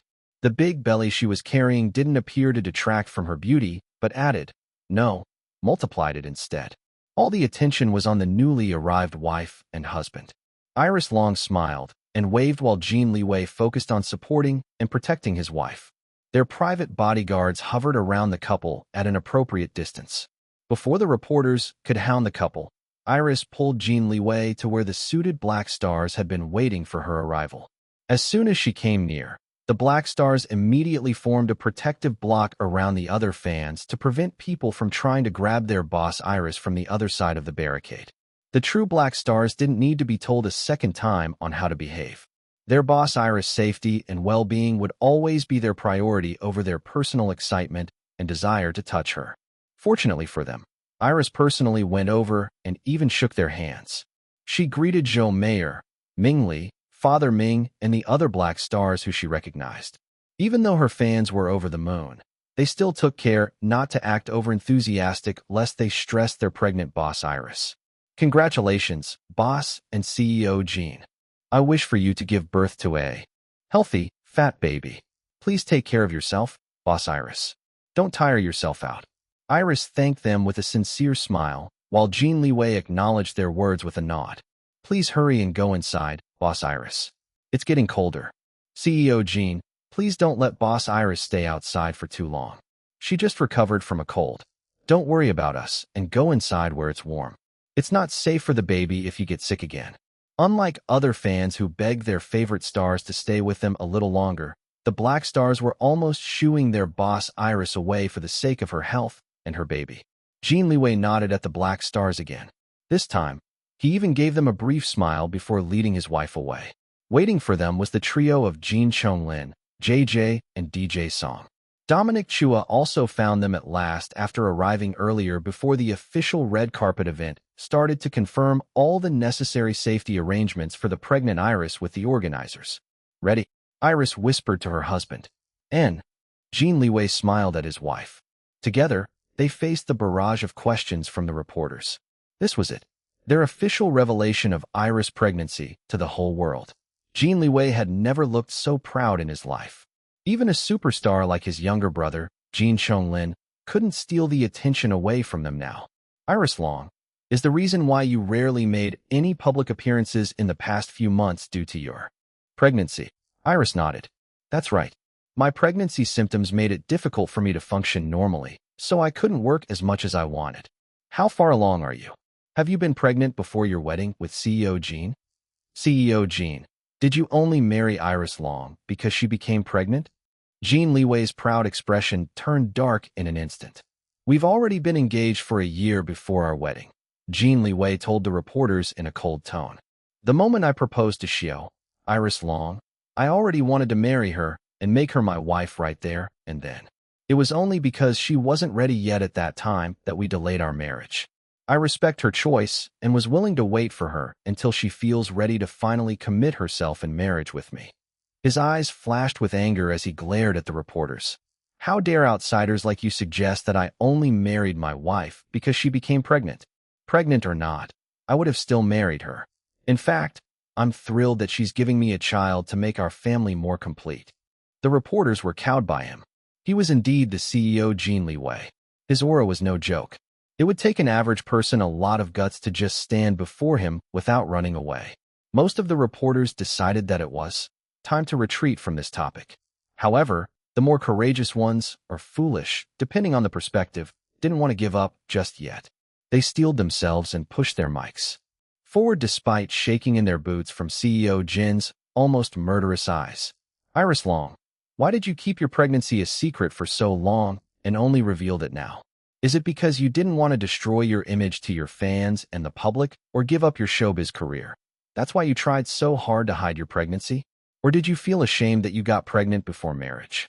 Jin Liwei's expression turned blacker. He was about to erupt, but a firm tug on his arm stopped him. He looked at his wife beside him and saw her smiling. Her eyes, however, was cold and filled with strength. He only hesitated for a couple of seconds before stepping back and letting her take the lead against the aggressive reporters. If this was what she wanted, then he would give the moment to her. He just needed to stand beside her and become her strongest backer. "You're wrong," Iris told the reporters, looking at the aggressive ones straight in the eyes. Some turned away and avoided her gaze, while a few didn't care and even challenged her by looking at her directly in the eyes as well. "I never felt ashamed becoming pregnant. Why should I? I'm carrying the child of the man I love and one who loves me back. Just like what my husband told you just now, we were already committed to each other long before our marriage. We married because we love each other and not solely because I became pregnant.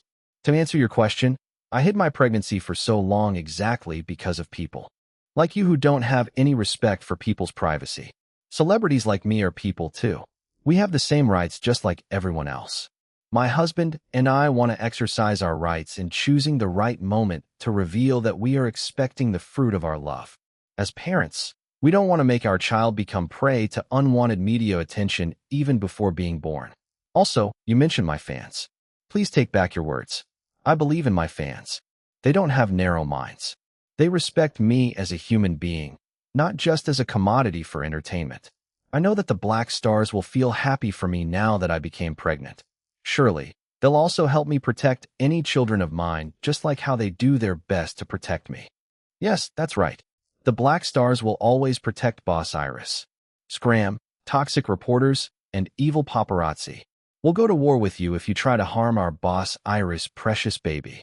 Boss Iris' baby is the Black Stars' precious baby. The voices of the Black Stars were heard throughout the red carpet. Others looked at them, including the reporters. Earlier, the Black Stars had been orderly, polite, and respectful of the spectator rules. They refused to imitate other fans who would go crazy seeing their favorite celebrities without any regard for everyone else. Now, however, they looked furious on behalf of their boss Iris.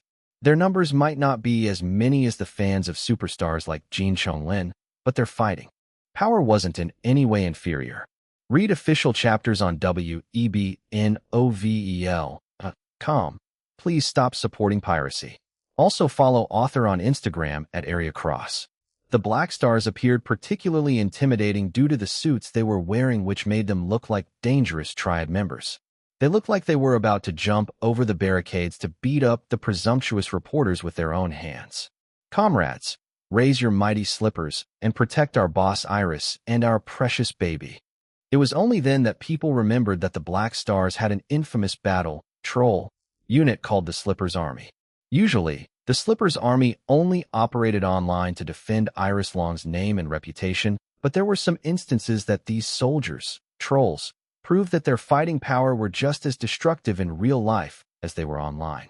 The reporters couldn't help but step away from the barricades.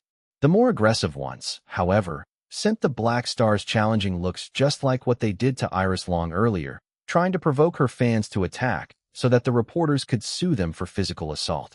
Iris Long made eye contact with Joe Mayer, aka Captain Black Star, and raised her hand into a stop sign. Joe Mayer immediately controlled her fellow Black Stars. Iris sent her fans a smile of gratitude before facing the bloodthirsty reporters once again. "Thank you for your time, but I'm afraid I'm starting to feel cold," Iris said. "I just recovered from being sick.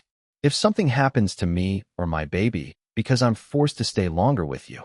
She stared at the aggressive reporters. Beside her, Jin Liwei's threatening aura was enough to fill the rest of her sentence. Yes. Please hurry and go inside to warm up. It's not good for pregnant women to stand for too long." The quick-witted reporters immediately tried to soothe the tense atmosphere. After a final glare, Jin Liwei escorted his wife inside the venue. Jin Liwei also sent the reporters a cold look before following his brother and sister-in-law. He also wanted to give the reporters a piece of his mind, but his manager, Lin Dong, stopped him. Lin Dong came with Dom and Iris manager, Tang Yi. With cold eyes, Jin Liwei remembered each and every face of the disrespectful reporters. He would blacklist them from all events hosted by LXC Studio in the future.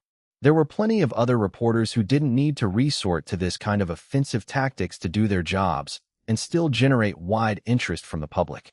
He would tell everyone at LXC Studio that they didn't need to entertain any reporters who had no morals. Unlike Jin Lin, who had his manager to stop him, JJ didn't give a damn as he lambasted the reporters to their faces for treating his proc that way. The music producer was infamous for his horrible temper. Everyone in the industry knew this. His close friend, DJ Song, pretended to stop him, but those with keen eyes knew that the radio host and music critic was also displeased at how the reporters treated Iris Long just now. It wouldn't be a surprise if DJ Song criticized the reporter's behavior in the next episode of his radio program. Inside the auditorium, the organizers led Iris, Jin Liwei, and Jin Lin to their seats at the front row. Dom and the two managers were seated in a different section, while the bodyguards had their own area with the event staff. Read official chapters on webnovel.com. Please stop supporting piracy. Also follow author on Instagram at Area Cross. The other already seated celebrities who had no idea of what transpired outside the red carpet looked shocked upon seeing the very pregnant Iris Long. All Pandemonium members, Blaze, Eros, Night, and Thunder, left their seats in the middle row to greet Iris Group. As the first artist to sign a contract with LXC Studio, the Pandemonium members now had to call Iris, Jin Liwei, and Jin Lin as their bosses. Of course, they were also some of the first ones to discover Iris' pregnancy when she came to attend meetings at LXC Studio. Ever since they experienced working with Iris on the critically acclaimed Monster of Insanity, they learned a lot from her and managed to improve their techniques and overall sense of musicality. Monster of Insanity had opened a new door for them. They were no longer constrained in the limited world of rock music. They were now willing to experiment and try incorporating various other genres into their music. Their skills were still far from Iris Long's level, so their creative experimentations often failed. But whenever they succeeded, the feeling was unbeatable. They wanted to experience this sweet feeling again and again. Now that they were LXC Studio artists, they had more creative freedom. Their motivation was at an all-time high. "I'm looking forward to your performance later," Iris told them. "Thanks, Boss Iris." She chuckled and wished them good luck. Finally settled in their seats, Jin Liwei focused on making sure that his wife was comfortable. If not for her firm protest, he would have already knelt down in front of her to massage her tired feet despite being in public. It didn't take long for the show to finally start. Welcome to the Harmony Music Awards. The male and female hosts hyped the crowd with their opening words. Then the camera focused on Iris Long and Jin Liwei. The two hosts directly addressed the couple. It seemed that the organizers added this part of the opening at the last minute. "It seems that congratulations are in order for my favorite power couple. Indeed, our sincerest congrats to Iris Long and CEO Jin. We hope that you give birth to a healthy and fat baby." Iris smiled at them before waving at the camera. Even the usually cold Jin Liwei had a subtle smile on his lips. The female host asked Jin Lin next. "Prince Lin, are you excited to be in?" "Uncle." A squatting staff pushed a mic to him. "Of course. I'll definitely dote on my niece or nephew as if he or she is my own kid." "What do you say about that, CEO Jin?" the male host asked. The mic was pushed towards Jin Liwei, who replied while looking at his younger brother. "I already told you. Make your own baby. Kai wea.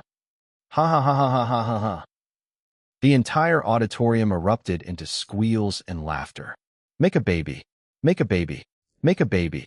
Everyone started chanting these words to make fun of Jin Lin. For his part, he took everything in stride and gave everyone a sheepish version of his killer smile. Jin Liwei's "make your own baby" to his brother, Jin Lin, was quickly made into a meme. It would become one of the most popular meme and catchphrases in the country. The opening words concluded, followed by the night's first performance by a young and promising artist. Iris and Jin Lin watched it with interest. As the co-bosses of LXC Studio, they were always on the lookout for talented artists with potential. Iris had to wear special earphones to decrease the volume of everything around her. Beside her, Jin Liwei didn't care about the performances at all. His entire focus was on his wife. He made sure to check on her every few seconds or so. Afterwards, the first set of golden trebles were awarded to the winners. After another couple of performances, it was time to announce the People's Choice Award for the most popular male and female artists. Unlike the other winners, which were carefully chosen by the Music Awards selection body, the winners for the People's Choice Awards were determined via fan voting. Iris Long and Jin Chonglin won these last year. They were on the running again this year. Jin Chonglin had always won this award for many consecutive years now. This year, he had another large lead from the second place. Even without the announcement, people were already certain that he would win once again. That was for later, though. The people's choice for most popular female artist would be up before the male one. Who would it be? People glanced at the pregnant Iris Long. Would it be her again?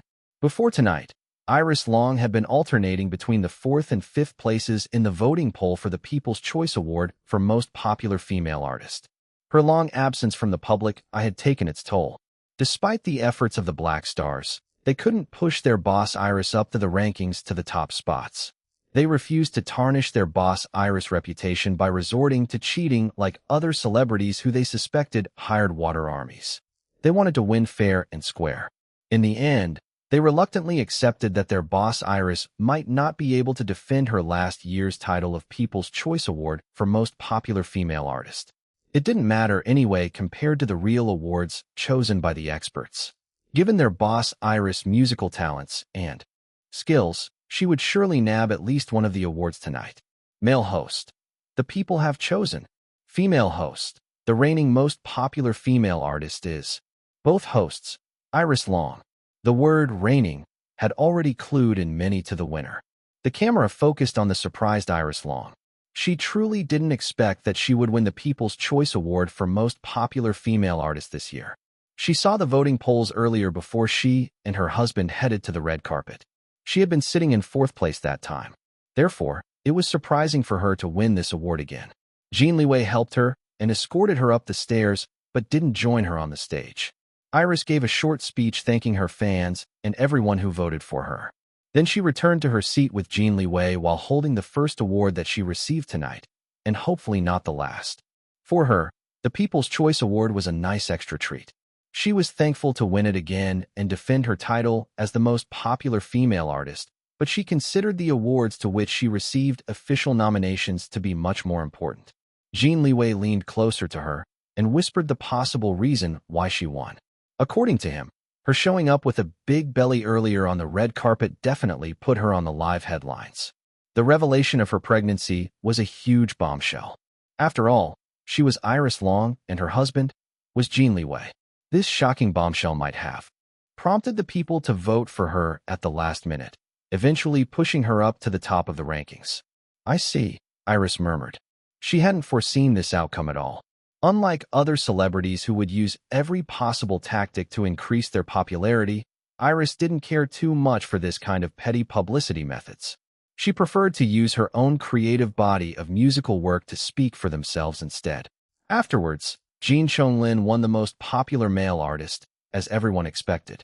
His feat of winning it for so many consecutive years was already a legend in the history of Harmony Music Awards.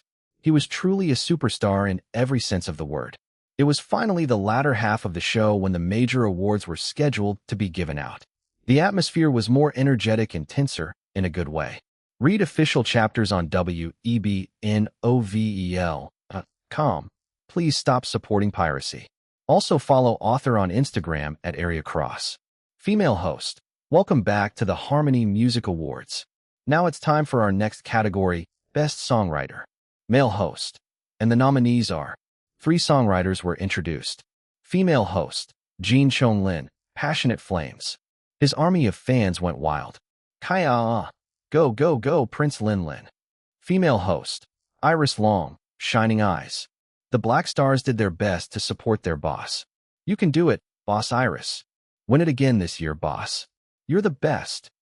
Male host, and the Golden Treble 4. Best Songwriter goes to both hosts, Iris Long, Shining Eyes.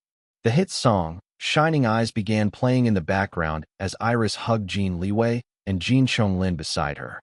I knew that you'll win this, Jin Chonglin said with a sigh. Congrats, Sister Shilon. Thank you, Brother Chonglin. Fortunately, Jin Liwei didn't separate the two by force. Jin Chonglin made sure to keep the hug as brief as possible to prevent the public from making any malicious speculations about the relationship between the three of them. Jin Liwei also knew this, hence why he restrained himself. On the stage, Iris beamed as she held the Golden Treble trophy. Even if she didn't win the other awards that she was nominated for, she would already be satisfied. Winning the Best Songwriter award was important to her as an artist because it proved her excellence in the aspect of not only performing, but also in composing music. First and foremost, I would like to thank my husband for being the inspiration behind this song. I was able to write Shining Eyes and pack it with the most heartfelt emotions of love because of you. Without you, I wouldn't be able to dig deep within my heart and translate my feelings into a love song. Next, I would like to thank my brother-in-law. Brother Chonglin is one of the most talented artists that I respect. Singing Shining Eyes with him is one of the most fun experiences I have as an artist. Also, thank you to my music producer, Mr. JJ. You've always been very supportive of me. Although we clash a lot during productions, I'm always assured that the final products we produce are of the highest quality. Of course, I can't forget everyone who made the TV drama, Our Love, Our Destiny, a huge international success. Thank you for trusting me to compose the drama's theme song. Thank you to my fans, the Black Stars, as always. You've been there supporting me through thick and thin. I hope that you continue to join me in this journey of my career.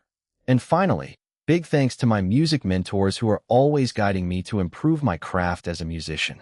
Teacher Enrique Valdez and Maestro Ludovico de Luca, your student will do her best to make you too proud. Thanks, everyone. Iris blew a kiss before cradling her swollen belly and carefully lowering herself into an elegant curtsy bow. The major awards in other categories were given out one after another interspersed between varieties of performances. JJ lost the Best Producer award this year. It was clear from his scowling expression that he was displeased by the results. Pandemonium rocked the entire place. Although the song that they performed was released before they became LXC studio artists, they decided to rearrange it for tonight's performance following Iris Long's advice when they happened to meet at LXC studio. The result was a more fine-tuned, emotional, and soulful headbanger. Iris was pleased by their performance. There was still a lot of room for improvement, but the guys always showed their desire to learn new things. She was looking forward at how much they would improve in the future as LXC studio artists. Afterwards, it was time for another category to which Iris received a nomination. This time, however, she shared it with another person. Male host. Here are the nominees for Best Song by a Duo or Group. Two other nominees were introduced first. Female host, Shining Eyes by Iris Long and Jin Chonglin. Iris and Jin Chonglin were showed on the same camera frame together. Male host. Oh, what do we have here? The final nominees are Female host, Passionate Flames by Iris Long and Jin Chonglin. Indeed, their two songs were competing against each other. Actually, it wasn't only that. Another song performed by another duo was originally written by Iris Long. Technically speaking, she had 3 songs nominated in the same category.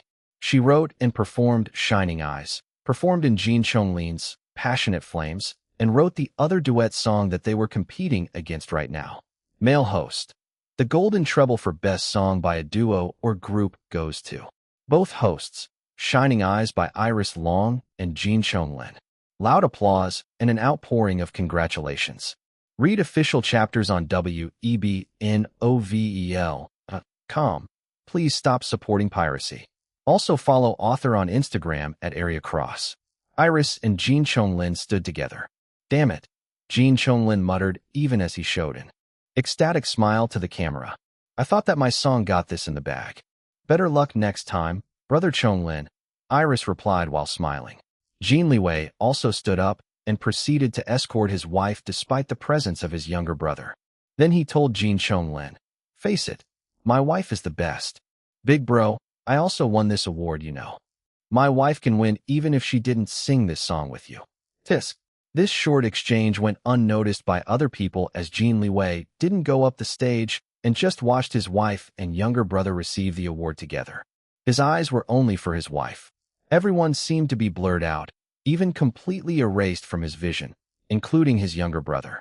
Only his beautiful and breathtaking wife remained in his sight. Next award category was Best Music Video. Shining Eyes wasn't nominated at all because most of the music video consisted of a montage of scenes from the TV drama. Only a small portion of the music video showed Iris Long and Jin Chonglin singing. It was a musical masterpiece, but the music video left much to be desired. If it received a nomination, Iris Long would be the first one to doubt the fairness of the music awards. She knew that the music video didn't reach the standard to compete with the other deserving nominees.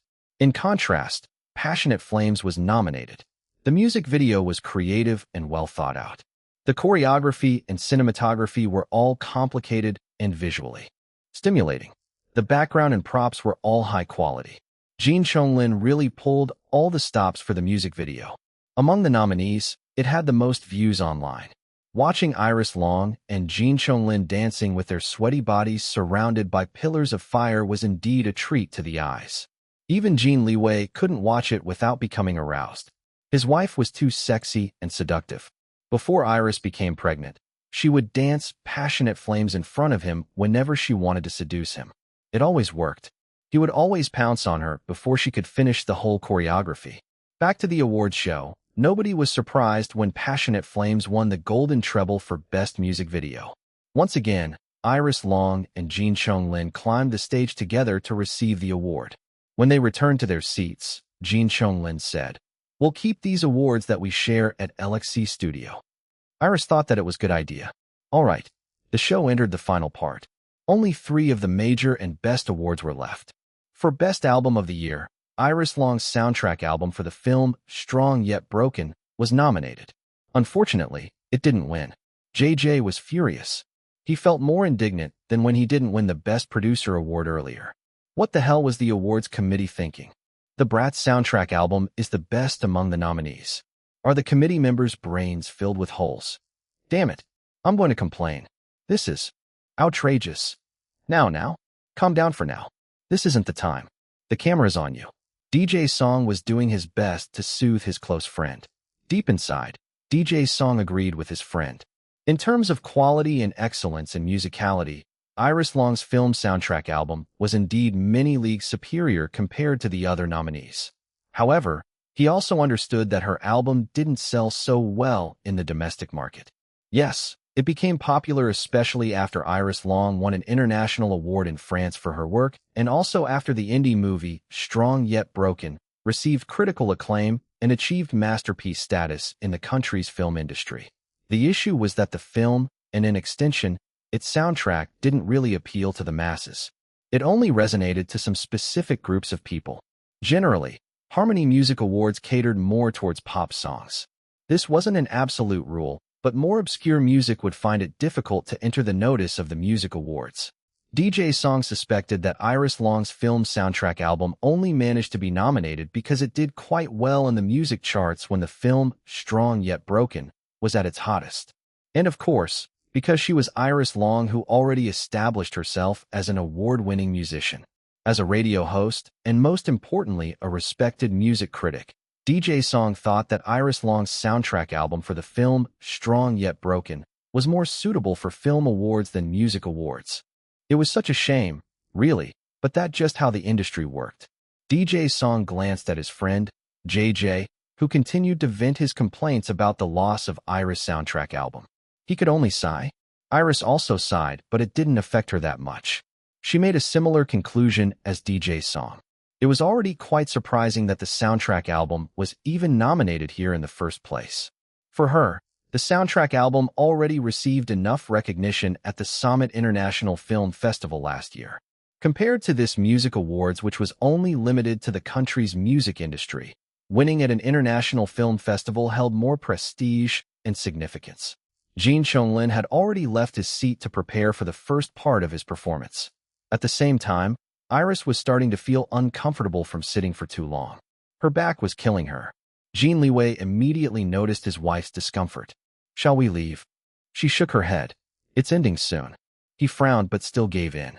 "We'll leave as soon as it ends." "Okay. Don't hide it if you're not feeling well." "I know, darling." Only then did he stop, but his worry didn't ease.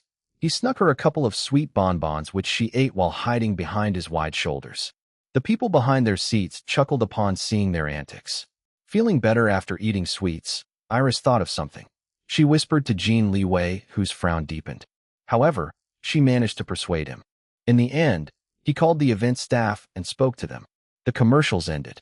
It was now time for Jin Liwei's first performance to make way for the final 2 and most anticipated awards of the night. It was dark. Only a small part of the leftmost part of the stage was lit. The two hosts stood there and introduced the most awaited performer of the night. Read official chapters on webnovel.com. Please stop supporting piracy. Also follow author on Instagram at @AreaCross. Female host. Ladies and gentlemen, the person you've been waiting for is finally taking the stage.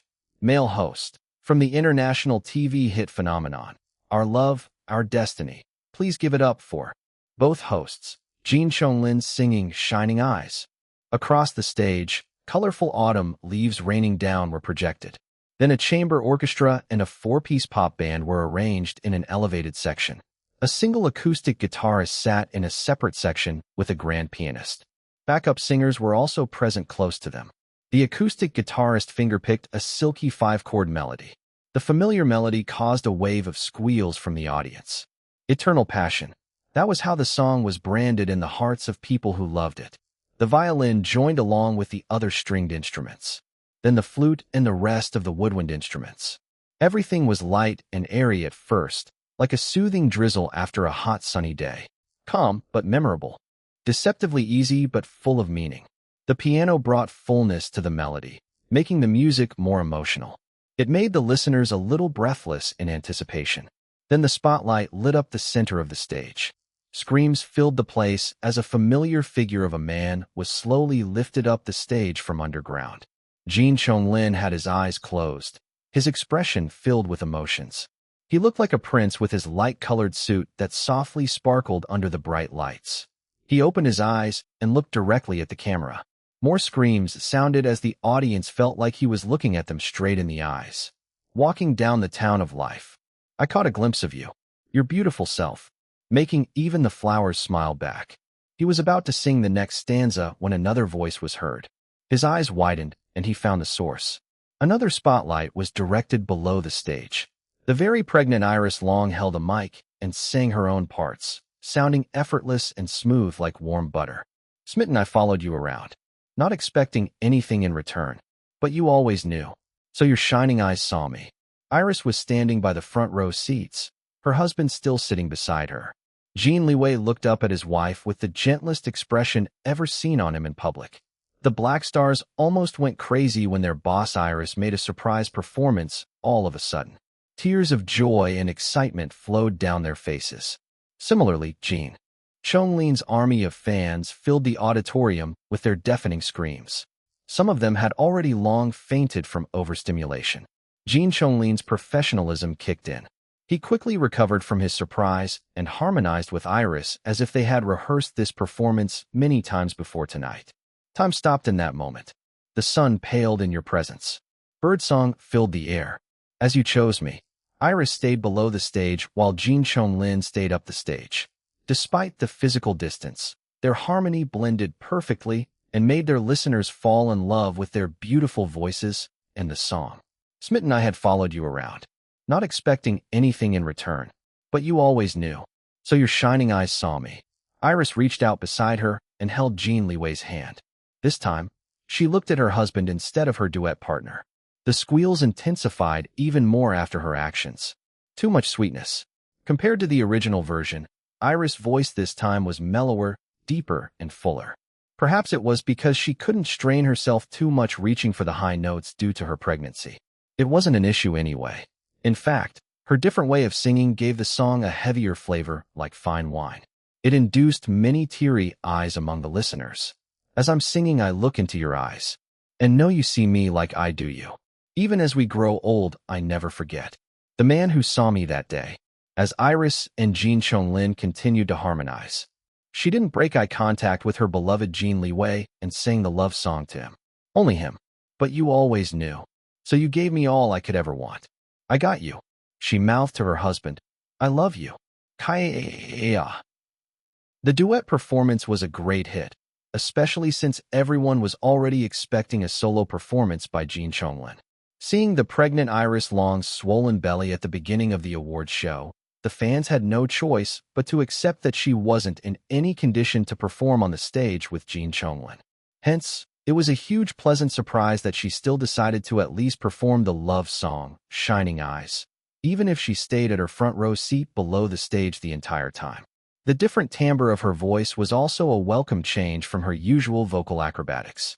Although it wasn't as technically impressive as before, it packed more emotional punch on the listeners. She also sounded more mature in a good way.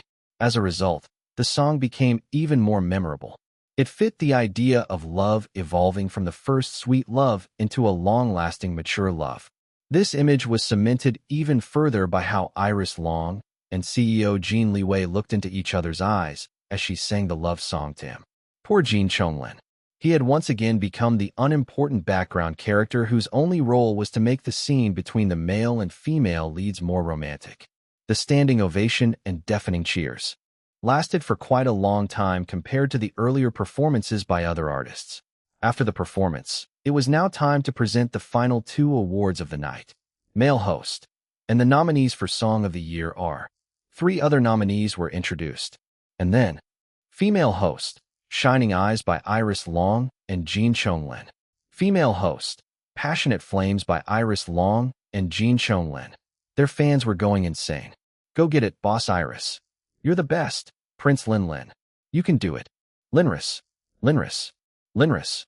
A certain married man sitting in the front row was wearing a dark expression amidst the chant.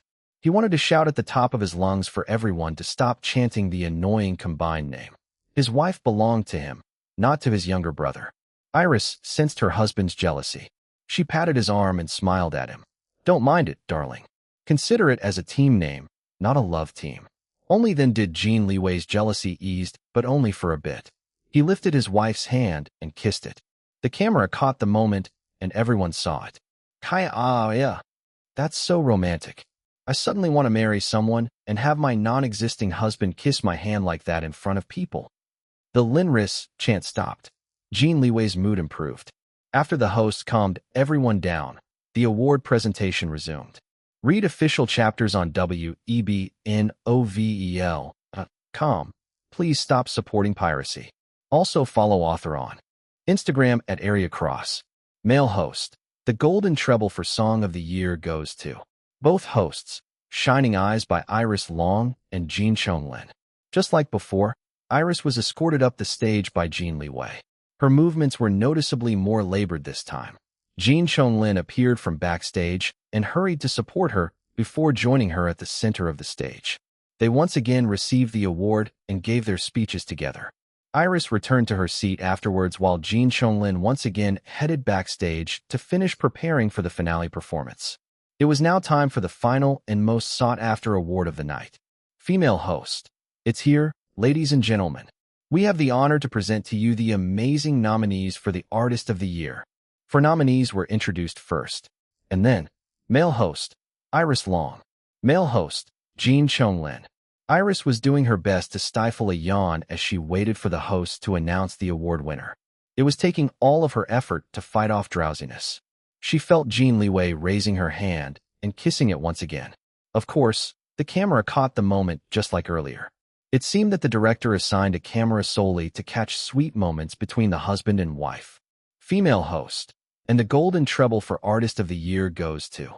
This time, the dramatic sound of heartbeat was deliberately prolonged to amplify the suspense. Last year, Iris Long beat Jin Chonglin and nabbed the night's biggest award of Artist of the Year. Would she defend the title for the 2nd year in a row? Both hosts, Jin Chonglin. It seemed that the superstar was still a superstar after all. He was able to redeem himself from last year's loss and reclaim the title of Artist of the Year from Iris Long. His army of fans jumped up their seats and pumped their hands in the air to celebrate their victory. Prince Lin. Prince Lin. Prince Lin. The Black Stars felt a little disappointed, but they still congratulated their brother-in-law Prince Lin. As for Iris Long, she joined everyone to applaud Jin Chonglin's victory. Her brother-in-law might have triumphed over her with this award, but she didn't feel defeated at all. Not one bit. For her, the most important award was the Best Songwriter, and she was able to win it tonight. In addition, she was still one of the biggest winners tonight, nabbing a total of 4 golden trebles for the major categories, plus the People's Choice Award for Most Popular Female Artist. Granted, she shared the golden trebles with Jin Chonglin, but 3 of them were for Shining Eyes, the song that she composed herself. She considered it as her own win as the songwriter. For this reason, she technically nabbed more wins than Jin Liwei tonight. Also deep in her heart, she knew that her chance to win the Artist of the Year had significantly decreased the moment she started limiting her public appearances due to her pregnancy in the latter half of last year. Jin Liwei had to increase his promotional activities to make up for her absences. It only made sense that he won the Artist of Year over her. He worked harder to make up for her absence, so he fully deserved the win. Next time, I'll take it back from you. Iris swore in her heart while clapping for Jin Liwei. Next time, you'll take it back from him, Jin Liwei told her in a whisper at the same time. She giggled at how well his thoughts matched hers. Yes, I will. After Jin Liwei received his Artist of the Year award, he immediately went on to perform the finale.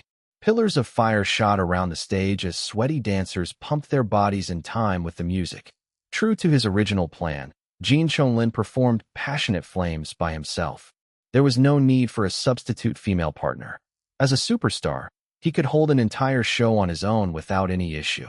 The drowsy Iris was completely awakened. She started bouncing on her seat in time with the energetic beat of the music. Jin Liwei had to remind her to take it easy.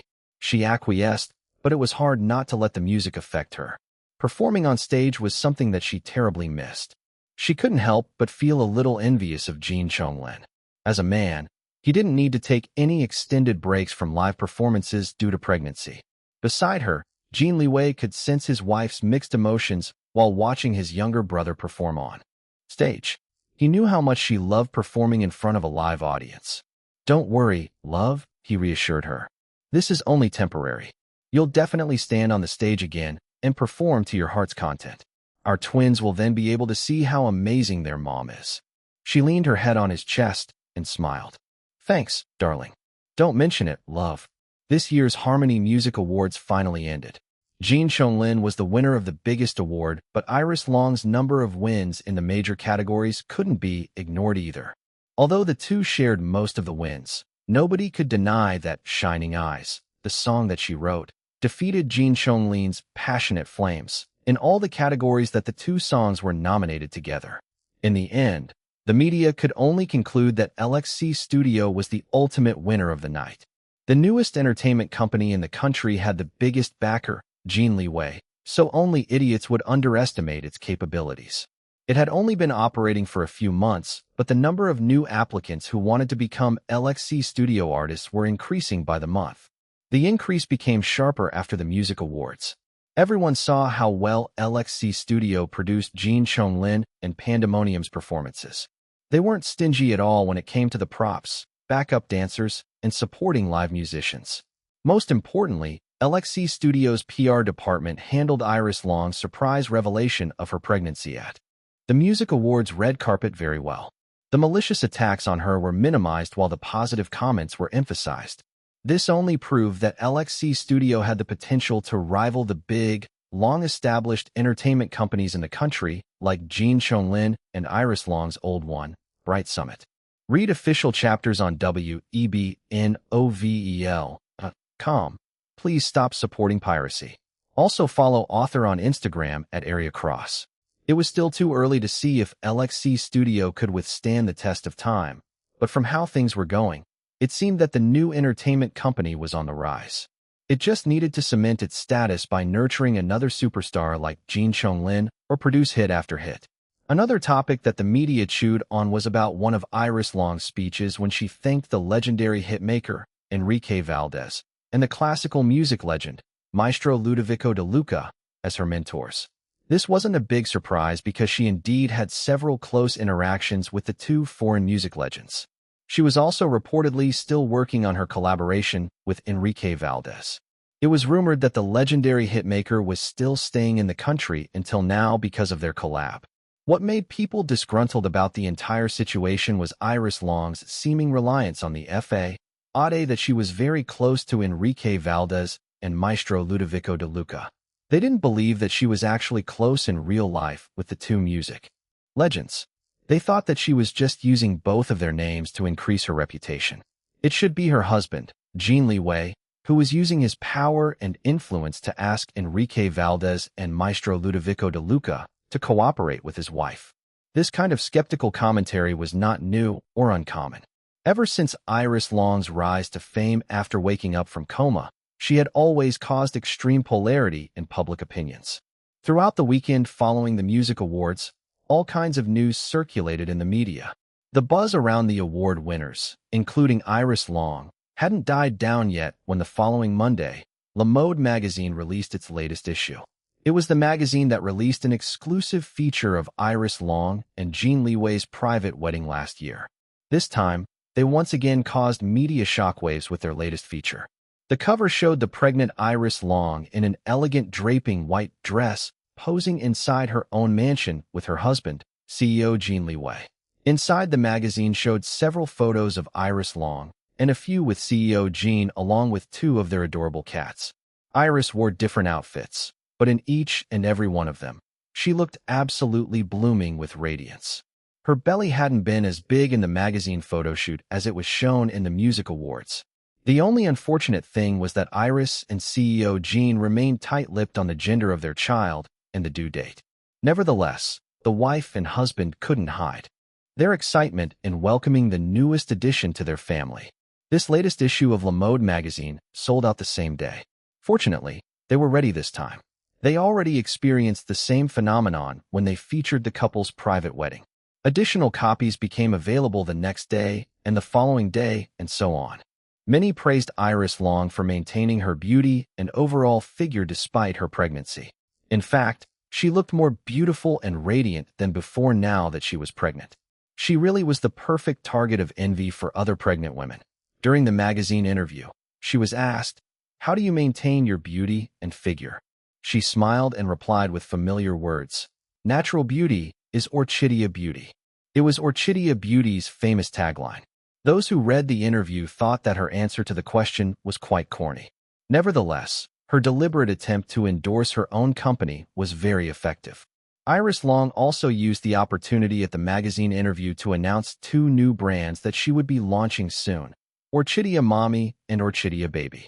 This meant a reorganization in the original Orchidea Beauty. The company itself would now be known as just Orchidea, while Orchidea Beauty, Orchidea Mommy, and Orchidea Baby would become brands under it. Of course, Orchidea Company would still remain under its parent company, Eve Holdings. That wouldn't change. Read official chapters on webnovel.com. Please stop supporting piracy. Also follow author on Instagram at @AreaCross. The administrative management of Orchidea wouldn't change much either. Iris Long remained as the president CEO, Chun Fei as the COO, and Long Jinjing as the CFO. However, the newly expanded company now hired additional staff to fill in the necessary positions to keep everything running smoothly. "My sister, who is the CFO of Orchidea, is also pregnant like me," Iris Long said in the interview. "The two of us made the decision to add these two new Orchidea brands in order to cater to women like us who are pregnant and will soon become parents. We are committed to using our own first-hand experiences to provide consumers with safe and high-quality products that are also as eco-friendly as possible."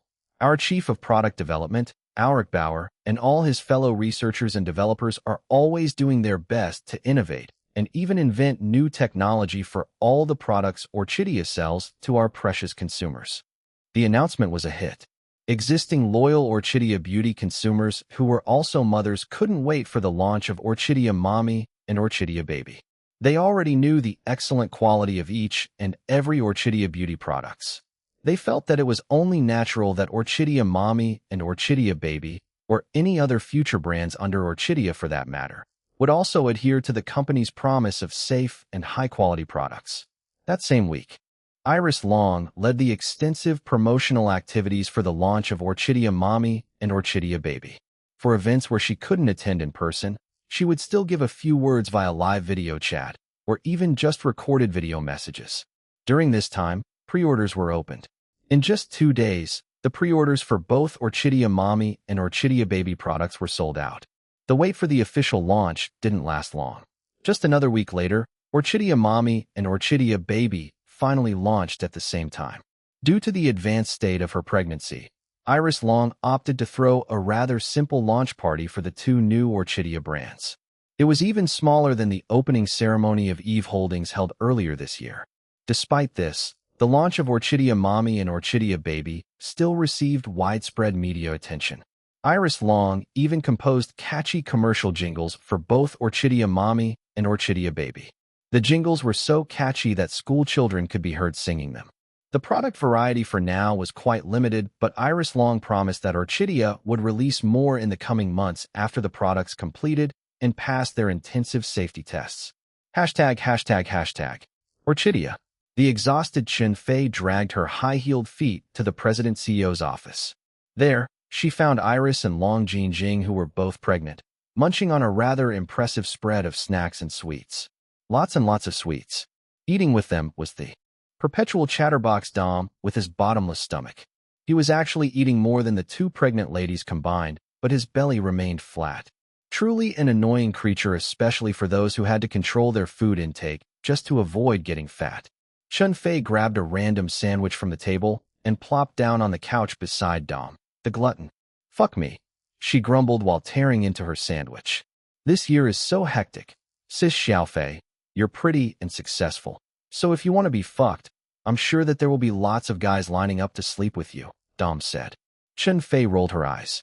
"Shut up, Dom. Maybe a certain superstar with a killer smile will take you up on your offer." She glared at him. "Him? You? No way. Why not?" Dom countered. "Prince Lin Lin is the object of many fantasies, you know. Not mine. So what if he's a superstar? As if I care. I'm not interested in a playboy like him. What if I catch a venereal disease from him? So dirty." "Yuck. Xiaofei, you're being too harsh," Long Jin said.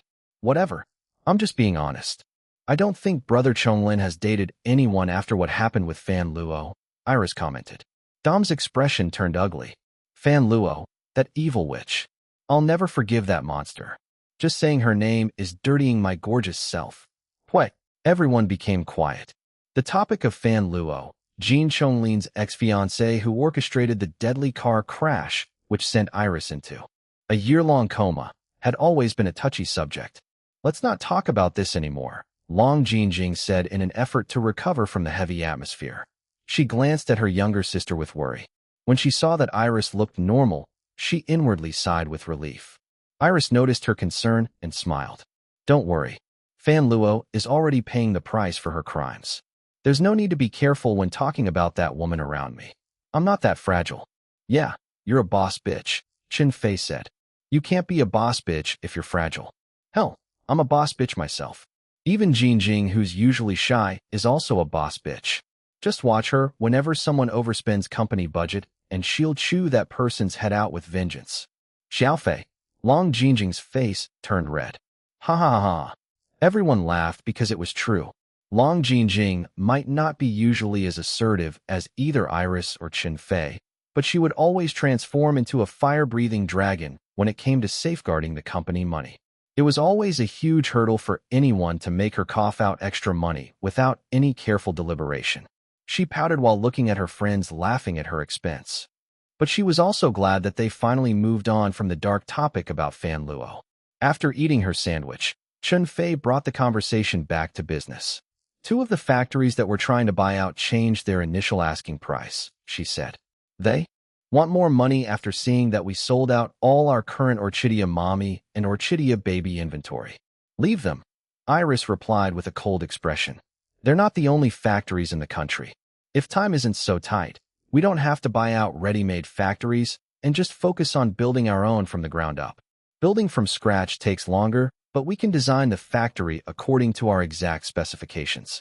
It's important to own our factories to limit counterfeit products and also to have full power when it comes to management, quality control, and things like that."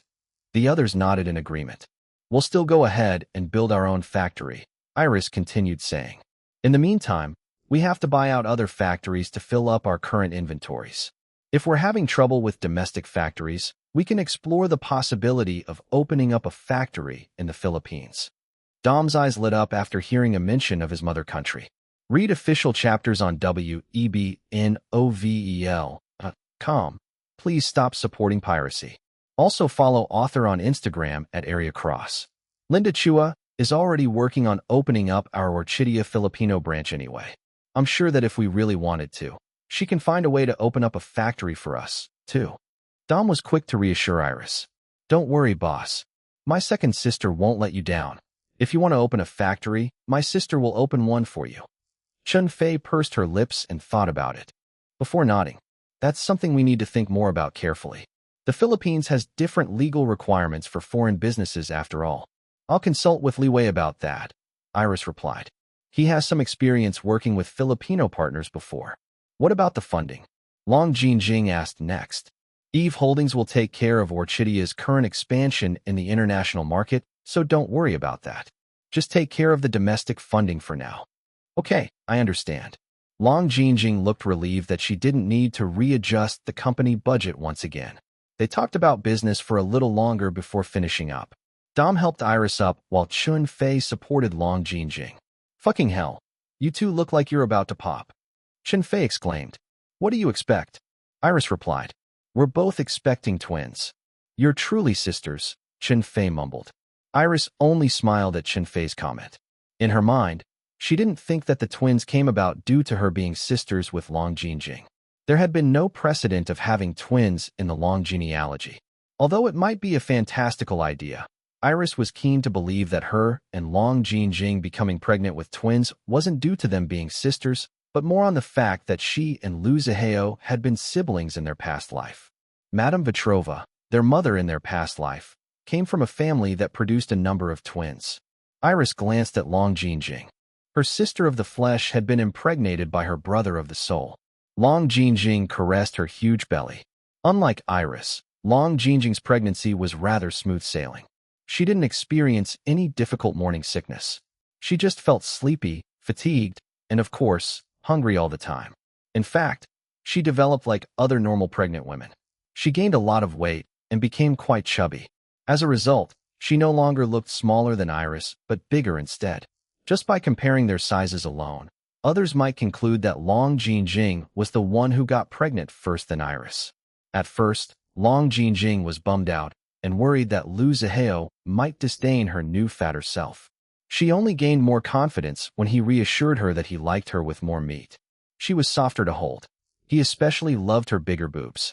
She couldn't stop the pink tinge from spreading on her cheeks upon remembering how her fiancé used his actions in bed to reassure her. Yui, I bet Big Sis Jing is thinking about something naughty. Ehehe, Dom teased. Long Jinjing covered her face with her hands in embarrassment. So both of you are having all boys? Chun Fei asked. Iris and Long Jinjing nodded. My gosh. Chun Fei then patted both of them in the back and said in a serious tone, Good luck. Before the pregnant women could thank her, Chun Fei added, I hope your sons don't take after their fathers. Iris frowned. What do you mean by that? Long Jinjing asked. One is too cold and domineering. The other is a muscle-headed brute. Iris scowled. Hey. Long Jinjing felt offended for her man. Chun Fei ignored their obvious protests and continued. Imagine 4 mini Jin Liweis and Lu Zihaos. Ugh, that's like having 4 mini devils running around and wreaking havoc everywhere. It's going to be worse if they inherited their father's possessive nature towards their mothers. She hugged herself and shivered. Iris and Long Jinjing fell silent. The image that Chun Fei described played inside their own heads. That's actually possible, Long Jinjing admitted. She glanced at her belly and started to worry. Iris shrugged her shoulders. If they become mini devils, then so be it. Be it devils or not, they're still going to be our children. That's right. Dom agreed. Che, always acting so cool. Chun Fei stopped acting and rolled her eyes at Iris, who seemed unaffected. Iris chuckled. To be honest, Iris still felt terrified at failing as a mother. It was only thanks to her husband's constant encouragement that she had grown more confident in raising their children. She wasn't alone. Jin Liwei was there to help her, and vice versa. There were also their loved ones who would surely be there to shower their children with additional love and care. Her fear was still ever present, but as long as she trusted in her husband and their loved ones, then she would surely be able to correct herself in time if she ever went down the road of becoming a bad mother. Even if she couldn't trust in herself, she trusted in Jin Liwei. This was why she didn't mind if her sons became mini devils. Their father would surely discipline them. Dragon Palace Home Number 10. Jin Liwei exited the bathroom and headed straight to the bedroom with just a towel wrapped around his tight, muscled waist. He used another towel to wipe his wet hair. He found his beautiful wife sitting on the chaise longue with her swollen belly exposed from her semi-opened pajama top. Iris was massaging an anti-stretch mark moisturizing lotion, safe, all-natural and super effective special formula by Orchidia Mommy, currently sold out, all over her huge baby bump. At the same time, she was humming a lullaby to the twins to settle them early for the night. "Let me," Jin Liwei said, and took the lotion from her before taking over and massaging her belly. He was pleased that the naughty boys seemed to have fallen asleep and not troubling their mother with their rough plays. Iris leaned back and enjoyed her husband's gentle ministrations. Everyone would always comment that she maintained her original slender figure beneath her swollen belly and boobs, but that wasn't what it felt like. She actually felt swollen all over, like she was going to pop like a balloon if someone just poked her. The twins were growing bigger with each passing day. The discomfort from carrying them was also becoming almost too much to handle. Despite all this, she treasured this limited period of time that she was still carrying her babies inside her womb. Her love for her babies continued to grow every day even before meeting them in person. She wanted to meet them soon. But there was also a part of her that wanted to prolong this time of her being pregnant with them. Feeling them move inside her had been frightening at the beginning. Now it was exciting, albeit sometimes painful. It amazed her that she and Jin Liwei had created two new humans together. All of a sudden, her maternal thoughts were interrupted by a stray touch from her belly to the underside of her breast. She glanced at her husband, who continued massaging her belly with the lotion. His expression remained the same. Maybe she was just being too sensitive. Then her breath caught when his hand grazed her breast again in the middle of his massage. This time, Iris didn't believe that his action wasn't deliberate. "Darling," she whispered. "Hm? Sleepy now. The nerve of the man. Still pretending to be innocent, huh?" The provoked Iris unbuttoned the rest of her pajama top. It spread open and slid down her smooth shoulders. Read official chapters on webnovel.com. Please stop supporting piracy. Also follow author on Instagram at @AreaCross. Jin Liwei's breath hitched, and his hand stopped massaging as he stared at the full mounds sitting on top his wife's swollen belly. His mouth watered at the sight of the beautiful nipples. He swallowed hard, while feeling a familiar heat spreading low in his stomach. "I read that breasts can also get stretch marks during pregnancy," Iris said. "Massage them with the lotion, too." "Okay, darling." His breathing started to get heavy as he continued to stare at his wife's delectable breasts. "Darling." Jin Liwei's self-control snapped. He tossed the lotion bottle, grabbed his wife's head, and smashed his mouth against hers. Iris was startled at first, but quickly melted into her husband's hot and deep kiss. His tongue was relentless and demanding. She felt herself going soft and allowed him to satiate himself. Jin Liwei was now panting when he ended the kiss to give his wife a scorching look. "Seductress."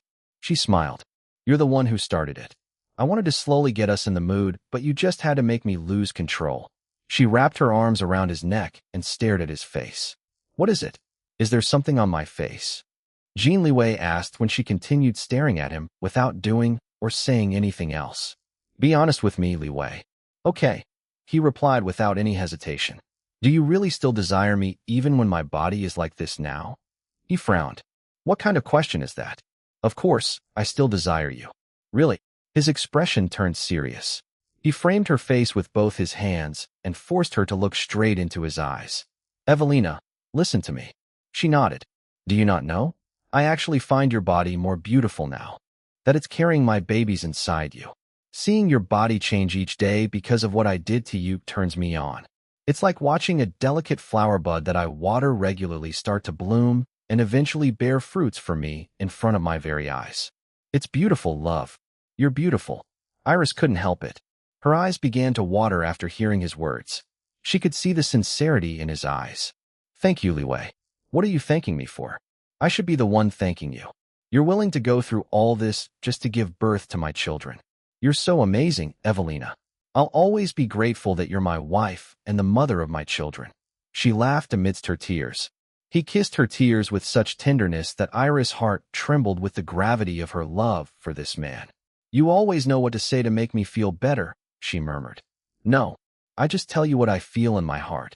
She gave his hard chest a light hammer before running her hands all over his fit torso. His abs tightened from her touch. "I love you," he whispered. "So much." She smiled at him. "I love you too." Jin Liwei smiled back before dipping his head and kissing her again on the mouth. Then he moved to her chin, neck, and finally, her mouth-watering mounds. He cradled each soft, full breast with his hands and used his thumbs to play with her nipples. The nipples hardened. He couldn't wait any longer and took one into his mouth, sucking it gently. Iris moaned and held his head while arching her back. He used his mouth, tongue, and hands to pleasure both of her breasts. The increase in sensitivity left her in a moaning mess in just a short period of time.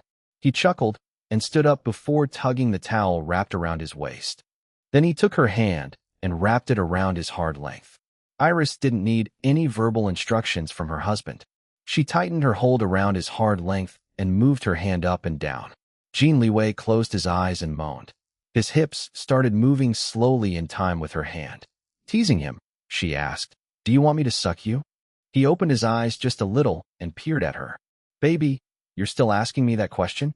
She giggled and directly took him in her mouth. He hissed as his whole body shivered from the stimulation. Without waiting for him to adjust, she pleasured him with her mouth, adjusting the speed and sucking pressure according to his body cues. She knew his body just like how he knew hers. Jin Liwei's breathing became ragged in no time. Watching his wife sucking him off made his erection harder and bigger. Amen. Iris felt the change inside her mouth. She released him from her mouth but continued pleasuring him with her hand. "Are you really that turned on being sucked off by a pregnant woman? You pervert. Not just any pregnant woman. I'm turned on being sucked off by my pregnant wife. Only my wife can turn me into a pervert like this." His shamelessness was effective in turning her on as well. She rubbed her thighs together to ease the soaking emptiness inside while she resumed sucking him. Jin Liwei stopped his wife's actions when he felt that he was about to explode inside her mouth. It was too early. "My turn," he said.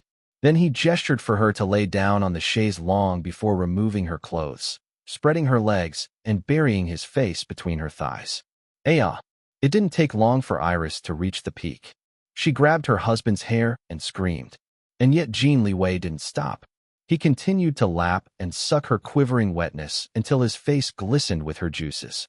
Jin Liwei only stopped after making her climax 5 times. She couldn't even bend her knees anymore and just let her legs splay to the sides of the chaise longue. Do you want to kill me?" Iris couldn't help but ask weakly. "Kill you? Baby, you're the one who's killing me with your sexiness." She hammered his chest, but it was just like a weak cat's paw to him. Seeing his wife lay in blissful exhaustion turned him on even more. His little brother twitched and produced more tiny beads of white liquid. It was so hard that it felt like it was going to literally burst. He reached down and rubbed his wife's wetness once again before using her juices to coat his hard length. He moved his hand along his erection while enjoying the sight of his wife splayed in front of him. A deep groan vibrated from his chest. It felt so good. Iris was also watching him pleasure himself. The man usually wore a cold and indifferent expression in public. Only when he was with her would he display this kind of lustful expression. Just thinking about how different he acted with her compared to other people was enough to get her into the mood again. Read official chapters on webnovel.com. Please stop supporting piracy. Also follow author on Instagram at @AreaCross. She reached around her swollen belly and started playing with her wetness as well. They watched each other, not ashamed at all, only focused on giving and receiving pleasure from one another with their eyes. "Huh, you make me so crazy for you," Jin Liwei said. Then he swooped in and started to lift her in his arms. "Put me down. I'll walk." Jin Liwei ignored her protest. He was steady as he carried her from the chaise longue to the short distance of their bed. "Wife, your husband is strong," he told her as he carefully laid her down on the bed. "Besides, you're still lighter than me even with the boys." Iris felt better after hearing his assurance. She rewarded him with a rather chaste kiss on his cheek. Of course, that chaste kiss wasn't enough to satisfy him. He demanded more from her mouth. They kissed for a long time. Jin Liwei controlled himself until Iris was begging for more. He placed her on her side and laid down his body behind her in a spooning position. Holding his hard length, he rubbed it behind her, against her wet slit before thrusting inside. Iris gasped and tried to reach back for him. He lifted his torso and kissed her as he began thrusting in and out behind her. At first, he maintained a slow and gentle tempo. She enjoyed it and continued encouraging him to maintain the pace with her sweet moans and pleased sighs. Jin Liwei watched her while still holding back. His jaw was tense as he restrained the urge to slam his hips hard into his wife's delectable body. Evelina. She opened her eyes and saw his state. Smiling, she prepared herself before nodding. With that, Jin Liwei let himself go. He held her waist firmly with his arm before pumping his hips harder and faster. Liwei, oh yes. He groaned and felt like his entire body, centered in his groin, was on fire. Intense, delightful, pleasurable fire. Even as he pumped into his wife, he still made sure to check that she wasn't in any discomfort. He kept a firm hold of her waist so that his intense movements wouldn't jar her too much. Iris screamed, and her whole body shook upon reaching orgasm. He grunted as he followed suit and shot his release inside her. When it was over, he cleaned both of them with a wet towel. His wife had fallen fast asleep. A satisfied grin remained on his face as he climbed beside her and covered both of their naked bodies with the duvet. He hugged his wife and kissed her brow. "Good night, my love," he whispered. She was already in deep sleep, so there was no reply. From her, he didn't mind. His hand caressed her swollen belly. "Good boys. You didn't interrupt your mom and dad." It seemed that the twins were like their mother, all in deep sleep. Jin Liwei closed his eyes with a smile still hanging on his face. While several situations were brewing in the background, life for Iris and Jin Liwei was filled with excitement and anticipation, with equal doses of anxiety and even fear. Summer was coming, meaning the Jin twins' due date was fast approaching. Iris' belly was now humongous. Even Jin Liwei, who loved his wife's pregnant body, couldn't help but feel frightened seeing her toddle with such a huge belly. Despite the doctor's constant assurance that everything was normal, it still boggled him how his wife hadn't been crushed yet by the enormous baggage she carried inside her. Not that he wanted his beloved wife to be crushed in any way. It was just that the gap between Iris' physique and the size of her belly was too ridiculous and, frankly, terrifying. Even seeing Long Jinjing, who was also pregnant with twins, wasn't as nerve-wracking. It was because Long Jinjing gained a considerable amount of weight as her own belly grew bigger. She didn't look as fragile as Iris, who generally maintained her former slender physique. It wasn't only Jin Liwei who thought like this. His brother-in-law, Lu Zihao, also worried for his little sister more than his own fiancée. Iris looked too frail, while Long Jinjing's chubbier body looked sturdy enough to give birth to twins. Furthermore, Long Jinjing hadn't really been troubled by any difficult symptoms throughout her pregnancy. The obvious differences between the pregnancy experiences of the two women were causing both Jin Liwei and Lu Zihao to lose sleep over Iris' situation. At the moment, Iris was feeling extremely restless. The discomfort of carrying her twins was intensifying with each passing day. She barely had any proper sleep for the past couple of weeks. Her temper hadn't been the best, and Jin Liwei experienced the full brunt of her irritable moods. Iris felt bad while watching her husband try everything to make her feel better. "I'm sorry. I didn't mean to snap at you. Again, I just can't seem to control my temper." "Don't worry about it, love," Jin Liwei reassured. "I know it's because our boys are being naughty again." She shook her head while massaging her belly. "I think they're also getting restless like me. They want to come out soon." Jin Liwei looked at her belly. His breath caught when he saw it literally ripple in front of his eyes. He glanced at his wife in concern. Iris' brows were furrowed in discomfort. Despite the obvious pain, she still tried soothing the twins. "Calm down now. You're mommy and daddy's good little babies." "Hush, my loves." Jin Liwei had a lot of things to say to his naughty boys who kept on twisting and turning inside their mom, but he restrained himself. His wife had grown extremely protective of their babies during the final trimester of her pregnancy. He could no longer scold them for hurting her without her scolding him instead. He touched his wife's belly and joined her in trying to soothe the twins. However, he tried transmitting his displeased thoughts through his hand and hoped that his twins could move more carefully inside their mother. It pained him seeing his wife so uncomfortable. Iris glanced at the time and reminded him, "You should be heading to your meeting now."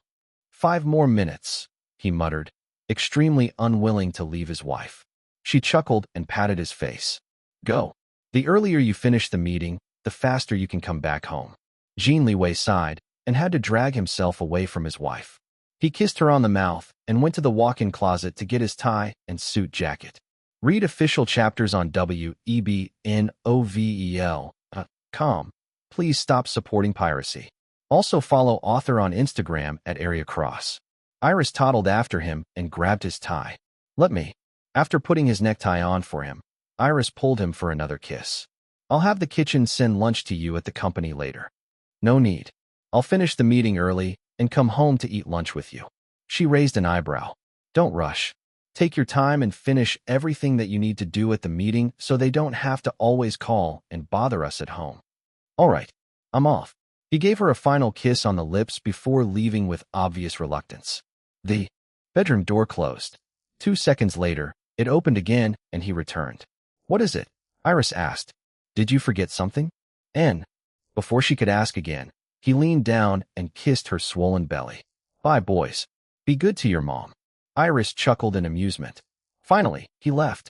She plopped down on the chaise longue and tried finding a comfortable position. Thinking about her husband who was so reluctant to leave her side, she couldn't help but smile despite the growing irritation she felt over her current discomfort. Jin Liwei had been doing his best to stay with her as much as possible, especially after she entered her 3rd trimester. He often worked remotely from home, but there were still times that his actual presence was needed at the company. Today's meeting was important because it involved a few of Jin Corporation's international projects, particularly for the other Asian branches. Jin Liwei was now working on weakening the power and influence of the Singapore branch, while at the same time strengthening the other Asian branches in order to keep the balance within the entire Jin Corporation. He needed extreme finesse in handling this situation so that the mysterious power backing the Youngs wouldn't notice his plan and counterattack too early. Iris sighed, but determination filled her eyes as she analyzed the chaos that might result if the Youngs and the mysterious power backing them succeeded in their scheme to swallow Jin Corporation whole. But, first, I need to give birth to both of you safely first, she said while continuing to massage her belly. As soon as she felt well enough after giving birth, she was going to personally join the war against the threat to Jin Corporation as a hacker. She couldn't just let anybody target her husband's company without doing anything. Jin Corporation wasn't just a livelihood. It was a legacy. Iris' thoughts were interrupted when the bedroom door opened, and in came her best friend/personal assistant, Dom. He was carrying her daily basket of morning snacks and some documents that she needed to read and sign. Thanks, Dom, she said with a relieved smile. The twins are starving. I can see that. His eyes were trained on her rippling belly. She winced and continued massaging her humongous belly while Dom busied himself with showing her the snacks the chefs prepared for her this morning. I saw Sir Boss leave, he chatted with her. He told me to keep an eye on you because our cutie patootie baby twins are being naughty again. Iris only grunted. She wasn't really in the mood to eat anything, but the twins wouldn't stop tumbling inside her. They were usually like this whenever they wanted her to eat. Dom handed her a small chicken and garden salad wrap when she dropped the food to the floor. Huh, boss. Iris doubled over and clutched her belly in pain. Boss. ####. Jin Liwei was reading a backlog of business emails while Su Tian recited his busy schedule for today beside him in the back seat. His assistant fetched him from home in person because of the importance of the meeting scheduled for later this morning. Reschedule my appointments this afternoon to other mornings, Jin Liwei said with a frown. Su Tian inwardly sighed, but maintained a professional expression. I already rescheduled these appointments several times, sir. It's really not, I understand. I'll figure something out. Jin Liwei nodded and continued going through the emails as quickly as possible. He was in overdrive mode in an effort to finish everything so that he could come back home early to his wife. Read official chapters on webnovel.com. Please stop supporting piracy. Also follow author on Instagram at Area Cross. Their vehicle was just about to enter the highway when a child's frantic voice started crying all of a sudden. Daddy, Daddy, Mio woo. Mommy is in labor. She is going to give birth to Ketchup's precious little baby brothers soon. But Mommy is in super duper to the highest level great pain. Ketchup is so scared for my mommy, Daddy. Mio woo. Jin Liwei felt like his heart stopped beating for a moment before it started hammering inside his chest. Return to the mansion. Quickly. Hashtag, hashtag, hashtag. Within an hour, people started rushing to Dragon Palace Home Number 10. Lu Zihao and Long Jinjing arrived first. At first, Lu Zihao intended to go by himself as soon as he heard that his little sister went into labor. However, he got a call from Long Jinjing telling him that she wanted to go with him as well. Bacon apparently informed her about the situation. Lu Zihao didn't want to waste any time arguing, so he just sped through the traffic and picked up his fiancée at Orchidia before rushing to Dragon Palace. Chen Fei also wanted to go with them, but couldn't leave Orchidia during work hours. The company was extremely hectic right now with its rapid development and the recent launch of Orchidia Mommy and Orchidia Baby. Someone needed to man the reins, so Chen Fei could only grit her teeth and continue working even as anxiety for Iris' safety ate at her. Lu Zihao and Long Jinjing met with Grandpa Lu at the newly built hospital wing. Soon after, Grandma Li and Huang Yuyan came as well. When Iris entered her final trimester, Grandma Li temporarily moved back to the Jin's old family house from her mountain villa so that she and her daughter-in-law could rush to Dragon Palace together as soon as her granddaughter-in-law went into labor. Uncle, how's Shilon? Huang Yuyan asked. Excitement and worry were obvious in the gentle eyes of Jin Liwei's mother. The worry appeared greater, though. Still in labor, Grandpa Lu replied. Your boy is with her inside. Huang Yuyan wrung her hands as she glanced at the closed door of the delivery room. How come Shilon went into labor so early? She asked in a shaky voice. It's not her due date yet. Did something happen? Grandma Li put a firm, but reassuring hand on her back. Calm down, Yuyan, my dear. Although it's earlier than the actual due date, it's not too early for the baby to come out premature. Remember that you also gave birth to Chonglin a bit earlier than the due date, and he came out just fine. I know, Mother. I'm just worried. Shilon didn't have an easy pregnancy. And her belly, it's... Nobody filled in the rest of Huang Yuyan's sentence, but they all knew what she was going to say. Iris' belly was abnormally ginormous compared to the rest of her delicate frame. Lu Zihao and Long Jinjing, who were sitting nearby, knew the reason. Iris was expecting twins just like them. However, both couples hadn't announced this fact to others yet. The elegant Grandma Li with her slightly frosty demeanor was the calmest among them. She glanced at Lu Zihao and Long Jinjing. Her eyes lingered a few seconds longer on Long Jinjing's big belly before looking at the closed door of the delivery room. Something flashed in her sharp, wizened but still dignified eyes. She smiled in amusement, but didn't share her speculation to the others. Grandpa Lu appeared calm until now. He slapped his thighs and started pacing around the waiting lounge area. Shilon, my girl, will be fine, right? I'm sure she'll be fine, right? She'll give birth to our precious great-grandbaby safely, right? Damnation. Someone tell this old man that Shilon will be fine. I want to know. Grandma Li sighed and tried to calm the old man. Next, she felt like a kindergarten teacher coaxing her toddler pupils to stop making such a big fuss. Nearby, Long Jinjing's nervousness only increased with each passing minute. She peeked at the cold-faced Lu Zihao beside her. He looked ready to wreck something with his bare hands. So scary. However, she now knew his personality well enough to sense that he was just as nervous as she was at the moment. No, perhaps he was even more nervous than her. Long Jinjing didn't doubt that if something bad ever happened to Iris at the delivery room, Lu Zihao would burst inside and strangle the doctor and the rest of the medical staff before anyone could react. The delivery room door opened. Everyone turned their heads to see Jin Liwei and Dom supporting a pale Iris in a customized hospital gown. Oh dear. Huang Yuyan immediately hurried towards them, but Jin Liwei refused to leave his wife's side. Dom stepped aside to let Huang Yuyan support Iris with Jin Liwei. Huang Yuyan fished out a handkerchief and wiped Iris' sweaty forehead. How are you feeling, Shilon? Iris only grunted and focused on walking in slow, labored steps. Her mother-in-law didn't mind that she didn't respond. On the contrary, Huang Yuyan was very understanding and inquired her son instead. Jin Liwei's expression was unsightly. He couldn't hide his fear and anxiety, but was still doing his best to get it together for his wife's sake. This wasn't the time for him to crumple under pressure. Seeing his wife enduring this kind of suffering felt like there was a knife being stabbed directly into his heart.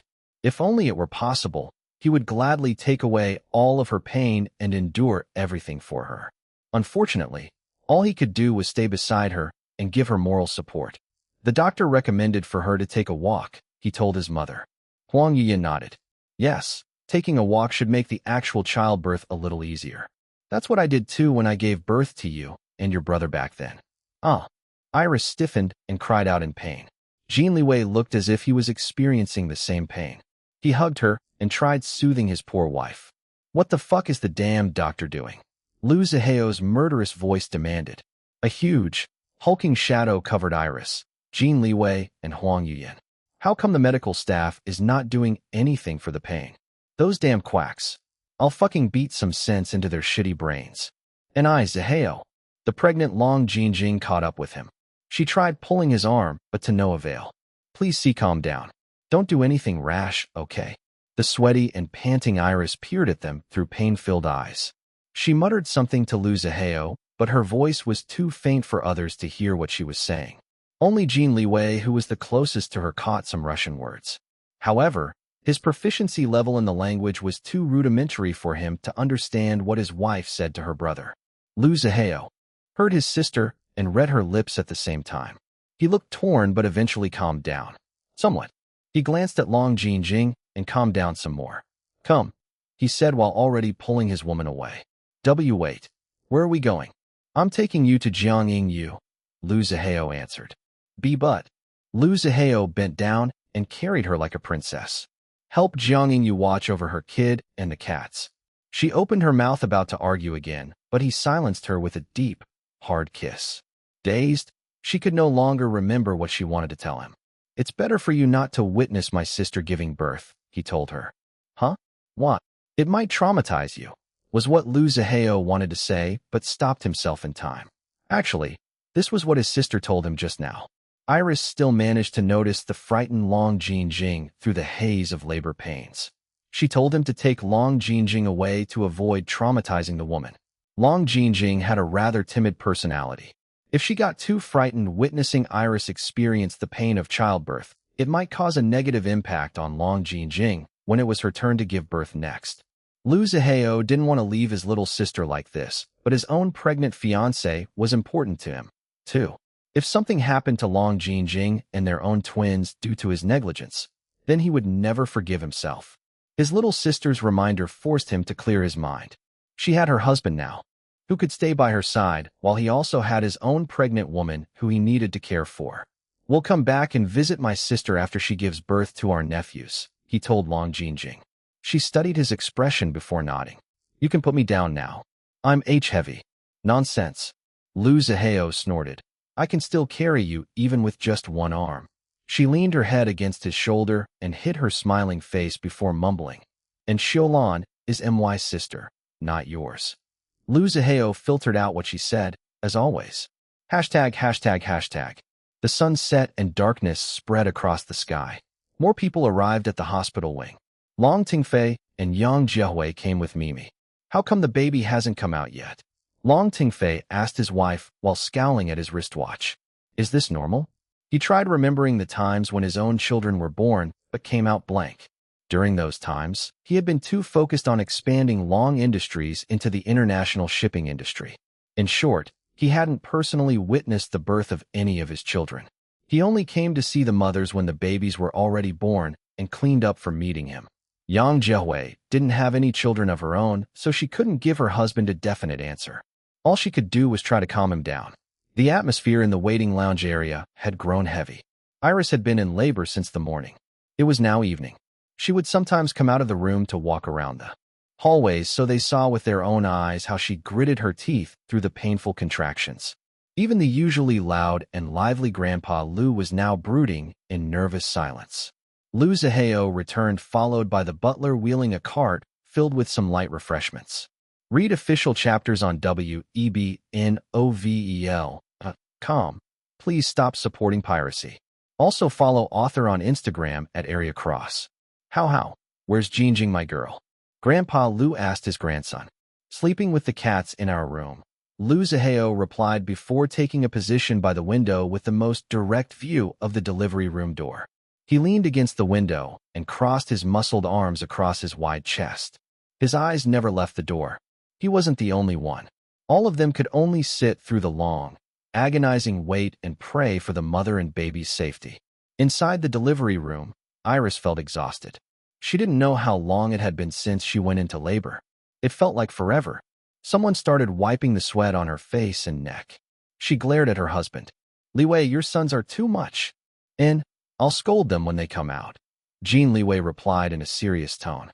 His current appearance wasn't any better than hers. He was disheveled and fatigued, a far cry from his usual cold and sharp handsomeness. Iris didn't like his answer.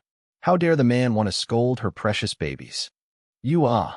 Sharp pain shot through her once again. The pain scattered all of her thoughts away.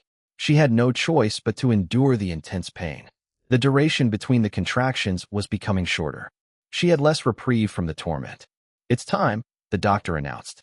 The rest of the medical staff hired especially for the childbirth immediately went into action. They positioned Iris on the bed and surrounded the lower half of her body. Read official chapters on webnovel.com. Please stop supporting piracy. Also follow author on Instagram at Area Cross. "Young madam, remember what we practiced," the doctor reminded her. "Breathe and then push, okay?" "Why, yes." The look in Iris' eyes changed. She looked ready for battle. Despite her current sorry state, the determination to birth her babies safely filled her. "I'm here, love," she heard Jin Liwei whispering directly to her ear. "Hold on to me. I won't let you go. Never." She squeezed his hand. This was the best she could do to let him know that she heard his words. The pain was now coming in strong, powerful waves. Yowa. Tears flowed down her eyes as she struggled to breathe, scream, and push the first baby out of her body. The pain was unimaginable. She thought that she had already prepared herself beforehand, but it was unlike anything she had ever experienced before. Even being shot multiple times in her past life couldn't compare to the intense, prolonged pain that she was feeling right now. It felt like she was being ripped apart from the inside. "Love, don't close your eyes. Can you hear me? Stay awake." Iris was awakened from a momentary loss of consciousness. Jin Liwei's loud shouts and frantic taps on her cheek brought her back. She immediately returned to pushing and didn't even realize that she passed out for a few seconds. "Liwei, you bastard." Yes, it's all my fault. Please, just bear with it for now. I'll castrate you after this." Let's discuss that at a later date." "Fuck you, Jin Liwei." "I'm sorry, baby. Hold on for just a bit more." Ayerga. Iris felt like all of the veins inside her were going to pop from the great strain of pushing. "Yes, the first baby is out," the doctor announced with excitement. Moments later, a loud baby's cry filled the entire delivery room. Iris completely forgot about the pain as she stretched out her arms for her baby. A nurse laid down the still gunky infant on her chest. Another nurse proceeded in wiping the still crying infant with a warm towel while Iris cuddled her baby. At the same time, Jin Liwei was guided on how to cut the infant's umbilical cord. Iris was smiling through her tears. She couldn't stop staring at her baby's face. "So ugly," she commented while chuckling. "And Jin Liwei agreed without any hesitation. His eyes, however, were filled with pure gentleness. He kissed Iris' lips. She smiled at him. Then both stared at their ugly baby with happy expressions. The medical staff looked at each other after hearing the exchange between the husband and wife. All of them had prior experience in assisting childbirths.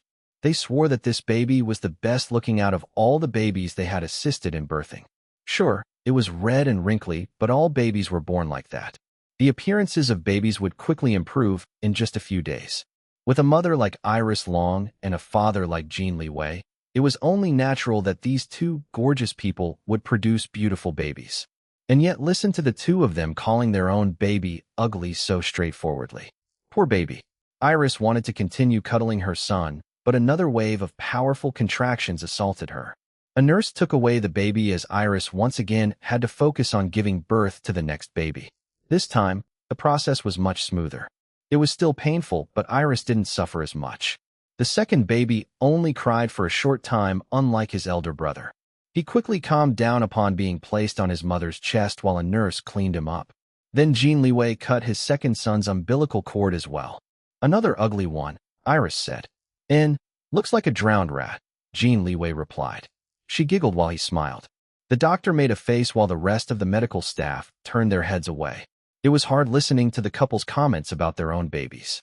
What did CEO Jin mean that his second son looked like a drowned rat? The second son resembled him the most. It seemed that this husband and wife had some vision problems.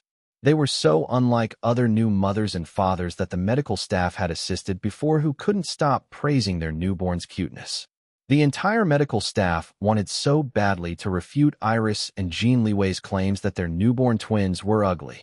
In the end, however, they decided to just keep their mouths shut. CEO Jin was too intimidating, while Iris Long could be quite scary whenever she lost her temper. They would just do their jobs. If the couple believed that their own babies were ugly, then who were they to correct the two blind people? Iris and Jin Liwei bonded with their twin infants afterwards. Despite calling their own babies ugly, the happiness emanating from the new parents was almost tangible. Jin Liwei carried his eldest human son, while Iris cradled their second human son. He carefully leaned down and once again kissed his wife's lips. "You're so amazing, Evelina," he whispered. His voice was so low and soft that only Iris heard him. "Thank you for giving me children. And I love you. So much. I love you too," Iris murmured as she drifted off to a much-needed sleep. It was already past midnight when the people in the waiting lounge area outside the delivery room heard about the good news. Dom was the bearer of the happy announcement, instantly dispelling the heavy atmosphere that pervaded the long, agonizing wait for almost the entire day. Booming laughter resounded. "Bah-ha-ha. Did you hear that? A boy. When can this old man see my great-grandson? Hurry up and tell me. I want to know." "Don't worry, Grandpa Boss," Dom assured the delighted old man. "I'll bring you in later when all the necessary medical examinations are completed." "Good. Very good. Bah-ha-ha." Grandpa Lu's smile almost stretched from ear to ear. "How's my sister?" Lu Zihao asked. "Don't worry, Big Brother Boss. Everything went fine. No complications whatsoever. Everyone is healthy. Boss went to sleep right after breastfeeding for the first time." Lu Zihao's scary expression eased a lot. "Oh, that's a relief," Huang Yuyan exclaimed. "I'm so glad that Xiaolan and my grandson are both safe and healthy. Thank you for letting us know, Dominic. I know that my son doesn't want to leave his wife's side even for just a second." "Ehehe. No worries. This is what I should do." Grandma Li was not present. She had already gone to sleep. Unlike the sprightly Grandpa Lu, her energy level was already nosediving due to her advanced age. Long Tingfei had fallen asleep on the couch, but Yang Jiahui woke him up just in time to hear Dom's announcement. As for Mimi, the overworked webtoon artist had already fallen asleep in Little Jun's room in the middle of talking to Jiang Yingyu. Dom returned inside the delivery inside and came out again soon afterwards. His expression was sheepish when he faced the others. Read official chapters on WEBNOVEL. Please stop supporting piracy. Also follow author on Instagram at Area Cross. "I'm sorry," he said. "Sir Boss says that it's already very late and that everyone should sleep tonight first. You can meet the baby tomorrow." "What?" Grandpa Lu roared. "Tell that pinhead to come out. This old man wants to meet my great-grandson now." "I'm sorry, Grandpa Boss. But Sir Boss says that he won't change his mind." Before the old man could throw a tantrum, a firm and heavy hand pressed down on his shoulder. "Old man, just sleep," Lu Zihao said. "You're tired waiting, but my sister should be the most exhausted among us. She had been in labor for almost the whole day. Third brother stayed with her the entire time, so he must be tired as well. Both of them are not in any condition to entertain us." "Zihao is right," Huang Yuyan interjected. "Uncle, let's go to sleep first. It's just a few hours anyway. We can meet my grandson first thing in the morning." "Hi, fine." Grandpa Lu sighed. His shoulders slumped with regret, but he quickly perked up. "By tomorrow, I'll have the perfect name for my precious baby great-grandson." That stinky boy and Xiaolan, my girl, asked their beloved Grandpa Lu to name their baby. "Yes, that's right. Watch this old man choose the best name for your grandson, Yuyan. Bah-ha-ha. I'm looking forward to it, Uncle." Nearby, Long Tingfei looked jealous. "What's wrong?" Yang Jiahui asked him in a whisper. "I wanted to be the one to name my grandson." He muttered. "How come my daughter didn't ask me?" She sighed and patted his arm. She couldn't bear to tell her husband that his daughter was closer to her in-laws than to her maiden family. He already knew it, though. Now that he was at this age, she knew that her husband had a lot of regrets when it came to his relationships with his children. Fortunately, he was doing his best now to make amends and become closer to each of his 4 children. It was better late than never. Let's go to sleep, too, Yang Jiahui said. The earlier we sleep, the earlier we'll wake up, and the earlier we'll meet your grandson. Long Tingfei nodded. Everyone headed to their own assigned bedrooms. Nobody wanted to leave the mansion, not because of the late hour, but because they wanted to meet Iris and Jin Liwei's newborn as soon as possible in the morning. Lu Zihao was the only one left in the waiting lounge area. He stood by the huge windows and gazed at the starless night sky outside. His hand fished something from his jeans pocket. It was the smoking devil. He rubbed it between his fingers while reminiscing about the past. The memories of his beautiful little sister with her golden locks and bright emerald eyes played in his mind. The times when she sneaked in his room and asked him to play with her. The times when she ran to him while crying after being frightened by horned animals. The times when she showed off a new computer that she assembled herself. The times when she performed a new original composition in the piano to him as the sole audience. The times when she sought him to comfort her whenever their mother punished, tortured her for refusing to work for the family organization. All these memories might not always be joyful, but each and every one of them was precious to him. He only had this one beloved little sister who he was lucky enough to meet again in their new, second chance in life after their tragic past life as the crown prince and sheltered princess of the infamous Vetrovs. I can't believe that you've now become a mother, Evelinka, he murmured in Russian. And I, too, will soon become a father. Happiness began to spread inside him. But before it could fill him completely, the faint sparkle from the bejeweled smoking devil caught his eyes. The smoking devil was a direct remnant of his life as Nikolai Vetrov. His mind cleared. The happiness was ruthlessly tamped down. Happiness bred complacence. He couldn't be complacent. Never. He glanced at the closed door of the delivery room. Jin Liwei, take care of my sister and your children. Then he added, and if something happens to me, I know that you'll take care of my woman and my children as well. He returned the smoking devil inside his pocket and walked along the empty hallway. Yes, the road to hell only needed one person to walk it. Him, while carrying the bloody heads of all his enemies. The next morning, people rushed to the hospital wing. After breakfast, nobody blocked them this time. Thank goodness. The delivery room had been transformed into a large, comfy bedroom overnight, with all the necessary state-of-the-art medical equipment, of course. When Grandpa Lu and the others entered, they saw Iris in bed cradling a tiny infant in her arms. She was radiating joy, gentleness, and motherly aura. She greeted them with a bright and beautiful smile. Would you look at that? Grandpa Lu adjusted his booming voice to avoid startling the baby.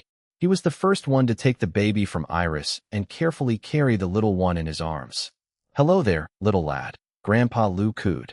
I'm your great-grandpa Lu. Look at these tiny hands and feet. Those little eyes, nose and mouth. You are the cutest baby that this old man has ever seen in my long life. Aren't I right, Sister Giroux? Grandma Li peeked at the small bundle of joy. You're right, Brother Jianhong. Indeed, our great-grandson is the cutest. Huang Yiyin squeezed closer. Her eyes immediately watered as soon as she saw her grandson. So cute. The others crowded around the baby. Each of them were fighting to be the next one to hold the little one. Where's brother-in-law Liwei? Long Jingjing asked. With our other son, Iris whispered. Long Jingjing nodded and clamped her mouth shut while looking nervously at the others. She sighed of relief when nobody noticed their conversation. The others were too busy doting on the baby. How are you feeling? Lu Zihao asked Iris next. Like something many times bigger than my husband's penis crawled out of my vagina. Long Jingjing turned red while Lu Zihao scowled at his overly straightforward sister. Iris shrugged. Well, it's true. Then she sighed and decided to tell the truth. It was the worst pain that I've ever experienced. But I survived. Long Jingjing shuddered and subconsciously touched her swollen belly. Lu Zihao hugged her. She immediately felt better in his embrace. I'm glad that you're fine, he told Iris. Yes, I'm also glad that you're fine, little sister, Long Jingjing said as well. Thanks, big brother and big sister. Long Jinjing peeked at the baby being carried by Huang Yuyan this time. Read official chapters on webnovel.com. Please stop supporting piracy. Also follow author on Instagram at @AreaCross. The baby looks like you, little sister, she commented. Iris only smiled but didn't reply. Which part of that ugly thing looks like my sister? Lu Zihao asked. As soon as he finished speaking, someone hit him hard in the back a few times. You stinky boy, how dare you call your adorable nephew an ugly thing? Did your brain become filled with nothing but poop? Tell me, I want to know. See how this old man smack you until you learn your bloody lesson. Iris stopped mid-nod. Actually, she agreed with her brother, but it seemed that the others didn't think the same way. All she could hear around her was non-stop praises about how cute and adorable her baby looked. Even Long Jinjing looked offended at what Lu Zihao said just now. She even apologized to Iris on his behalf. All right, that's enough, Grandma Li said. Don't be so loud, Brother Jinhong, or you'll scare our great-grandson. Humph. Grandpa Lu gave Lu Zihao another smack before returning to coo at the new love of his life, his great-grandson. Finally, Jin Liwei arrived. Son, you're back. Huang Yuyan couldn't hide her joy and excitement. Look at my grandson. He's the most precious and adora. Everyone turned their heads after Huang Yuyan's loud gasp. What in the bloody tarnation? Grandpa Lu's eyes almost popped out of his head while his jaw fell wide open. Grandma Li was now the one carrying the baby. She looked the calmest among those who didn't know the truth yet. It was as if she already knew everything beforehand. Oh. Huang Yuyan approached her son and looked at what he was carrying. Jin Liwei showed off his second human son to his mother with a proud expression. This time, his mother burst into tears. Huang Yuyan laughed while wiping her eyes. The two of you really got us good. She pretended to glare at her son and daughter-in-law, but couldn't stop the big grin from spreading across her face. Jin Liwei transferred his second son to his mother's arms. Oh, he looks exactly like you, son, Huang Yuyan told him. Grandma Li approached and stood beside her. They compared the infants in their arms. Fraternal twins? She asked his grandson. Yes, grandmother, Jin Liwei replied. Grandma Li's natural frosty aura warmed up several degrees. What a beautiful pair of sons. These two are great blessings to our family. Everyone agreed. Long Tingfei and Yang Jiahui finally got their chance to hold the two babies. Long Tingfei carried the eldest son while Yang Jiahui held the second son. You're right, Yang Jiahui told Huang Yuyan. This little one looks like his father. Right? Huang Yuyan was thrilled. And the other little one looks like Xiaolan, Yang Jiahui said next. Long Tingfei studied the infant in his arms. Indeed, the baby looked like his youngest daughter. But if someone were to ask him, he would say that the baby resembled his maternal grandmother more than his mother. Although this baby resembled his ex-wife, Wei Lan, he didn't allow it to tarnish his grandfatherly love for the little one. He loved both of his newborn grandsons regardless of who they looked like. His thoughts were interrupted when the baby in his arms started crying. He started to panic because he had little experience in personally coaxing babies despite having 4 children of his own. Darling, bring little Machi for me to feed, Iris said. N. Jin Liwei took his eldest baby son from his father-in-law. Little Machi? Lu Zihao asked, frowning. All of them had a bad premonition. Yes. Iris received her eldest human son from her husband. This is little Machi. Then what about the other one? That's little Matcha. Huang Yuyan sent Grandpa Lu a desperate look. Uncle, the names. Hurry. Grandma Li sighed and shook her head. Iris blinked at their odd expressions. What's wrong? Nobody replied right away to Iris' question. They didn't dare to criticize her terrible naming sense to her face, especially when she hadn't even recovered from giving birth yet.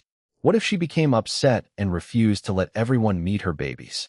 That would be unbearable, especially for the elders who already fell in love with the 2 little ones. I think that little Machi and little Matcha sound cute, Long Jinjing said in a hesitant manner. She immediately hid behind her man's hulking back when the others looked at her in disbelief. These are okay for nicknames, Lu Zihao said, shifting the attention from his timid woman to himself.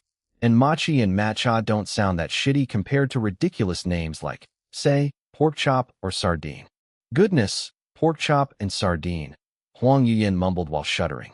Her daughter-in-law might really name her grandsons like that.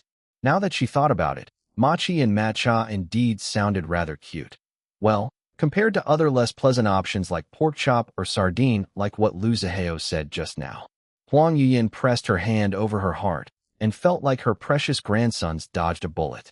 How pitiful would they be if their mother named them pork chop and sardine? Why yes. Let's have Machi and Matcha as my grandsons' nicknames. Huang Yuyin turned to Grandpa Lu, her eyes full of desperate pleading. Uncle, how about you give them their official names now? Grandpa Lu stroked his perfectly groomed white mustache. This old man thought that there would only be one baby, so I only came up with one perfect name. I will need to revisit the other names that I eliminated to come up with another name for the second baby. Give me a bit more time, and I'll come up with perfect names for both of my precious great-grandsons. No need for that. Long Tingfei interrupted. Everyone looked at him. Read official chapters on webnovel.com. Please stop supporting piracy. Also follow author on Instagram at Area Cross. Sir Lu can name the eldest baby with the name he already prepared, and I can name the second baby. He turned to his daughter and sent her an almost begging look. Everyone looked at Iris next and waited for her decision. That's fine, Iris said. Jin Liwei also nodded. Long Tengfei grinned, clearly excited. His wife, Yang Jiahui, smiled and felt happy for him. In the end, Grandpa Lu named the eldest son Jin Haoyu while Long Tengfei named the second son Jin Lingyu. Both Iris and Jin Liwei accepted the new names and thanked Grandpa Lu and Long Tengfei. The others were relieved that the twins received their official names. It would be tragic if Iris went ahead and registered her baby's names as Machi and Matcha in their birth certificates. Nobody trusted Jin Liwei to stop his wife. The man was so crazy in love with his wife that he wouldn't even bat an eye if Iris really named their twins pork chop and sardine. ####. In just a few days after their birth, Jin Haoyu and Jin Lingyu quickly grew plumper, smoother, and more adorable. Even their parents who called them ugly before without any remorse no longer did so. Iris entered a month-long confinement for a thorough recovery after childbirth. She moved back to the master bedroom with her twins. The twins had their own nursery room near the master suite, but Iris and Jin Liwei still preferred to sleep with their babies in the same room. The babies had their own customized crib large enough to fit the two of them and their fat feline eldest sister, Ice Cream. The moment that Ice Cream met her human siblings, she immediately went into guardian mode. She always accompanied them wherever they went. The gray cat was so attentive to her human baby brother's needs that everyone almost forgot about her original laziness. On the other hand, Popcorn quickly lost interest with his baby brothers because he couldn't actively play with them yet. The hyperactive cat still preferred his human cousin, Little June, who could chase him around their home. At the moment, Iris was breastfeeding her eldest human son, Little Machi, while Jin Liwei was bottle-feeding their second son, Little Matcha.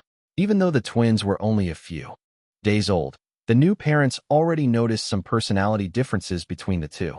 The eldest, Little Machi, craved attention. He would become fussy and wail nonstop if he woke up without feeling anyone nearby. As a result, Ice Cream tended to stay and purr beside him. In contrast, the second son, Little Matcha, was generally unbothered. He would only cry if he was hungry, needed a diaper change, or uncomfortable in some way. Once his needs were met, he would go to sleep or entertain himself. Iris watched the suckling Little Machi in her arms. She smiled and kissed her baby. Everyone says that Little Machi looks like me while Little Matcha looks like you. But now that I look at Little Machi more carefully, I think that he resembles Wei Lan more than me, she commented. Jin Liwei glanced at his wife and their eldest human son. Doesn't matter who our sons resemble. Even when they looked like drowned rats before, we didn't think much about it. She chuckled. You're right. It doesn't matter who they look like. We'll still love them no matter what. But they really looked ugly when they were just born. Even Big Brother thought the same way. I thought that everyone was just trying to be nice by praising our baby's cuteness. It turns out that they really became cute in just a few days. And Jin Liwei put down the now empty tiny baby bottle and proceeded to coax Little Matcha to burp. His movements were careful and smooth like a veteran. He was very eager in actively caring for his newborn sons. In fact, he learned the ropes faster than his wife. Every time Iris watched him caring for their babies, she would always feel amazed by him. Their babies looked tiny and fragile whenever he cradled them with his large arms, but his actions were always stable. She never worried about him accidentally dropping or hurting their babies. On the contrary, she was the one worried about doing these by accident. Throughout the week following the birth of the twins, Iris and Jin Liwei received congratulatory presents from their loved ones and friends. Only those closest to them were informed about their children's birth. They hadn't announced it to the rest of the world yet. The new parents weren't in any hurry to make the announcement. Jin Liwei was more concerned about his wife's recovery. He witnessed with his own eyes how much she suffered while giving birth to their children. He remembered the moment when she passed out for a few seconds from the pain of pushing their first baby out. He really thought that he was going to lose her right there and then. This memory left a lingering fear in him. As a result, he swore to himself that he would treasure his wife even more than before. Deep inside him, he loved his wife more than anyone else in the world, including their children. Others might criticize him for this, but what could he do? This was his real feelings. Others would automatically prioritize their children over their spouses, saying that a wife or husband could be abandoned and changed into a new one anytime. But a child would always remain a piece of one's flesh and blood forever. This was natural, to the majority, at least. Unfortunately, Jin Liwei couldn't do it. For him, his wife was the number one. Always. This, however, didn't mean that he had no care for his children. Of course, he loved his children. He was also determined to become the best father that he could be for all his children, especially since their mother was the woman he loved. "What are you thinking?" Iris asked. Jin Liwei felt his wife hug him from behind. He turned his head and caught her mouth for a quick kiss. Then he pulled her to sit on his lap. They were in the living area of their master suite. "How come you're out of bed?" he asked. She scowled. "I don't believe in all these unscientific rules for maternity confinement. Don't take a bath. Stay in bed as much as possible. How am I supposed to stay sane for 1 month with all these rules?" He didn't reply. To be honest, he also didn't believe in all the rules. This was a modern society. Advanced technology made some of the negative complications caused by not following maternity confinement rules moot. Nevertheless, he couldn't help but feel cautious when it came to his wife's health and safety. There was no harm in believing in some superstitions. It was better to be safe than sorry. "Don't be upset anymore," he said, trying to coax his wife. "You already took a bath, didn't you?" "Yes, but Mother is now upset with me when she found out about it." He sighed. "Don't mind Mother too much. She only cares about you. That's why she got mad. I'll talk to her later." "No need. I didn't really take it to heart." Iris was telling the truth. She wasn't really affected when her mother-in-law scolded her for breaking the confinement rules. Huang Yuyin moved with them temporarily to help take care of Iris and the twins during the month-long confinement. Although the couple had already long hired a team to help them through the confinement, they still accepted Huang Yuyin's offer. Iris got along better with her mother-in-law than the more troublesome Wei Lan. Speaking of Wei Lan, she hadn't visited her newborn grandsons yet. It seemed that she went on a shopping vacation abroad some time after Ren Alejandro's birthday bash. According to the gossip that Dom heard from Randy, Wei Lan became upset when Ren Alejandro's friend, Emilio Miguel, refused to hand over the heirloom belonging to her Viscount husband. When it was clear that Emilio Miguel had no intention of coughing out the gold pocket watch, Wei Lan got so mad that she needed a shopping therapy to cure her increasing stress levels. She had been flying to many different Asian countries with Randy since then and shopping at as many malls and boutiques as possible with vengeance. This was the reason why she hadn't met her newborn grandsons yet. To her credit, she did send expensive, brand-named presents for the twins from abroad. She would always message Iris that she couldn't wait to meet the twins, but at the same time, she wasn't in any hurry to cancel her current shopping spree. Not that Iris and Jin Liwei cared much.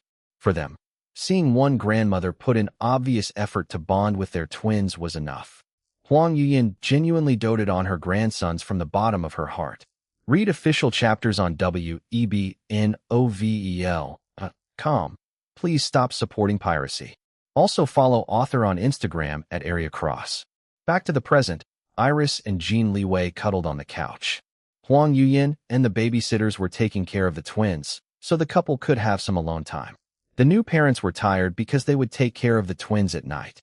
Unlike most other parents, they couldn't take turns waking up to feed or change diapers. They had twins who often cried at the same time during the night, so both Iris and Jin Liwei needed to take care of the babies. Even so, they were still fortunate due to their wealth and status. There were always other people who could take over whenever they needed to rest. "How's the meeting?"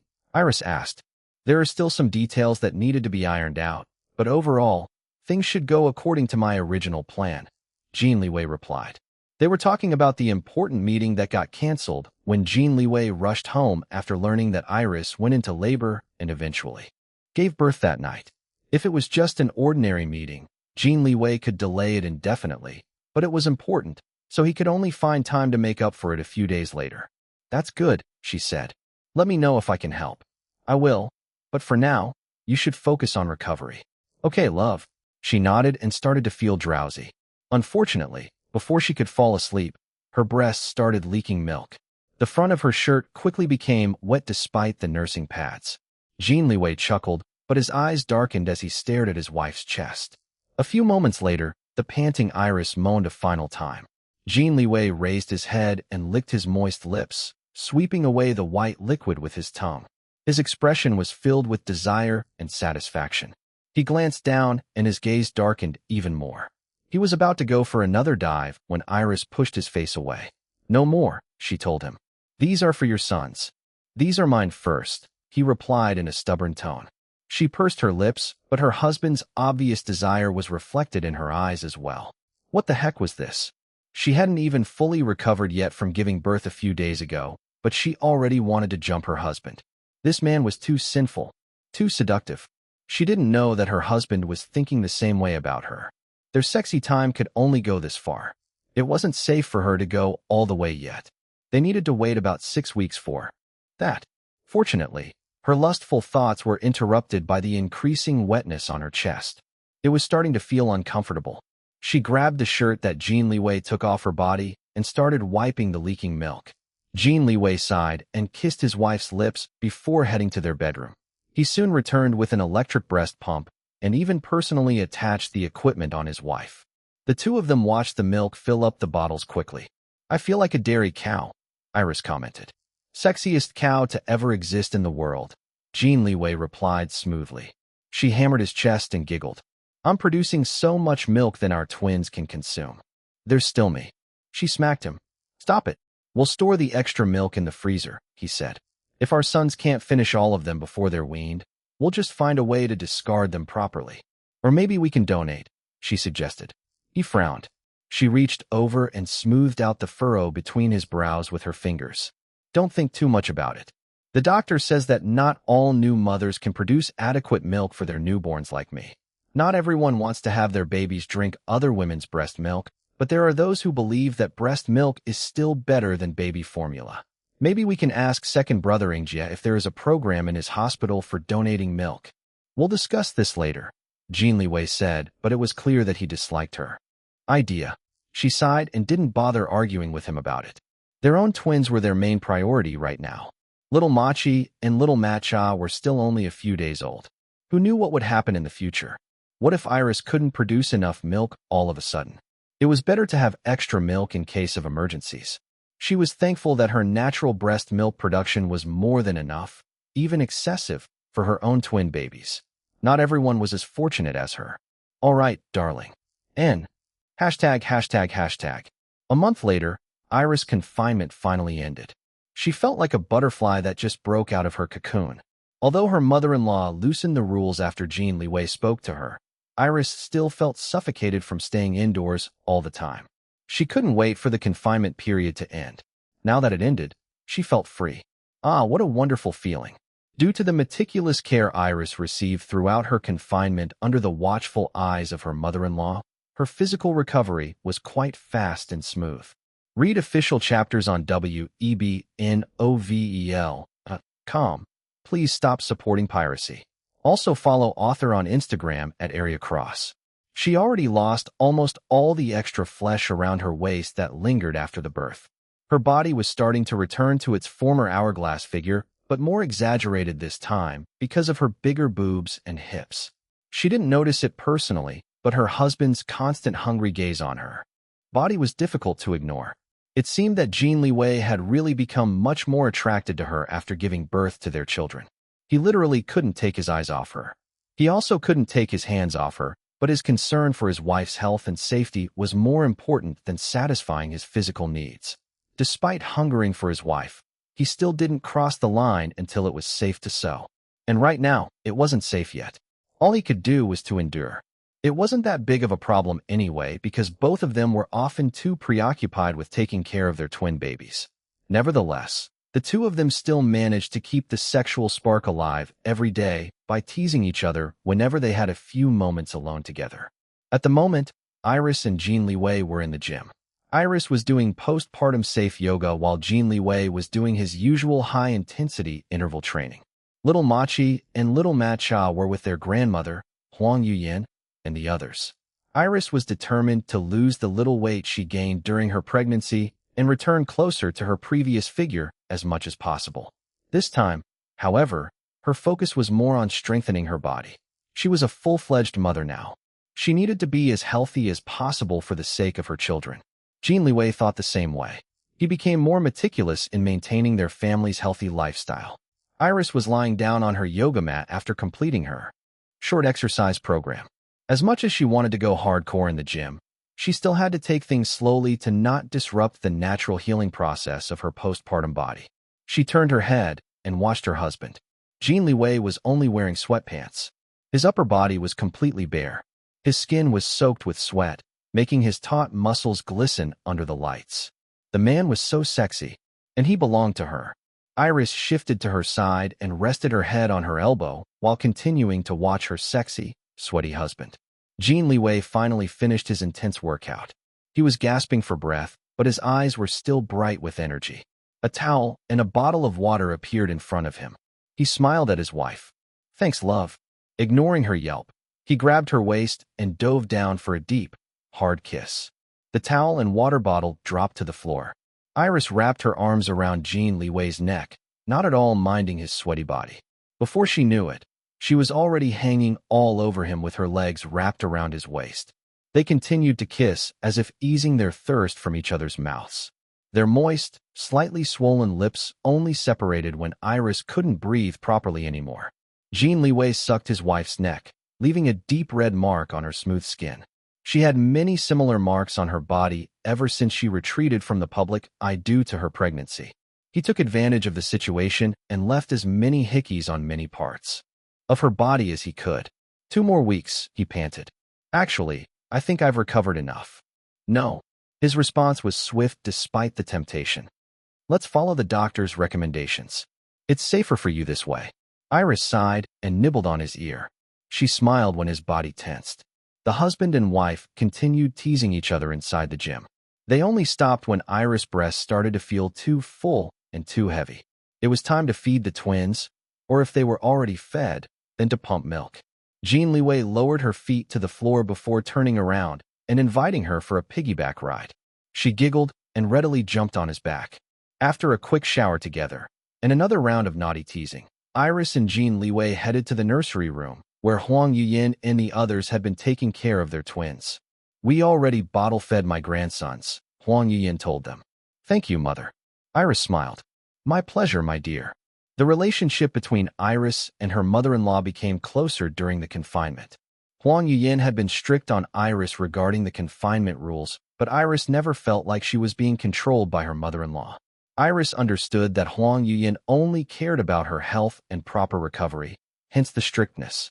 It was also because Jin Liwei had been able to persuade his mother that many of the so-called confinement rules were too outdated.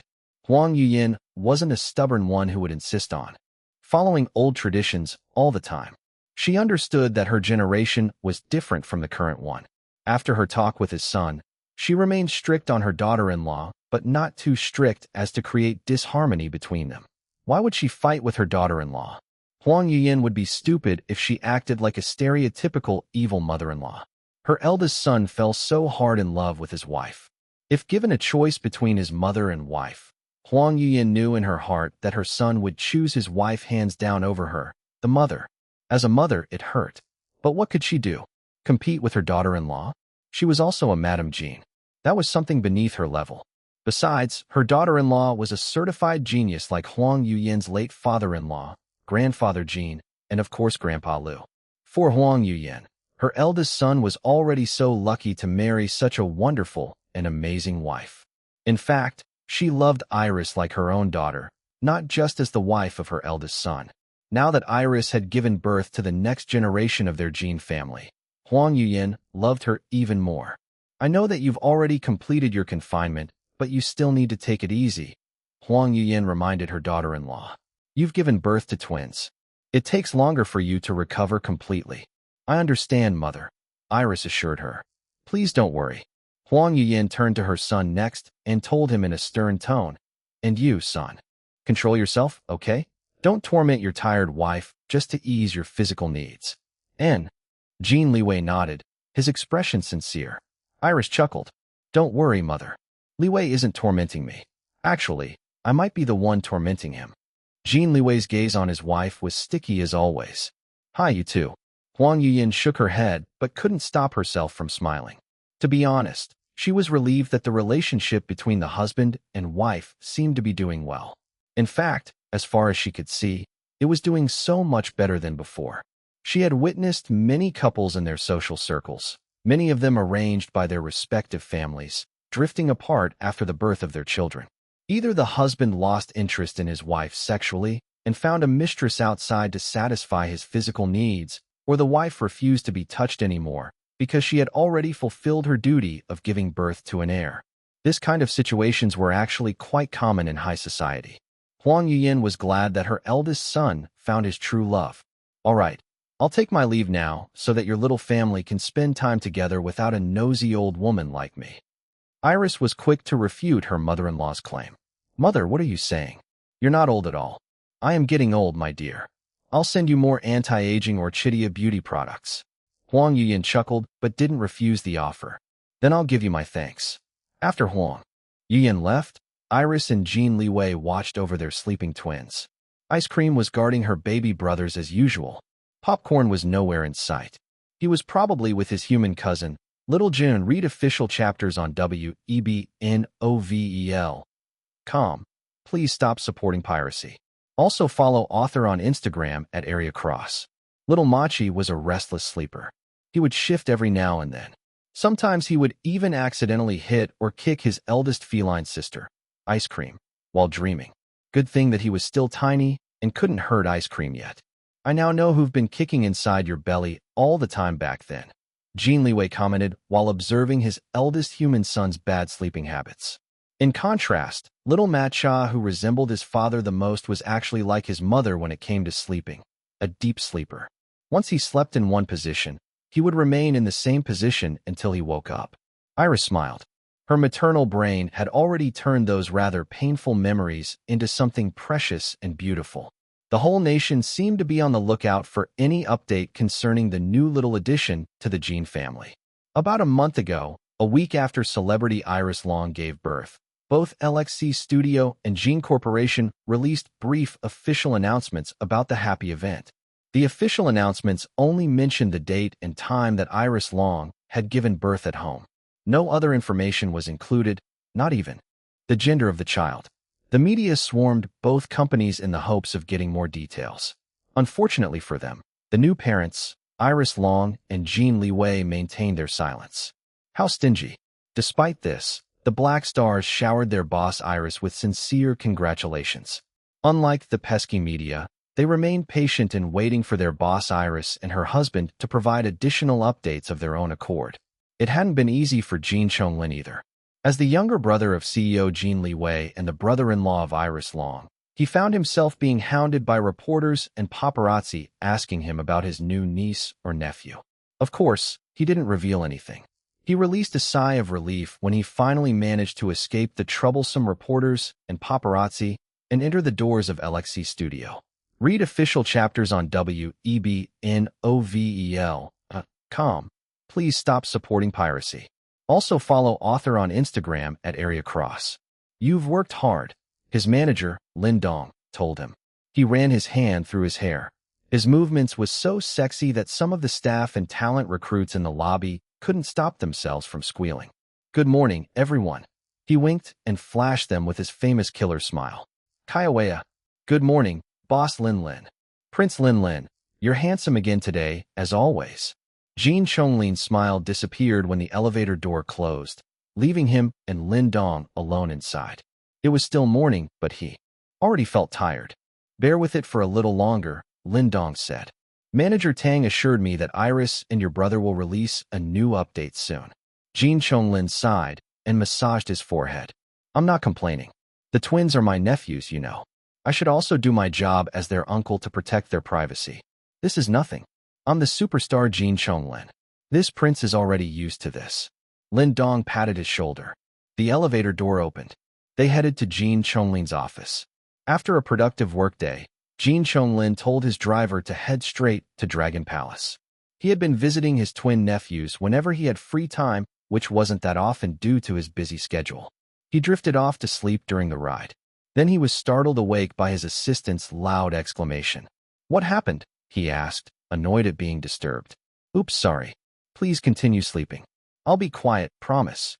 His assistant zipped his mouth, but continued scrolling on his phone. Curious, Jin Chonglin stretched out his hand. His assistant didn't hesitate and gave Jin Chonglin the phone. The assistant chattered away in excitement. Iris and CEO Jin finally released a new update about their twins. Ooh, their tiny hands are so adorbs. Jin Chonglin scrolled on the phone and read the new post on Iris' social media account. It was a single photo showing Iris and Jin Liwei's fingers with their wedding rings visible being grabbed by two little hands. It was clear that the two little hands belonged to two different babies. The photo had a caption saying, "One love, twice the blessings.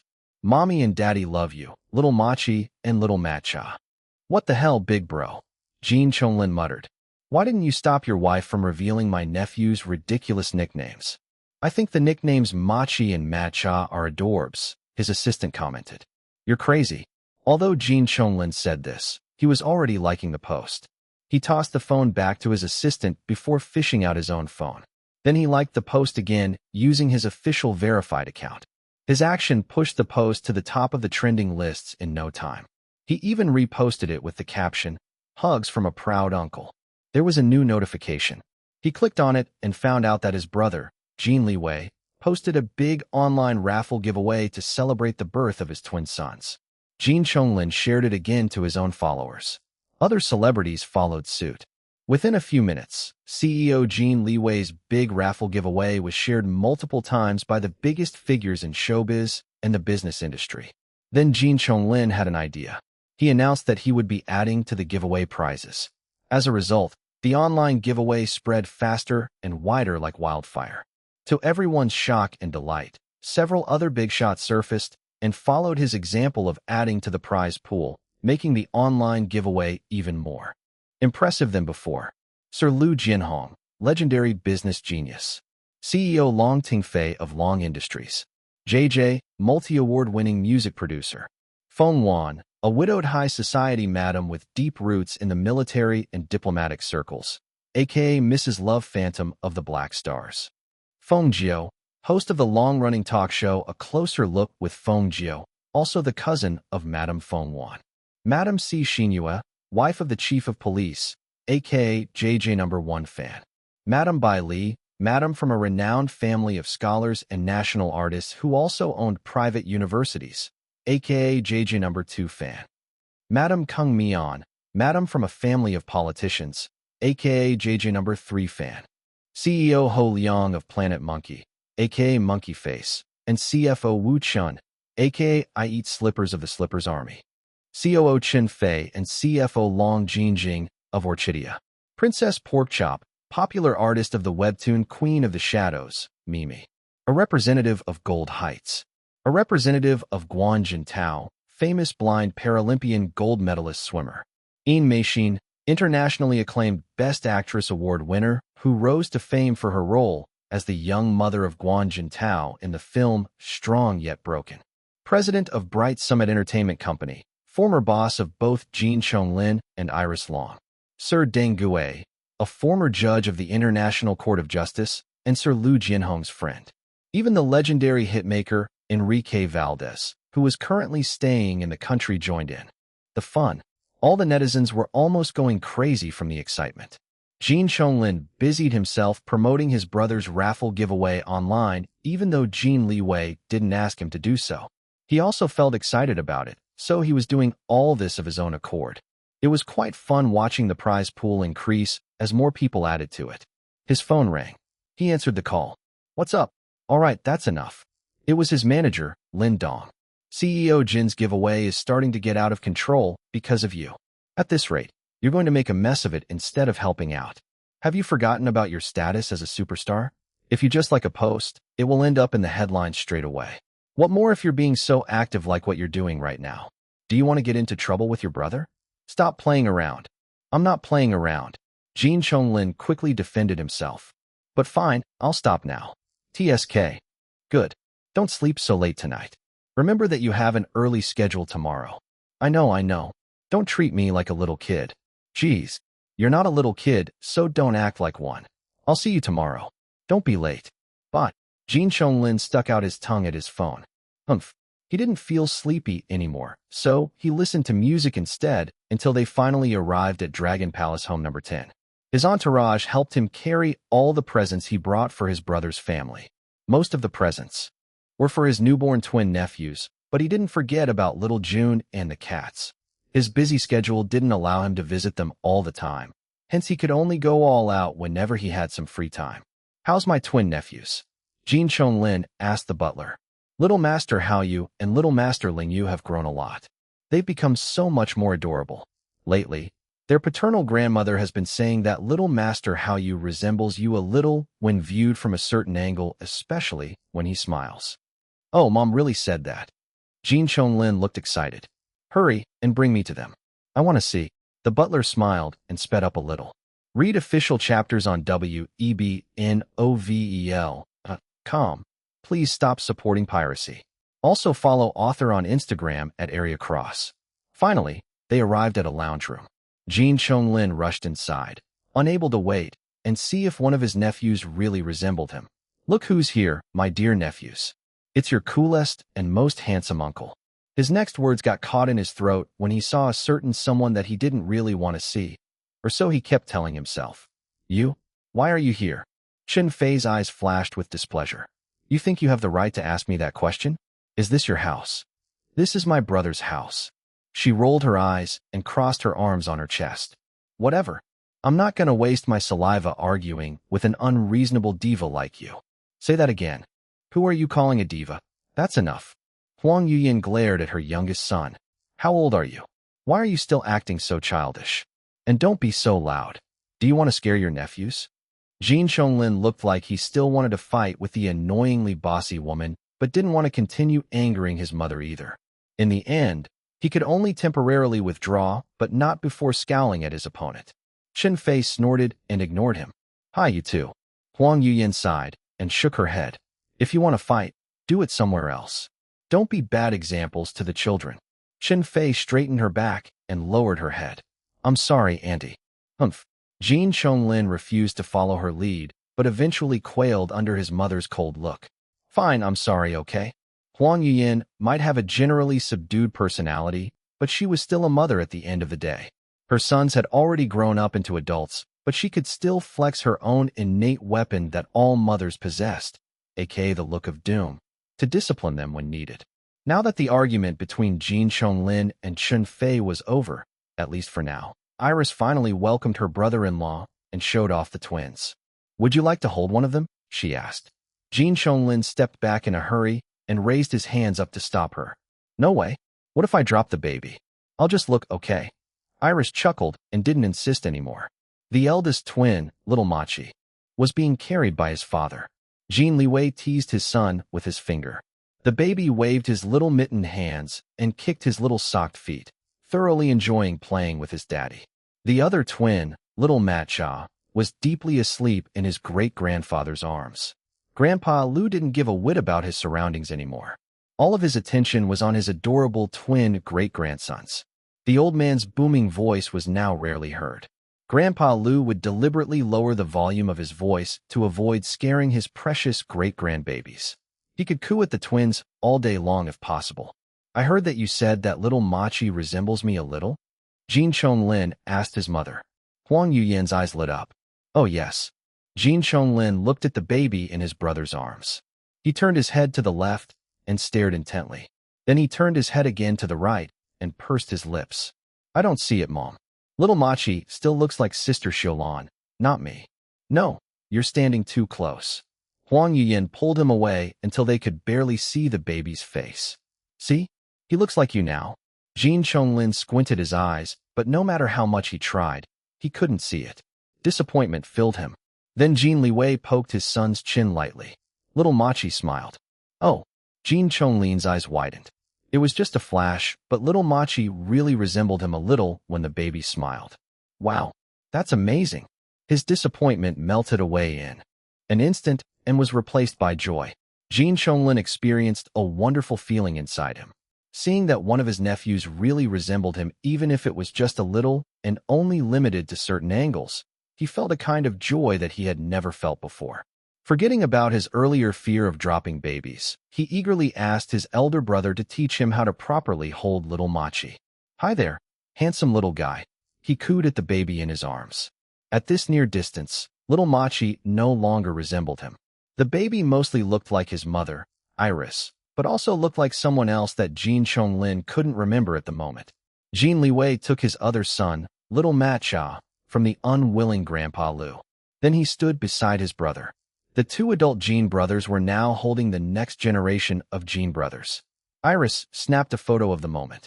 Her mother-in-law, Huang Yuyan, stood beside her while wiping her teary eyes. It was a beautiful and touching scene of two generations in one frame. Jin Chonglin was not used to holding infants. Ever.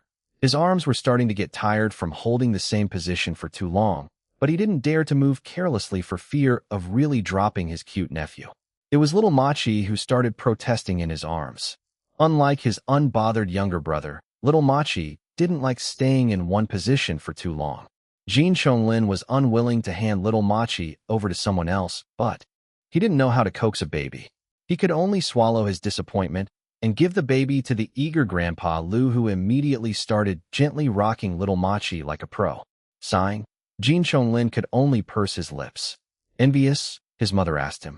Before he could deny, Huang Yuyan added, then you should also find a good wife like your older brother and make your own babies. Jin Chonglin scowled. Ever since his brother told him to make your own baby on national television at the music awards, he had been bombarded with the meme almost on a daily basis making fun of him. Now that he was hearing the same thing from his mother, he couldn't help but feel annoyed. Read official chapters on webnovel.com. Please stop supporting piracy. Also follow author on Instagram at Area Cross. I'll just be the cool uncle and dote on my nephews and nieces, both humans and feline. No need to produce my own kids.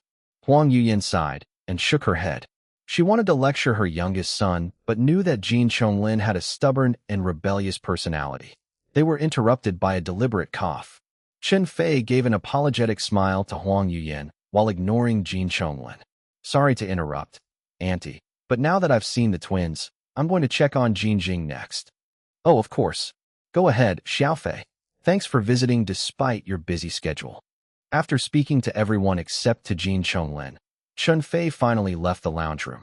She wasn't leaving the mansion yet because both Lu Zihao and Long Jinjing had been staying at Dragon Palace ever since Long Jinjing reached her final trimester. The couple also wanted to use the mansion's new hospital wing to give birth. When Chen Fei was gone, Jin Chonglin didn't realize that his eyes had been following the woman. He felt so annoyed that she deliberately ignored him. Huh, what a petty woman. He, Jin Chonglin, was a superstar. All eyes were always trained on his magnificence, and yet the woman never hid her disdain for him. There must be something wrong with her eyes. The woman must be blind to be immune to his charms. Huh, what the heck was wrong with his train of thoughts? Did he want Chen Fei to be charmed by him? No way. That wasn't what he wanted. Not at all. Erase, erase. Ugh, get out of my head. Jin Chonglin waved his hands around his head as if shooing away an imaginary pesky fly. Iris, Jin Liwei, and Huang Yuyan looked at each other, their amused eyes filled with meaning. Fortunately for Jin Chonglin, they pretended not to notice his amusing actions. As for Grandpa Lu, He didn't care about anything or anyone in his surroundings anymore. The old man was too absorbed by his great-grandbaby's cuteness. Later, Jin Chonglin's army of fans was graced by a heart-melting post by their beloved Prince Lin Lin. It was a photo showing their Prince Lin Lin with his older brother, CEO Jin Liwei. Each of them cradled one of the twins in their arms. Their expression filled with obvious gentleness and love.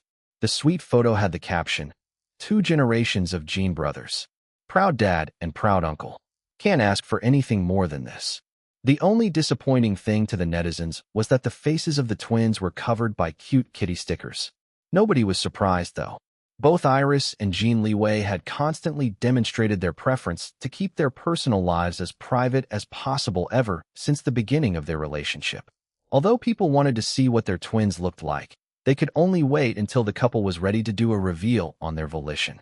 The Black Stars swarmed Jin Chonglin's latest post as well. "Oh my goodness. This is too cute. I can't believe that Boss Iris really gave birth to twins. Guys, our boss gave birth to twins. She's so capable. CEO Jin must be over the moon. He should be. CEO Jin is so lucky to marry such an amazing woman like our boss Iris." It wasn't only the fans. The media also widely reported it. This way, almost the entire nation now knew that Iris Long gave birth to twin sons in one shot for her husband, CEO Jin Liwei. Of course, there were bashers who couldn't sit still without finding anything to criticize about Iris Long. This time, however, the Slippers army had become a league fiercer than usual. "We have never condoned anyone who bashed our boss Iris. But involving her precious twin babies is even more unforgivable. What kind of scum are you to involve innocent babies in your bashing? Come on, fight me if you dare. My mighty Slippers are waiting to smack you all the way to hell where you belong." Before the Black Stars, specifically its infamous troll unit the Slippers Army, could declare an all-out war against their boss Iris' seemingly never-ending bashers, Jin Liwei released a new post on his personal verified social media account. "To all those who target my wife and children, wait for my lawyer's letter. I, Jin Liwei, will never tolerate anyone who wants to hurt my family. Hiding behind anonymous accounts is useless. Mark my words. I'll do everything in my power to make you pay the consequences of your actions. In the past, I had to restrain my anger because my wife, who was my girlfriend and later became my fiancée back then, requested for me to let her handle everything involving her career. I always respect her decision. But now, my wife has no time to deal with toxic people who always want to pull her down. She just gave birth to our precious twin sons and is too busy being an amazing mother. That's why I can now freely do my job as a husband and father to protect my family in my own way. This is the first and last warning that I'll give regarding this matter. Best of luck to all those of you who are bound to receive my lawyer's letter and eventually the justice my wife and our family deserve from your libelous words. But just know that even the best of luck can't protect you from the law." The reactions of the netizens were mixed after reading his post. But there was one thing that everyone could agree on. Read official chapters on webnovel.com. Please stop supporting piracy. Also follow author on Instagram at @AreaCross. CEO Jin Liwei wasn't the leader of the biggest multinational company in the country for nothing. Wow, so domineering. He always had a cold, intimidating and unapproachable aura even when standing together with his charismatic wife, Iris Long. Other people's impression of him was that he was a man of few words. For someone like him to release so many words in one go, it showed that the man meant business. Man, the bashers were in real trouble now. The Black Stars cheered and supported their boss Iris' husband. They felt proud that their beloved boss married a powerful man who was also dependable in times of need. Most importantly, they were relieved that the bashers were going to get what they deserved, legal retribution. ####. Around the same time, Chun Fei headed to another part of the mansion. She saw a burly figure leaning against the wall by the door. Lu Zihao didn't move from his position as he watched his woman's best friend approach. His arms were crossed over his wide chest. His posture was relaxed, yet others could still sense danger emanating from him. Chun Fei felt his aura, of course, but she didn't give a damn. She fearlessly walked forward with her back straight and head and shoulders held high. Although she already accepted that Long Jin Jing chose to be with this man, and even got herself pregnant in the process. Qin Fei still couldn't find it in herself to completely like Lu Zihao. She couldn't forgive how the jerk broke her best friend's heart before. Not that her own opinion was going to change Long Jingjing's decision. Regardless of her own negative feelings about the couple's relationship, Qin Fei respected her best friend's choice. As the best friend, she just needed to be there and support Long Jingjing all the way. "Where's Jingjing?" Qin Fei asked. "Why aren't you with her?" Lu Zihao ignored her testy tone. "Talk to Jingjing." Qin Fei crossed her own arms across her chest. "That's what I'm planning." He didn't respond, but Qin Fei could sense that he had something else to tell her. "My time is limited." She looked at wristwatch. "Hurry up and spit it out. If not, I'm going inside." Lu Zihao's expression became scary. Deep inside, Qin Fei felt frightened, but she didn't dare show it.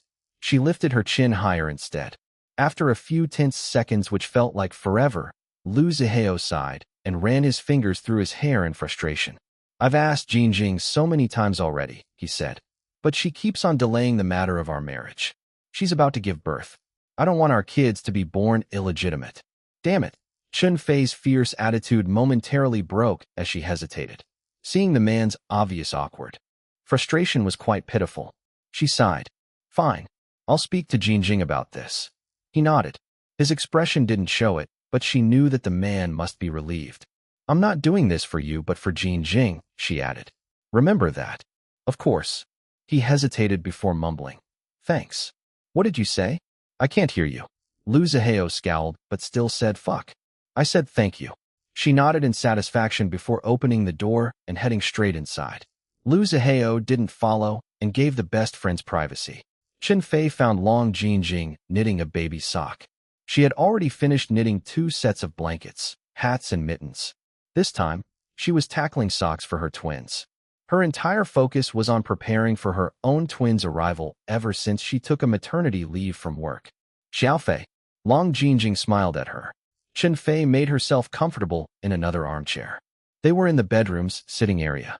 "Did you see little Machi and little Matcha?" Long Jingjing asked. "They've already grown so much since the last time you visited. Aren't they adorable?" The best friends chatted about Iris twins for some time before Qin Fei shifted the conversation. "Why aren't you married to Lu Zihao yet?" Long Jingjing was a little taken aback at the sudden topic change. She became nervous. Ha ha. "Don't ha ha ha me, Jing. I'm serious. I know how much you want to marry that jerkwad. That man, Lu Zihao. And yet what is this I'm hearing? You're actually delaying it? Aren't you the most concerned about giving birth to children out of wedlock because of your own experience as an illegitimate child?" Long Jingjing's lips trembled. She avoided her best friend's direct gaze. Qin Fei frowned at her friend's timidity.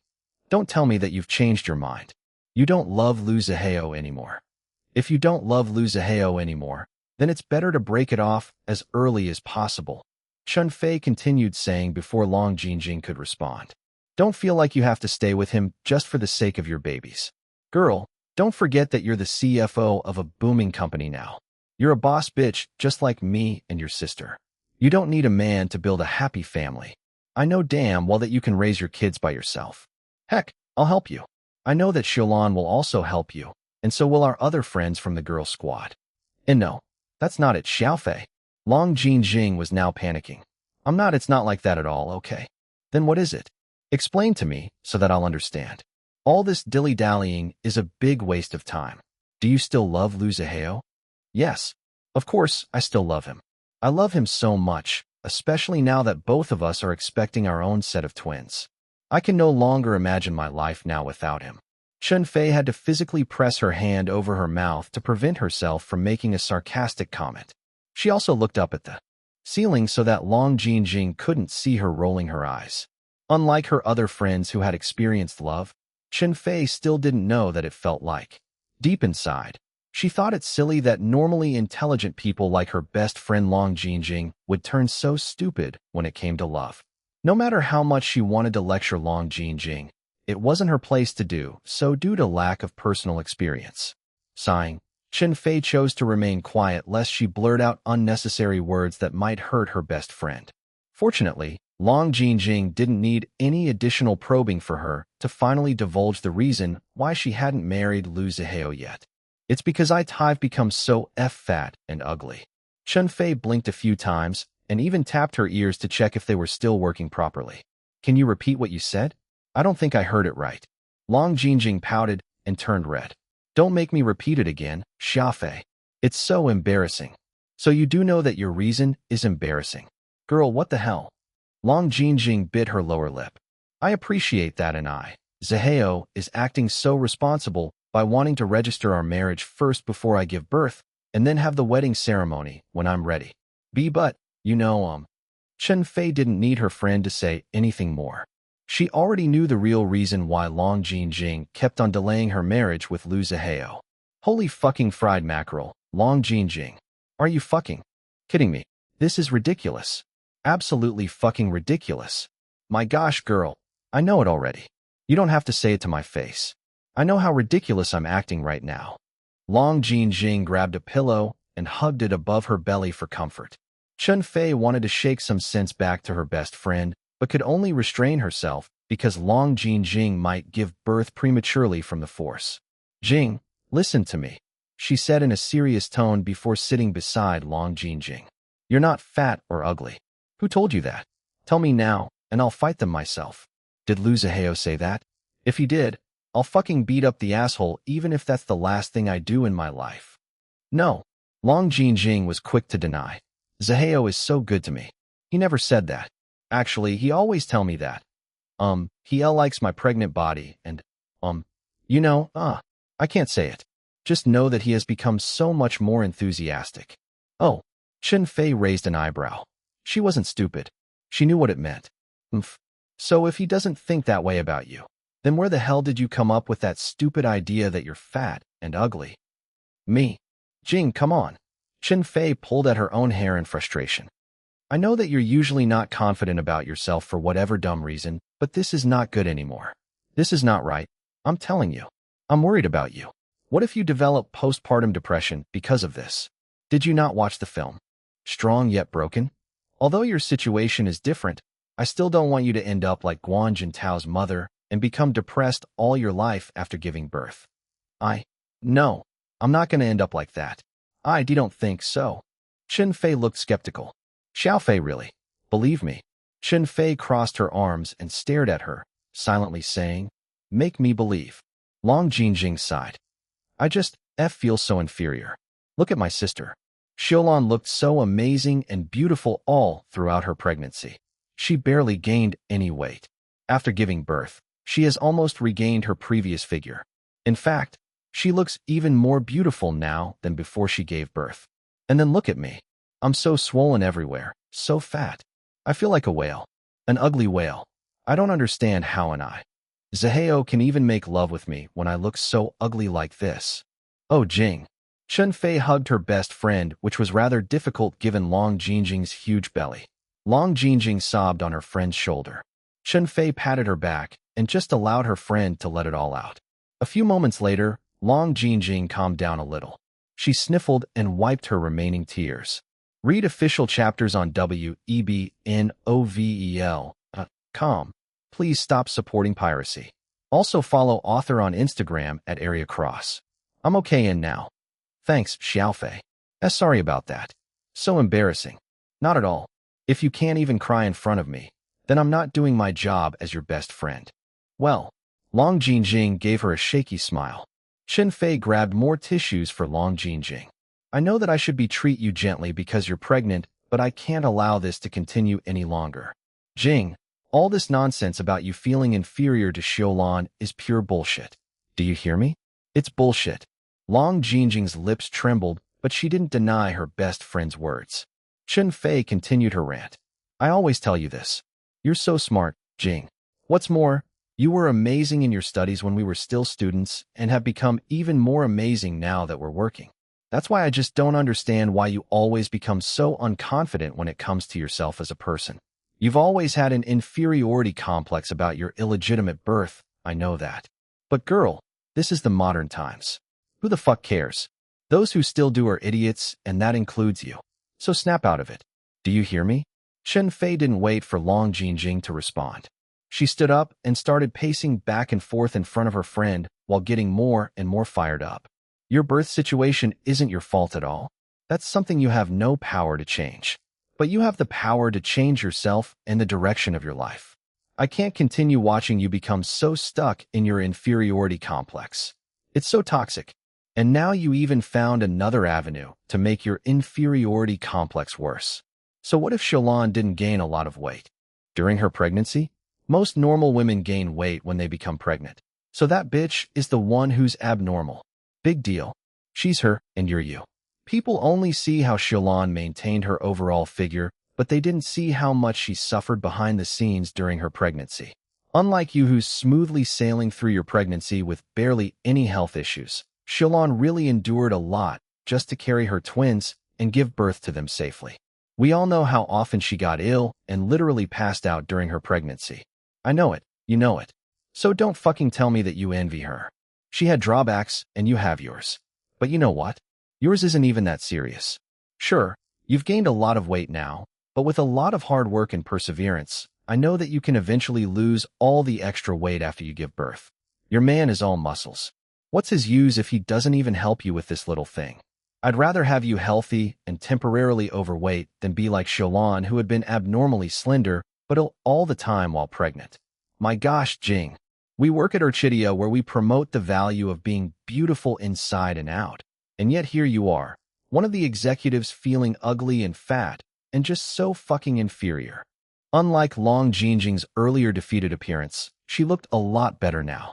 Her best friend's harsh words were hurtful and even offensive, but she still appreciated them. It wasn't her being masochistic. It was her being responsive to a harsh awakening. She felt like her mind was clearing from a dark and suffocating place of her own doing. The inferiority complex was still there, but it wasn't dragging her to the lowest depths anymore. I know, Xiaofei, she whispered. Chun Fei narrowed her eyes.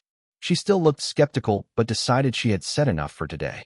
If Long Jingjing really understood and started changing her outlook to a more positive one, then good.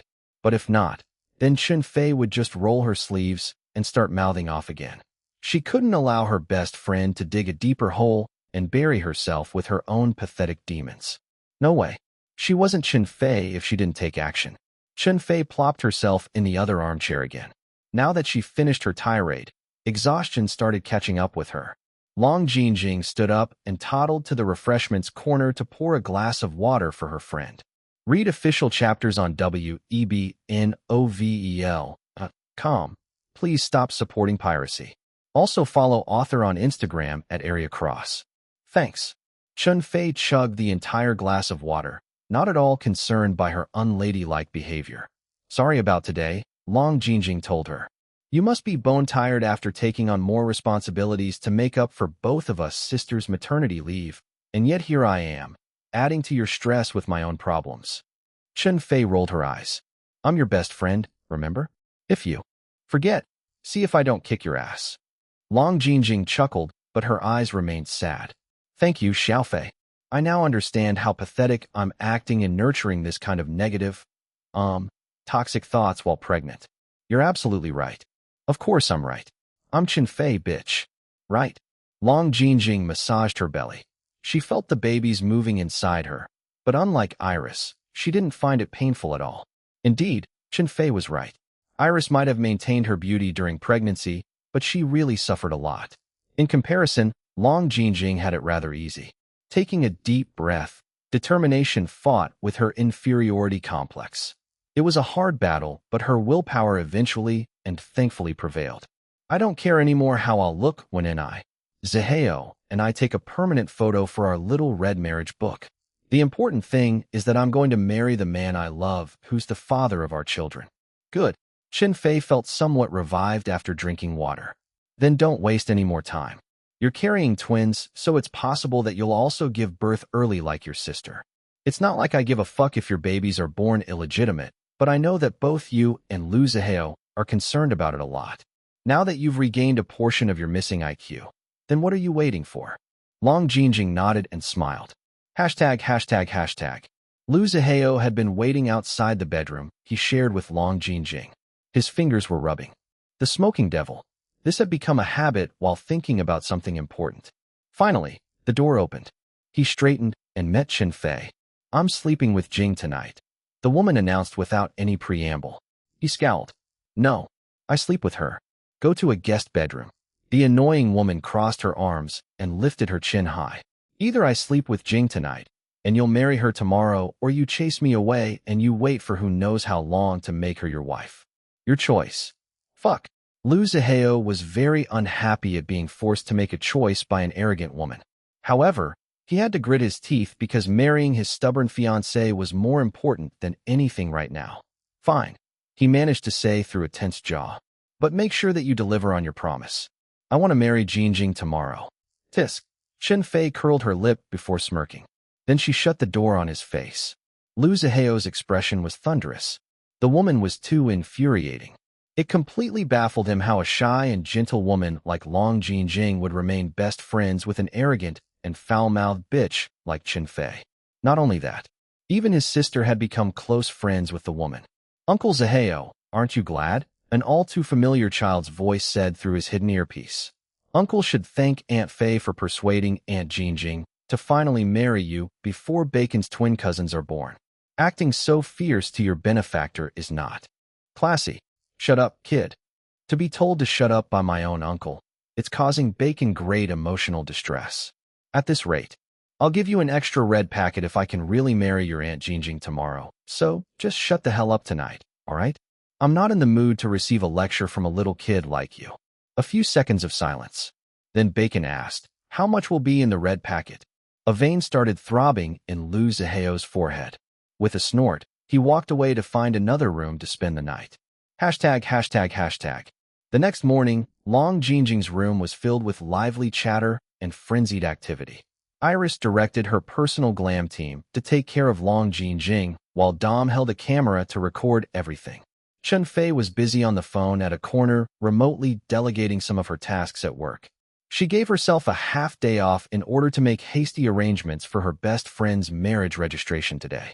The worst that could happen was for her to work overtime, which wasn't really too bad for someone like her who loved her job at Orchidia.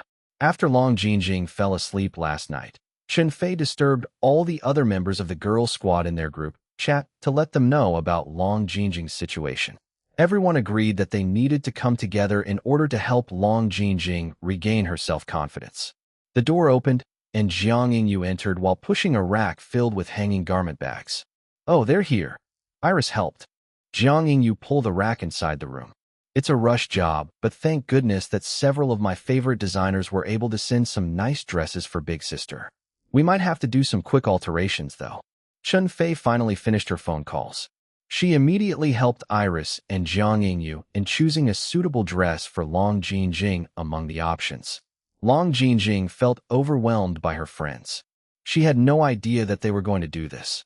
Her eyes watered as she watched them busying themselves for her sake. Please don't cry, the makeup artist said. Mr. Liu made a special rush appointment at the Civil Affairs Bureau, so we need to get you ready in time. You can cry all you want after your successful marriage registration later. Don't worry, Sis Jing, the hairstylist assured her. We'll make you so beautiful today that Mr. Liu won't be able to take his eyes off you once he sees you. True that, said the nail technician next. Read official chapters on webnovel.com. Please stop supporting piracy. Also follow author on Instagram at Area Cross. Dom secretly gave the glam team a big thumbs up.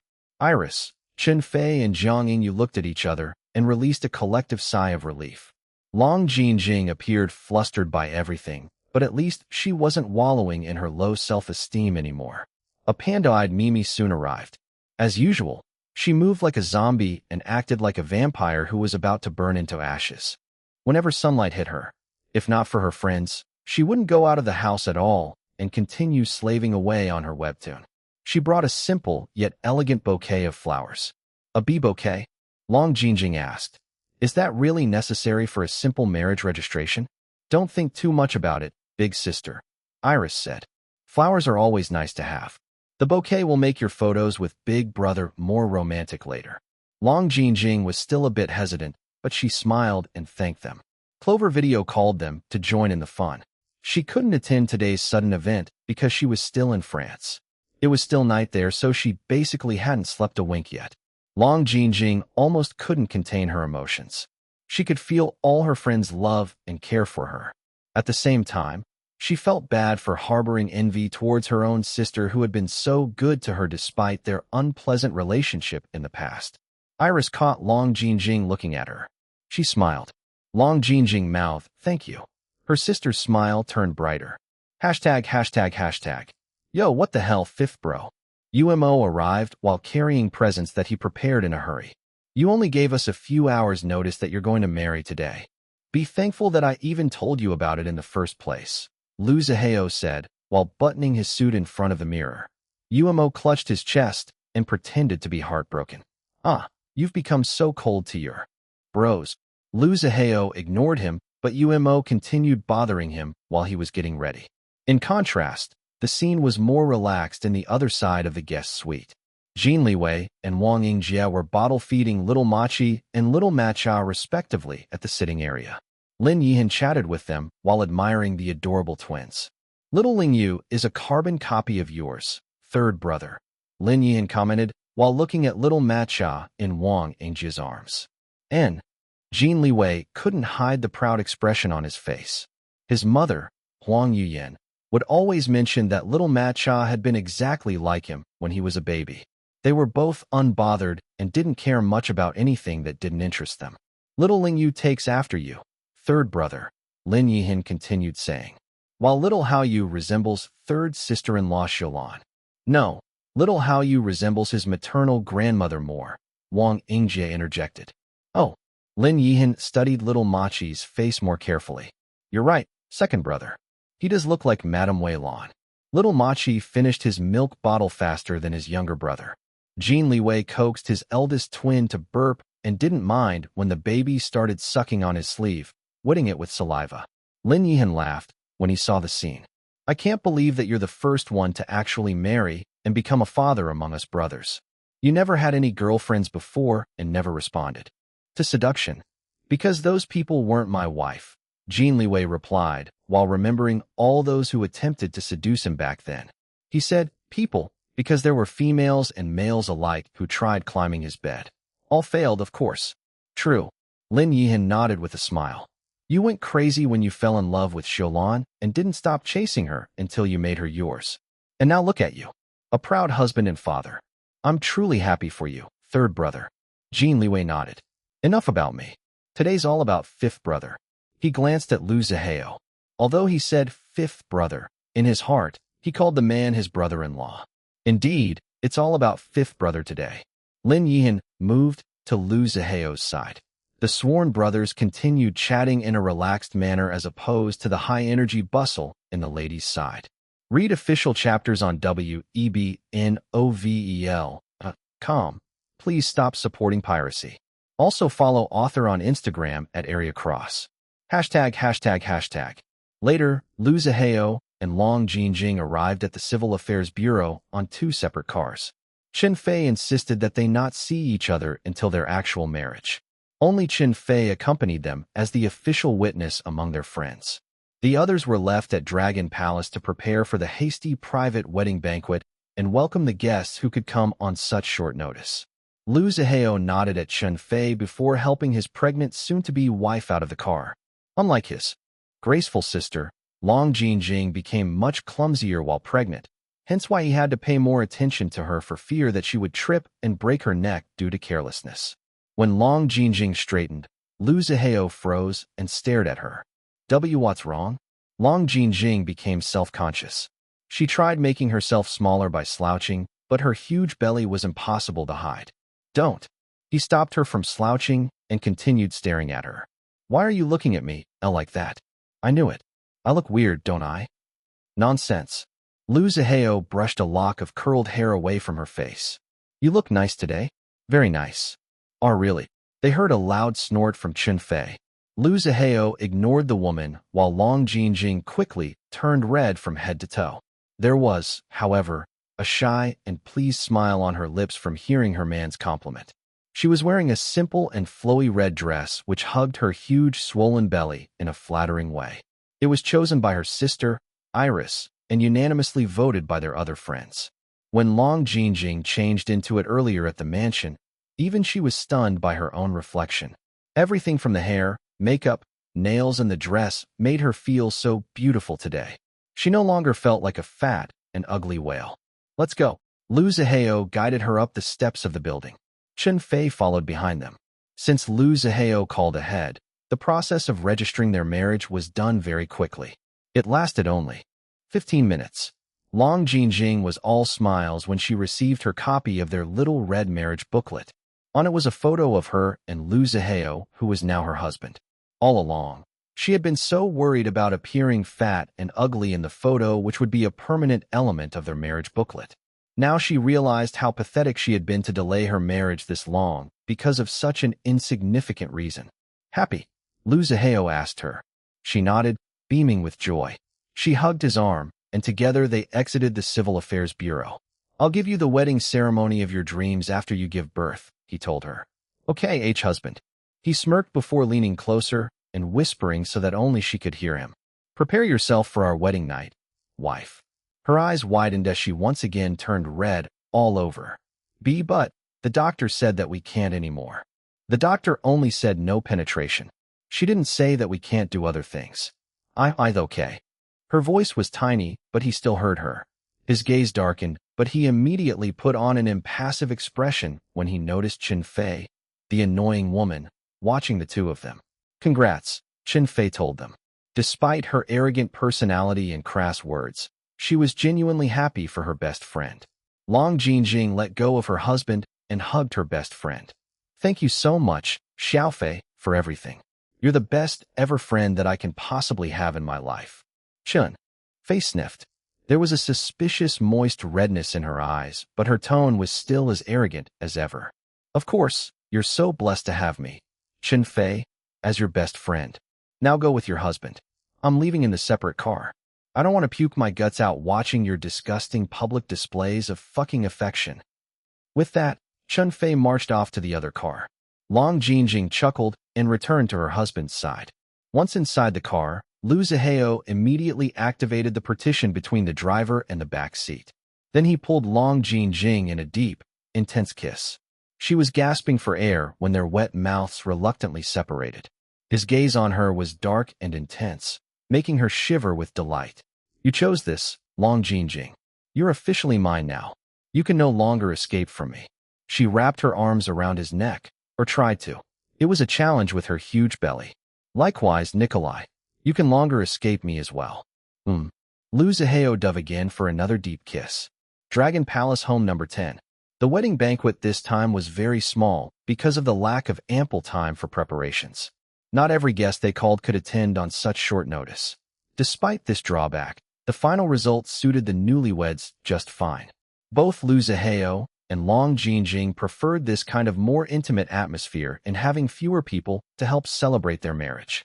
In fact, Long Jinjing was genuinely surprised and amazed upon. Returning at the mansion, she couldn't believe that her friends were able to pull together something like this within just a few hours. Literally. At first, she thought that they would only have a slightly more luxurious early dinner together. She didn't expect that there would be an actual banquet prepared for her and Lu Zihao in such a short amount of time. Iris and Jin Liwei did everything in their power to host a memorable banquet inside their own home. Their household staff demonstrated their excellence by how swift, organized, and flexible they were all throughout the rushed preparations, and of course, how excellent their level of service during the actual banquet. It wasn't just the food and table arrangements. Even the decorations were beautifully done. But the biggest credit should be given to Chen Fei, who was the mastermind of this rushed marriage celebration. Without her, Long Jinjing might have continued delaying her marriage with Lu Zihao due to her low self-esteem. Long Jinjing couldn't stop herself from feeling so emotional when she saw everyone greeting her and her fiancé. Oh right, Lu Zihao was now her husband. Congratulations, Mr. and Mrs. Lu. Best wishes to the new husband and wife. Everybody, the newlyweds have arrived. You know what time it is? Time to part AoE. Yay! The newlyweds were showered with joyful wishes all around. When Long Jinjing saw her mother, her tears flowed down without control. Don't cry. Sun Jingfei wiped her daughter's tears with a handkerchief. Your marriage is a happy and festive event. There shouldn't be any tears. Her own red eyes watered even as she said this. Mom, Long Jingjing hugged her mother, or tried to. She could only do some sort of a side hug with her huge, swollen belly. You're here. I'm so happy that you're here. Of course I'll be here. What kind of mother will miss her own daughter's wedding without any valid reason? I want to scold you for only informing me this morning and almost giving me a heart attack, but I'll do it another time.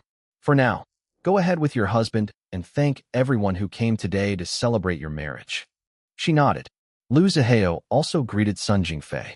Auntie, why are you still calling me that? Call me Mom. He paused for a moment and looked a little uncomfortable, but still said, Mom. Sun Jingfei grinned and nodded in approval. Now go, you two. Lu Zihao took his wife, and they personally greeted everyone. Long Tingfei and Yang Jiahui came. The bride's father was a little disgruntled. He had already been busy at work earlier this morning when he suddenly got a call inviting him to attend his own daughter's wedding banquet in the afternoon. He had a DJ VU of his other daughter's wedding last year. Why do my daughters love having surprise weddings? Long Tingfei grumbled. They're indeed sisters. Is it really that hard for them to give me, their father, at least 3 days, no, even just 2 days notice of their actual wedding day? Yang Jiahui only listened to him without saying anything. She knew that her husband was happy for his 2 daughters deep inside, despite his complaints. Grandma Li attended as well. Her daughter-in-law, Huang Yuyan, was still staying at Dragon Palace to personally help take care of the twins. Actually, Huang Yuyan was supposed to leave after Iris completed her confinement, but the new grandmother was extremely reluctant to leave her adorable baby grandsons, so she couldn't help but extend her stay in the mansion. Fortunately, her son Jin Liwei and daughter-in-law Iris didn't mind her presence. To her credit, she didn't interfere with how the husband and wife ran their household, so there was no friction between them. The 2 older Jin madams had grown rather close to Long Jingjing, especially after she started working for Iris' company, Orchidia. It was only natural for them to attend today's wedding banquet, not to mention that the groom was Lu Zihao, Jin Liwei's 5th brother, and practically a family member to the Jins. Auric Bauer, Orchidia's German CPO, also took a half-day off like Chun Fei to attend today's wedding banquet. He felt that he must attend because Long Jingjing held Orchidia's purse strings. If he displeased her, his budget increase requests might not get approved. Jin Chonglin was unable to attend due to his full schedule today. He could only send a present to the newlyweds. Read official chapters on webnovel.com. Please stop supporting piracy. Also follow author on Instagram at Area Cross. After chatting, everyone headed to the banquet. Even though everything was rushed, the girl squad still managed to come up with a simple yet enjoyable program. Dom happily became the MC and entertained everyone with his lively wit and humor. Iris also stepped forward and performed 3 songs while playing the piano. She would have performed more songs if not for her twins, specifically the eldest twin Little Machi, crying for her attention. There were speeches by Grandpa Lu and the parents of the bride, Sun Jingfei and Long Tingfei. Long Jingjing turned into a sobbing mess while listening to her parents. Lu Zihao was at a loss on how to coax her to stop crying.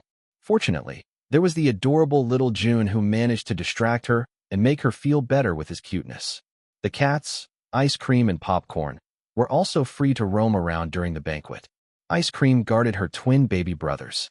Anyone who didn't know how to carry the baby twins properly received a judgmental glare from the fat, gray cat.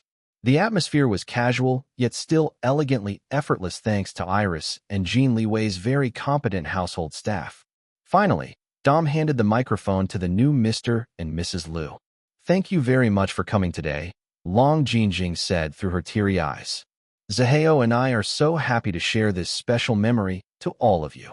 The wedding banquet ended early. Because everyone was conscious of Long Jingjing's advanced pregnancy and the banquet's hosts Iris and Jin Liwei's need to take care of their baby twins. While most of the guests were leaving one after another, especially those who still had work tomorrow, Grandpa Lu invited his in-laws for a drink and a chat. Long Tengfei didn't dare to decline. Which businessman would reject an invitation from a business legend like Sir Lu Jianhong? His wife, Yang Jiahui, didn't want to make Sun Jingfei feel uncomfortable, so she didn't join them and chatted with Huang Yuyan instead. Sun Jingfei was relieved. Although she knew that Yang Jiahui was a nice person, she still felt awkward facing any of Long Tingfei's other women, both past and present. To be honest, she also felt uncomfortable facing Long Tingfei, but for the sake of their daughter, she was willing to act cordial. In another part of the mansion, Lu Zihao was carrying his tired, pregnant wife. Yes, Long Jinjing was his wife now. Thank fuck for that. Finally, they arrived in their bedroom. He couldn't wait to spend their wedding night. He had been holding it in since last night. Good thing that nobody unnecessarily prolonged the banquet. You okay? He asked while gently putting Long Jinjing on their bed. She nodded, a shy smile on her lips. He lowered his head and attempted to kiss her, but she blocked his mouth with a hand. Wait. I want to shower first, okay? He sighed, but still agreed. Fine. Come. Let's shower. Together. No. What do you mean no? He asked, frowning. I want to shower by myself. You go shower by yourself, too. Why? That's such a waste of time and water. It's better for us to shower together. Come on. I'll help you. And no, please, Nikolai. Husband. Lu Zihao inhaled sharply. His eyes darkened. Say that again. Husband.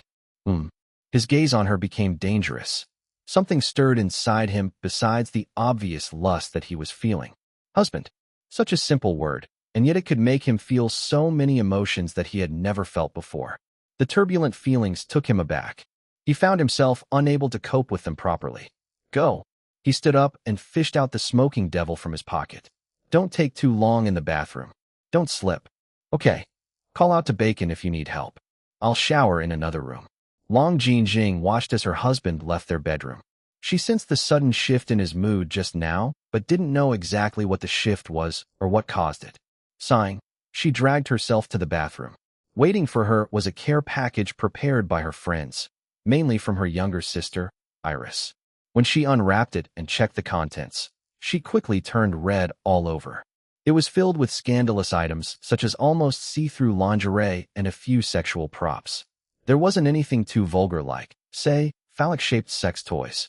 But for Miss Prim and proper Long Jinjing, seeing fluffy feathers, fur-lined handcuffs, velvet ropes, and bottles of moisturizing lubrication were enough to embarrass her to no end. She tossed away the risque items as if they scalded her. Xiaolon, what were you thinking? She muttered under her breath. Then she turned a deeper shade of red after realizing the possibility of her sister and brother-in-law personally using this kind of scandalous items. She quickly shook the thoughts away. Let's take a shower first. Then we'll deal with these things. Ah, so embarrassing. Unbeknownst to her, Iris only contributed the large selection of lingerie. As for the sexual props, the mischievous Dom thought about it first. His idea revived the half-dead Mimi and also sparked Chen Fei's evil mind. The three worked together in compiling the items. To their surprise, the usually quiet Jiang Yingyu also contributed something to their scandalous pile. She was the one who gave the set of lube bottles. ####. Lu Zihao finished showering in the nearest empty guest room. He didn't bother changing into another set of clothes and just walked out while only wearing a bathrobe. The freezing cold shower was effective in clearing his mind from any unnecessary thoughts and confusing emotions. He had an inkling of what emotions he felt for his wife, but a big, dark part of himself resisted in acknowledging them. Finally, he returned to the bedroom he shared with Long Jinjing, the woman who was now his wife and carrying his children. Read official chapters on WEVNOVEL.com. Please stop supporting piracy. Also follow author on Instagram at @AreaCross. He found the figure of Long Jinjing on the bed. She was wearing a maternity nightdress. The hem of the skirt bunched up her thighs, exposing her smooth, fleshy legs. His mouth watered, and he swallowed hard. He ran his rough fingers on the soft skin of her exposed thighs. They were several times thicker than before she got pregnant. Earlier this morning, his sister pulled him aside and revealed Long Jinjing's inferiority complex about her pregnancy weight gain. He personally thought that it was ridiculous. Did he ever give Long Jinjing any indication that he despised her weight gain? Why couldn't he remember? He even asked the little devil. According to Bacon, there had been no instances when Lu Zihao could have inadvertently showed Long Jinjing that he disliked her chubbier body. In fact, he continued to fuck the woman regularly even when her belly had grown so big. During times that penetration was not possible due to her discomfort, he still pleasured her and made her climax several times using his mouth and hands. He already did all these things to show her that he still desired her regardless of the changes in her body shape. Yet how come she ended up almost falling into depression due to low self-esteem? Silly woman. Watch how I'll teach you a lesson tonight for doubting my desire for you. He leaned down and kissed her on the mouth. She didn't stir at all. Long Jin was fast asleep. An annoyingly familiar voice laughed at him inside his mind. It seems that someone is going to sleep with painful blue balls tonight. Shut the fuck up, Liu Zihao, he scolded the damned remnant. Kakik. Liu Zihao originally wanted to tease his wife until she awakened from pleasure, but the remnant just had to kill the mood. He cursed the annoying voice and wished that he could drag it out of his head. Like hell you can drag me out of my own body. The remnant snorted at his thoughts. His already dark expression became even more frightening. Fortunately, Long Jin was fast asleep and couldn't see him, or she might give birth prematurely from fright. Go away. Nah, it has been a long time since I surfaced. I'll grow moldy if I stay silent for too long. I didn't pop up on purpose all this time, so you can focus on your pregnant wifey. What if you get a headache again from chatting with me, your closest bro in the world, and cause pretty Jin to worry about you? I'm not a heartless, cold-blooded bastard like you, Nikolai. I, Liu Zihao, am so kind and understanding. And cool and handsome. Of course, Kik. Liu Zihao walked away from the bed. His fingers were already rubbing the smoking devil as he argued with the annoying remnant inside his head. Who are you calling my closest bro? You're delusional. The remnant had no form, but for some reason, he could imagine it rolling its eyes at him. Of course I'm your closest bro. Have you forgotten that we're now sharing one body, which is my body? Even lovers can't get any closer than this. Liu Zihao grimaced. Which straight man in their right mind would compare his current situation to lovers? Apparently, not the original Liu Zihao's remnant. What a nutcase. Dude, I'm straight just like you, but I don't discriminate. The Lius pride ourselves for being open-minded. Just look at my grandpa. For the longest time, he believed that third brother Liwei is gay, and grandpa was cool with that. He didn't care if third brother brings home a boyfriend, as long as he brings home someone he loves. His mouth twitched at the remnant's words. Indeed, what the remnant said was the truth. He was about to laugh at Jin Liwei's past, but immediately stopped when he remembered that the man brought home Evelinka. His mood nosedived yet again. His beloved sister that he protected so preciously in their past life had been tricked by Jin Liwei, that cunning, shameless pervert wearing a celibate monk's clothing. Ha ha ha ha, what a description.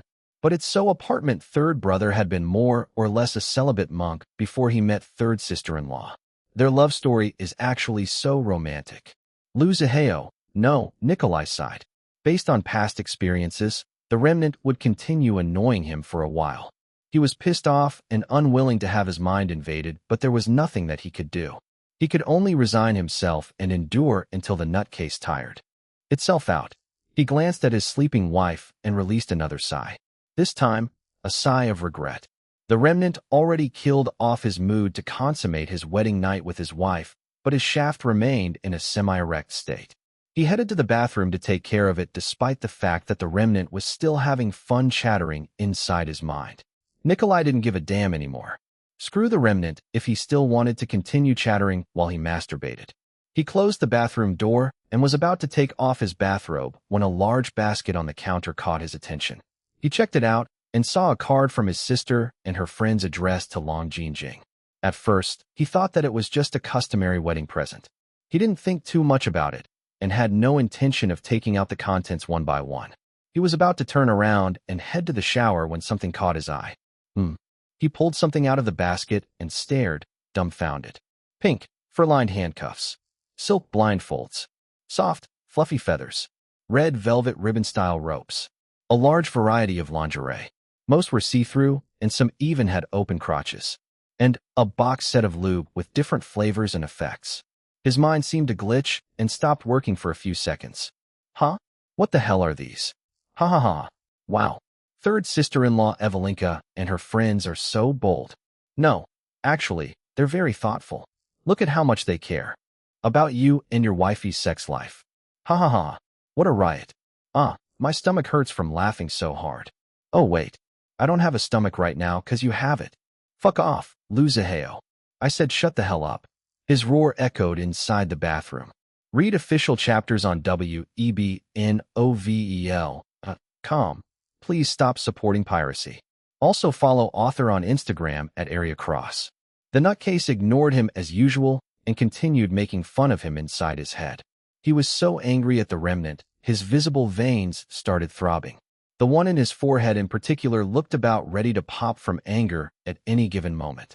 However, when he looked at the lewd items in front of him, his semi-erect shaft turned rock hard in an instant. His physiological reaction only made the remnant laugh harder at him. Bro, go ahead and take care of your little brother. Oh wait, that's actually my little brother, so you have to take extra care of it. Don't worry, I'm not a perverted peeping Tom. I won't watch you touching my dick. That's actually gross. Ew. Alright, I'm out. Nikolai's nostrils flared in anger and exasperation at the remnant. His erection softened a little at the nutcase's disgusting words.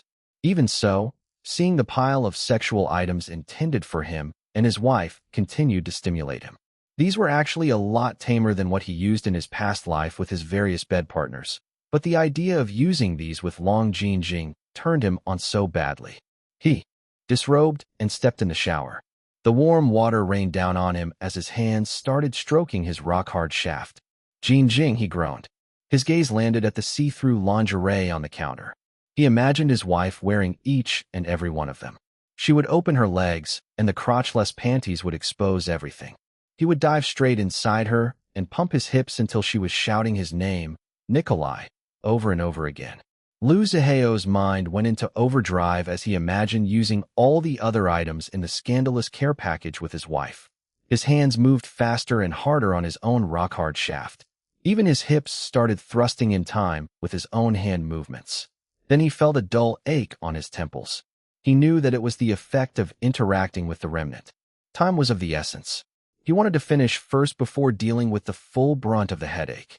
His harsh breathing plus the lewd sloshing and slapping sounds of his actions filled the entire bathroom. The water raining down on him somewhat muffled the sounds, but not entirely. If someone was listening on him, nobody would mistake what he was doing. Too bad that the target of his desire was fast asleep on their bed. He pleasured himself faster, harder. His whole body tensed and trembled. Then he shot off his thick release and watched until the water flushed it down the drain. His body hummed with satisfaction, yet he still felt unsatisfied. Using his hands wasn't the same as doing it with a woman, or more specifically, with the woman who was now his wife. He was craving for more. Sighing, he quickly finished washing up and drying himself. All the while, his eyes repeatedly glanced at the lewd items on the counter. He grabbed a few of them before returning to the bedroom naked. Read official chapters on webnovel.com. Please stop supporting piracy. Also follow author on Instagram at @AreaCross. The clueless Long Jin continued sleeping on her side. Her huge belly made her breathing a bit faster and shallower than normal. By this time, the dull headache had turned into a sharp and intense pain. Even so, his expression showed nothing as he climbed on the bed, carefully undressed his wife, and arranged her in a spooning position beside him. The headache was annoying, but it was nothing to him. The old man's smacks on the back were much more powerful than this. At least, the remnant was no longer trying to take control of his body ever since the two of them came into some sort of agreement to tolerate each other's existence. He didn't have to endure the soul-deep pain caused by the backlash of fighting for control. He couldn't see Long Jingjing's face in this spooning position, but her familiar scent was enough to temporarily calm any of his restlessness and dark thoughts. His hand found her swollen belly and started caressing it. A light flick hit his palm. "Brats," he muttered, smiling. Once he closed his eyes, he quickly fell asleep, not realizing that the smile had remained on his lips. ####. Long Jingjing moaned as she slowly awakened. She opened her eyes, but found that something soft was covering them. She tried taking it off, but found that her hands were tied up. It was loose, and she could escape if she wriggled her hands a little. However, she forgot all about it as she trembled from pleasure. "Awake!" A familiar, deep male voice whispered directly in her ear. The man's hot breath tickled her and made her wetter. He chuckled and licked her ear before sucking the skin of her neck. She was laying in an angle between her side and back. It was not the most comfortable position, but the pleasure between her thighs was making her forget about anything else. Nikolai. She gasped and moaned at the same time. It's me. Who else is there? His mouth moved to her large breasts and sucked on a taut nipple. Then he stopped. She whined in protest. He chuckled. One hand continued teasing her soaking wetness between her thighs, while another took something else. Long Jingjing's breath caught when she felt something soft and fluffy tickling her breasts. And Nikolai. You like it? Her reply was a deep moan.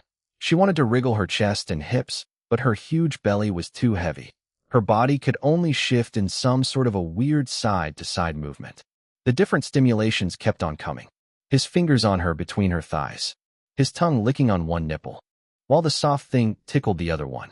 For the pregnant Long Jingjing, who was now more sensitive than before, it didn't take long for her to climax. Ayayoa.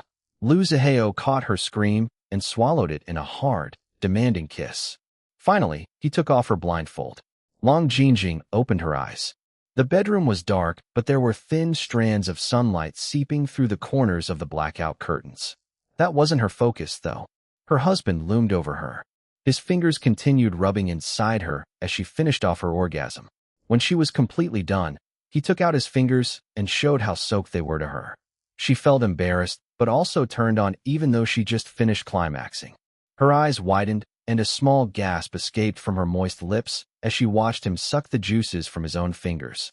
Men, you always taste fucking delicious, Jingjing. She shivered in delight. He untied the velvet ropes from her wrists. Now she realized that her husband used the embarrassing items that her friends put in the scandalous care package that they gave her yesterday. Lu Zihao smirked upon seeing her mortified expression. I think that your friends gave us very nice presents. My sister sent you a lot of lingerie. I can't wait for you to try them all for me before I rip them off your body. Then I'll just buy you new ones. She covered her red face with her hands, but he pulled them away. Let's try something else, he said. No. Long. Jingjing tried taking the box set from him, but he raised them out of her reach. Oh, this looks nice. He removed one of the bottles from the set before opening the cap. Transparent liquid poured on his hand. Then he rubbed a little on Long Jingjing's breasts, focusing on her hard nipples. She moaned. Then she gasped when her breasts started to feel warm and tingly. What is this? Does it feel good? Lu Zihao asked while pouring more lube on his hand, and then rubbing the wet slit between her thighs again. The same sensation, warm and tingly, began to stimulate Long Jingjing between the thighs. She closed her eyes and groaned. Lu Zihao watched her as he thrust his fingers in and out of her wetness. The lewd sounds of his movements filled their ears, turning both of them on even more. When her breathing became erratic, her moans sexier, and her complexion more flushed, he knew that she was close to reaching yet another peak. His fingers sped up. She screamed and shook all over. Watching her writhe was a pleasure unto itself. While she continued trembling from the orgasm's aftershocks, Lu Zihao coated his erection with a combination of his wife's natural juices and the lube he used on her just now. His shaft glistened from the wetness. It grew bigger and stiffer when he also began feeling the special effects of the lube, warm and tingly. Then he climbed off the bed. Long Jingjing immediately opened her eyes. Where are you going? He raised an eyebrow. Why? Can't bear to let me go. Her flushed face turned a deeper shade of red, but she still nodded. He smirked before standing by the bedside right where her head laid. He took his rock-hard shaft and began stroking it. Long Jingjing realized why he climbed off the bed. She shifted to lay on her side and pulled him closer without any prompting from him. Then she took over and stroking him with her hand before taking him inside her mouth. This position gave her less strain than if she sat on the bed or laid on her back. Lu Zihao groaned. His eyes narrowed in pleasure as he watched his woman, his wife, pleasuring him. The two of them had now reached a point where he no longer needed to direct her on what to do in bed. They knew each other's erogenous zones and what kind of stimulation they liked best. Lu Zihao restrained himself from his tendency to go hard and rough. He had been restraining himself ever since Long Jingjing's belly started growing bigger. At first, he thought that it would cause him dissatisfaction in their sex life. He was wrong. To his surprise, taking it slow and simply enjoying the process had grown on him. He found himself liking this kind of relaxed intimacy, which was a far cry to his usual preference for intensity. Fuck, Jingjing. You really know how to use your mouth on me. She moaned while her entire mouth was filled with him. She sucked him harder and bobbed her head faster. Lu Zihao bent forward and used his hands to pleasure her breasts and the hidden paradise below her waist. This caused her to work harder in pleasuring him with her mouth. Once again, Long Jinjing reached the peak quickly. She whimpered and paused, sucking to experience the most intense impact of her orgasm. While still trembling, she resumed giving him pleasure with her mouth. Her movements had become very clumsy, making Lu Zihao smile. "Take your time," he murmured while stroking her face and hair. She didn't seem to hear him. Her entire focus was on making him come. His body began to tighten. Long Jinjing took this as a cue and then did something unexpected. She reached behind him with her arm, found his butt cheek, gave it a quick squeeze, and then smacked it. Pack! The dumbfounded Lu Zihao came inside her mouth before he could control himself. Did this woman just smack him? Smacked his fucking butt? She swallowed everything before releasing his still hard shaft from her mouth. Then she collapsed on the bed and gasped for breath. Lu Zihao stared at her, still processing what the woman just did. When he recovered, his eyes darkened dangerously, but there was an evil smile on his lips. What? Long Jinjing saw his expression and became nervous. He sat on the bed beside her. "I can't wait for the brats to come out of you. Then we can go hard and rough again in bed. And try new things." She bit her lower lip and batted her eyelashes. "Okay. It seems that you like your friends' presents. I like them, too. Did you like it when you smacked me?" "No. And maybe a little." He lowered his head until their faces were only inches apart. "You'll pay for that." Her breathing started becoming erratic once again. "But we'll delay it until after you give birth," he added. "Just know that I'll be collecting interest when the time comes." Long Jinjing pouted, but she couldn't hide the anticipation shining in her eyes. Lu Zihao chuckled when he saw it. ####. By the weekend, Jin Liwei's special online raffle giveaway had already become so huge that even the major news stations were reporting it. They even made a countdown for its draw and encouraged more people to join. There was no need to go through the individual entries like what happened in CEO Jin's special 3-nation bonanza last year as a dedication to his beloved wife Iris Long. So an automated random draw was enough to choose the winners. Jin Chonglin and several other big shots had added to the prize pool, so there were many winners chosen. When the winners were finally announced, they all acted as if they won the lotto. And in a way, they did. The prizes were nothing to joke about. They weren't inferior to the previous 3-nation bonanza at all. In addition, everyone was free to join this time, not just the Black Stars. Jin Liwei and Iris Long's followers increased many times as a result. Read official chapters on webnovel.com. Please stop supporting piracy. Also follow author on Instagram @AreaCross. Thank you so much, CEO Jin. I'm so happy that I won. Congratulations on the birth of your twin sons.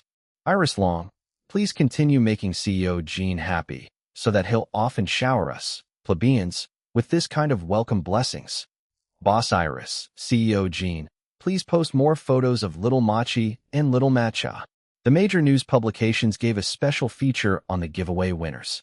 In the nursery room at Dragon Palace Home Number 10, Dom was reading all the comments aloud while Iris rocked her second twin son, Little Matcha. The eldest twin, Little Machi, was lying in the crib with his eldest feline sister. Ice Cream was teasing Little Machi with her fluffy tail. "You can post more photos of the twins, but make sure not to show their faces," Iris told Dom. "Don't worry, boss," Dom assured Iris. "I'll make sure to showcase our cutie patootie twin babies' cuteness overload to the whole wide world without revealing their actual faces." Iris watched as her best friend immediately started taking photos of Little Machi and Ice Cream before moving on to her and Little Matcha. She pretended not to notice so that he could take a candid shot. After choosing the best photos and editing them so that the twins' faces were covered by cartoon kitty stickers, Dom didn't waste any time posting the 2 photos on Iris' official social media accounts. Read official chapters on webnovel.com. Please stop supporting piracy. Also follow author on Instagram @AreaCross. One photo showed a gray, fat cat teasing the eldest twin with her fluffy tail. Little Machi was very lively with both his little mittened hands and little socked feet waving in the air, trying to catch his eldest feline sister's tail. The image was dripping with cuteness. On the other hand, the other photo had a more artistic flair to it. Iris was cradling the second twin, little Matcha, in her arms. She stared at her baby with a soft, maternal smile. Her expression was filled with love and gentleness. The sunlight shining through the sheer curtains in the background made her and the baby glow, while the shadows in the corners balanced the tranquil tone of the photo. As soon as these photos were posted online, they immediately garnered thousands of likes and comments in just a few seconds. People had been stalking Iris and Jin Liwei's social media accounts every single day in the hopes of seeing new updates about the twins. Even the media was monitoring their posts. It wouldn't surprise anyone if today's post featuring the twins was to be reported in the national evening news later tonight. The Black Stars couldn't stop gushing about the twins online. Little Machi is so cute. Ice Cream is such a responsible big sister for always guarding her baby brother. By the way, where's Popcorn? How come he doesn't stay with his twin baby brothers like Ice Cream? Domth Beauty King replied, Ice Cream loves her new baby brothers the most. If she's able to, I'm sure that she'll even bottle feed them and change their diapers. Hee hee. Popcorn prefers to play with his cousin. What a naughty kitty baby. But I'm sure that he'll eventually spend a lot of time with his twin baby brothers when they grow up a little and can finally play with him. At Domth Beauty King, thank you for today's post. Please give us more updates about Boss Iris and the twins. Little Machi and Little Matcha are my latest feel-good addiction because of their cuteness. Wow. Boss Iris is back to her former figure. It hasn't even been that long yet since she gave birth. How can she lose weight that fast? Poster above. Have you seen Boss Iris during the Harmony Music Awards? The only big thing about her that time was her belly, while the rest of her body basically remained the same. She was all babies. No wonder she could return to her previous figure so quickly. Actually, look more carefully. Her figure looks so much better now. That hourglass shape is more defined than ever.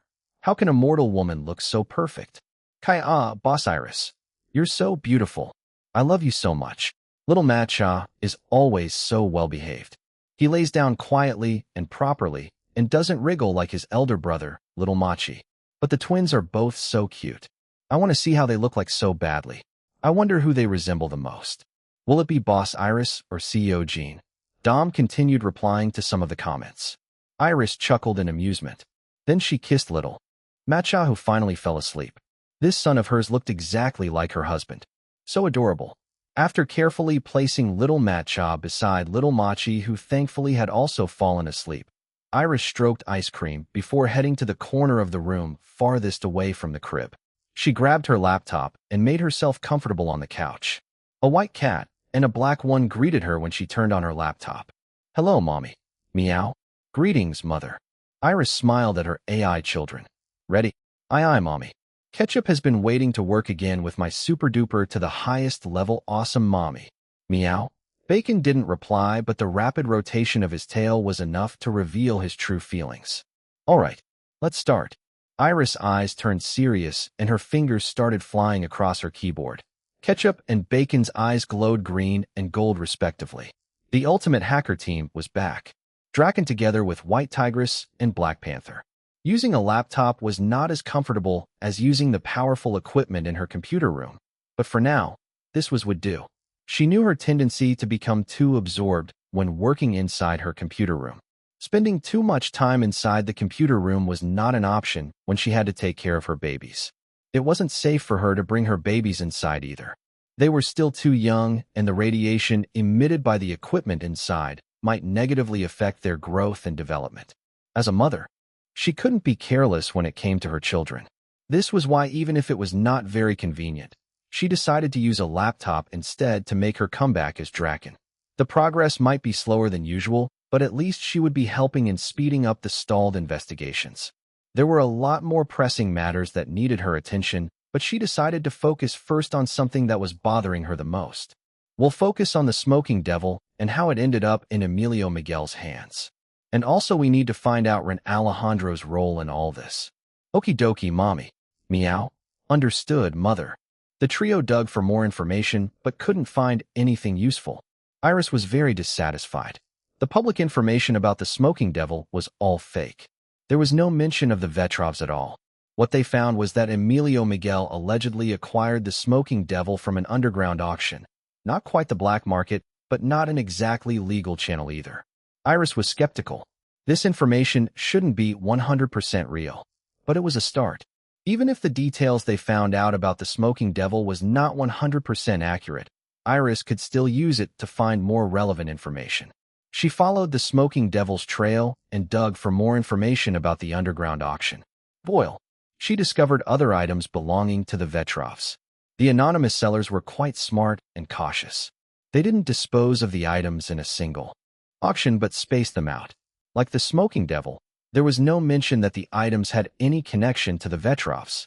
New backstories were made up for each of the items. Despite this, Iris wouldn't make a mistake in identifying them as treasures belonging to the Vetrovs. Her fingers halted when she saw something that belonged to her. It was her grand piano. There was no mistaking it. It was hers. She zoomed in on one of the photos. Evie. It was her initials that she personally carved on one of the back legs when she was still a little girl. Tears flowed down her eyes without her control. Mommy. Mommy. Why are you crying? Are you hurt somewhere? Please don't cry. Mio will. Mother. Please tell Bacon who has made you cry. Bacon will destroy that evil person. Dom was also alarmed. He immediately ran to her. Boss, what's wrong? Ketchup, call your daddy. Quick. No, wait. Call the doctor first. Come, boss. I'll carry you to the hospital wing. Iris wiped her tears and took a shaky breath. No need. Actually, I'm fine. But you're crying, Mommy. It doesn't look like happy crying. Meow. It took some time for Iris to reassure Dom and her AI children. Fortunately, the commotion didn't wake up the twins. To be exact, little Machi stirred from sleep, but Ice Cream quickly soothed the baby back to sleep with her purr. Little Matcha remained in deep sleep. It was in situations like this that Iris was glad that her youngest twin son inherited her trait as a deep sleeper. In the end, Dom and the AI kids reluctantly accepted her reassurances that she was fine. They continued to worry about her, though. Mommy, Daddy is calling. Sorry, Mommy. Ketchup alerted my daddy as soon as Mommy started crying because Daddy told Ketchup to always keep an eye on Mommy. Please don't get mad. Meow. I'm not mad, Ketchup. Thank you. Please answer the call for me. Connecting the call in 3, 2 meow. Are you okay, love? Jin Liwei immediately asked without even saying hello. The worry in his tone was obvious. Iris' heartache at seeing her old grand piano auctioned off to strangers without her consent eased a lot after hearing her husband's voice. What happened? Talk to me, baby. Iris didn't know how to start. I don't want to talk about it over the phone. Jin Liwei paused before saying, All right. I'll head home now. What about your work? I'm done with the most urgent ones. Nothing is more important at work than my own wife. Wait for me, okay? I'm coming home soon. She sniffled and smiled. Okay, darling. I'll be waiting for you. The call ended. Ketchup reported that her daddy had already left the company and was now on his way home. Iris was relieved. She missed her husband and craved for his comfort. She continued staring at the auction photos of her grand piano on her laptop. Unlike the other items belonging to the Vetrovs, including her brother's smoking devil, this grand piano was a source of nostalgic memories. For her, it had been her companion whenever she felt lonely and trapped. She would play music with it over and over again to soothe herself. Many compositions were born using it, but the strongest memory she had of it was her own death. She had been playing the grand piano when the enemies gunned her down. It wasn't an exaggeration to say that the grand piano was her deathbed. It was a tragic memory, yes, but at the same time, it was also the moment that she felt the most free in her past life. Her death back then meant freedom, at last. Therefore, she still gravitated towards the grand piano among the other items despite it being directly associated to her own tragic death in her past life. The shock of seeing her own possession killed her motivation in continuing her investigations today. She needed to process her emotions first and clear her mind. Let's stop for today. We'll continue tomorrow. Okie dokie, Mommy. Take a rest. Daddy is rushing home now. Meow. Understood, Mother. Please don't hesitate to tell Bacon anyone who makes you cry. Bacon will annihilate them from the world. Iris smiled and rubbed the images of her AI children on her laptop screen. Thank you. Ketchup shook her fluffy white, but from joy and smiled, looking very adorable as always. Bacon looked bored like usual, but his rotating tail expressed his true feelings. By the time that Jin Liwei arrived home, Iris was breastfeeding little Machi. Dom left the nursery room to give her privacy. Little Matt Cha was still sleeping. Read official chapters on webnovel.com. Please stop supporting piracy. Also follow author on Instagram at Area Cross. Jin Liwei gave her a quick kiss on the mouth and examined her from head to toe and back up again. He released a big sigh of relief upon seeing that she appeared fine. He had been so worried when Ketchup alerted him about his wife crying all of a sudden. Ketchup explained what they had been doing. He quickly caught on the situation. He was afraid that something similar to what happened at Ren Alejandro's birthday party would happen again, that his wife would cry and faint upon seeing something from her past life as a Vetrov. After washing his hands in the en-soot bathroom, he took little Machi from Iris and made his son burp before rocking him to sleep again. Iris showed him the grand piano on her laptop afterwards. It was mine. She showed him the initials EV carved in the back leg. Then she told him, I was killed while playing this piano. Jin Liwei stopped breathing for a few seconds. His nose flared as he began breathing again. He felt a combination of fury and sadness for his wife. He hugged her tightly and nuzzled her hair. Evelina, don't cry over the past anymore. I'll try, Iris whispered while pressing herself closer to her husband. She inhaled his scent and felt instantly comforted. His arms were sturdy and his presence stable. He was her firm anchor whenever her past life threatened to unbalance her current life. At first, Jin Liwei thought that his wife would feel repulsed by the grand piano and the tragic memories related to it. He was surprised to find that she reacted much better this time than when she previously encountered the smoking devil at Ren Alejandro's birthday party. Then he soon sensed her yearning for the grand piano. You want it? He asked. Iris didn't reply. There was no need for her to say anything. He already knew the answer based on her expression alone. I'll get it for you, he told her. She looked at him. There was a glimmer of excitement in her eyes which lasted for only a second before helpless resignation set in. She shook her head. No, darling. It's too dangerous. We already got the smoking devil at a charitable auction, so our acquisition of it is in the public records. Although the true origins of the Vetrov treasures have been changed for reselling, I'm sure that those who looted them back then know the truth. If someone discovers that we're trying to collect other Vetrov treasures, it's going to alarm a lot of enemies. They're bound to investigate whether we have any connection to the Vetrovs or not. We're going to end up kicking a deadly hornet's nest that way. Jin Liwei brushed a lock of her silky, black hair away from her face. But you still want the grand piano. Her eyes reddened, but she didn't cry this time. She sighed again. It's fine, darling. I'm fine. Really. It's just a piano. They were interrupted when little Machi started wailing. Iris immediately got up to find out what their eldest twin son wanted. It turned out that the fussy baby needed a diaper change. Before Iris could do it, Jin Liwei took over the task. He was already an expert in changing diapers. His expression didn't show any disgust, although his nose twitched a few times. Later, Iris took a nap in their bedroom, while Huang Yuyin stayed with the twins at the nursery room. Jin Liwei changed into his home clothes, kissed his sleeping wife, and then headed to the living area of their suite. He called a few people in his contact list. All of them had one thing in common. They were all living abroad, and each of them owed him a favor. It's me, Liam. I want to acquire an item sold at an underground auction, but I don't want my name to be associated with the transaction in any way. I'll pay top price plus a generous commission fee for you if you can persuade the current owner to sell the item. If you do this for me, I'll write off the favor you owe me. After the phone calls, Jin Liwei contemplated whether to inform his brother-in-law about it or not. His priority was getting the grand piano for his wife, but he wasn't sure if she or Lu Zihao. No. Nikolai wanted the other Vetrov items as well. His wife had no deep attachments to her past life, but his brother-in-law did. He knew that Nikolai desired revenge upon all enemies of the Vetrovs. Jin Liwei worried that revealing the existence of these items might trigger his brother-in-law into doing something foolish and dangerous. In the end, he still made a decision.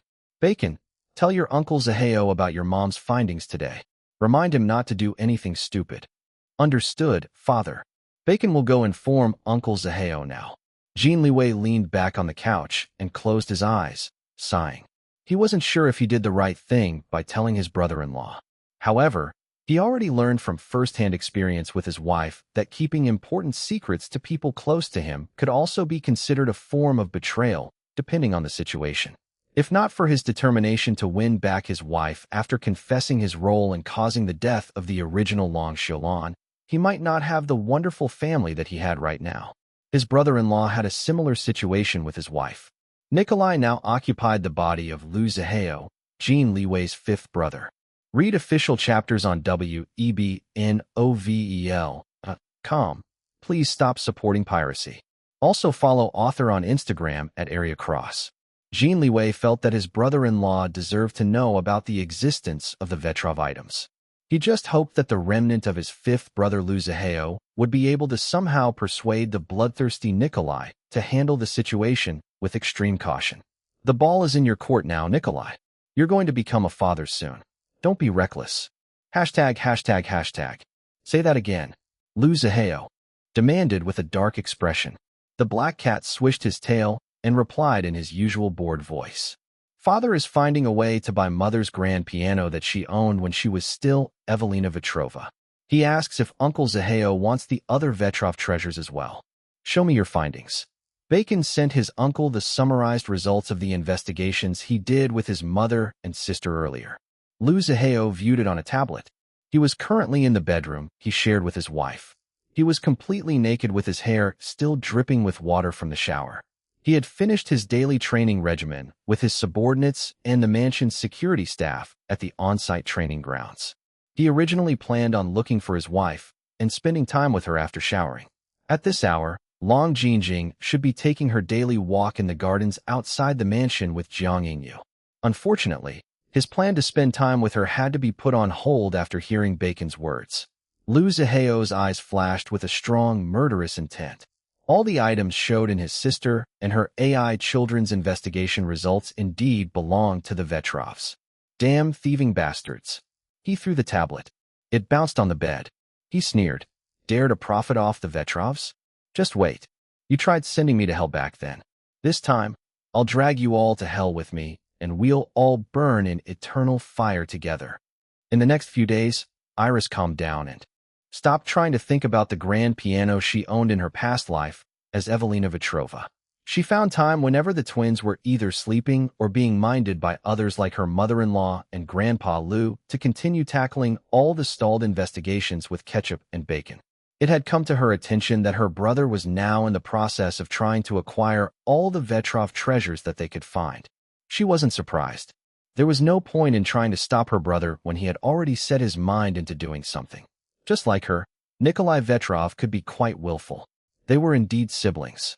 All she could do was to assist his acquisition of the Vetrov treasures through Bacon and make sure that his actions were as covert as possible to avoid arousing the alarm and suspicion of the enemies.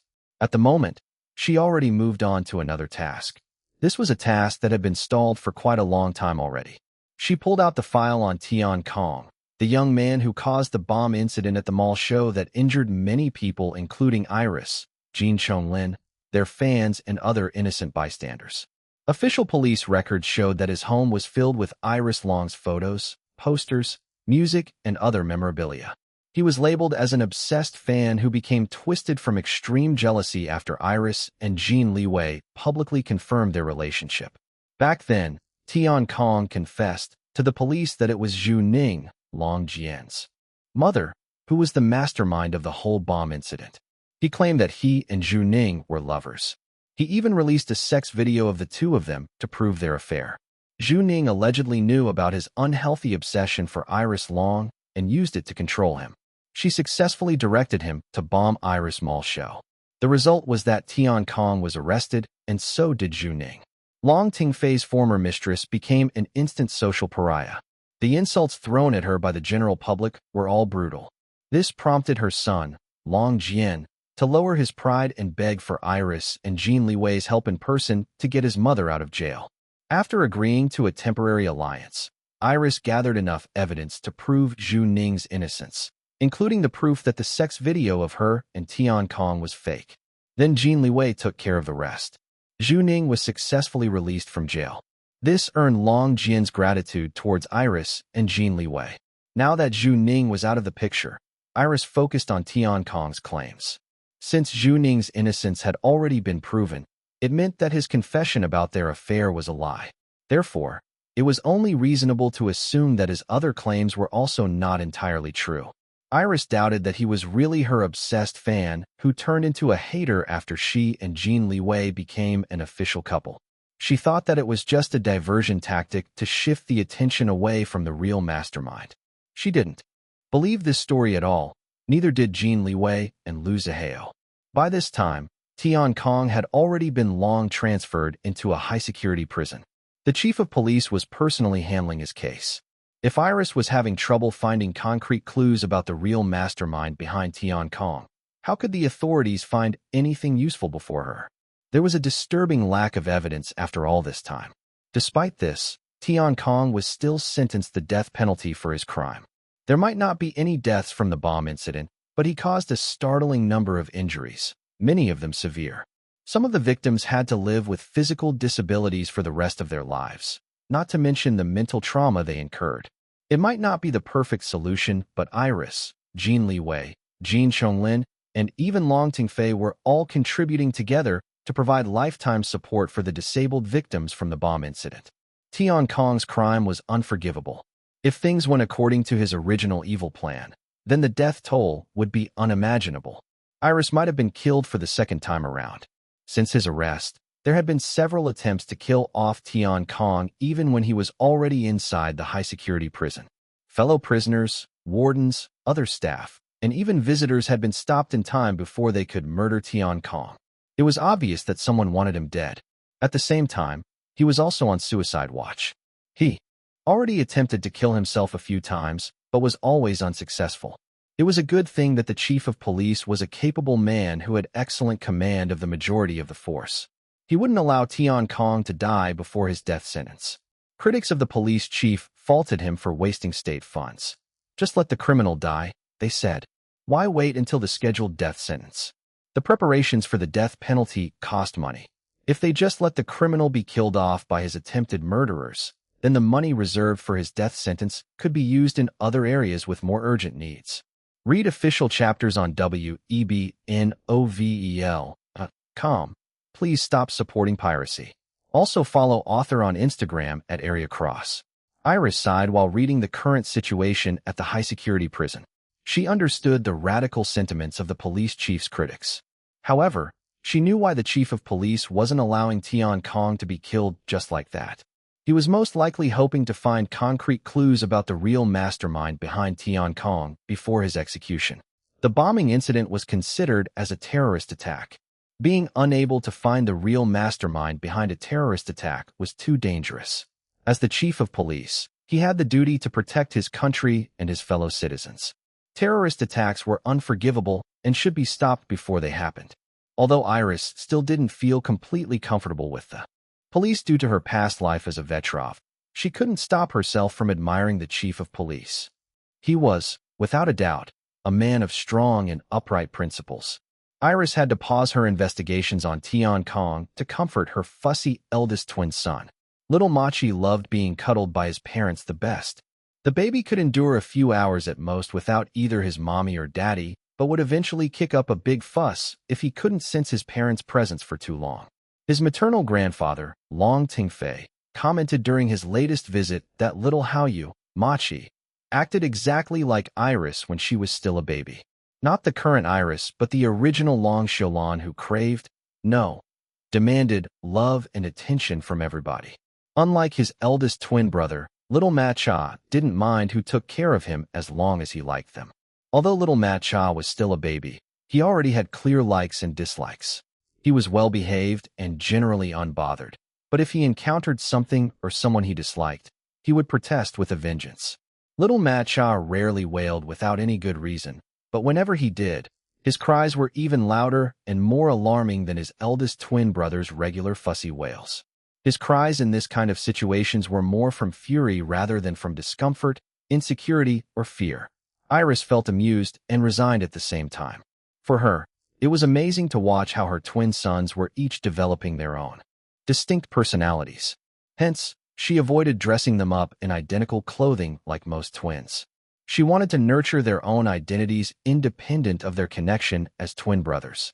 But at the same time, she worried that she wouldn't be able to properly guide them to grow up into decent human beings. Little Machi and little Matcha were still babies, and yet they were already showing such strong personalities this early. What if she failed as a mother, and they ended up growing crooked in the future? Strong arms hugged her from behind, followed by a light, lingering peck on her cheek. She turned around and leaned on her husband.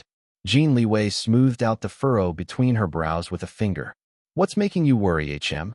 Iris smiled and shook her head. Her eyes, however, couldn't lie. They were anxious while looking at the twins. He immediately knew. He sighed and tightened his arms around her. "I already told you many times not to worry about this. You're an incredible mother." She didn't reply, but her expression eased after hearing his words. "Don't worry, love. If these boys dare not listen to their mom, watch how their dad put them in their proper places." She reached for his face and pulled him down for a kiss on the mouth. "I know that I can always depend on you, Liwei." "Thank you. I feel better already." "Good." Jin Liwei was relieved that his wife's expression looked better.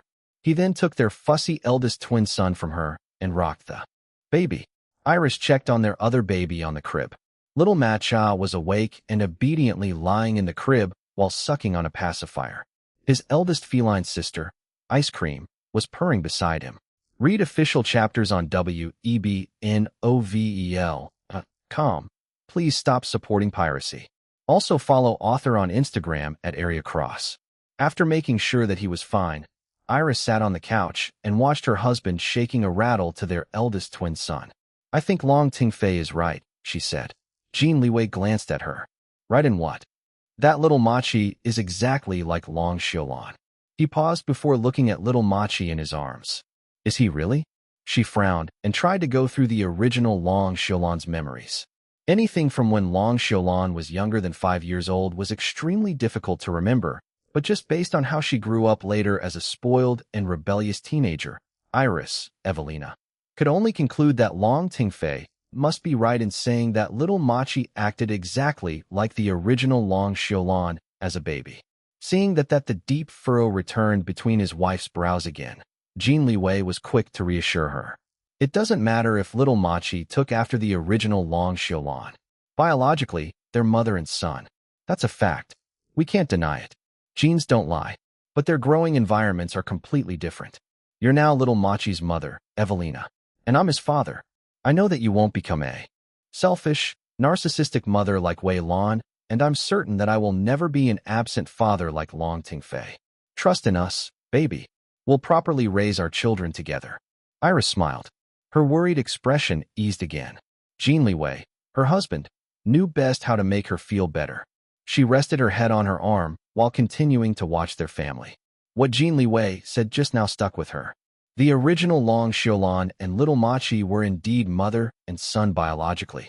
It shouldn't surprise her if her eldest twin son took after a portion of the original Long Xiulan's attention-seeking personality. Having taken over Long Xiulan's life and living with the original's memories, she already learned to sympathize with the original Long Xiulan despite the vast differences in their personalities. At first glance, their life experiences might be the opposite of each other, but in a way, their inner hopes and desires were somewhat similar. The original Long Xiulan grew up with a self-absorbed mother who preferred dumping her to the household staff than personally raising her. Her father was always absent, not to mention that he had 3 other children from separate women. Long Xiulan craved for love and attention, but none of her parents could give it to her. The lack of proper guidance caused her to grow unrestrained and spoiled to her own detriment. Since she was unable to get the love and attention she wanted from her family, she turned to the public. Instead, she somehow formed the idea that gaining more fans meant that more people would love her. This was the main reason why she did everything in her power to become popular by ingratiating herself to famous celebrities like Jin Chonglin. In the end, her ignorant actions caused widespread misunderstandings and further damaged her already rotten reputation. Even worse, Jin Chonglin's crazy fiancé, Fan Luo, targeted her and eventually caused her tragic death in that pivotal car accident that triggered everything. Iris thought that the original Long Xiulan was a pitiful girl. Sure, she didn't have the most endearing personality. In fact, She had been extremely outrageous throughout her short life. Her home life was the epitome of a lonely, rich girl klitsch who rebelled due to lack of parental affection and attention. As someone who possessed the original's body and memories, Iris understood Long Xiaolan's desire to be accepted. To be honest, the original was a naturally talented girl. She only lacked the skill and dedication because of her spoiled nature. The original's natural talent gave Evelina the foundation to use her own advanced skills and techniques from her past life in order for the brand new Iris Long to quickly rise up in showbiz after making a high-profile comeback. Similar to the original Long Xiaolan, Evelina Vetrova had also craved a normal family life. She had known that her father loved her but couldn't spend a lot of time with her because he was the head of the organization. He had been too busy running what was basically a criminal empire. As for her mother, there was no need to mention how Evelina had been treated by the woman while she was growing up. Madame Vetrova had acted more like a cold and heartless robot programmed to execute objectives as perfectly as possible rather than a human being. If not for her older brother who had always provided her with love and warmth as best as he could, she might have already long given up in her past life. Nikolai Vetrov was every bit of Vetrov, cruel, ruthless, and vicious. Yet he doted on her, his one and only little sister. He might be cold-hearted to everyone else, but in reality, he wasn't someone without a heart. If Nikolai Vetrov had been as heartless as his enemies painted him to be, then how could Evelina feel so loved and treasured by her older brother? It was a pity that his brotherly love hadn't been enough to sustain her. She found herself slowly and painfully dying inside the longer she lived as a member of the Vetrov family. Now that she was reborn as the new Iris Long, she could see that both she and the original Long Xiaolan had both lived lonely lives that ended in tragedy. Liwei, her husband, looked at her while continuing to play with their eldest twin son, little Machi. "What is it, love?" Jin Liwei asked. "Do you think that if the original Long Xiaolan lived in a normal family with parents who loved and cared for her and educated her properly, she wouldn't grow up the way she did? Maybe, just maybe, she wouldn't have died so tragically like that?" Jin Liwei didn't reply right away. He thought about her question in silence for a few moments. The shaking rattle in his hand sounded almost jarring in the sudden somber atmosphere. "To tell you the truth, I don't know," he finally answered. "We can't say anything for certain when it already happened the way it did. All I can say is, it must be fate." Iris lowered her gaze and reflected on the word fate in her mind. "I might sound insensitive by saying this, but I'm glad that the original Long Xiaolan passed away," he continued saying. She raised her eyes up and looked at him in surprise before frowning. Indeed, his words were quite insensitive. "Of course, I still feel guilty and sorry for indirectly causing Long Xiaolan's death due to my erroneous decision to protect Fan Luo as my brother's fiancée back then. But," he looked at her straight in the eyes. His gaze was firm. "If Long Xiaolan hadn't died, I wouldn't have you now, Evelina. I'm always thankful every day that you were reborn as Long Xiaolan because I got the chance to meet you, my fated lover." Her expression softened. She found herself becoming teary-eyed. "I love you, wife. So much." She chuckled and wiped her eyes before standing up. She walked to him and stood on her tippy toes for a kiss. "I love you too, husband." The kiss was light and gentle, but the intensity of love it held was unmeasurable. Little Machi's restless wriggling and loud wail interrupted the husband and wife, effectively ending the sweet kiss. Jin Liwei rocked their eldest twin son. It was obvious from his dark expression that he was displeased, but he wouldn't take his anger out on his little baby. Iris giggled and kissed little Machi's forehead. The baby immediately smiled. It was as if he didn't wail just now. "Drama queen," she said to her son in amusement. Jin Liwei agreed, but he didn't look as amused as her. Iris felt her breasts becoming too swollen and heavy, so she went to a hidden corner to pump milk. While she was out of sight, Jin Liwei looked at little Machi. The baby's gaze was still unfocused, but Jin Liwei pretended that the two of them were having a serious father and son heart-to-heart talk. "Jin, how you be good. Don't interrupt your mom and dad like that again. Do you understand?" Little Machi farted. Iris giggled from the hidden corner. Jin Liwei sighed and remembered that his wife had great hearing. He lowered his head to smell his son's diaper and winced. He sighed again as he changed little Machi's diaper. Hashtag. By the weekend, Iris finally had a breakthrough in her investigations on Kong. She did her best to be as careful as possible in not drawing attention. Although battling against other hackers was fun and rewarding, it consumed large amounts of time and energy. She didn't have the same amount of time and energy that she had before after becoming a mother to her baby twins. For now, she could only suppress her competitive instincts as a hacker and avoid direct confrontations as much as possible, at least until the twins had grown up enough not to require her constant attention. Read official chapters on webnovel.com.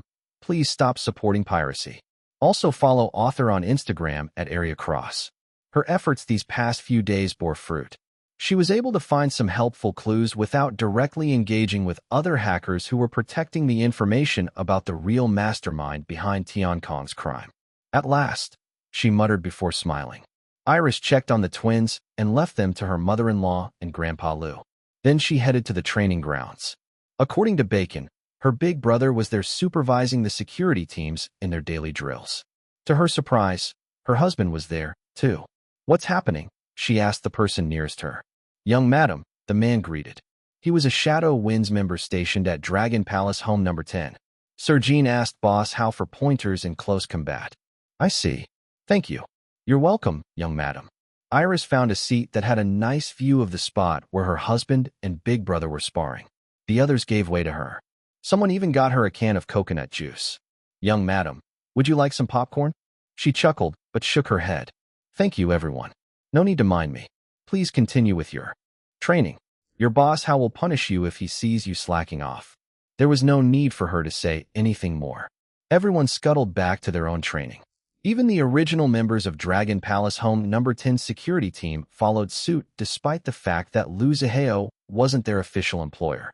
Ever since they began following Shadow Wind's training regimen personally devised by Liu Zihao, all of them had noticed a significant improvement in their physiques, mental states, and most importantly, their skills.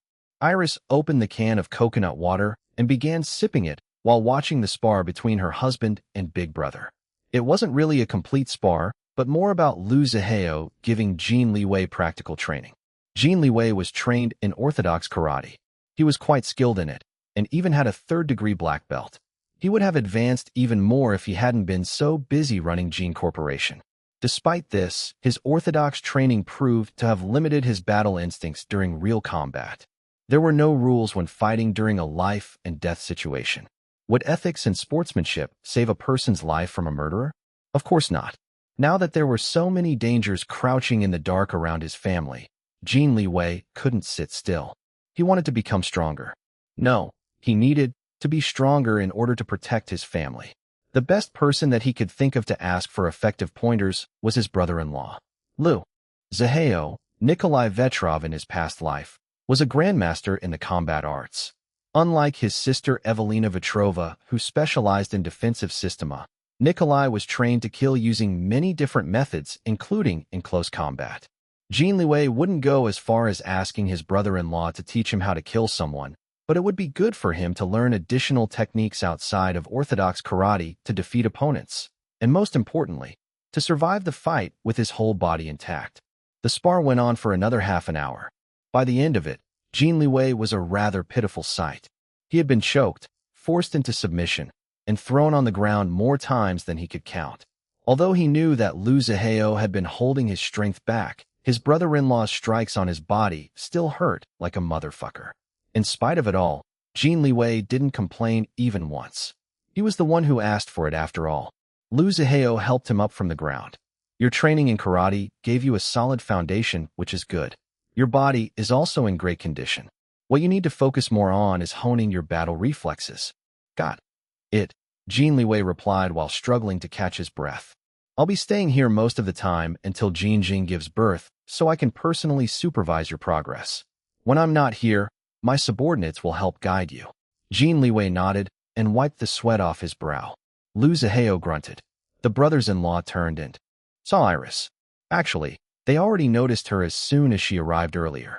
Jin Liwei wanted to pause the spar and greet his wife, but Liu Zihao directly threw him on the ground and grabbed him in a chokehold. Iris handed each of the two men a bottle of water. Then she handed her brother a towel before proceeding to wipe Jin Liwei's sweaty body with another towel. Jin Liwei leaned down and gave her a quick, hard kiss on the mouth. Lu Zihao scowled at the sight, but didn't say anything. He just avoided looking at their PDA and chugged his water. Iris touched the red spots on her husband's body. They would surely turn into ugly bruises tomorrow. Her heart ached for him. Do you really need to do this? And she pursed her lips before sighing in resignation. Since her husband was determined to train this hard, then she could only support him. Just make sure not to hurt yourself too badly, she told him. You're a father now. I need you to raise our children together. His gaze on her softened. And I know, love. Lu Zihao clicked his tongue before leaving them to head to the shower room. Big brother, Iris called after him. Meet us after you shower. I have something important to tell you. He raised an eyebrow but still grunted in assent. You shower too, darling, she told her husband next. And wait for me. Later, the three of them assembled in the home office. Read official chapters on webnovel.com. Please stop supporting piracy. Also follow author on Instagram at Area Cross. Iris showed Jin Liwei and Lu Zihao the latest results of her investigation on Tiancong. Lu Zihao's expression turned ugly. A malevolent aura emanated from him. Jin Liwei glanced at him before asking his wife, "What's this Alcatraz organization? It sounds familiar, but I'm not sure where I've heard it before." Lu Zihao answered him before Iris could. They're the biggest crime syndicate in Latin America, second only to the Vetrovs in the international underworld. Yes, I remember now, Jin Liwei murmured. I've watched some documentaries about them when I was still studying in Boston. I think that there was a popular crime TV show back then based on them. Some of my friends were huge fans of the show. Lu Zihao snorted. Were they and the Vetrovs enemies? Jin Liwei asked next. What do you think? Lu Zihao shot back. Members of the Alcatraz organization consider the Vetrovs to be their arch-nemesis. Iris interjected. Lu Zihao sneered, but didn't refute her words. Jin Liwei looked at the siblings before continuing to read his wife's investigation results. Alcatraz had always been trying to surpass the Vetrovs in the past several decades. Iris continued saying.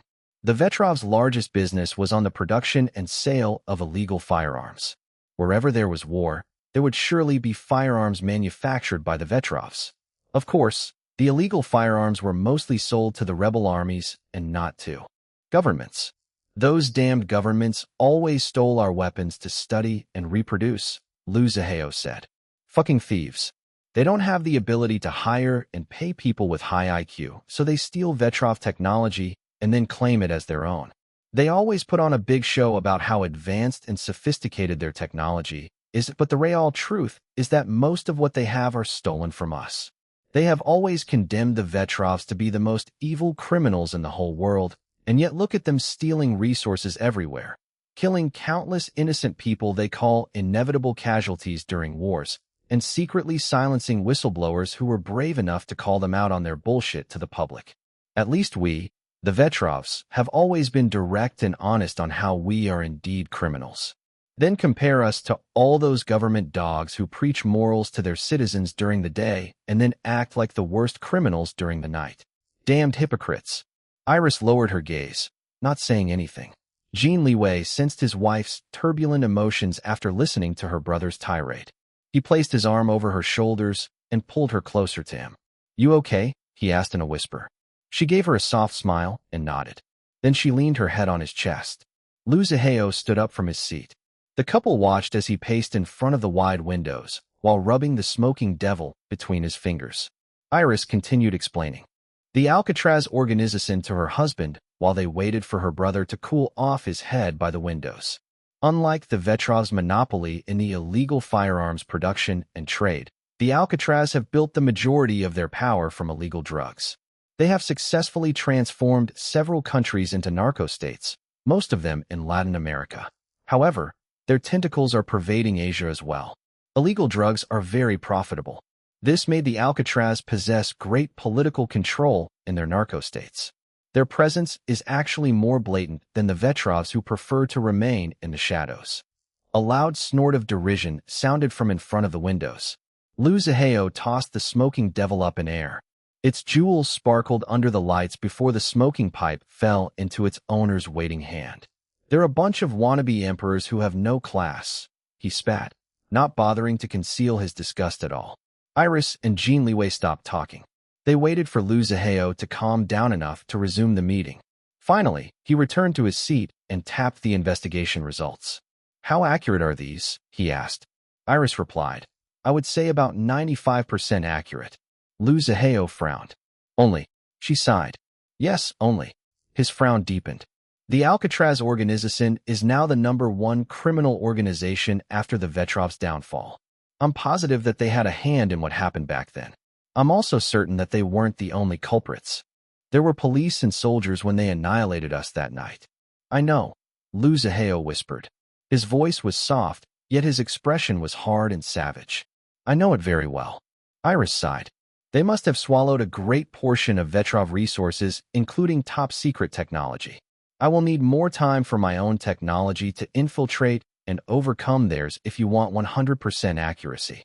Jin Liwei frowned, and threw his brother-in-law a look full of warning. "No need," Lu Zihao told his sister. 95% from you is enough. I'll take over from here." He stood up. "Little devil, send your mother's investigation results to me." "Uncle Zihao, please stop calling Bacon a little devil. It's not classy. I already told you this many times, but you ignore me every time. It hurts Bacon's feelings. I have the glorious name that mother gave me, Jean Bacon. So please use it. Thank you very much." "Heh. And Bacon will be charging Uncle Zihao for emotional distress," the Black Cat AI added. "As usual." "Little devil," Lu Zihao muttered under his breath after rolling his eyes. The meeting ended. Read official chapters on webnovel.com. Please stop supporting piracy. Also follow author on Instagram at @AreaCross. Lu Zihao left to do what he needed to do with the investigation results on Tian Kong. Iris and Jin Liwei returned to the nursery room to see their twins. Huang Yuyan and Grandpa Lu had already put the babies to sleep. The two reluctantly left to rest after the couple took over in watching the babies. Jin Liwei couldn't stop his curiosity about the Alcatraz organization. If they're really involved in some way with Tian Kong, does this mean that they have already infiltrated this country? He asked. Do they plan on transforming our country into another narco-state? My investigations haven't reached that far yet to confirm whether they're really directly involved with Tian Kong. As for turning this country into a narco-state, I can't say for sure, but it's a possibility. It won't be easy though unless they manage to gain a big and powerful tool to achieve whatever goal they have. And I don't think that someone like Tian Kong fits their criteria. Big and powerful tool, Jin Liwei murmured. She nodded. Yes, something like having one of their people in important positions in the government who can then influence other powerful and influential people into converting to their side. Jin Liwei continued thinking. Is it only in the government? Not really. She shrugged. There are other possible methods. Other possible methods, How about big and powerful companies? She gave him an approving smile. My husband is smart. His mouth curved up at her praise before returning to a serious expression. Does Gene Corporation fit the criteria of a big and powerful tool? Of course, she said. Then she froze. They looked at each other with wide eyes. Could it be? Iris asked in a shocked whisper. Jin Liwei's expression turned even more serious at the implication. According to the criteria you said, a big and powerful tool, then it's possible. Which company is the biggest and most powerful in the country right now? Gene Corporation. Iris stood up and started pacing as she analyzed things based on this logic. Not only in this country. It's also one of the most competitive companies in the world stage, especially in Asia. Asia, Singapore. Liwei. N. His gaze turned cold.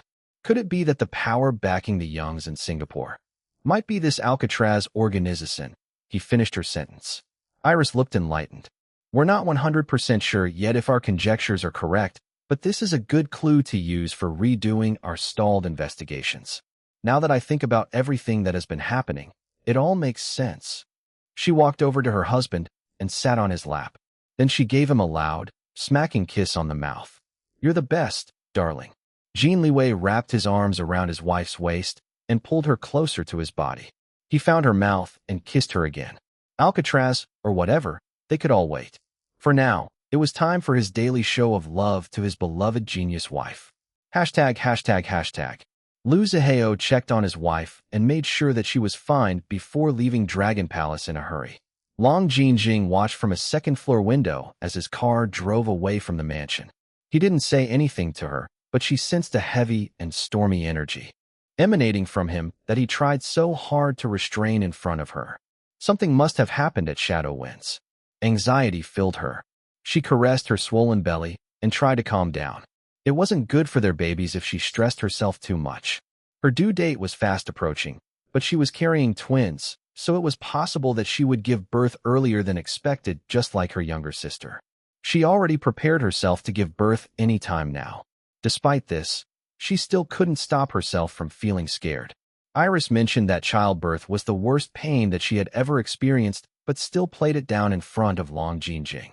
It was obvious that Iris was trying not to scare Long Jinjing. "Babies, don't hurt mommy too much when you come out, okay?" Long Jinjing murmured while rubbing her big belly. "Mommy is a little scared of being in pain, but whatever happens, I love you no matter what." She felt her babies moving inside her. For her, it didn't hurt at all. It was just a little uncomfortable, but nothing that she couldn't handle. At this stage, she and Liu Zihao could even sometimes see the clear imprint of a tiny hand or foot on her belly whenever the babies pressed too hard against her. Personally, she loved it. The experience always gave her an almost wondrous feeling of disbelief. Did she really create not one but two tiny human beings inside her with the man she loved? It was amazing. She patted her belly and looked at the empty driveway. Liu Zihao's car was long gone. Although Liu Zihao already revealed the existence of his criminal group Shadow Winds to her, Long Jinjing still didn't know the full extent of their activities. And to be honest, she didn't want to know everything. What Liu Zihao showed her on his own volition was already enough for her. At least, he took the initiative to reveal his dangerous secret to her. The less she knew, the less risk that enemies could use to make her betray her husband. She was confident in herself that she would never betray her husband. But it was rare for things to go according to one's plans perfectly. "Be careful," she whispered at the long empty driveway outside. "Come home safely. Our babies and I will always be waiting for you." With a sigh, she turned around and left the windows. ####. Shadow Winds headquarters. As expected of Boss Draken, our investigations on the real mastermind behind Tian Kong have stalled for a long time. Then it only took Boss Draken a few days after recovering enough from giving birth to find an important clue that we have missed. How embarrassing.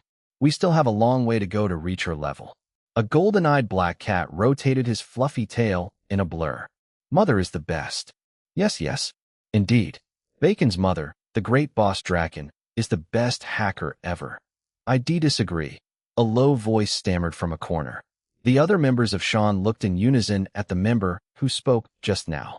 Their gazes were unfriendly, as if their comrade just offended them by insulting their own mothers. That particular member cleared his throat.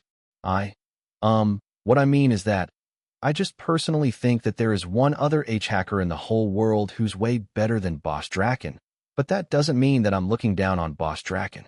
Not at all. I idolize Boss Draken so much, but I just can't find it in me to forget about my greatest idol of all time." "Who are you talking about?" the leader of Shan asked in a fierce tone. "Phantom. God Phantom." Silence. Then the computer room erupted with excited voices. "Yes, you're right. The legendary Phantom. Ah, how nostalgic. I remember following the great Phantom's exploits in various international hacker forums almost every day back then. So many hackers tried to imitate the legendary Phantom, but nobody succeeded. Boss Draken is the closest to God Phantom's style. That second-rate eagle doesn't even come close. That's right. Now that God Phantom has disappeared, it's our Boss Draken's era right now. "So are you saying," a bored child's voice interrupted the clamor, "that Bacon's mother is only second to God Phantom?" All Shan members stiffened and faced the large computer monitor hanging on the wall, where a black cat stared at them with his creepy golden eyes like a predator eyeing his prey. The black cat's fluffy black tail swished from left to right like the pendulum of a grandfather clock counting down the time of their deaths. Ever since Bacon started working as a freelancer for his uncle, The Black Cat AI had already managed to terrorize the majority of Shadow Wind's members, especially his fellow hacker colleagues. All Shan members had long been traumatized by the little devil. Ahaha. The Shan leader nervously laughed. That's not what we meant, Bacon. Why, yeah? We didn't say it like that. Not at all. Don't get us wrong, Bacon. Of course, we think that Boss Draken is the best. This member sent a meaningful look at his comrades. Right. All right. Boss Draken is the best. All of them were doing their damn best to pacify the little devil. When given the choice between lying and preserving their lives, they would choose to save their asses hands down. Nobody among them was a saint. Heck, what kind of angel or martyr would join and actively work under a criminal group like Shadow Winds? A foolish one, or a double agent. But Bacon's addition to Shadow Winds had severely lowered the chances of a spy infiltrating the group. A highly advanced, sophisticated, and cunning AI like Bacon might not be a 100% foolproof system, for now, at least, of weeding out potential traitors, but he was many times better and more efficient than humans. The Shan members might have been spending most of their time sitting in front of their computers, but they were every bit as cold-hearted and ruthless as their other Shadow Winds comrades with more physical jobs.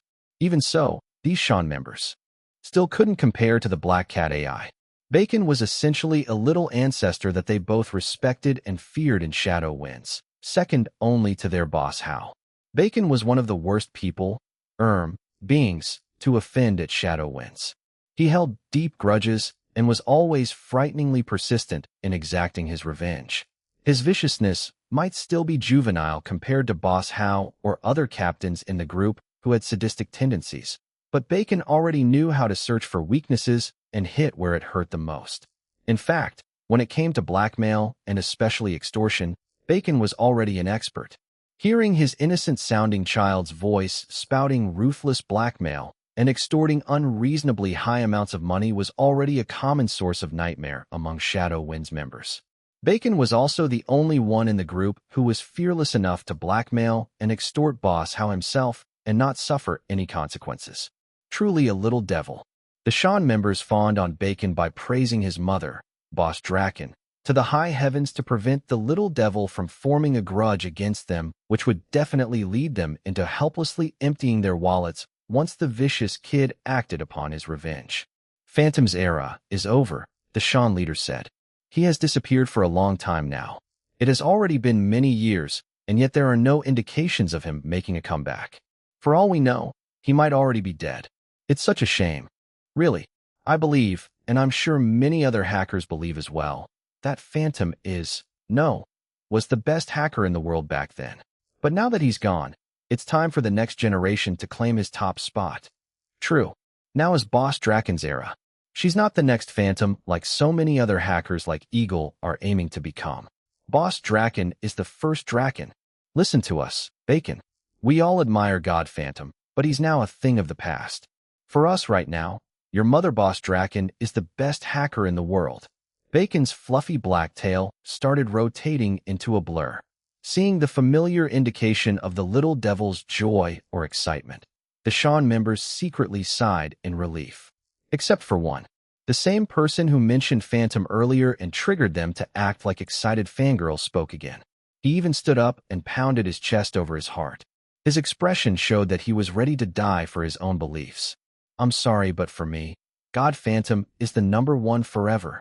Nobody can change my mind. I mean, I do admire Boss Draken and I think she's amazing and all, but you don't understand, Bacon. If you only witnessed God Phantom's majestic skills and unparalleled hacking exploits that have all become legendary back then, I'm sure that you'll also agree. His voice became weaker and weaker upon seeing the Black Cat AI's tail stopped rotating and was now back to swishing in what felt like a threatening rhythm. Bacon's golden eyes weren't even real, but how come they looked so scary when they glow like that? This Shan member sat back down dejectedly. He was already resigned to his fate of nursing an empty wallet in the next few months. Why are you all acting like wilted weeds? It's not classy. Bacon was just asking your opinions about my mother and Phantom. The members looked cautious and confused at the same time. To tell you the truth, Bacon agrees that Phantom is the best hacker. The dejected Shan member immediately perked up. I know, right? God Phantom is incomparable. Bacon ignored him. At the same time, Bacon's mother, Draken, is also the best hacker. Phantom and Draken are both the best in the history of the planet. No, the entire universe. Why yes, you're right. The Shan leader immediately agreed. Bacon's words are always accurate. Indeed, there is no need to compare two legends of different eras. They're both legends. Period. All Shan members kept on throwing rainbow farts at Bacon. They hoped that the little devil would stop dwelling on this touchy topic and move on to something else that was much safer and less dangerous to their wallets. Bang! Everyone shut their mouths and sat up straight. Liu Zihao kept his foot on the table and crossed his other foot over it. He tapped on the table with a finger. The sound was like a ticking time bomb. Everyone felt cold sweat dripping down their backs, but didn't dare to move an inch. What a bunch of pussies, he spat at them. Uncle Zihao, that's not a nice thing to say. It's not classy. Father says that. Shut it, little kid. My territory, my rules. Liu Zihao swept his cold gaze on everyone, including his cheeky cat AI nephew in the computer screen, who always liked testing his tolerance. Unlike his subordinates who all looked down and refused to meet his eyes, Bacon stared right back at him. The impudent little devil irked him, but also amused him at the same time. Deep inside, he appreciated that the kid was the only one in Shadow Winds who didn't cower in his presence. Liu Zihao would never admit these thoughts out loud, though. Like hell, he would give the little devil another ammunition to use against him. With a derisive snort, he scolded his subordinates instead of letting Bacon to anger him to death. You're all grown adults, and yet you act like weak pussies in front of an AI kitten. And you dare call yourselves a member of my Shadow Winds? Shameful. Uncle Zihao, Bacon is not a kitten. I have the appearance of a grown-up cat, but have the spirit of a big, ferocious black panther. Please take back your words. It hurts Bacon's feelings. Enough of your chatter, kid. Although Bacon was not a chatterbox like his elder sister Ketchup, he was still always extremely tenacious in correcting others whenever he heard something that he believed to be incorrect. To Liu Zihao, this tendency was as annoying as Ketchup's nonsense prattle. Bacon blinked his golden eyes and turned his back on them. He no longer interrupted, but his obvious sulky behavior was enough to cause the Shan members to feel like they were walking on eggshells. What if the little devil was scheming on how to extort them out of spite in order to vent his frustration at being repeatedly reprimanded by his uncle? They could only wave the contents of their wallets goodbye. Liu Zihao fought the urge to massage his suddenly aching temples. His AI nephew's temperamental personality sucked like a bitch. He really wanted to know which asshole Bacon's shitty personality was based on. Liu Zihao would definitely give the jackass a piece of his mind and a punch in the face. No matter how many times he asked his sister about the son of a bitch's identity, she refused to tell him and would only give him a weird look. What the hell did she mean by looking at him like that? Evelinka had truly been corrupted by that dickhead, Jin Liwei. Before his beloved sister had been reborn as Long Xiulan, she always told him everything. Actually, this was not true at all, but he had already deluded himself into believing that his precious little sister didn't keep any secrets from him. Now, his sister refused to even reveal which bastard her AI son's shitty personality was based on. Was it that hard to tell him? Maybe Bacon's personality was his father Jin Liwei's real hidden personality. Yes, that made sense. The two were father and son after all. Maybe that was the true reason why Evelinka wouldn't tell him. Anything, no matter how much he asked. She didn't want him, her big brother, to know that her husband was a much shittier prick behind closed doors. Huh. Now he knew the truth. Liu Zihao scoffed at the sulking Bacon. If the kid was really upset, then why did Bacon not leave yet? It was clear that the kid still had the intentions of participating in today's meeting. He removed his feet off the table and sat more properly. Let's return to the main purpose of this meeting. Yes, boss, how? Everybody returned to business mode. Even the sulking Bacon turned his head halfway and peeked at them out of the corner of his golden eyes. The leader of Shan cleared his throat and took over. According to Boss Draken's investigation, we missed a key person in Tian Kong's past. A childhood friend, more like a childhood sweetheart, who immigrated to America before entering high school. This childhood sweetheart's background is generally normal and clean. But Boss Draken is able to find out that the childhood sweetheart became brief lovers with a Mexican-American. This Mexican-American's background also looks normal and clean, but only on the surface. The truth is that he's a low to mid-level member of a gang related to the Alcatraz organization. This gang is just one of the many local gangs used by Alcatraz to smuggle illicit drugs to North America and also to launder dirty money they're earned from the drug trade. The childhood sweetheart and the Mexican-Americans affair only lasted for a short time. They broke up and seemed to have cut all communications between them. This is until the childhood sweetheart suddenly decided to come back to China. She met up with Tian Kong and reminisced about their past. We don't know if they slept together, but we can assume that this is the case. She only stayed for 5 days before returning to America. Boss Draken's investigation basically only contains this, but it's already a valuable breakthrough that we've failed to achieve in the last few months since the bomb attack. Now we can use this clue for a more focused direction moving forward. Liu Zihao asked, "Did we investigate the childhood sweetheart?" "Yes, Boss Hao." "Then why the fuck did we not discover what my sister discovered?" The Shan leader was embarrassed, but still replied with honesty. "It's because we didn't investigate any further after seeing that her background is normal and clean. Also, we didn't think that she's that important to Tian Kong when they had been apart for so many years. When she and Tian Kong met up, nothing happened immediately afterwards. It was only 6 months later that Tian Kong carried out the bomb attack at Boss Draken's mall show." Liu Zihao lectured his subordinates, "Be more meticulous next time. Don't always depend on my sister. She's busy with her family and her career. I don't want to bother her anymore with tasks that Shadow Winds can damn well do by ourselves if you all just act a little more competent." "Understood, Boss Hao. We swear to perform better next time." "Yes, we won't unnecessarily disturb Boss Draken anymore." Nobody noticed that the sulking Bacon was no longer sulking and was once again facing all of them. His golden eyes glowed as he monitored the entire meeting for recording, future blackmail, purposes. After Liu Zihao completed distributing tasks to his subordinates, he glanced at his AI nephew who was staring back at him from the computer screen on the wall. "You know what to do?" he asked. "Bacon knows, Uncle Zihao," the Black Cat AI replied. "As long as Uncle Zihao pays my salary on time, I will do my job well." This is what Mother and Father taught Bacon and Big Sister Ketchup, to always have an excellent work ethic. Liu Zihao grunted. It was good that the little devil had already stopped sulking. What if Bacon tattled on him again on his wife and the old man? His wife was easy to coax, but Grandpa Liu's nagging was something that he would rather avoid if possible.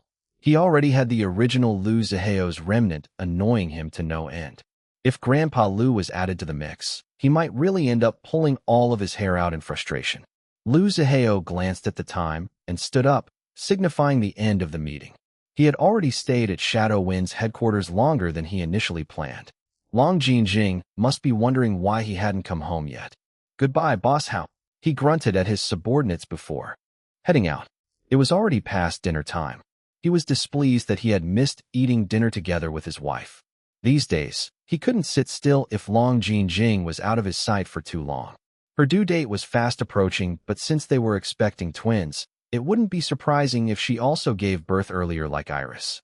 Liu Zihao didn't want to miss the birth of his children. No, that wasn't quite accurate.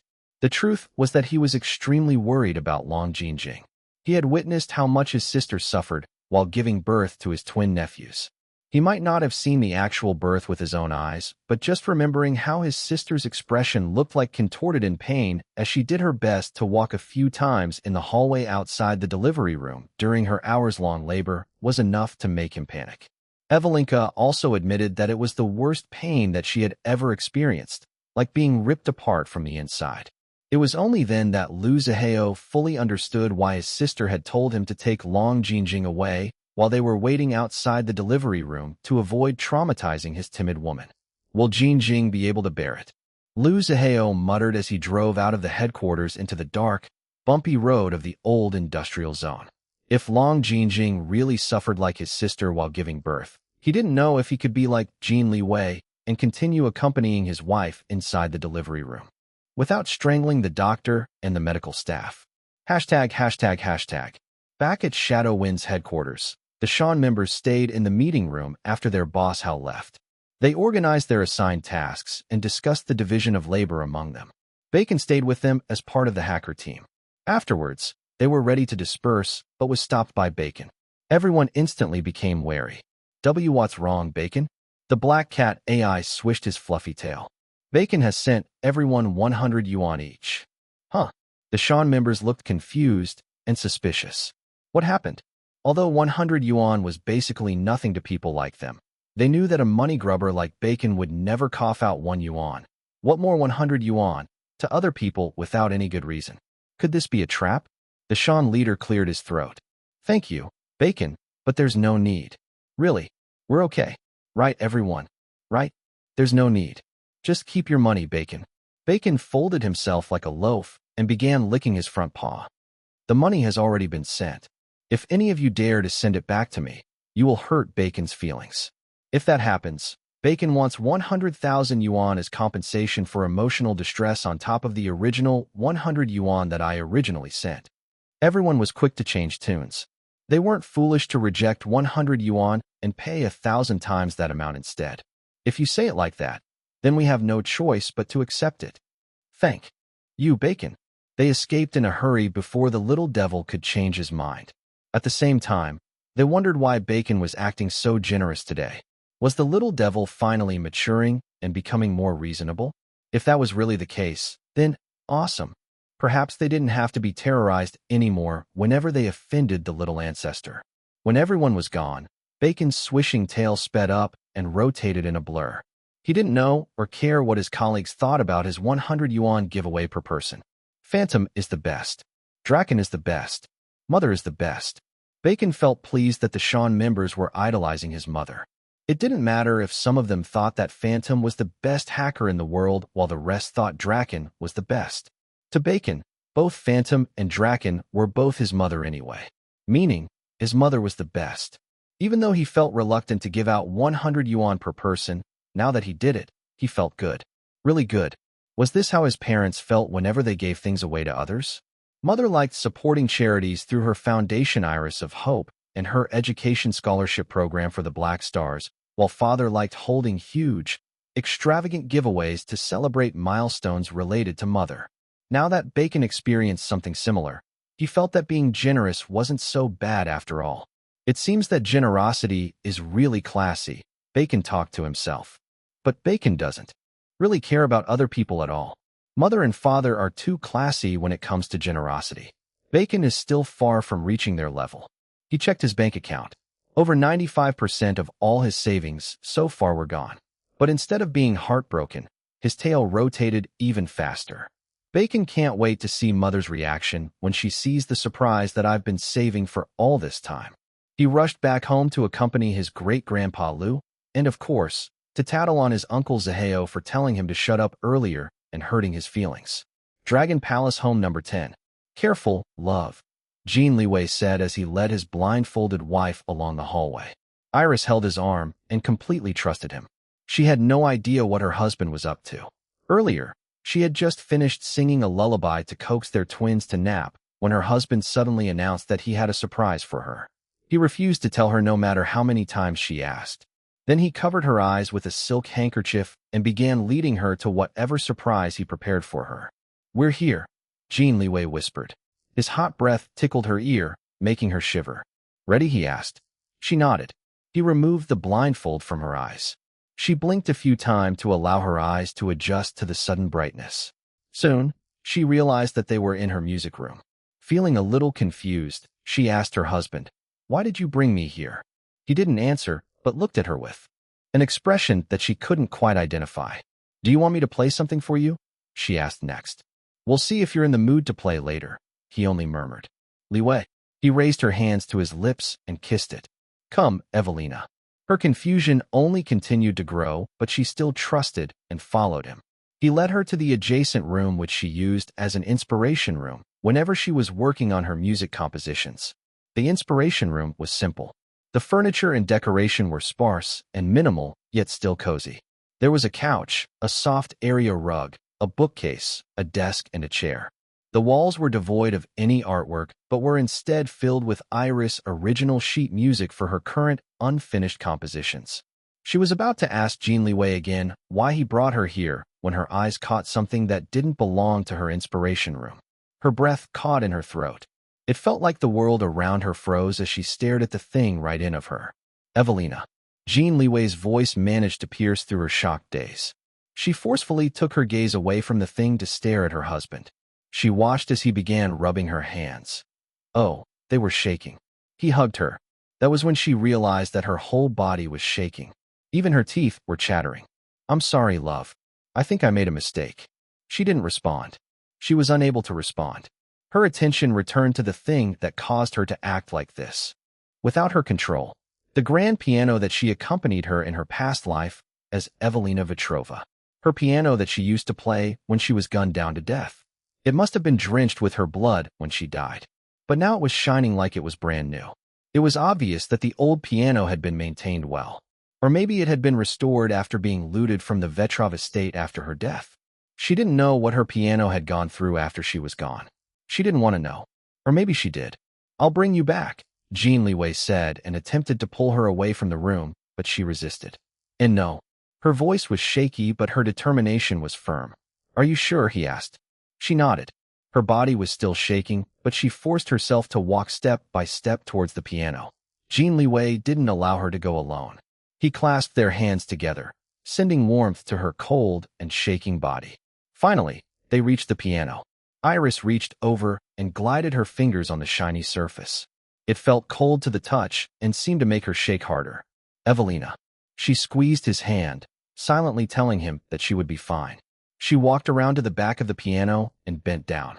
Her finger traced the carving she made on one of the back legs. Evie. Her initials. Jin Liwei also bent down and traced his finger over the two letters. Evie for Evelina Vetrova. He studied his wife's expression. Her eyes looked like they were seeing a scene that wasn't the one in front of them. Most likely, she was remembering memories of her past life.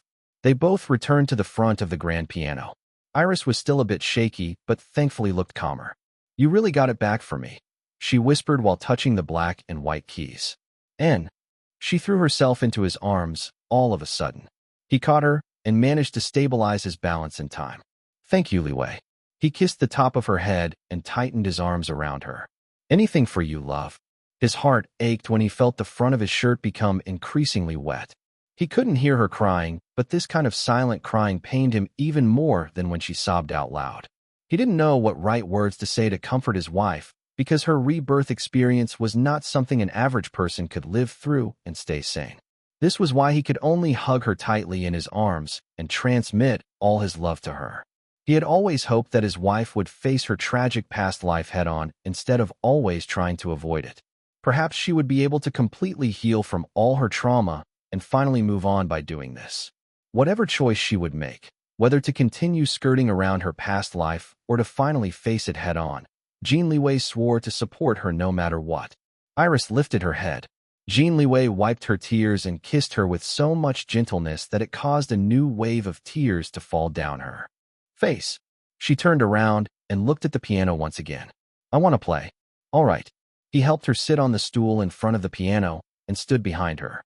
She didn't play right away, but instead touched the black and white keys one by one as if greeting an old friend that she hadn't met for a long time, but still continued to treasure all this time. Everything was quiet except for the breaths of the two people inside the room. Jin Liwei watched his wife, who may appear silent, but must be filled with roaring emotions inside. He rested his hand on her shoulder and did his best to transmit his support for her. His other hand stroked her hair to soothe her. Did you know? She asked, finally breaking the silence. He continued stroking her hair and waited for her to say more. That night, that fateful night, I watched the world around me descend into utter chaos. Screams were everywhere. Non-stop gunshots. The dark sky would light up, but it wasn't lightning, but from explosions. It was like hell had ascended from the netherworld and engulfed the entire Vetrov estate, dragging everything and everyone into its darkness. Liwei, did you know? I watched it all happen with my own eyes. But you know what? I didn't feel anything that normal people should feel. Not fury, not even despair.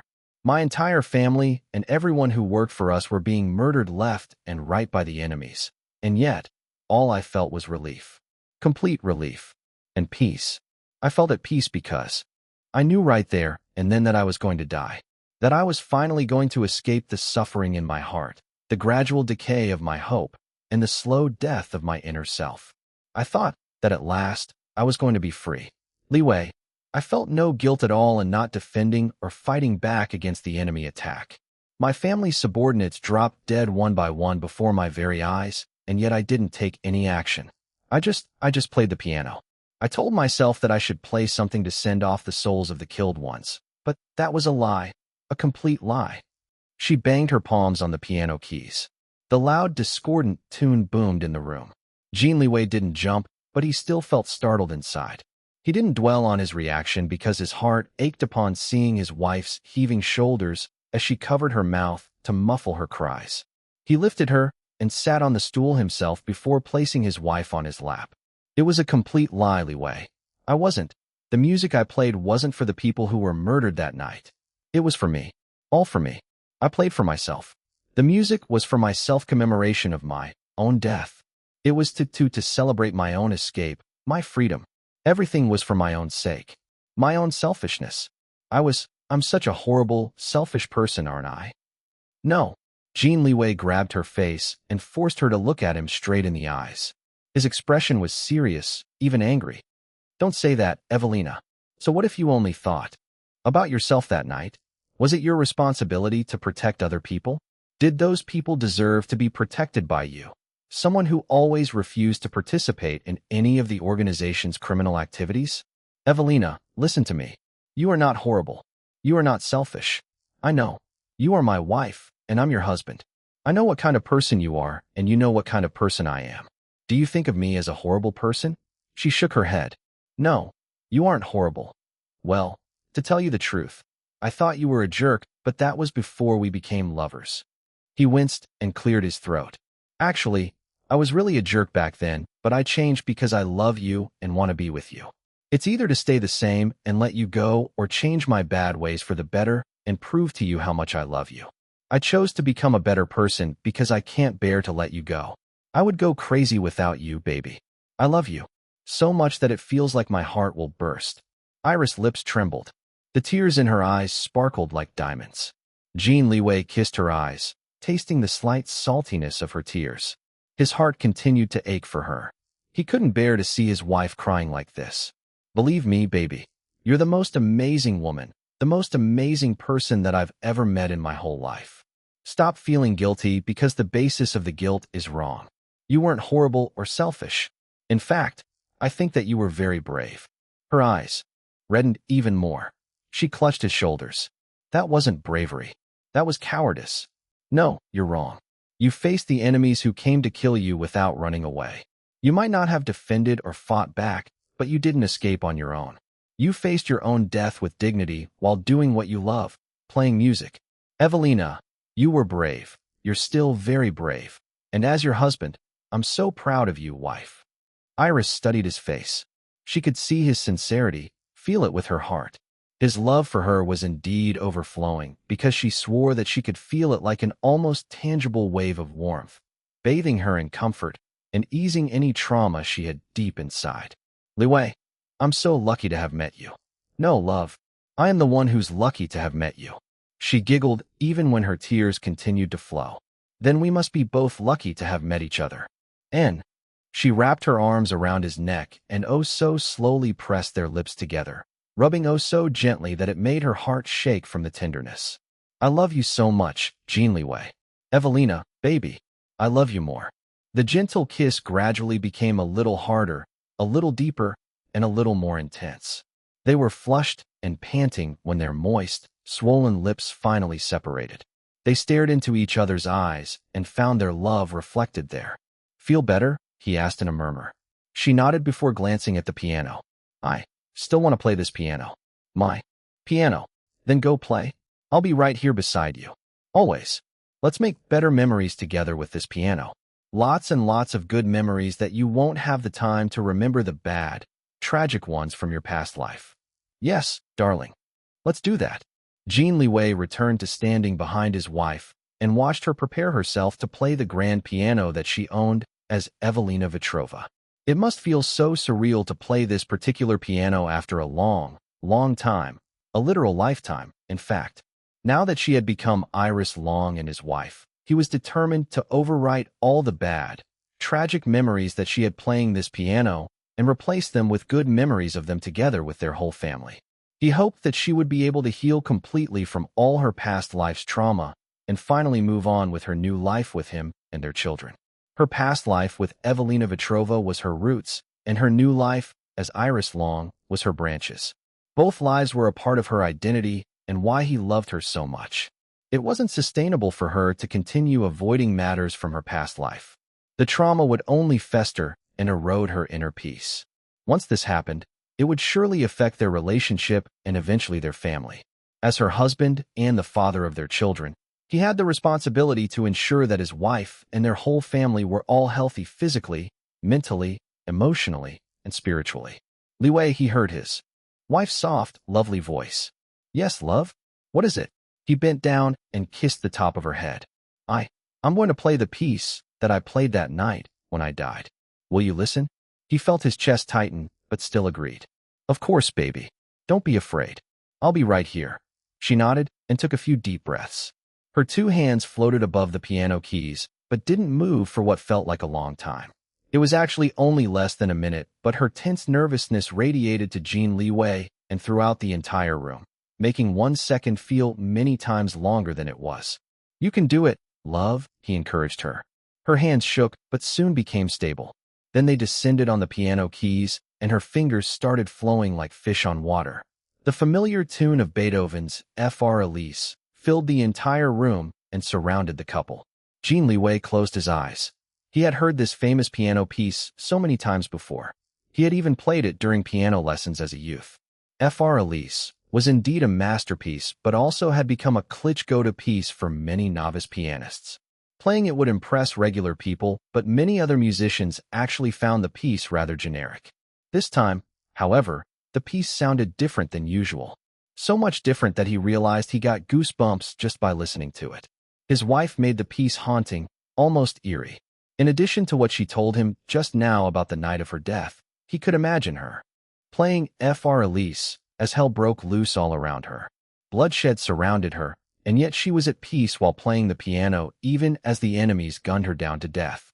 Jin Liwei's breath caught in his throat at the imagined scene playing in his mind. He was sure that the real event must be more gory than what he visualized, but it was enough to upset him. His eyes flashed with pain at what his wife went through. It felt like his heart was being stabbed at the thought of her death. With Fr Elise playing, he felt even more emotional than usual. Even the playful parts of the piece felt like they were ripping his heart to shreds. The piece was short, and soon it ended.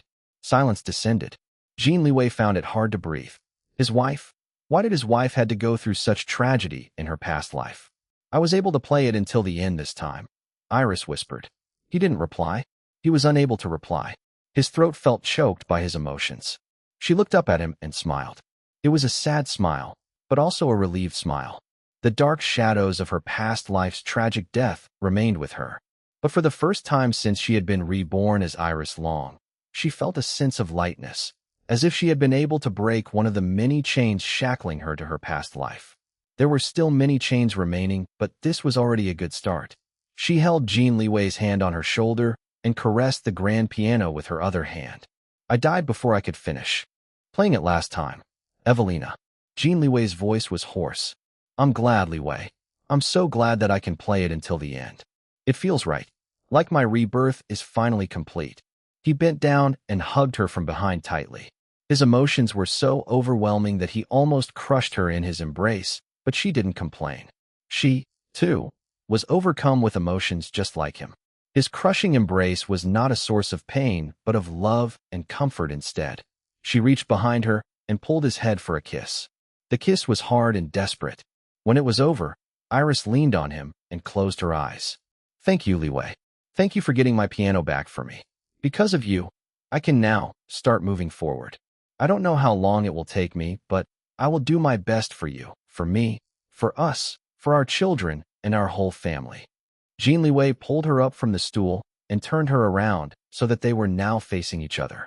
He brushed a lock of her long, silky hair away from her face. No, my love. Thank you for finally being willing to face the demons from your past life so that you can start healing. See, I'm right, aren't I? You're brave. It's very easy to ignore what you don't like and keep shoving it under the rug. But now, you're ready. Don't worry. You're not going to face everything alone. I'll be right here with you no matter what happens. Iris framed his face with her hands. Liwei, I already said this before, but I'll say it again. You always know what to say to make me feel better. And I'm going to repeat how I responded to you back then, too, Jin Liwei said. I'm only saying what's in my heart. I'm glad that my words make you feel better. Iris pressed their foreheads together. Their hot breaths intermingled, but they didn't kiss. They stayed in this position, soothing each other and basking in the gravity of their love. After they left the music room, Iris busied herself with taking care of the twins. Jin Liwei continued to worry about her emotional state, especially after what happened earlier, but felt relieved upon seeing that she seemed to have returned to normal. But later that night, Iris suddenly fell sick and burned with high fever. She became disoriented and unable to respond to him properly. Jin Liwei panicked and carried his wife from their bedroom to the hospital wing in a rush. The nannies were called to watch over the twins. This commotion couldn't be hidden. The others were already sleeping, but Lu Zihao quickly learned about what happened from Bacon. He left his sleeping wife in bed and rushed to the hospital wing. What the hell happened? He demanded as soon as he entered the room where his sister was staying. Jin Liwei gestured for him to be quiet. Lu Zihao stood by his sister's bedside and studied her. She was flushed from the fever. Sweat beaded on her forehead and neck. Her breathing was shallow and faster than normal. There was also a furrow between her brows, an obvious indication of her discomfort even when she was already asleep. One of her pale, delicate arms was hooked to an IV bag. Jin Liwei updated his brother-in-law about his wife's condition. Evelina already received a shot to reduce her fever. She'll get another injection in a few hours if her condition doesn't improve. Lu Zihao stroked his sister's burning forehead. His big, rough and scarred hand was very gentle. He frowned. She's still so hot. I know, but her temperature is already going down. She was burning hotter before I brought her here. Lu Zihao stared at Jin Liwei with a hard expression. I heard that you managed to buy Evelinka's piano back and surprised her with it earlier today. Tell me what happened. All right, let's talk outside. The two men left the room but stayed in the hallway outside so that they could still rush inside if Iris woke up. Now speak, Lu Zihao said as leaned against the wall and rubbed the smoking devil between his fingers. Jin Liwei watched the sparkling smoking devil. Like his wife's grand piano, the bejeweled devil-shaped smoking pipe was also an important item that connected both Iris and Lu Zihao to their past lives as Vetrovs. Sighing, he finally told Lu Zihao about everything that happened earlier when he surprised his wife with the grand piano. He also told his brother-in-law about how Evelina died while playing Beethoven's Fr Elise as enemies gunned her to death. Of course, he could only repeat what his wife told him, since he didn't witness the horrifying scene with his own eyes. A heavy and terrifying malevolent aura burst from Lu Zihao. Jin Liwei's breath caught in his throat. He felt like he was going to suffocate. His physical body's reaction wanted him to run away, but his logical mind knew that his brother-in-law's bloodlust wasn't aimed at him. This reassurance was enough to make Jin Liwei calm down in spite of his brother-in-law's scary aura. Then Lu Zihao whispered, I know. His voice was so low that Jin Liwei thought he had misheard his brother-in-law. Huh? What did you say? Lu Zihao squeezed the smoking devil in his hand. You don't have to tell me how my own sister died. Because I know. Damn it. I fucking know it all too well. You know? Jin Liwei asked in shock. You saw it. Lu Zihao stared into the empty air as if seeing something that wasn't there. Indeed, what he was seeing was the memory of how his sister continued playing the piano even as her bodyguards were killed one by one around her.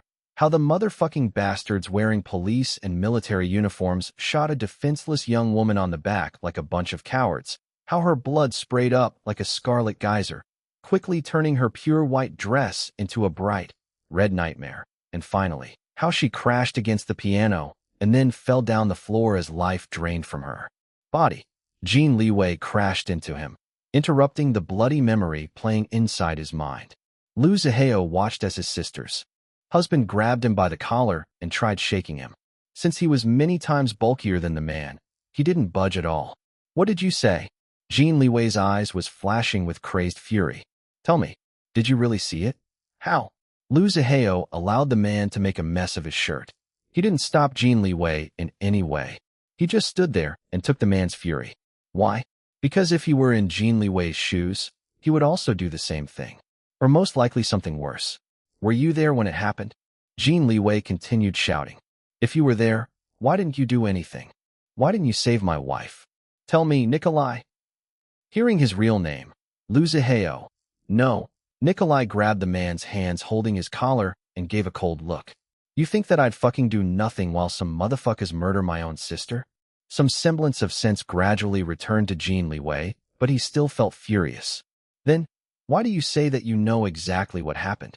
Nikolai plucked Jin Liwei's hands from his shirt and threw them away. There was now long, gaping rip on his front, but he didn't give a damn about it. He stared at his brother-in-law straight in the eyes.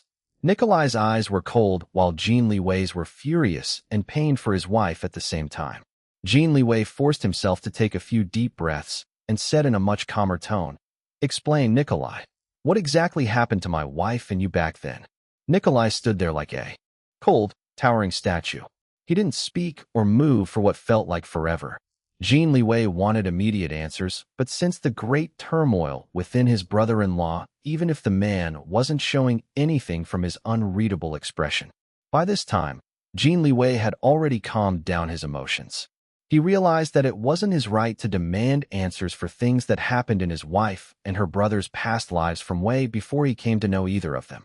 Ever since falling in love with his wife and working hard to make her fall in love with him too, he learned the important life lesson of putting aside his pride to apologize for his own mistakes. He was about to apologize to his brother-in-law when Nikolai finally spoke. The story he told shocked Jin Liwei so much that he staggered on his feet and had to hold on to the wall to stay upright. Jin Liwei stared at his brother-in-law with wide eyes. He studied Nikolai's face, looking for any signs that what he had just been told was only a prank, but the reality proved to be harsh. Oh my God, he couldn't help but say. Nikolai, why you? Nikolai turned away and looked at the moonless night sky outside the large windows. His figure looked lonesome and unapproachable. Don't tell my sister, he said, his tone gruff. Jin Liwei looked conflicted. Nikolai glanced at him and repeated, Don't tell her. She'll be heartbroken. Fine. Jin Liwei forced himself to say through gritted teeth. Now you understand why I can't just let it go, why I must pursue revenge against those motherfuckers. Jin Liwei didn't know what to say. There's also one more thing. Nikolai walked back and stopped right in front of Jin Liwei. They still have Evelinka's dead body. Jin Liwei's eyes contracted. And I plan to take her back from them. I don't give a damn about our parents' corpses or even my own dismembered body, but I must give my sister's body a proper burial. A great tsunami roared inside Jin Liwei. His eyes became even more crazed than earlier. He clutched Nikolai's thick arms, his own hands shaking from the consecutive shocks he received tonight. Count me in. Nikolai looked at him for a few seconds before saying, No. Why not? We already agreed about the division of labor between the two of us. You take care of things in the light, while I take care of things in the dark. My sister is now Long Xiaolan, and it's your job as her husband to take care of her and all of your children. You can't be associated with anything criminal, especially anything related to the Vetrovs. I won't allow you to put yourself in danger because that means my sister and her children will be in danger as well. But, no buts. Now it was Nikolai's turn to grab Jin Liwei's collar and shake him. Be thankful that I even told you about all these things. I didn't plan on telling you a damn thing, but you're so fucking persistent and annoying, so. He stopped and whipped his head towards the door. Jin Liwei followed his line of sight. Standing by the now open door and looking at them with wide, disbelieving eyes was Iris. Evelinka. Baby. Jin Liwei escaped from his brother-in-law's claws and hurried towards his wife. His turbulent emotions were all temporarily cast aside so that he could focus his whole attention on her. He checked her temperature with the back of his hand, still a bit feverish, but not as hot as before. How are you feel? Iris pushed her husband's hands away and faced her brother. She woke up not too long ago and found herself alone in the hospital room. After asking Ketchup, she learned that her husband and big brother were arguing in the hallway outside. She told her AI daughter to not interrupt the two men and not inform them of her waking up. The two must be arguing about her again, so she wanted to be the one to mediate between them. With this intention, she pulled her forced stand and silently opened the door. Imagine her surprise when she heard what her brother said. Her own shock wasn't inferior to Jin Liwei's. "How much did you hear?" Nikolai asked. "Is it true that the enemies have my body?" Nikolai's expression remained unreadable. Deep inside, however, he was relieved that his sister didn't hear the first part of what he told Jin Liwei. "Big brother, answer me. Is it true?" "Yes." Iris fainted. "Evelina." Jin Liwei caught her and immediately called for the doctor. ####. The atmosphere in the mansion was grim. Iris' fever continued the next day. Jin Liwei refused to leave her side. The twins were also kept away from their sick mother to prevent them from catching anything. As a result, little Machi threw a tantrum for almost the entire day. His loud wails and refusal to be coaxed distressed Huang Yuyin and everyone else. Even the usually well-behaved little Matcha also cried for a long time. The twins wanted their parents. No, they needed their mommy and daddy. Both Jin Liwei and Lu Zihao felt guilty. In their bedroom, Long Jinjing asked her husband, "Did something happen? Everything feels so tense at home today. Did something more serious than a fever happen to my sister? Do you know something about it, Nikolai?" "Nothing," Lu Zihao told her. "Don't worry about it. Stressing yourself out is not good for our babies." Long Jinjing observed his expression, but she couldn't read anything from it as usual. Even so, she could sense that something was amiss about him today. He seemed gloomier than normal. "I'm your wife now, Nikolai. Can't you just honestly tell me? Please." No matter how many times she asked, he refused to tell her anything. It upset her, but also made her nervous at the same time. She had the niggling feeling that something grave must have happened without her knowledge. Lu Zihao kissed her. For the first time ever, he failed in distracting her with seduction. He sighed and turned her around so that he could hug her from behind and avoid squeezing her swollen belly. Long Jinjing's bad feeling worsened. "Nikolai." Long Jinjing tried to turn around and look at her husband, but Lu Zihao tightened their embrace, preventing her from moving. The man rarely showed any of his true emotions. Even now, she still found it difficult to read his expressions. As usual, she could only depend on her intuition. It was telling her that her husband must be going through something serious. She didn't know if it was somehow related to the grim atmosphere at home today, due to Iris falling sick all of a sudden. Once a home's mistress became sick, the entire family would be affected. Long Jinjing hoped that her sister would recover soon from her fever or whatever sickness Iris was suffering. Although Long Jinjing wanted to ask her husband about whatever was bothering him, she wasn't going to force him into telling her if he didn't want to. There must be a valid reason why he continued to refuse telling her anything. The only reason that she could think of was that it would somehow put her in danger if she ever came to know about it. As to what it was or how it would put her in danger, she had no idea. It was only because she knew about shadow winds that she had to get used to not knowing every single thing about her husband's daily life. She patted his thick, muscled arms that were hugging her. "All right, I won't ask you anymore. Just take care of yourself, okay? I don't want you to get sick like little sister." "I won't get sick, Lu," Zihao replied. "You should be the one to be careful." She sighed and nodded. "The doctor won't allow me to visit Xiaolan to prevent me from catching anything that might make me sick." "Listen to the doctor." "How's Xiaolan, Nikolai? Is her condition serious?" Since he was hugging her from the back, she couldn't see his expression right now. Worry flashed in his eyes, but only for a moment. "Her fever has already broken, but is not completely gone yet. The doctor is still monitoring her condition. At least, she didn't fall into another coma. Thank fuck for that." "You're right. I'm glad that she didn't fall into coma again." Long Jinjing released a sigh of relief. Her sister's health had really not been the best ever since she woke from her one-year coma after her deadly car crash back then. Long Jinjing once again felt ashamed that she envied her sister's consistently beautiful appearance during and after pregnancy. Qianfei was right. Iris might have maintained her physical beauty all throughout her pregnancy and after childbirth, but she suffered and continued to suffer so many health issues. Long Jinjing now felt thankful that her pregnancy was very smooth so far despite gaining a lot of weight. Hopefully, her smooth pregnancy would continue until childbirth. While she was deep in her thoughts, Lu Zihao's mind was in chaos. He shouldn't have told Jin Liwei anything. This wasn't how Nikolai Vetrov should have acted. Ever since becoming reborn as Lu Zihao, his emotional control had become so much worse. He wasn't like this before in his past life. It might be due to his desire for revenge, making him more prone to losing control compared to how he lived as Nikolai Vetrov in the past. Or maybe it was because the original Liu Ziheo's remnant still remained in this body. The original Liu Ziheo was a happy-go-lucky guy who lived by acting on his impulses and ignoring consequences. Perhaps the original Liu Ziheo's personality was affecting him in a way that he hadn't noticed yet. Wait, now that he thought about it, his current personality was no longer the same as when he was Nikolai Vetrov. It wasn't the same as the original Liu Ziheo's personality either. His current personality might really be a combination of the two, although the dominant one was still Nikolai's. He was very unhappy upon reaching this conclusion. However, he didn't want to think about all this right now. After what happened at the hospital wing last night with his sister and brother-in-law, he felt extremely weary of everything. He rested his chin on top of his wife's head and hugged her more tightly while making sure that he wasn't hurting her.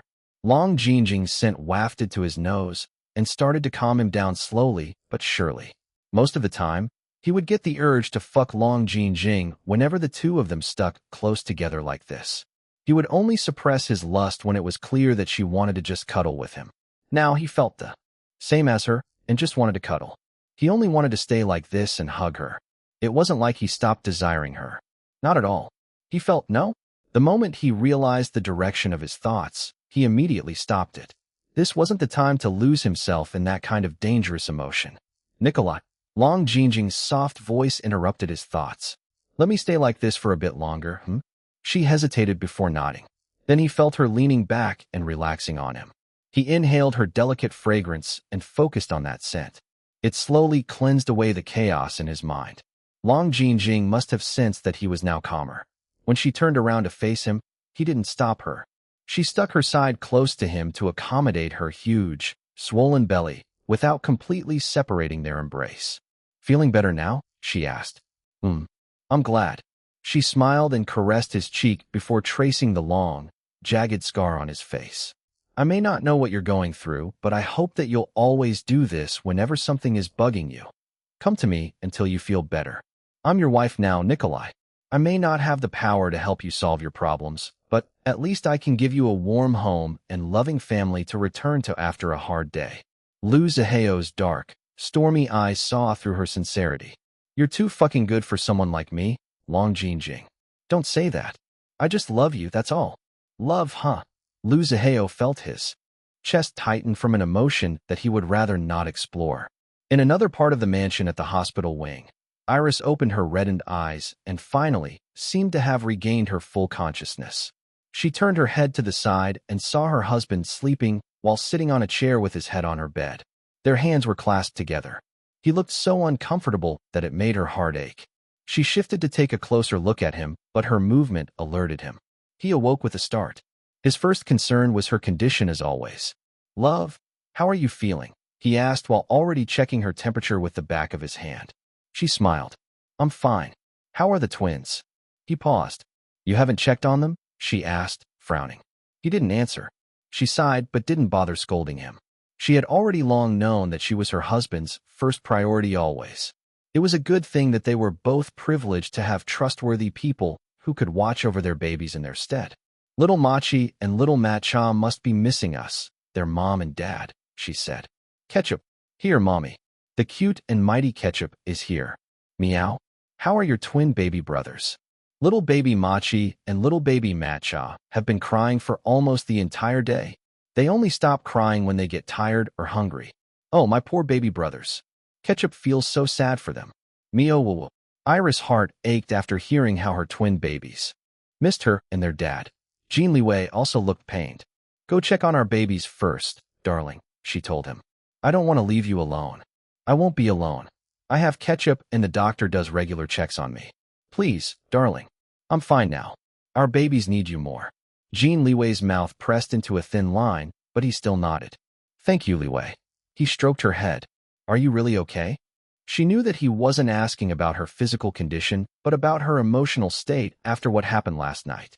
The bombshell that her big brother dropped last night was too gigantic. She needed time to process it. Go check on our babies first, she could only say to her husband. We'll talk about the other thing later. He studied her expression for a few more moments before nodding again. All right. After he left, Dom soon came to replace him. Jin Liwei didn't want her to be alone for too long. Dom's lively chatter made Iris temporarily forget about last night's shocking bombshell. The best friends chatted while Dom helped her eat some freshly cooked rice porridge. Afterwards, Dom left the room to give her privacy while she pumped milk. The female doctor accompanied her instead while also checking her condition. "How long do I need to stay here in the hospital wing?" Iris asked. "Young madam's condition has now stabilized," the doctor replied. "But I want you to stay here for another night for additional monitoring, just to make sure that everything is really fine." Iris sighed. "I understand. I just miss my babies so much." The doctor smiled in understanding. "I know, young madam. But please don't worry. Your mother-in-law and the others are taking great care of the two little masters. They're in good hands." When the doctor left with the newly pumped breast milk, Dom also returned. "I'm going to take a nap, Dom." "Go ahead, boss. Don't mind me. I'll just quietly do some work here." With that, Iris closed her eyes, but she didn't fall asleep right away.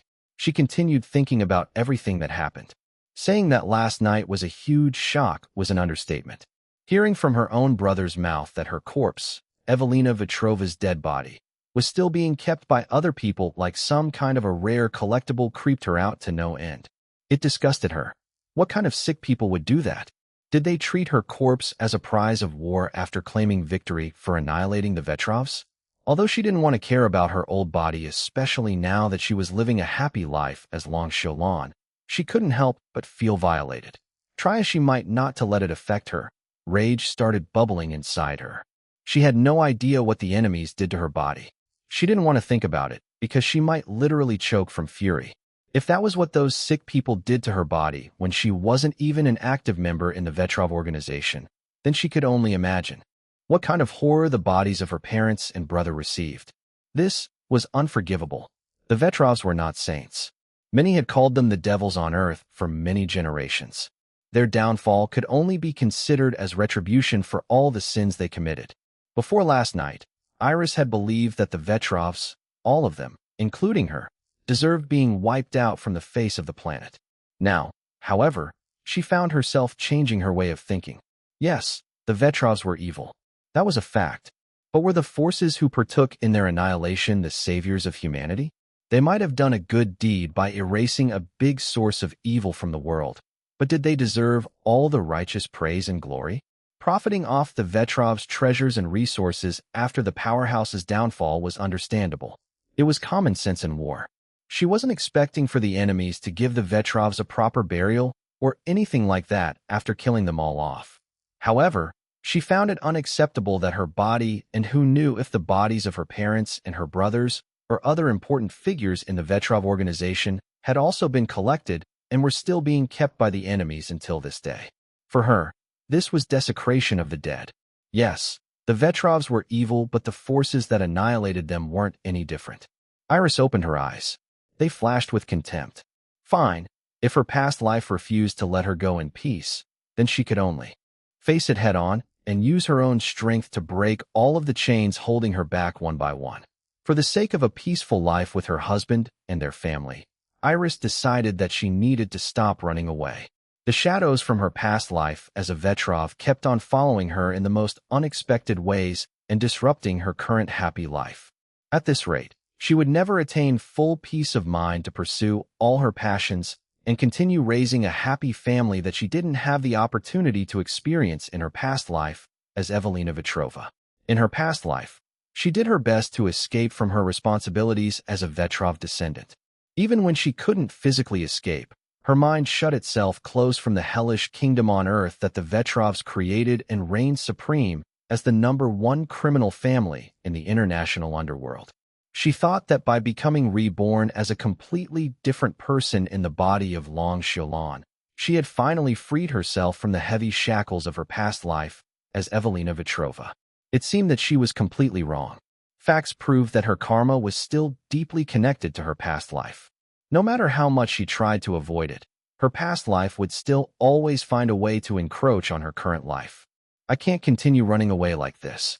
What if something from my past life surfaces again, but I'm not prepared to block it in time and endanger my family? I'm a mother now. I can't gamble with chance when it comes to my children. I have to always be prepared for the worst so that no matter what happens in the future, my children will always be safe. Jin Liwei called her brave. She wanted to prove to herself that she was indeed brave by no longer running away. As she finally fell asleep, she didn't notice that her chaotic mind went completely calm. So calm that she didn't even dream. Something clicked inside her, as if an unused gear started rattling before finally moving in action. The neglected part of her old soul lit up and started assimilating to her current self. The next day, Iris woke up feeling better than she had ever felt before. Her fever was completely gone. Thank goodness. She sat up and stretched, feeling herself brimming with energy. Her movements awakened Jin Liwei, who once again accompanied her throughout the night. This time, he was lying in bed beside her. Compared to her, he looked disheveled and exhausted. She beamed at him. Good morning. Her enthusiasm infected him. His sleepy gaze softened and the corners of his mouth curved up. Morning, beautiful. After a light breakfast of nutritious chicken noodle soup, the doctor finally cleared Iris' health. The husband and wife left the hospital wing and headed directly to their master suite to clean themselves up. While Iris was doing her daily morning skincare routine in front of the vanity mirror, Jin Liwei continued observing her. Are you really okay now? He asked while putting on his clothes. She looked at his reflection on the mirror. Yes. Honestly, I feel excellent. I don't know if it's a positive effect of falling sick which forced me to take a rest. My mind feels clearer and sharper. He studied her expression and judged that she must be telling the truth about her current condition. That's good. Evelina, about the other night. Since my brother says that the enemies have my dead body in their possession, then it must be true. Big brother wouldn't lie about something grave like that to me. He stood behind her and put his hands on her shoulders. So, how do you feel about this entire situation? Do you think that I should leave it and let those people keep my body until the end of time? No. His expression turned ugly. Evelina, I can't. I know. I can't do it either. She patted his hand on her shoulder. It's not only my body. I want to know what happened to my brother's body, as well as our parents. Jin Liwei did his best not to react, but her sharp eyes still noticed the way he flicked his eyes away for a moment to avoid looking at her. She froze and narrowed her eyes in suspicion. Liwei, do you know something? Did my brother tell you anything about it? He kissed her head. Don't overthink it, love. Let's hurry and finish up. The twins missed their mom so much. Little Matcha was easy to coax and stopped crying when I held him yesterday. His elder twin brother is a little harder to deal with. Little Machi wants his mommy. The little guy even tried sucking my chest while I was consoling him. This topic about their babies almost distracted her, but Iris wasn't stupid. It was obvious that Jin Liwei had something to hide from her. She grabbed his hand before he could leave to grab a pair of socks. Liwei, tell me. He pressed his lips together and looked at her. When it was clear that she wouldn't budge, he sighed and revealed what his brother-in-law told him the other night. While you were killed on the spot that night, it was most likely because the enemies knew that you weren't directly involved in running the Vetrov organization. That wasn't the case for your parents and brother. They, how should I say this? You mean they were tortured, she said in flat tone. I was killed on the spot as an act of mercy. Huh, she sneered even as her eyes turned red. Her dry laughter was filled with a combination of fury, mockery, and sorrow which made Jin Liwei's heart ache. Seeing her like this felt even more painful than when she cried. He pulled her into his arms. Whatever you want to do, I'll support you.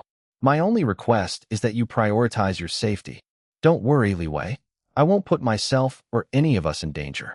Both of us need to live long for our children. I don't want them to grow up as orphans. And good. She took a few deep breaths and soon regained a calm state of mind. Jin Liwei noticed that she seemed more emotionally stable and colder in a way that he couldn't quite figure out yet. Iris finished up her skincare routine, all Orchidia beauty products, newly stocked and available online, and looked at her husband who was still observing her as if worried that she might suddenly collapse again. She gave him a reassuring smile. They clasped their hands and walked the short distance to the nursery room together. Upon reaching their destination, they stopped at the door and didn't enter right away. Something wrong, love? Jin Liwei asked. She squeezed his hand. I'm curious, but I won't ask you any more about the specific details of what my brother told you. Knowing him, the truth must have been many times worse than what he decided to tell you. I don't need to know everything about it. It's enough for me to know that all of our previous bodies had been desecrated after our deaths. He raised her hand and kissed it, trying to transmit his own warmth and support to her through his lips. Like I always tell you, I'll always stay right here beside you no matter what you decide to do. Just like what we vowed during our marriage, we are partners in life. Her throat became choked with emotion. She nodded and leaned to him for a hug. The door opened. Huang Yuyin was startled to find her son and daughter-in-law right outside the door. She pressed her hand over her chest. Hi, you two. You almost scared your old mother to death. But right after scolding them, Huang Yuyin immediately pulled Iris and examined her all over. Xiaolon, my dear, I was so worried about you. Are you really okay now? Yes, mother. Sorry to worry you. Don't mention it, my dear. Your health is more important. And also thank you for taking care of the twins, mother. I heard that they gave you a hard time yesterday. Huang Yuyin sighed, but there was a doting smile on her face.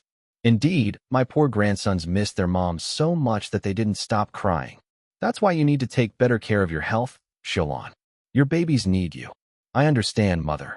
Iris allowed her mother-in-law to pull her inside the nursery. Jin Liwei trailed behind them. The nannies greeted them before leaving so that the family could spend time together. Oh, my babies. Iris immediately went over to kiss her twins. Her eyes watered from missing her babies too much, even if she had been gone from their side for only a day. It was obvious that the babies missed her as well. The twins' vision had now improved and could now stare at people's faces at a close range. Little Machi couldn't stop smiling as soon as he saw his mother's face. The pacifier flew out of his mouth, but he didn't care. He kept on waving his mittened hands and kicking his socked feet from excitement. Even the usually quiet little Matcha was also smiling and followed his mother with his eyes. He looked just like his father whenever Jin Liwei stared at Iris. Unlike his older twin brother, who almost couldn't contain his excitement and was waving his little limbs. All over the place, little Matcha continued to obediently lie down on his back. The baby's toothless smiles melted Iris' heart. They were fraternal twins, so they didn't look the same at all. Even their personalities were completely different from each other. Despite this, Iris felt emotional that they were both equally excited to see her after only a day of absence. Iris and Jin Liwei took turns holding their twins, while Huang Yuyin updated her daughter-in-law about how her grandsons fared yesterday without their mother.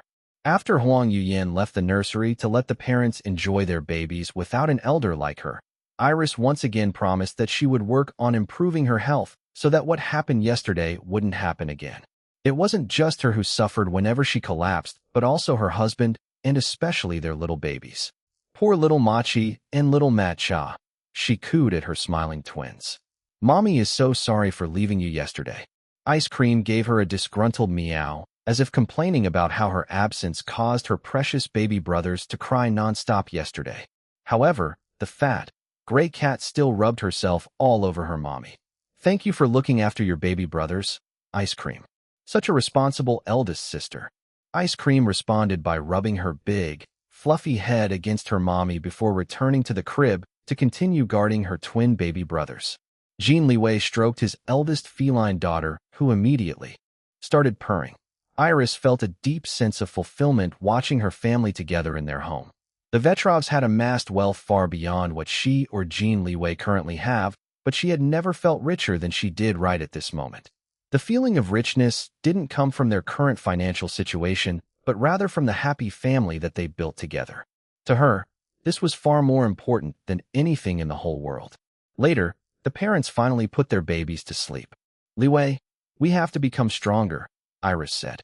More powerful, more prepared. And Jin Liwei didn't need her to explain what she meant. He already understood. This sense of complacency can't go on. Even though I don't plan on openly declaring war against the enemies of the Vetrovs, I just can't let them continue to live in peace after what they had done. I accept that the Vetrovs deserve retribution, but I believe that the enemies don't deserve to enjoy the power and riches they plundered after annihilating the former top dog either. If the Vetrovs deserve to be wiped out, then those criminal organizations, including the government forces that secretly colluded with them, deserve to be erased from this planet as well. I know that it's almost close to impossible to extinguish every single criminal group in the world, but at least the world will be a so much better place without the biggest criminal organizations that have the power to control entire economies and reign like kings of their own nations. Jin Liwei asked, "You mean big groups like the Alcatraz organization?" She nodded. Overthrowing a huge criminal organization like Alcatraz is a difficult task, but not impossible. If the Vetrovs can fall, so can Alcatraz, he said. Back at Weyland's property, Ren Alejandro was in a bad mood. He had been in a terrible mood since his birthday bash ended. Because of Emilio Miguel, the damn matador, Weyland left the country and went on a massive shopping spree across Asia. She hadn't been back since then. Ren Alejandro tried enticing her to return with the promise of getting her another heirloom, but she refused. It seemed that Emilio Miguel really had upset her. But now that her shopping spree had been taking this long, Ren Alejandro suspected that she was just using her grudge against Emilio Miguel to travel across Asia and continue enjoying herself. He discovered that her son-in-law, Liam Jean, had been sending her a monthly allowance for her shopping spree. This could only mean that Liam didn't want his mother-in-law to return so soon to meet her grandsons. As expected, Weyland continued prolonging her Asian travels so that her son-in-law would keep on sending her a monthly allowance. Because of her refusal to return, Ren Alejandro's plans were all messed up. Although his highly publicized birthday bash allowed him to become acquainted with many members of the country's high society, business, and media elites, his main priority remained the same. He needed to wriggle his way inside Liam Jean and Sir Liu Jianhong's close circles. Weyland was an important tool in achieving this mission. He would always accompany her whenever she visited her daughter and son-in-law. But now that she was gone, he had no reason to continue visiting Liam and Iris without arousing the couple's suspicions. Umo was a good friend who always made it a point to hang out with him. Ren Alejandro tried hinting a few times without being direct for Umo to bring him to meet Liam and Iris' newborn twins. Contrary to his expectations, Umo pretended not to understand and deliberately changed the subject. At first, Ren Alejandro thought that the man was just too dumb to understand his indirect hints, but after a few tries, he realized that Umo wasn't so stupid after all. It seemed that he had miscalculated Umo's intelligence level. Indeed, the guy was friendly, but he was still extremely loyal and protective of his true sworn brothers. Damn it, Ren Alejandro kicked the couch in the guest house. Patience, brother. We have already come this far. These hurdles are only to be expected. Not every mission will go smoothly, brother. So do not become discouraged so soon. His brothers encouraged him. Ren Alejandro took a deep breath and tamped down on his growing frustrations. He forced himself to calm down and nodded at his brothers. You are right, my brothers. It is just hard for me to get over the fact the Emilio Miguel always seemed to destroy my plans. The man is a big asshole, no? His brothers grimaced at the mention of Emilio Miguel. They, too, couldn't forget how Emilio Miguel belittled all of them for being hackers. They felt insulted by the matador. The man's angelic beauty was a complete opposite of his black, rotten heart. For now, we should all focus on things that we can do. Weyland will eventually come back. We should not depend entirely on her. I agree. Weyland is an extremely shallow woman, and that makes it very easy to control her. But at the same time, her impulsive nature also makes her unpredictable and prone to messing up our plans like what we have to deal with right now. Ren Alejandro nodded. His brothers were correct. How about we ask Uncle to tell Weyland to return here as soon as possible? Weyland is completely in love with her husband. I am sure that she will listen to Uncle. Ren Alejandro frowned. This is my mission. There is no need to disturb Pap for something trivial like this, no? And if the other higher-ups learn that I had to ask Pap for help, it will surely reflect badly on my record. I cannot risk it. There is no way that I will allow that damn matador to get another leg up ahead of me. It will only reinforce his misconceptions that we, hackers, are lower level than on-the-ground agents like him. That makes sense. I'm sorry for giving such a stupid suggestion, brother. I didn't think it through. Ren Alejandro and his brothers reworked their current plans to accommodate Weyland's absence. The situation wasn't grave, so there really was no need for them to panic. It was just annoying. After the brainstorming session, they returned to their other tasks. The most immediate one was to find out who dumped Jin Qinggong at one of their hideouts.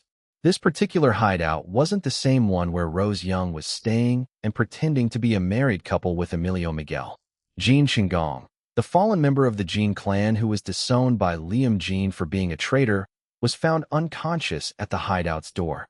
At first, the guards there didn't recognize the emaciated old man at all. It was only when Emilio Miguel personally came over to check that he identified the half-dead person to be Jin Shinggong. The former proud member of the Jin clan and Jin Corporation's board of directors was now reduced to this. Jin Shinggong's tongue was cut out, and all his limbs, especially his fingers, were also all broken. A few of them were even amputated. But the biggest damage he received was on his sanity. Emilio Miguel tried many methods to communicate with Jin Shinggong and gain even just a single helpful clue about who did this to him, but to no avail. Emilio Miguel could only conclude that the people who did this to Jin Shinggong had similar high-level torture methods as their organization. Actually, maybe even higher level, because the results were so horrendous that Matador couldn't help but feel impressed. In the end, Emilio Miguel ordered to scrap that particular hideout. It wasn't safe anymore. They brought the insane Jin Shinggong to another hideout. For now, Emilio Miguel would keep him alive until they deemed him useless. Then he would ultimately meet his painful end. And dying in the hands of the Matador? Oh, it wouldn't be pretty. They had already been investigating the identity of the people who kidnapped Jin Shinggong and dumped him at one of their hideouts for more than 3 months now. Ren Alejandro and his hacker team were doing everything they could to scour the national surveillance system, but the perpetrators were several steps ahead of them. The national surveillance system had been secretly compromised to erase evidence and inject fake footage. The change was so seamless that nobody noticed it despite regular checks. It was only because of Ren Alejandro and his brother's skills that they even noticed it in the first place. Just based on this alone, they couldn't determine for sure which hacker did it. However, they suspected that it might be Draken and his 2 irritating disciples, White Tigress and Black Panther, based on the fact that this hacker team already had history of helping and protecting Jin Corporation. Since Jin Shinggong was a Jin, albeit a disowned one, and his crime was betraying his clan and Jin Corporation, Ren Alejandro could only think of Draken as the most likely hacker to help get rid of this traitor. The problem was that the job done on the national surveillance system was so clean that Ren Alejandro and his brothers couldn't find any identifying traces of the specific hacker who silently and secretly made the changes without triggering alerts. In the end, their efforts led to a dead end. Ren Alejandro felt frustrated because Emilio Miguel continued disparaging his team for being useless. Of course, he didn't take the insult lying down. He retaliated and said that Emilio Miguel's team was useless as well for not finding any physical clues about who dumped Jin Shinggong and how they did it. Regardless of their hostile rivalry, both of them were still aware that they had a common mission. Jin Shinggong alone wasn't a threat. What they were the most concerned about was how the perpetrators learned about their hideout and knew how to dump Jin Shinggong there. They had been extremely careful, and yet this kind of mistake still happened. In addition to digging clues about the people who kidnapped Jin Shinggong, they were also doing internal investigations as well. One possibility was that there was a traitor among them who divulged information about them to the unknown enemy. Another possibility was that the enemy was extremely skillful, perhaps even more skilled than them. Both Ren Alejandro and Emilio Miguel leaned towards the first possibility, that there was a traitor. They could always force traitors to reveal themselves before imposing punishment on them. As their organization grew larger and more powerful than ever before, it was already expected for some of their members to begin developing thoughts of betrayal. As for the second possibility, that the enemy was more skilled than them, their pride as members of their organization automatically made them want to dismiss this idea. Unless the former top dog of the international underworld was resurrected from the deepest pits of hell, then it was impossible for other criminal groups to defeat their organization. Other criminal groups needed to band together first before they could threaten their organization's current existence. And that was something that they wouldn't allow to happen no matter what. Emil is becoming more and more impatient. He keeps on rushing us to produce results. If we don't, he's threatening to kill Jin Shinggong. Ren Alejandro rolled his eyes. If that maniac wants to kill Jin Shinggong, then he should just do it. Why keep on threatening us with that man's life? It is not like we care about that traitor. Emilio Miguel is the one who is going to be in trouble with the higher-ups if he really kills Jin Qinggong without permission. We are just going to receive a slap on our wrists, no? Yes, but I'm also getting annoyed at the lack of progress in our investigation. Can we pin the blame on Liam Jin if we reveal Jin Qinggong's current condition and what he went through to the public? Ren Alejandro pursed his lips before answering his brother's question. That was the original plan, but Liam already had a set of airtight preparations that makes it difficult for us to pin the blame on him. Even before Jin Qinggong disappeared, Liam already handed clear evidence of Jin Qinggong's betrayal directly to the chief of police in secret and even implied that he might be framed if something bad happens to Jin Qinggong. Of course, the evidence is clean and doesn't contain any information about us. The Young's involvement aren't included either. Even if Liam suspects the Youngs, he can't do anything about them because the Youngs are holding Jin Corporation's Singapore branches hostage. Any wrong move, and the Youngs can sabotage Jin Corporation's influence in Asia. Liam wouldn't dare to risk it, no? In addition, Liam was the one who reported Jin Qinggong as a missing person to the police. He also mobilized the Jin clan's other branch families to help in the search, but of course, nobody succeeded in locating him. On the contrary, they ended up digging more incriminating evidence of Jin Qinggong's betrayal. To his clan members, the police, and the public, Liam has already demonstrated his benevolence as the clan leader by doing all of this for a traitor. What's more, he showed mercy to Jin Qinggong's family, his wife and daughter, by sending them abroad with a group of bodyguards. He'll also be the one paying for the salaries of the bodyguards, so the wife and daughter didn't need to worry about any of that. The mother and daughter won't live in luxury anymore, but at least they won't have to face the humiliation of wearing the label of a traitor's family if they insisted on staying here. One of his brothers commented, bodyguards? More like jail guards to keep an eye on the mother and daughter. True, my brother. Ren Alejandro nodded and chuckled. His two deep dimples appeared on both cheeks, instantly transforming him into a charming Prince Charming. Liam is not the head of Jin Corporation for nothing. Although we haven't confirmed that he has something to do with kidnapping and torturing Jin Qinggong, just the preliminary preparations he had in place to shift potential accusations away from him are already enough proof of his cunning intellect and skillful maneuvers. Ren Alejandro leaned back on his seat and faced his brothers as he continued saying, it does not really matter whether Liam had a hand in kidnapping and torturing Jin Qinggong or not. Jin Qinggong, his clansman, betrayed Liam. It is only natural that he would want revenge, no?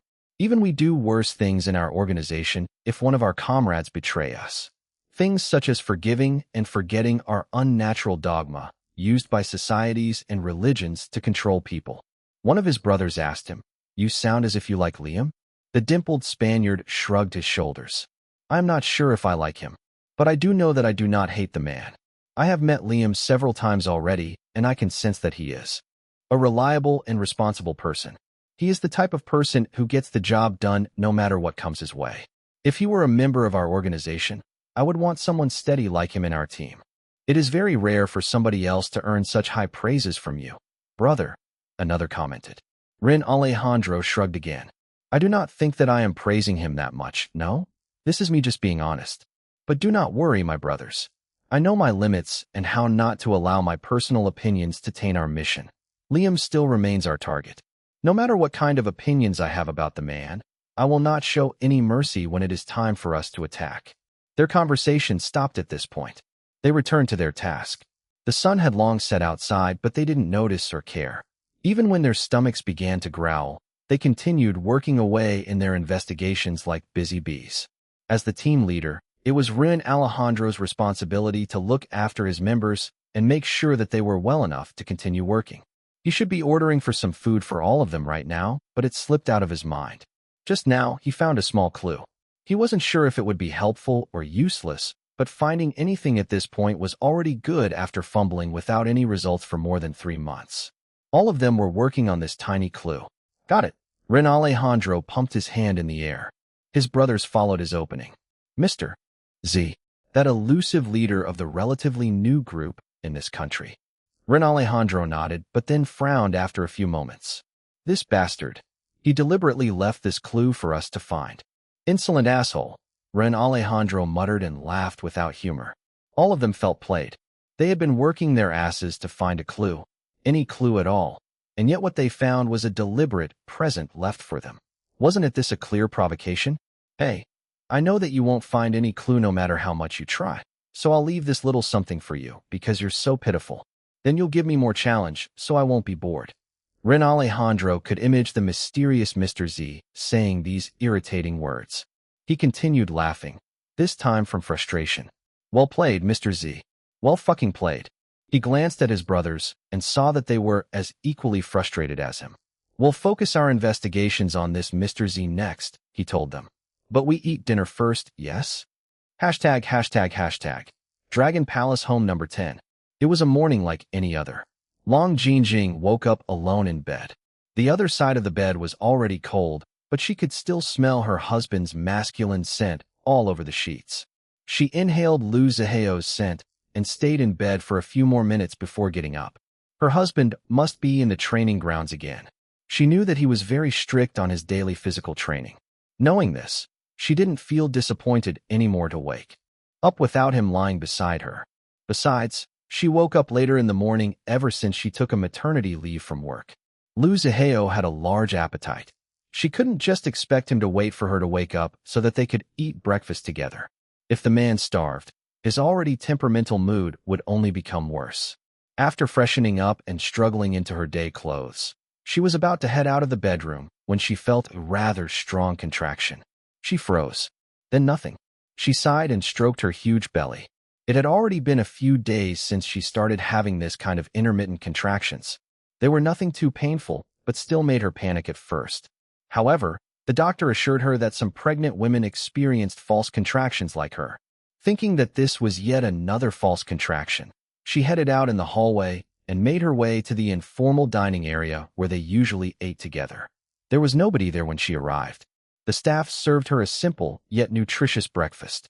She learned that everyone else had eaten breakfast except for her younger sister. It seemed that her sister Shilon was still sleeping after taking care of the twins during the night. As she started with the hot soup first, she experienced another contraction. She stiffened, but like before, everything seemed to be okay afterwards. Good morning, big sister. Iris greeted as she arrived to join her for breakfast. The sisters chatted with each other while eating. Long Jinjing ate a lot. Her weight gain still continued to give her low self-esteem, but she no longer obsessed about it after registering her marriage with Lu Ziheo. All her friends in the girl squad also made sure to shower her with encouraging words. After breakfast, the sisters planned to spend time the rest of the morning with little Machi and little Matcha at the nursery room. Long Jinjing loved her twin nephews. They looked so adorable. Seeing the fraternal twins, she wondered if her own twins would also be fraternal or would they be identical instead. Excited, Iris asked while looking at her huge belly. Long Jinjing smiled. Very. You've already held it longer than me, Iris said. Little Machi and little Matcha were both so impatient to come out. It was a good thing that they were already well developed even though they didn't reach their actual due date. I'm so relieved. My nephews are just like you, little sister, Long Jinjing replied with a laugh. They are both so strong-willed once they decide on something. They wanted to come out early, and so they did just that. Iris chuckled. True. Long Jinjing stroked her swollen belly as she toddled beside his sister. Iris also slowed down to match Long Jinjing's pace. Then something gushed below. Iris looked down and saw a small puddle of water on Long Jinjing's feet. Long Jinjing couldn't see it because her huge belly was obstructing her view, but she could definitely feel the wetness between her thighs trickling down her legs. Big sister. Iris immediately supported her. Ketchup, call my brother. Tell him that his wife's water just broke. Aye, mommy. Hold on, Auntie Jinjing. Mio hush. Iris called for help. 2 guards patrolling the vicinity immediately carried Long Jinjing. I'm fine, actually, Long Jinjing stammered, feeling embarrassed at being carried by the guards. Granted, one of them was female, so it wasn't too uncomfortable, but it still felt awkward for her. How are you feeling, big sister? Iris asked while following them. Any pain? Long Jinjing paused and tried focusing on how she felt. Actually, no pain. Yet, I think. Iris didn't believe her at all.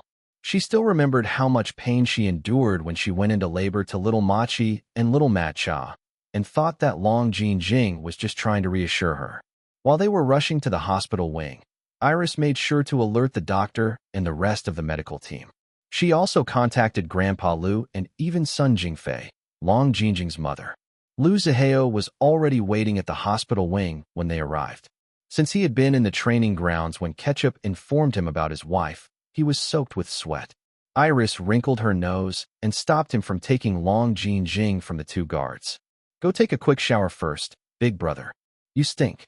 Do you want your wife to be contaminated with bad bacteria while she's giving birth? Don't worry. I'll stay here with big sister. At first, Lu Zihao wanted to insist on staying with his wife no matter what. He didn't want to miss anything while she was in labor or when she started giving birth later. However, his sister's words still penetrated through his jumbled thoughts. Indeed, it was important to protect his wife from any harmful bacteria or viruses while she gave birth. Fine, but don't you dare leave her alone. Of course, don't worry, big brother. Iris replied in a calm manner, not at all minding his harsh tone. Lu Zihao gave Long Jingjing a hard kiss. Wait for me. I'll be back real soon. Long Jingjing nodded. Okay. Lu Zihao gave his sister another meaningful look before literally running to take a quick shower. The doctor and medical team arrived in no time. Everything had already been set up for Long Jingjing right after when Iris gave birth. Long Jingjing stayed in the same delivery room. Soon, Grandpa Lu also arrived, but the old man didn't go inside the delivery room, but stayed in the waiting lounge outside instead. Later, Dom and Jiang Yingyu arrived together. Dom stayed with Grandpa Lu in the waiting lounge, while Jiang Yingyu joined Iris to accompany Long Jingjing inside the delivery room. By this time, the labor pain started. Long Jingjing paled and closed her eyes to endure. And I, Nikolai. Long Jingjing groaned.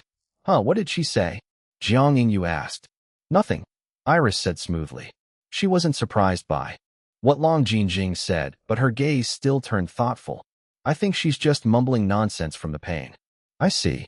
Poor thing. Jiang Yingyu wiped the sweat off her groaning friend. Both Iris and Jiang Yingyu already experienced the pain of childbirth, so they could relate to what Long Jingjing was going through right now. True to his word, Lu Zihao returned very quickly after showering. His hair was still damp and his clothes had some wet spots. It was obvious that he didn't dry himself properly in his rush. And I, Nico. Yes, I'm here. Lu Zihao held his wife's hand and stayed beside her. Iris and Jiang Yingyu left the husband and wife to give them privacy inside the delivery room before joining the others in the waiting lounge. When they came out, Jin Liwei was also there. You're done with work? Iris asked her husband. And he pulled her to sit beside him. Jin Liwei had been working remotely at home as much as possible. He gave himself a semi-paternity leave. Although he couldn't take a long, full break from work because he was the head of a huge multinational corporation, there was no way in hell that he was going to miss the first few months of his twin baby's life for work. He didn't want to pull a long ting-face stunt and become an absent father. If given a choice, he would choose his family over the company hands down. Fortunately, he didn't need to make such a choice. He had a beautiful genius wife who understood and supported his dedication of continuing Grandfather Jin and Grandpa Lu's legacy by running Jin Corporation before passing it on to the next generation. Don't worry about my work, he reassured his wife. Your husband can handle it. Okay, darling. Iris smiled at him. Mother is taking care of the twins with the nannies. Little June and the cats are also with them. She released a big sigh of relief. That's good. Jin Liwei nuzzled her head. Iris glanced at the closed delivery room door. I hope that big sister Jingjing don't suffer too much like I did. He didn't answer. His brother-in-law was inside with Long Jingjing. Jin Liwei wasn't that worried about Long Jingjing because she had a rather smooth pregnancy compared to his wife. To be honest, he was more worried about the doctor and the medical staff than Long Jingjing. Knowing his brother-in-law, Jin Liwei could only pray for the doctor and the medical staff's safety. Inside the delivery room, Lu Zihao thought that he was ready for this day. But now that it finally arrived, he couldn't stop the feelings of panic and worry from messing up his logical mind. He could watch people die right in front of him with cold eyes and without feeling any ripples in his heart, and yet just watching his wife whimpering in pain was enough to make his heart tremble. His expression was so dark and ugly that the doctor and the medical team were already trembling. The doctor could still take it because she was the one who interacted with the couple. the most during Long Jingjing's regular prenatal medical checkups. The other members of the medical team, however, didn't have enough time to build the barest immunity against Lu Ziheo's frightening aura. In between the increasingly painful contractions, Long Jingjing noticed the tense atmosphere between her husband and the medical staff. She patted Lu Ziheo's big, scarred hand. Ziheo, don't scare the doctor and her team, okay? She whispered. Lu Ziheo's scowl worsened as he turned to the medical staff. Am I scaring you? The doctor was still okay, but the others jumped at his question. Woo-woo. He looked so scary. Mama, they didn't want to stay in the same room as this scary man anymore. Woo-woo. Despite feeling like this deep inside, they still shook their heads and maintained their professionalism. There was no way that they would quit this job. Although the doctor was the only permanent staff of the hospital wing and the rest of them were only hired part-time when needed, the pay they received here was something that they couldn't possibly earn at their regular clinic and hospital jobs even after promotions. Seeing the medical staff's obvious fright, Long Jingjing felt sorry for them. She continued persuading her husband, but he continued acting scary. At this rate, the medical staff might faint from fright even before helping her give birth to her babies. The next sudden painful contraction made her cry out in pain. What the fuck are you all doing? Lu Ziheo roared. Look at my wife. She's in so much pain. Fucking do something. The doctor already had enough of him. Even though she was extremely afraid of Lu Ziheo, she still couldn't allow the man to continue yelling at her and her team. In addition, he wasn't their official employer. Jin Liwei and Iris Long were their official employers in the contract they all signed. When it came to situations like this, the doctor knew her rights. She and her team only needed to answer to her official employers. I'm sorry, Mr. Lu, the doctor said in a firm albeit shaky voice. But if you continue threatening me and my team, I will have to ask you to leave the delivery room. What the fuck did you say? The doctor did her best to stand her ground. All of us here are qualified medical professionals, hence why Sir Jean and the young madam chose to hire us. Remember that we helped young madam give birth not too long ago, and she has since recovered splendidly. The two little masters were also born without any serious issues. In short, we know what we are doing. We understand that Mr. Lu is only acting this way because of your concern for Mrs. Lu, but continuously intimidating the medical staff who are just trying to help your wife give birth is not only disruptive, but also dangerous. Mr. Lu, you are only adding stress on your wife. All of us should be working hard to reduce stress on Mrs. Lu as much as possible, but you are doing the exact opposite. And if kicking you out of the delivery room can give her less stress, then that's what I'll do as the doctor. I'm sorry to say this, Mr. Lu, but as the doctor, I have the power to kick out disruptive individuals out of the patient's room even if the individual is the patient's husband. Lu Ziheo's expression was too scary to even describe. The medical staff were too afraid to even look at his shadow. Like hell I'll allow you to kick me out and leave my wife alone while she delivers my children, he growled. He glanced at his wife and said, Tell them that you want me to stay by your side. Long Jingjing was too preoccupied in enduring the increasingly powerful labor pains. She didn't want to worry about his husband's temperamental mood. After hearing what the doctor said, she agreed with everything. She was already suffering like this, and yet all he could do was to argue with the people helping her to give birth. What if the doctor and her team quit midway? Then wouldn't she have to give birth by herself without medical supervision? Fine. Her husband was an overbearing person, but this wasn't the time for him to act like his usual self. What benefit would he receive by acting like a jackass? Nothing. In fact, she would also be implicated as his wife. Long Jingjing wanted to scold him, but she didn't want to waste her precious energy on him. Giving birth to her babies was far more important than dealing with him right now, so she chose to ignore him instead.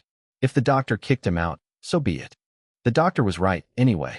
Long Jingjing didn't need the extra stress. Unfortunately, Lu Ziheo couldn't read her mind. He thought that she would always be on his side. Jingjing, hurry and tell the doctor that you want me to stay by your side, and that she can't kick me out. Long Jingjing finally snapped. Her eyes flashed with anger. Nico, Lu Ziheo, you motherfucker. Your babies are about to tear my fucking vagina apart, and yet you expect me to care about your trivial matter. How about you experience trying to push out two new human beings out of your own tiny hole? Let's see if you can still act like a maddening jackass. I need my husband's comfort. If you can't give it to me, Then get the fuck out. You useless man. I, Long Jin Jing, can give birth by myself. I don't need your fucking assholery to add to my stress. Aya. Fuck you, Liu Zihao. It hurts so much. Liu Zihao froze and stared at his wife in disbelief. He couldn't believe all the foul words flowing out of his usually gentle wife's mouth. It wasn't like he had never heard her curse. Of course, he did, but this was the first time that she said so many foul words in quick succession. This was also the first time that he realized that she could be a little scary. Wait a minute. There was no way that he, Nikolai Vetrov, would feel scared of a small woman who wasn't his mother, Madame Petrova, even if that woman was his wife. If another person cursed at him like this, he would have already taught them a harsh and painful lesson, but this was his wife. Not to mention that she was about to give birth to his children. Although he didn't like what Long Jin Jing yelled at him just now, especially when she called him a useless man, he wasn't an immature person to argue with her in this kind of stressful situation. Since returned to him, he calmed down, but not completely. Long Jin Jing's whimpers and cries of pain continued to affect his self-control, but he didn't want to leave her side while she gave birth to his babies. What he needed to do was try to reduce her stress like the doctor said, and become her source of comfort like Long Jin Jing herself said. It was hard for someone like him to do these things, but for the sake of his wife, he would do it. Damn it, he would fucking do it. Even if she continued raging at him with a storm of foul words. It's so painful, Liu Zihao. I won't let you touch. No, I won't let you fuck me anymore after this. Damn you. Liu Zihao's mouth twitched. I know that you don't mean what you're spouting right now. We'll talk about this unreasonable declaration of yours another time. Long Jin Jing glared at him and slapped his hand that he was using to hold her. The pain and stress were so overwhelming that all she wanted to do was to release her pent-up frustrations on her husband. She loved the man so much, but at the moment, she actually wanted to bite his head off. He felt so aggravating to her right now. It was as if each word that he spoke was intended to infuriate her to no end. She felt so aggrieved and indignant at the same time. Her emotions were all over the place. This was the first time that she felt so out of control, even more than when she fell so completely in love with him. The increasingly painful labor pains weren't helping either. In fact, the pain was only magnifying her negative emotions. Liu Zihao could only consider himself to be unlucky that he was the best target right now for her to vent her negative emotions. Unreasonable. Long Jin Jing's shrill voice filled the delivery room. You're calling me unreasonable. How dare you? Listen to me. Okay, that's enough, Jin Jing. I won't be an asshole to the doctor and her team anymore. So can you just calm the fuck down? You can shout at me all you want after this, but doing this right now is not good for you or the babies. He tried his hardest to make his tone as calm as possible to avoid agitating her any further, but it seemed that he was really bad at this. She actually became angrier. What the hell? He didn't understand what he was doing wrong. Shut up, jerk. Don't tell me to calm down. I was trying to calm down, but you just had to stress me out by trying to fight with the doctor and her team. Are you trying to anger me to death? Is that what you're trying to do? Arg. It hurts. Liu Zihao, come here and give birth to your babies yourself. There's no way. No fucking way in hell that I'm letting you get me pregnant. Again. Okay. He tried reassuring her. If you don't want to get pregnant again, then don't. These twins are enough. They're already more than enough. Jin Jing, just fucking calm down, okay? Tears flowed down her face. You bastard Nico Zihao? You don't want to have kids with me anymore, is that it? I knew it. You don't like me anymore because I've become so fat and ugly. Fine. If that's what you want, go get a vasectomy. If you dare impregnate other women besides me while we're married, see if I don't chop off your dick myself. Yeah. Doctor, how long until I give birth? Liu Zihao was pushed aside as the doctor took over in comforting his wife. He caught the nurses throwing him looks of disdain beneath their fear of him as they wiped his wife's sweat and helped her drink some water. This was the first time since being reborn as Liu Zihao that he felt so helpless, and yes, useless. Hearing his wife's painful screams filling the room felt like his heart was being squeezed. Gritting his teeth with determination, he took the towel and glass of water from the nurses. Even when Long Jin Jing continuing scolding him, he refused to back down. He treated her curses as farts, unpleasant but harmless and could still be ignored. Throughout Long Jin Jing's pregnancy, almost everything had been smooth sailing compared to his sister's experience. Liu Zihao even felt smug every time he watched Jin Liwei suffering the full brunt of his sister's extreme mood swings. Long. Jing didn't have the same extreme mood swings. She remained her usual gentle self. This was why Liu Zihao felt so caught off guard at his wife's sudden mood swing. And it wasn't just a simple loss of temper either. She was full-on cursing at him, using foul words that he normally used on a daily basis. It felt like his own words were coming back right at this moment to bite him in the ass. Instead of irritation or anger, amusement filled him. His furious wife looked so adorable while cursing him. "What are you laughing at?" Long Jingjing demanded. "You still dare to laugh at me?" He chuckled and kissed her on the mouth. "There will be no other women. I can only fuck you now, woman. So you have to take responsibility. Only you, wife." Long Jingjing's next furious tirade got stuck in her throat after hearing what her husband said just now. She stared at him and could see the clear amusement in his eyes despite the rest of his expression remaining unreadable as usual. Before she knew it, her entire body turned redder, and not because of the labor pains, but due to shyness instead. "Why you stop it?" she mumbled, but her mouth was already curving up. The doctor and her team looked at each other. If not for their remaining fear for Liu Zihao, they would have already rolled their eyes at the scene playing in front of them. Well, they did roll their eyes inside their minds. Even so, the female nurses couldn't help but steal a few glances at Liu Zihao. He was extremely scary with all his scars and huge muscled body, not to mention his threatening aura and rude attitude. Regardless of all these shortcomings, Liu Zihao was without a doubt an attractive man. He oozed masculinity in a way that normal men couldn't rival. He had a different kind of attractiveness compared to Jin Liwei. CEO Jin was the cold, polished, handsome, and perfect type of dream man, while Liu Zihao was the rough, dangerous, sinful, yet hot type of lover. The way he spouted foul words was offensive, yet also sexy at the same time.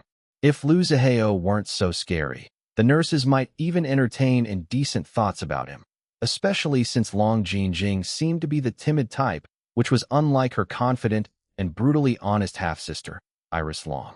If there were any mistress wannabes, they would certainly feel that Long Jingjing was easier to contend with compared to Iris Long. Long Jingjing seemed like the type to be a martyr wife and endure emotional torture rather than openly confront her husband's mistress. On the other hand, Iris Long already had a history of getting into actual physical fights with her enemies. Not to mention that she had a straightforward personality and a poisonous tongue that would hit opponents where they hurt the most.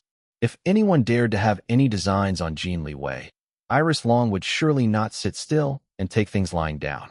Nobody would be surprised at all if, in addition to eliminating the mistress, she would also destroy her husband, Jin Liwei, for betraying her. Despite successfully building an elegant goddess reputation after her major comeback, people still remembered her wild days where she caused chaos left and right as a spoiled young miss. Compared to her, Long Jingjing didn't look to be the confrontational type at all. Today, however, the doctor and her team learned that she wasn't as sweet and innocent as she appeared. All the foul words flying out of her mouth as she cursed her own husband were too shocking. The gap between her meek appearance and the explicitness of the words was too big. They realized that Long Jingjing wasn't that simple after all. Heck, if they thought about it more carefully, she was actually quite abnormal for marrying a dangerous-looking man like Liu Zihao. As expected, both the Long sisters weren't normal at all. They successfully snagged two of the country's most eligible bachelors, married them, and even produced twins each. These were the nurses' thoughts. They could only admire the sisters, Iris Long and Long Jingjing, for being capable. The doctor didn't care too much about gossip-like thoughts like these. She had already seen and experienced a lot ever since working as a live-in medical professional at Dragon Palace Home No. 10. To be honest, compared to Liu Zihao, or even Jin Liwei, the doctor was the most scared of Iris Long. The part-time members of the medical team didn't know the truth, but she did. The real boss in this place was Iris Long. It wasn't only because Jin Liwei handed her this much power. On the contrary, the doctor noticed that everyone in the mansion genuinely respected her status as the mistress, not just because she was the master's wife, but because of her own capabilities. Their household situation was more like both Jin Liwei and Iris Long shared the status as equal heads of the family. Unlike other normal families where the husband or father was the undisputed head of the family, while the wife or mother took the supporting role. Back to the present, the doctor called for everyone's attention and forced them to focus on their current job, assisting Long Jinjing in giving birth. Get ready, everyone. This looks like it will be a short labor. Long Jinjing looked surprised and relieved at the same time. Oh, really? Mine won't take as long as my sister's long labor. I think so, Mrs. Liu. The doctor glanced at Liu Zihao and did her best not to shudder from fright. Mr. Liu, please conduct yourself properly and don't disrupt me or my team while we're helping your wife give birth. I really won't hesitate to kick you out of the delivery room if you make any trouble. Liu Zihao scowled, but he still grunted his assent. Everyone was relieved. Long Jinjing gave him a serious look. Don't make trouble. He snorted but caught himself when his wife's glare turned fierce once again. He coughed and did his best to appear as non-threatening as possible. To be honest, it wasn't very easy, especially since he couldn't completely calm himself down while watching his own wife suffer these damned labor pains. Ugh! Long Jinjing clutched her swollen stomach before looking at the doctor in panic. I think I need to go to the toilet first. Do you need to urinate? The doctor asked. And no, I think, I need to let you know. You want to poo? Liu Zihao asked. Long Jinjing looked embarrassed, but still nodded. He was about to help her, but she pushed him away. Although they were husband and wife, she still felt embarrassed about tackling certain topics like this. She preferred to let a nurse accompany her to the toilet than her husband. Ugh, I really need to go to the tea toilet now. The doctor held her down. I'm afraid that's not poo you're feeling, Mrs. Liu, but the head of your first baby about to come out. Long Jinjing had no time to think about anything anymore because a wave of strong contractions assaulted her. 3 hours later, the doctor personally came out of the delivery room into the waiting lounge to announce the good news. Mr. and Mrs. Liu have welcomed 2 healthy baby boys, identical twins, she announced. The mother and babies are all doing well. Long Jinjing's mother, Sun Jingfei, arrived not too long ago.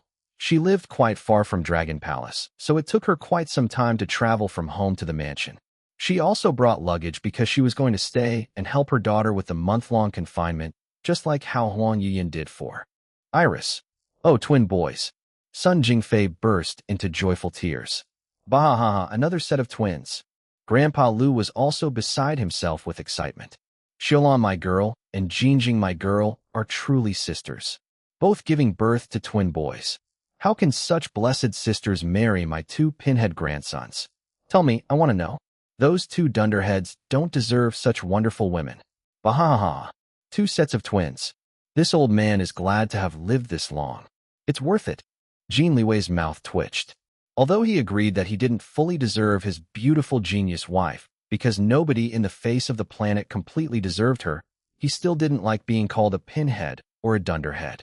But what could he do when the one insulting him was Grandpa Liu? Beside him, Iris was also smiling. Identical twins. I wonder what they look like. I can't wait to see my twin nephews. Me, too. Jin Liwei was also curious. Their own human sons were fraternal twins. Little Machi took after the maternal side the most in terms of appearance, while little Macha resembled Jin Liwei to a frightening degree. The twins looked so different from each other, not to mention that their personalities were also poles apart. Both Iris and Jin Liwei wanted to see what Long Jinjing and Liu Zihao's identical twins looked like. Who would the twins resemble? Their mother or father? Or maybe both. While Sun Jingfei and Grandpa Liu were asking the doctor a series of questions, the others were chatting with each other. Dom and Zhang Ying, you were busy updating the other members of the girls' squad in their group chat. Chen Fei immediately called back. Mimi was probably absorbed in working on her webtoon, while Clover might still be asleep in France. I'm a little envious of Big Sister, Iris said. She gave birth so quickly. Jin Liwei hugged her. Indeed, even he felt a little envious as well. He watched his wife suffer during labor for so many hours after finally giving birth. He thought that his brother-in-law was so lucky. And in extension, the doctor and the medical staff also dodged a bullet. He wouldn't be surprised if Liu Zihao made trouble with the medical staff if Long Jinjing suffered for as long as Iris did. To be honest, Jin Liwei was a little surprised that everything seemed to have gone well inside the delivery room. Liu Zihao hadn't strangled anyone and no medical staff member had fainted from fright. Inside the delivery room, Long Jingjing's tears flowed freely down her face as she gazed at her newborn babies. They had already been cleaned. Lu Zihao also personally cut their umbilical cords. Her husband held the eldest twin son while she cradled the youngest. "So ugly," Lu Zihao commented. Long Jingjing's expression twisted. "How could you say that? They're your sons." While she berated him, the nurses who were cleaning up in the background looked at each other. Why did this scene look familiar? Lu Zihao's "so ugly" comment was the exact words that Iris used when she saw her twins after giving birth. The only difference was that Long Jingjing reacted like how other normal new mothers should react, to defend her babies from any insults, even from her own husband. In Iris' case not too long ago, her husband Jin Liwei also acted in an abnormal way and agreed with her, even calling their second twin son who resembled him the most as looking like a drowned rat. Iris and Jin Liwei were both abnormal. Lu Zihao was also an abnormal one, but at least his wife was still normal. Indeed, Long Jingjing reacted how normal parents should react upon seeing their newborns for the first time and not call their own poor babies ugly. The nurses were glad for the identical twins that their mother was sane. Never mind their father. Having one normal parent was already a good thing. At least, the identical twins weren't as pitiful as their older fraternal twin cousins who had been insulted by their own parents for being ugly as soon as they were born. Lu Zihao didn't bother arguing with his furious wife. He could only stay silent and take the scolding. Deep inside, however, his opinion remained unchanged. His twin sons were really so ugly. They looked even uglier than little Machi and little Macha when his nephews were just born. His mouth curved up as he gazed at his first descendants. Ugly or not, these little brats were his own sons. It would be a lie if he said that he wasn't happy. The truth was, he was happy. Extremely so. An unfamiliar sense of accomplishment filled him. And pride. Oh, the pride he felt. "My sons, Mikhail and Dmitri," he murmured. Long Jingjing stopped in the middle of her rant. What did you just say?" He smiled. "Our eldest son will be named Mikhail or Little Misha, while our second son will be called Dmitri or Little Dima." Oh. She blinked a few times and rolled the foreign names in her tongue. Little Misha, Little Dima, these nicknames are so cute. I'm so relieved that you're not like my sister who wants to give our babies ridiculous food names. Then she frowned. But, Michael and D. Dirty? Mikhail and Dmitri, he corrected. Mihail and Dmitri? He sighed but didn't correct her anymore. His wife would slowly learn how to pronounce their sons' names properly. I like these names. We can use Mihail and Dmitri as their English names, but we're Chinese. I still want our babies to have traditional Chinese names. Okay, and I, Zihao. Fine. You give them Chinese names, then. How about we ask Grandpa Lu to name our twins too? She suggested. That's fine. After all the necessary medical examinations were completed, the new parents allowed the medical staff to show their newborn identical twins to family and friends in another room. Lu Zihao stayed with Long Jingjing in the delivery room. Although Long Jingjing experienced a shorter labor and quicker childbirth than Iris, she still felt completely drained. She quickly fell asleep after the nurses cleaned her up. Sun Jingfei entered the delivery room to check on her daughter first. She was excited to meet her new grandsons, but her daughter's well-being still came first for her. As a mother herself, she knew how difficult it was to give birth. Zihao, how's Jing? Aunt, mother. Lu Zihao stood up and pulled another chair for his mother-in-law. The doctor says that she's fine. Sun Jingfei released a big sigh of relief before stroking the forehead of her sleeping daughter. I'm glad. Go to the other room and show off your sons to your grandfather and the others, Zihao. I'll accompany Jinger until you return. No need, mother. I'll accompany my wife. You should meet your grandsons instead. She smiled but shook her head. Please go, Zihao. I want to spend a few minutes with my daughter alone. I have plenty of time to dote on my grandsons later. Don't worry. Nothing will happen to your wife. She's my daughter. I'll take care of her. Lu Zihao looked reluctant, but still nodded. He didn't care if his mother-in-law was in front of him. He went ahead and kissed his sleeping wife on the lips. Sun Jingfei was completely red when he left. In the other room, Lu Zihao saw Grandpa Lu carrying one baby, while Jin Liwei held the other one. How my boy. Grandpa Lu was ecstatic, but still made sure to lower the volume of his voice to avoid frightening his newest set of twin great-grandsons. You did well for a dunderhead. You and your third brother both did well. But of course, the biggest credit goes to both of your wives. Without Xiaolan, my girl, and Jinjing, my girl, how could stinky pinheads like the two of you sire a set of twins each? This old man is over the moon from joy. Lu Zihao grunted, but his expression was soft as he gazed at his twins.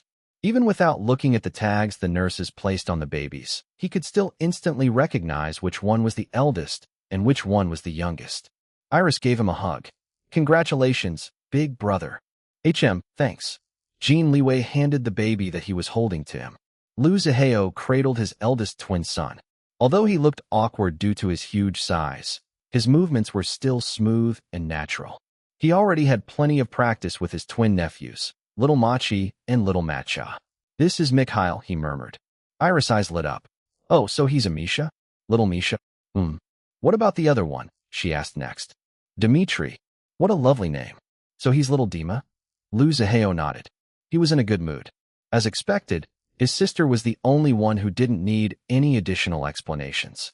She understood the names of his sons right away. Jin Liwei was still fine because he already had an understanding why Lu Zihao wanted to give Russian names to his own twin sons, but this wasn't the case for the others. They looked surprised at the foreign-sounding names Lu Zihao gave to his sons, especially Grandpa Lu. What Shasha? What Mima? Are these the names you chose? Tell me, I want to know. How dare you name my precious great-grandson so carelessly? You stinky dunderhead. These names don't sound good at all. This old man rejects these careless names. Ahem, I think they sound nice, Dom interjected. I think Misha and Dima sound better than what Boss wants to call her new nephews. Lu Zihao had a bad premonition but still asked, what did my sister want to name my kids? Shikaran and Burrito. So creative, right? Perfect pair like Machi and Matcha. I actually suggested Tabasco and Sriracha to be a bit different than usual, but on further thought, I agree that Boss is right. Shikaran and Burrito sound cuter. Huh, no? Okay. Ahem, I'll zip my mouth shut now. Ehehe. Jiang Yingyu pulled her talkative friend away from the line of fire. Even the mischievous Grandpa Lu couldn't stop himself from revealing a horrified expression. Shikaran and Burrito? Tabasco and Sriracha? Xiaolan, my girl, and Dom, you brat. Don't even think about it. You too, how. Don't follow your little sister's example of giving weird names to children. Lu Zihao threw his sister an exasperated side eye and a warning glare at the sheepish Dom. Iris only shrugged while Dom continued Angie to Jiang Yingyu. Jin Liwei didn't join the ridiculous conversation, but the amusement was obvious in his expression. Jing and I had already agreed that our sons will have Mikhail and Dmitri as their official English names. Their nicknames will be Little Misha and Little Dima, not Shasha or Mima. Mikhail and Dmitri are excellent Russian names that fit my sons. Iris nodded at her brother's words, agreeing that Mikhail and Dmitri were indeed excellent names. She glanced at Jin Liwei and whispered, I want to give our sons Russian names, too. All right, Jin Liwei immediately agreed. Whatever Russian names you come up with, we'll register them as Little Machi and Little Match's official English names. After seeing Lu Zihao's stubborn determination and Iris' wholehearted agreement, Grandpa Lu was persuaded. Fine, if that's what you want, you stinky boy. But Jing still wants you to give our sons their Chinese names, Lu Zihao said. The old man's expression immediately brightened. Of course, I have several names prepared this time after being caught off guard last time. Oh wait, do we wait for your father-in-law to arrive so that he can name one of the twins again? Just name both, old man. Who knows what time Jingjing's father will arrive here? Lu Zihao didn't give a fuck about Long Tingfei at all. In the end, Grandpa Lu named the eldest twin Lu Tianyu and the youngest twin Lu Ziyuan. Chapter: Failure as a Mother. Lu Zihao made the right call in letting Grandpa Lu name both of the Lu twins because Long Tingfei was unable to come to Dragon Palace the day of the birth or even the next day. Long Tingfei had been on a business trip abroad when his wife informed him that Long Jingjing was in labor. Even when he already cut his business trip short and rushed back home in a private jet, he still only managed to arrive 3 days later. Fortunately for him, his wife Yang Jiahui and Mimi already went ahead to visit the new twins the same day that they were born. When Long Tingfei finally met his newest grandsons, he was once again shocked to learn that his other daughter also gave birth to twins. Nobody told him, not even his wife. They kept it a complete secret from him. At first, he was stunned before feeling extremely proud. His two daughters were so capable.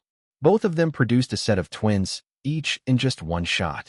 Although there were no precedent of producing twins in the long genealogy before this, it couldn't be a coincidence that his two daughters were able to give birth to twins one after another. Iris and Long Jinjing were sisters while Jin Liwei and Lu Zihao weren't blood-related at all despite calling each other brothers. Hence, the common factor could only come from Iris and Long Jinjing being blood sisters. Long Tingfei felt like he could hold his head high in front of both the Jin and Lu clans for having such blessed daughters. Because of his daughters, the Jin and Lu clans no longer had to worry about producing the next generation. They were two heirs per clan in one go. This excitement allowed Long Tingfei to ignore his disappointment for not making it in time to name one of his grandsons again. Even so, he was still satisfied with the names Sir Lu Jianhong gave to the Lu twins. Lu Tianyu and Lu Ziyuan, excellent names, he commented as he held one of the twins. His wife, Yang Jiahui, carried the other one. Neither of them had an idea which one was the eldest and which one was the youngest. Unlike the Jin twins, who were fraternal, the Lu twins were completely identical. Mysteriously, though, only Lu Zihao and Iris could differentiate between the identical Lu twins at this point without having to look at the tags. Even the mother, Long Jinjing, still couldn't differentiate her own twin babies from each other. How can the two of you recognize who's who? Long Jinjing asked, feeling amazed and frustrated at the same time. Of course, I know who's who, Lu Zihao replied. Although they're identical twins, they still don't look completely the same. Iris nodded.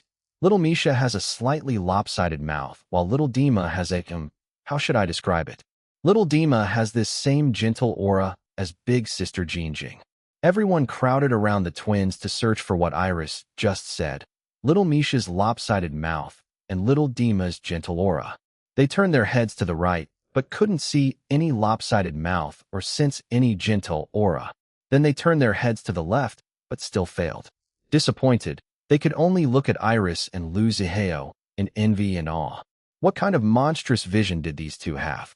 Even Long Jinjing felt envious of her husband and sister. She was the mother, yet she still couldn't differentiate between her babies. The doctor assured her, "Don't worry, Mrs. Lu. You'll eventually be able to differentiate your twins. Mothers will always be the one who knows their children the best." That's right. Sun Jingfei interjected and patted her daughter's hand. Long Jinjing felt comforted. "Thanks, doctor. You too, mother." After the checkup, the doctor left the delivery room, which was once again transformed into a comfy bedroom. Long Jinjing was in bed while watching everyone doting on her newborn babies. "How was Big Brother when he was accompanying you during the childbirth?" Iris asked. Everyone pricked their ears. They also wanted to know. Long Jinjing pouted and rolled her eyes at her husband. Her expression was enough to give the others idea of what transpired. "Did Hao Hao give you a hard time, Jinjing my girl?" Grandpa Lu demanded. "Tell me, I want to know." Lu Zihao frowned. "Nonsense. I was perfectly supportive of my wife." Supportive? Long Jinjing remembered all her grievances. "You were about to beat up the doctor and her team. I was so stressed out because of you that I was already prepared to give birth by myself." "What?" Grandpa Lu was enraged. He smacked Lu Zihao's back several times and scolded his stinky pinhead grandson, Long Jinjing. And you even called your own sons ugly." Lu Zihao. "Well, they are ugly." Grandpa Lu. How? Smack, smack more. Smacks. Iris chuckled. "I said the same thing as soon as I saw my own twins. Newborn babies are so ugly. Right, darling?" And Jin Liwei nodded. Long Tingfei and Yang Jiahui shook their heads. "But don't worry, big sister," Iris said. "Little Misha and little Dima will soon become cute in a few days. That's what happened to your nephews." ART thanks. Long Jinjing felt helpless at her husband and sister. She and Iris were sisters, and yet her husband and her sister felt more like the real siblings. They were so similar. Both had no filter at all. Later, everyone left except for Lu Zihao and Sun Jingfei to let Long Jinjing and the newborn twins rest more.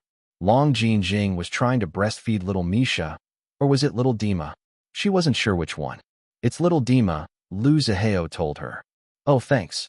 Long Jingjing tried hard. Her mother, Sun Jingfei, even assisted her. This? Sun Jingfei shook her head. There's not enough milk. And no, I'll try again. Long Jingjing was determined to breastfeed her babies. Unfortunately, her mother was right. She didn't have enough milk. Her eyes watered. I'm such a failure as a mother, she cried. Lu Zihao scowled. The hell you are? Don't ever say that again. It's just the third day, and my milk has already run out. Long Jingjing felt useless and depressed. Chapter, do you want it? No matter how much Lu Zihao and Sun Jingfei tried comforting Long Jingjing in their own way, it still didn't change the fact that she couldn't produce enough breast milk.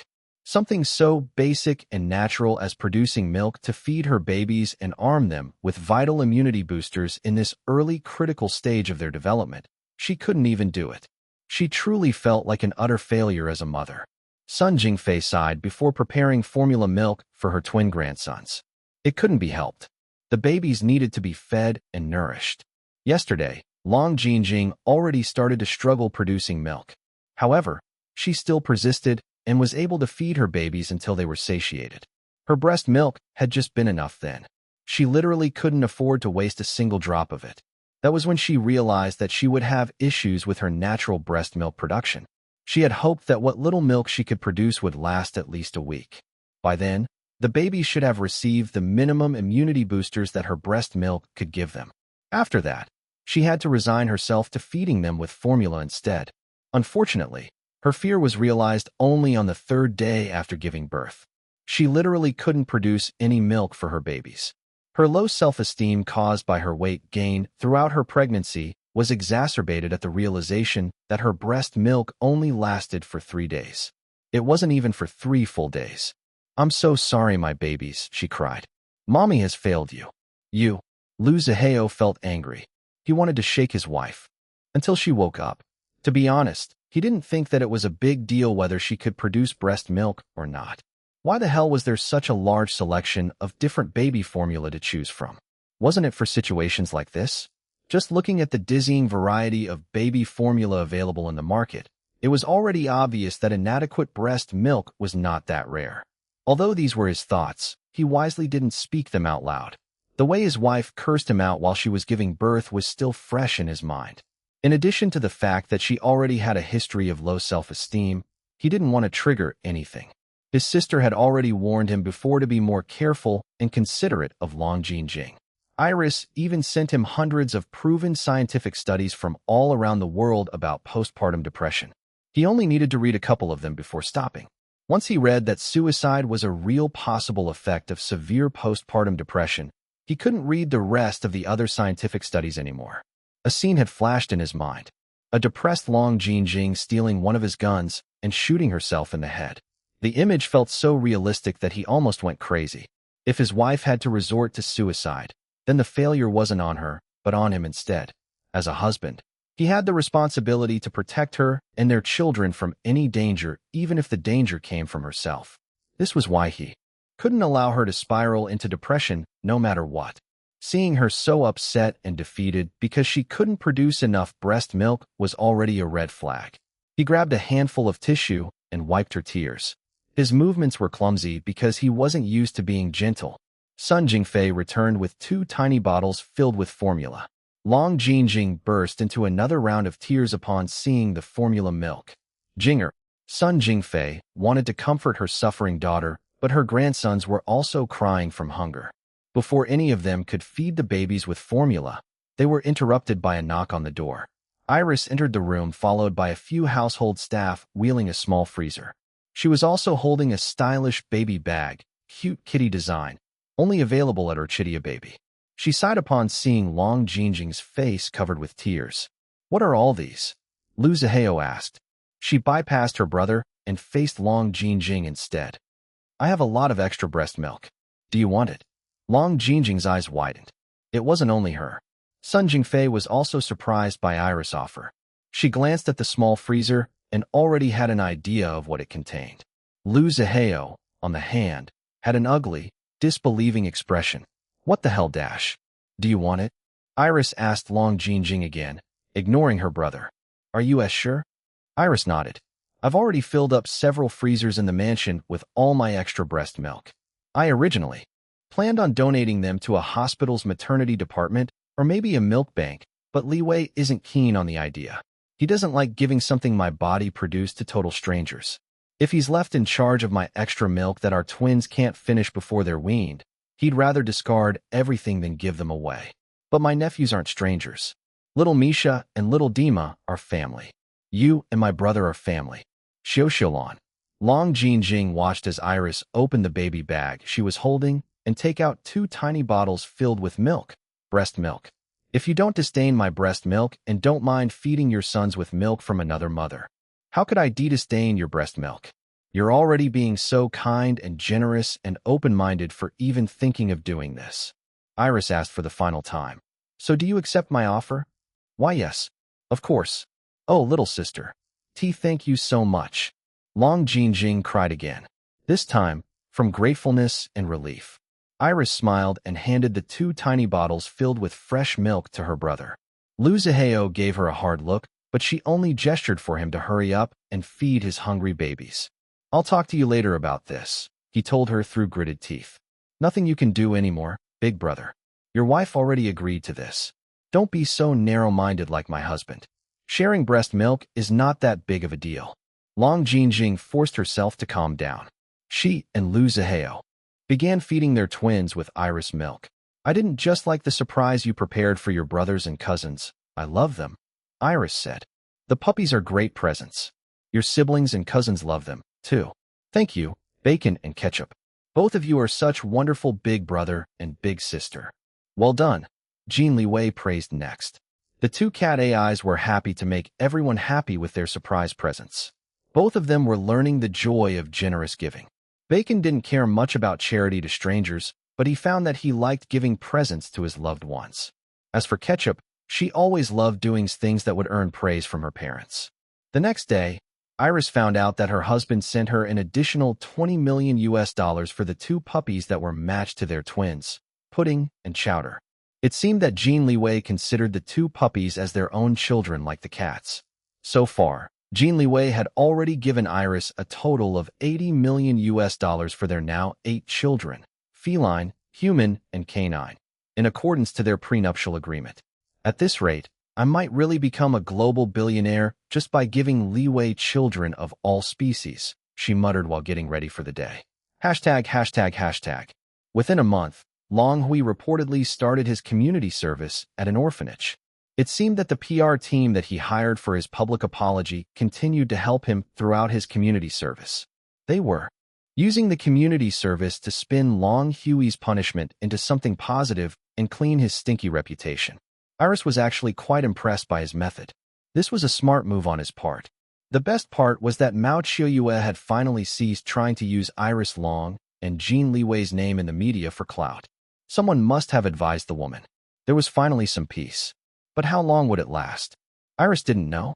Ketchup would sometimes update her about the effects of Lin Yihan's suppression on Mao Textiles and Jin Liwei's dogged retaliation against Mao Qiuyue's malicious clout-chasing attempts in the media. These might be the biggest reasons why Mao Qiuyue finally shut her mouth and stopped trying to drag Iris Long's name for her own selfish reasons. Iris had already stopped caring about Mao Qiuyue and Long Hui's matter. She would just let Jin Liwei and Lin Yihan vent for her, and Jiang Yingyu respectively. There were far more important people and things that needed her attention than those 2. Long Hui and Mao Qiuyue's wedding was fast approaching, but Iris simply tossed the matter out of her mind. The invitation Mao Qiuyue sent to Eve Holdings back, then lay forgotten in a drawer somewhere. By this time, Iris received more serious news from Bacon. Tian Kong, the bomber who attempted to murder her and so many others during her mall show with Jin Chonglin last year, but eventually failed due to her quick reflexes, had been executed via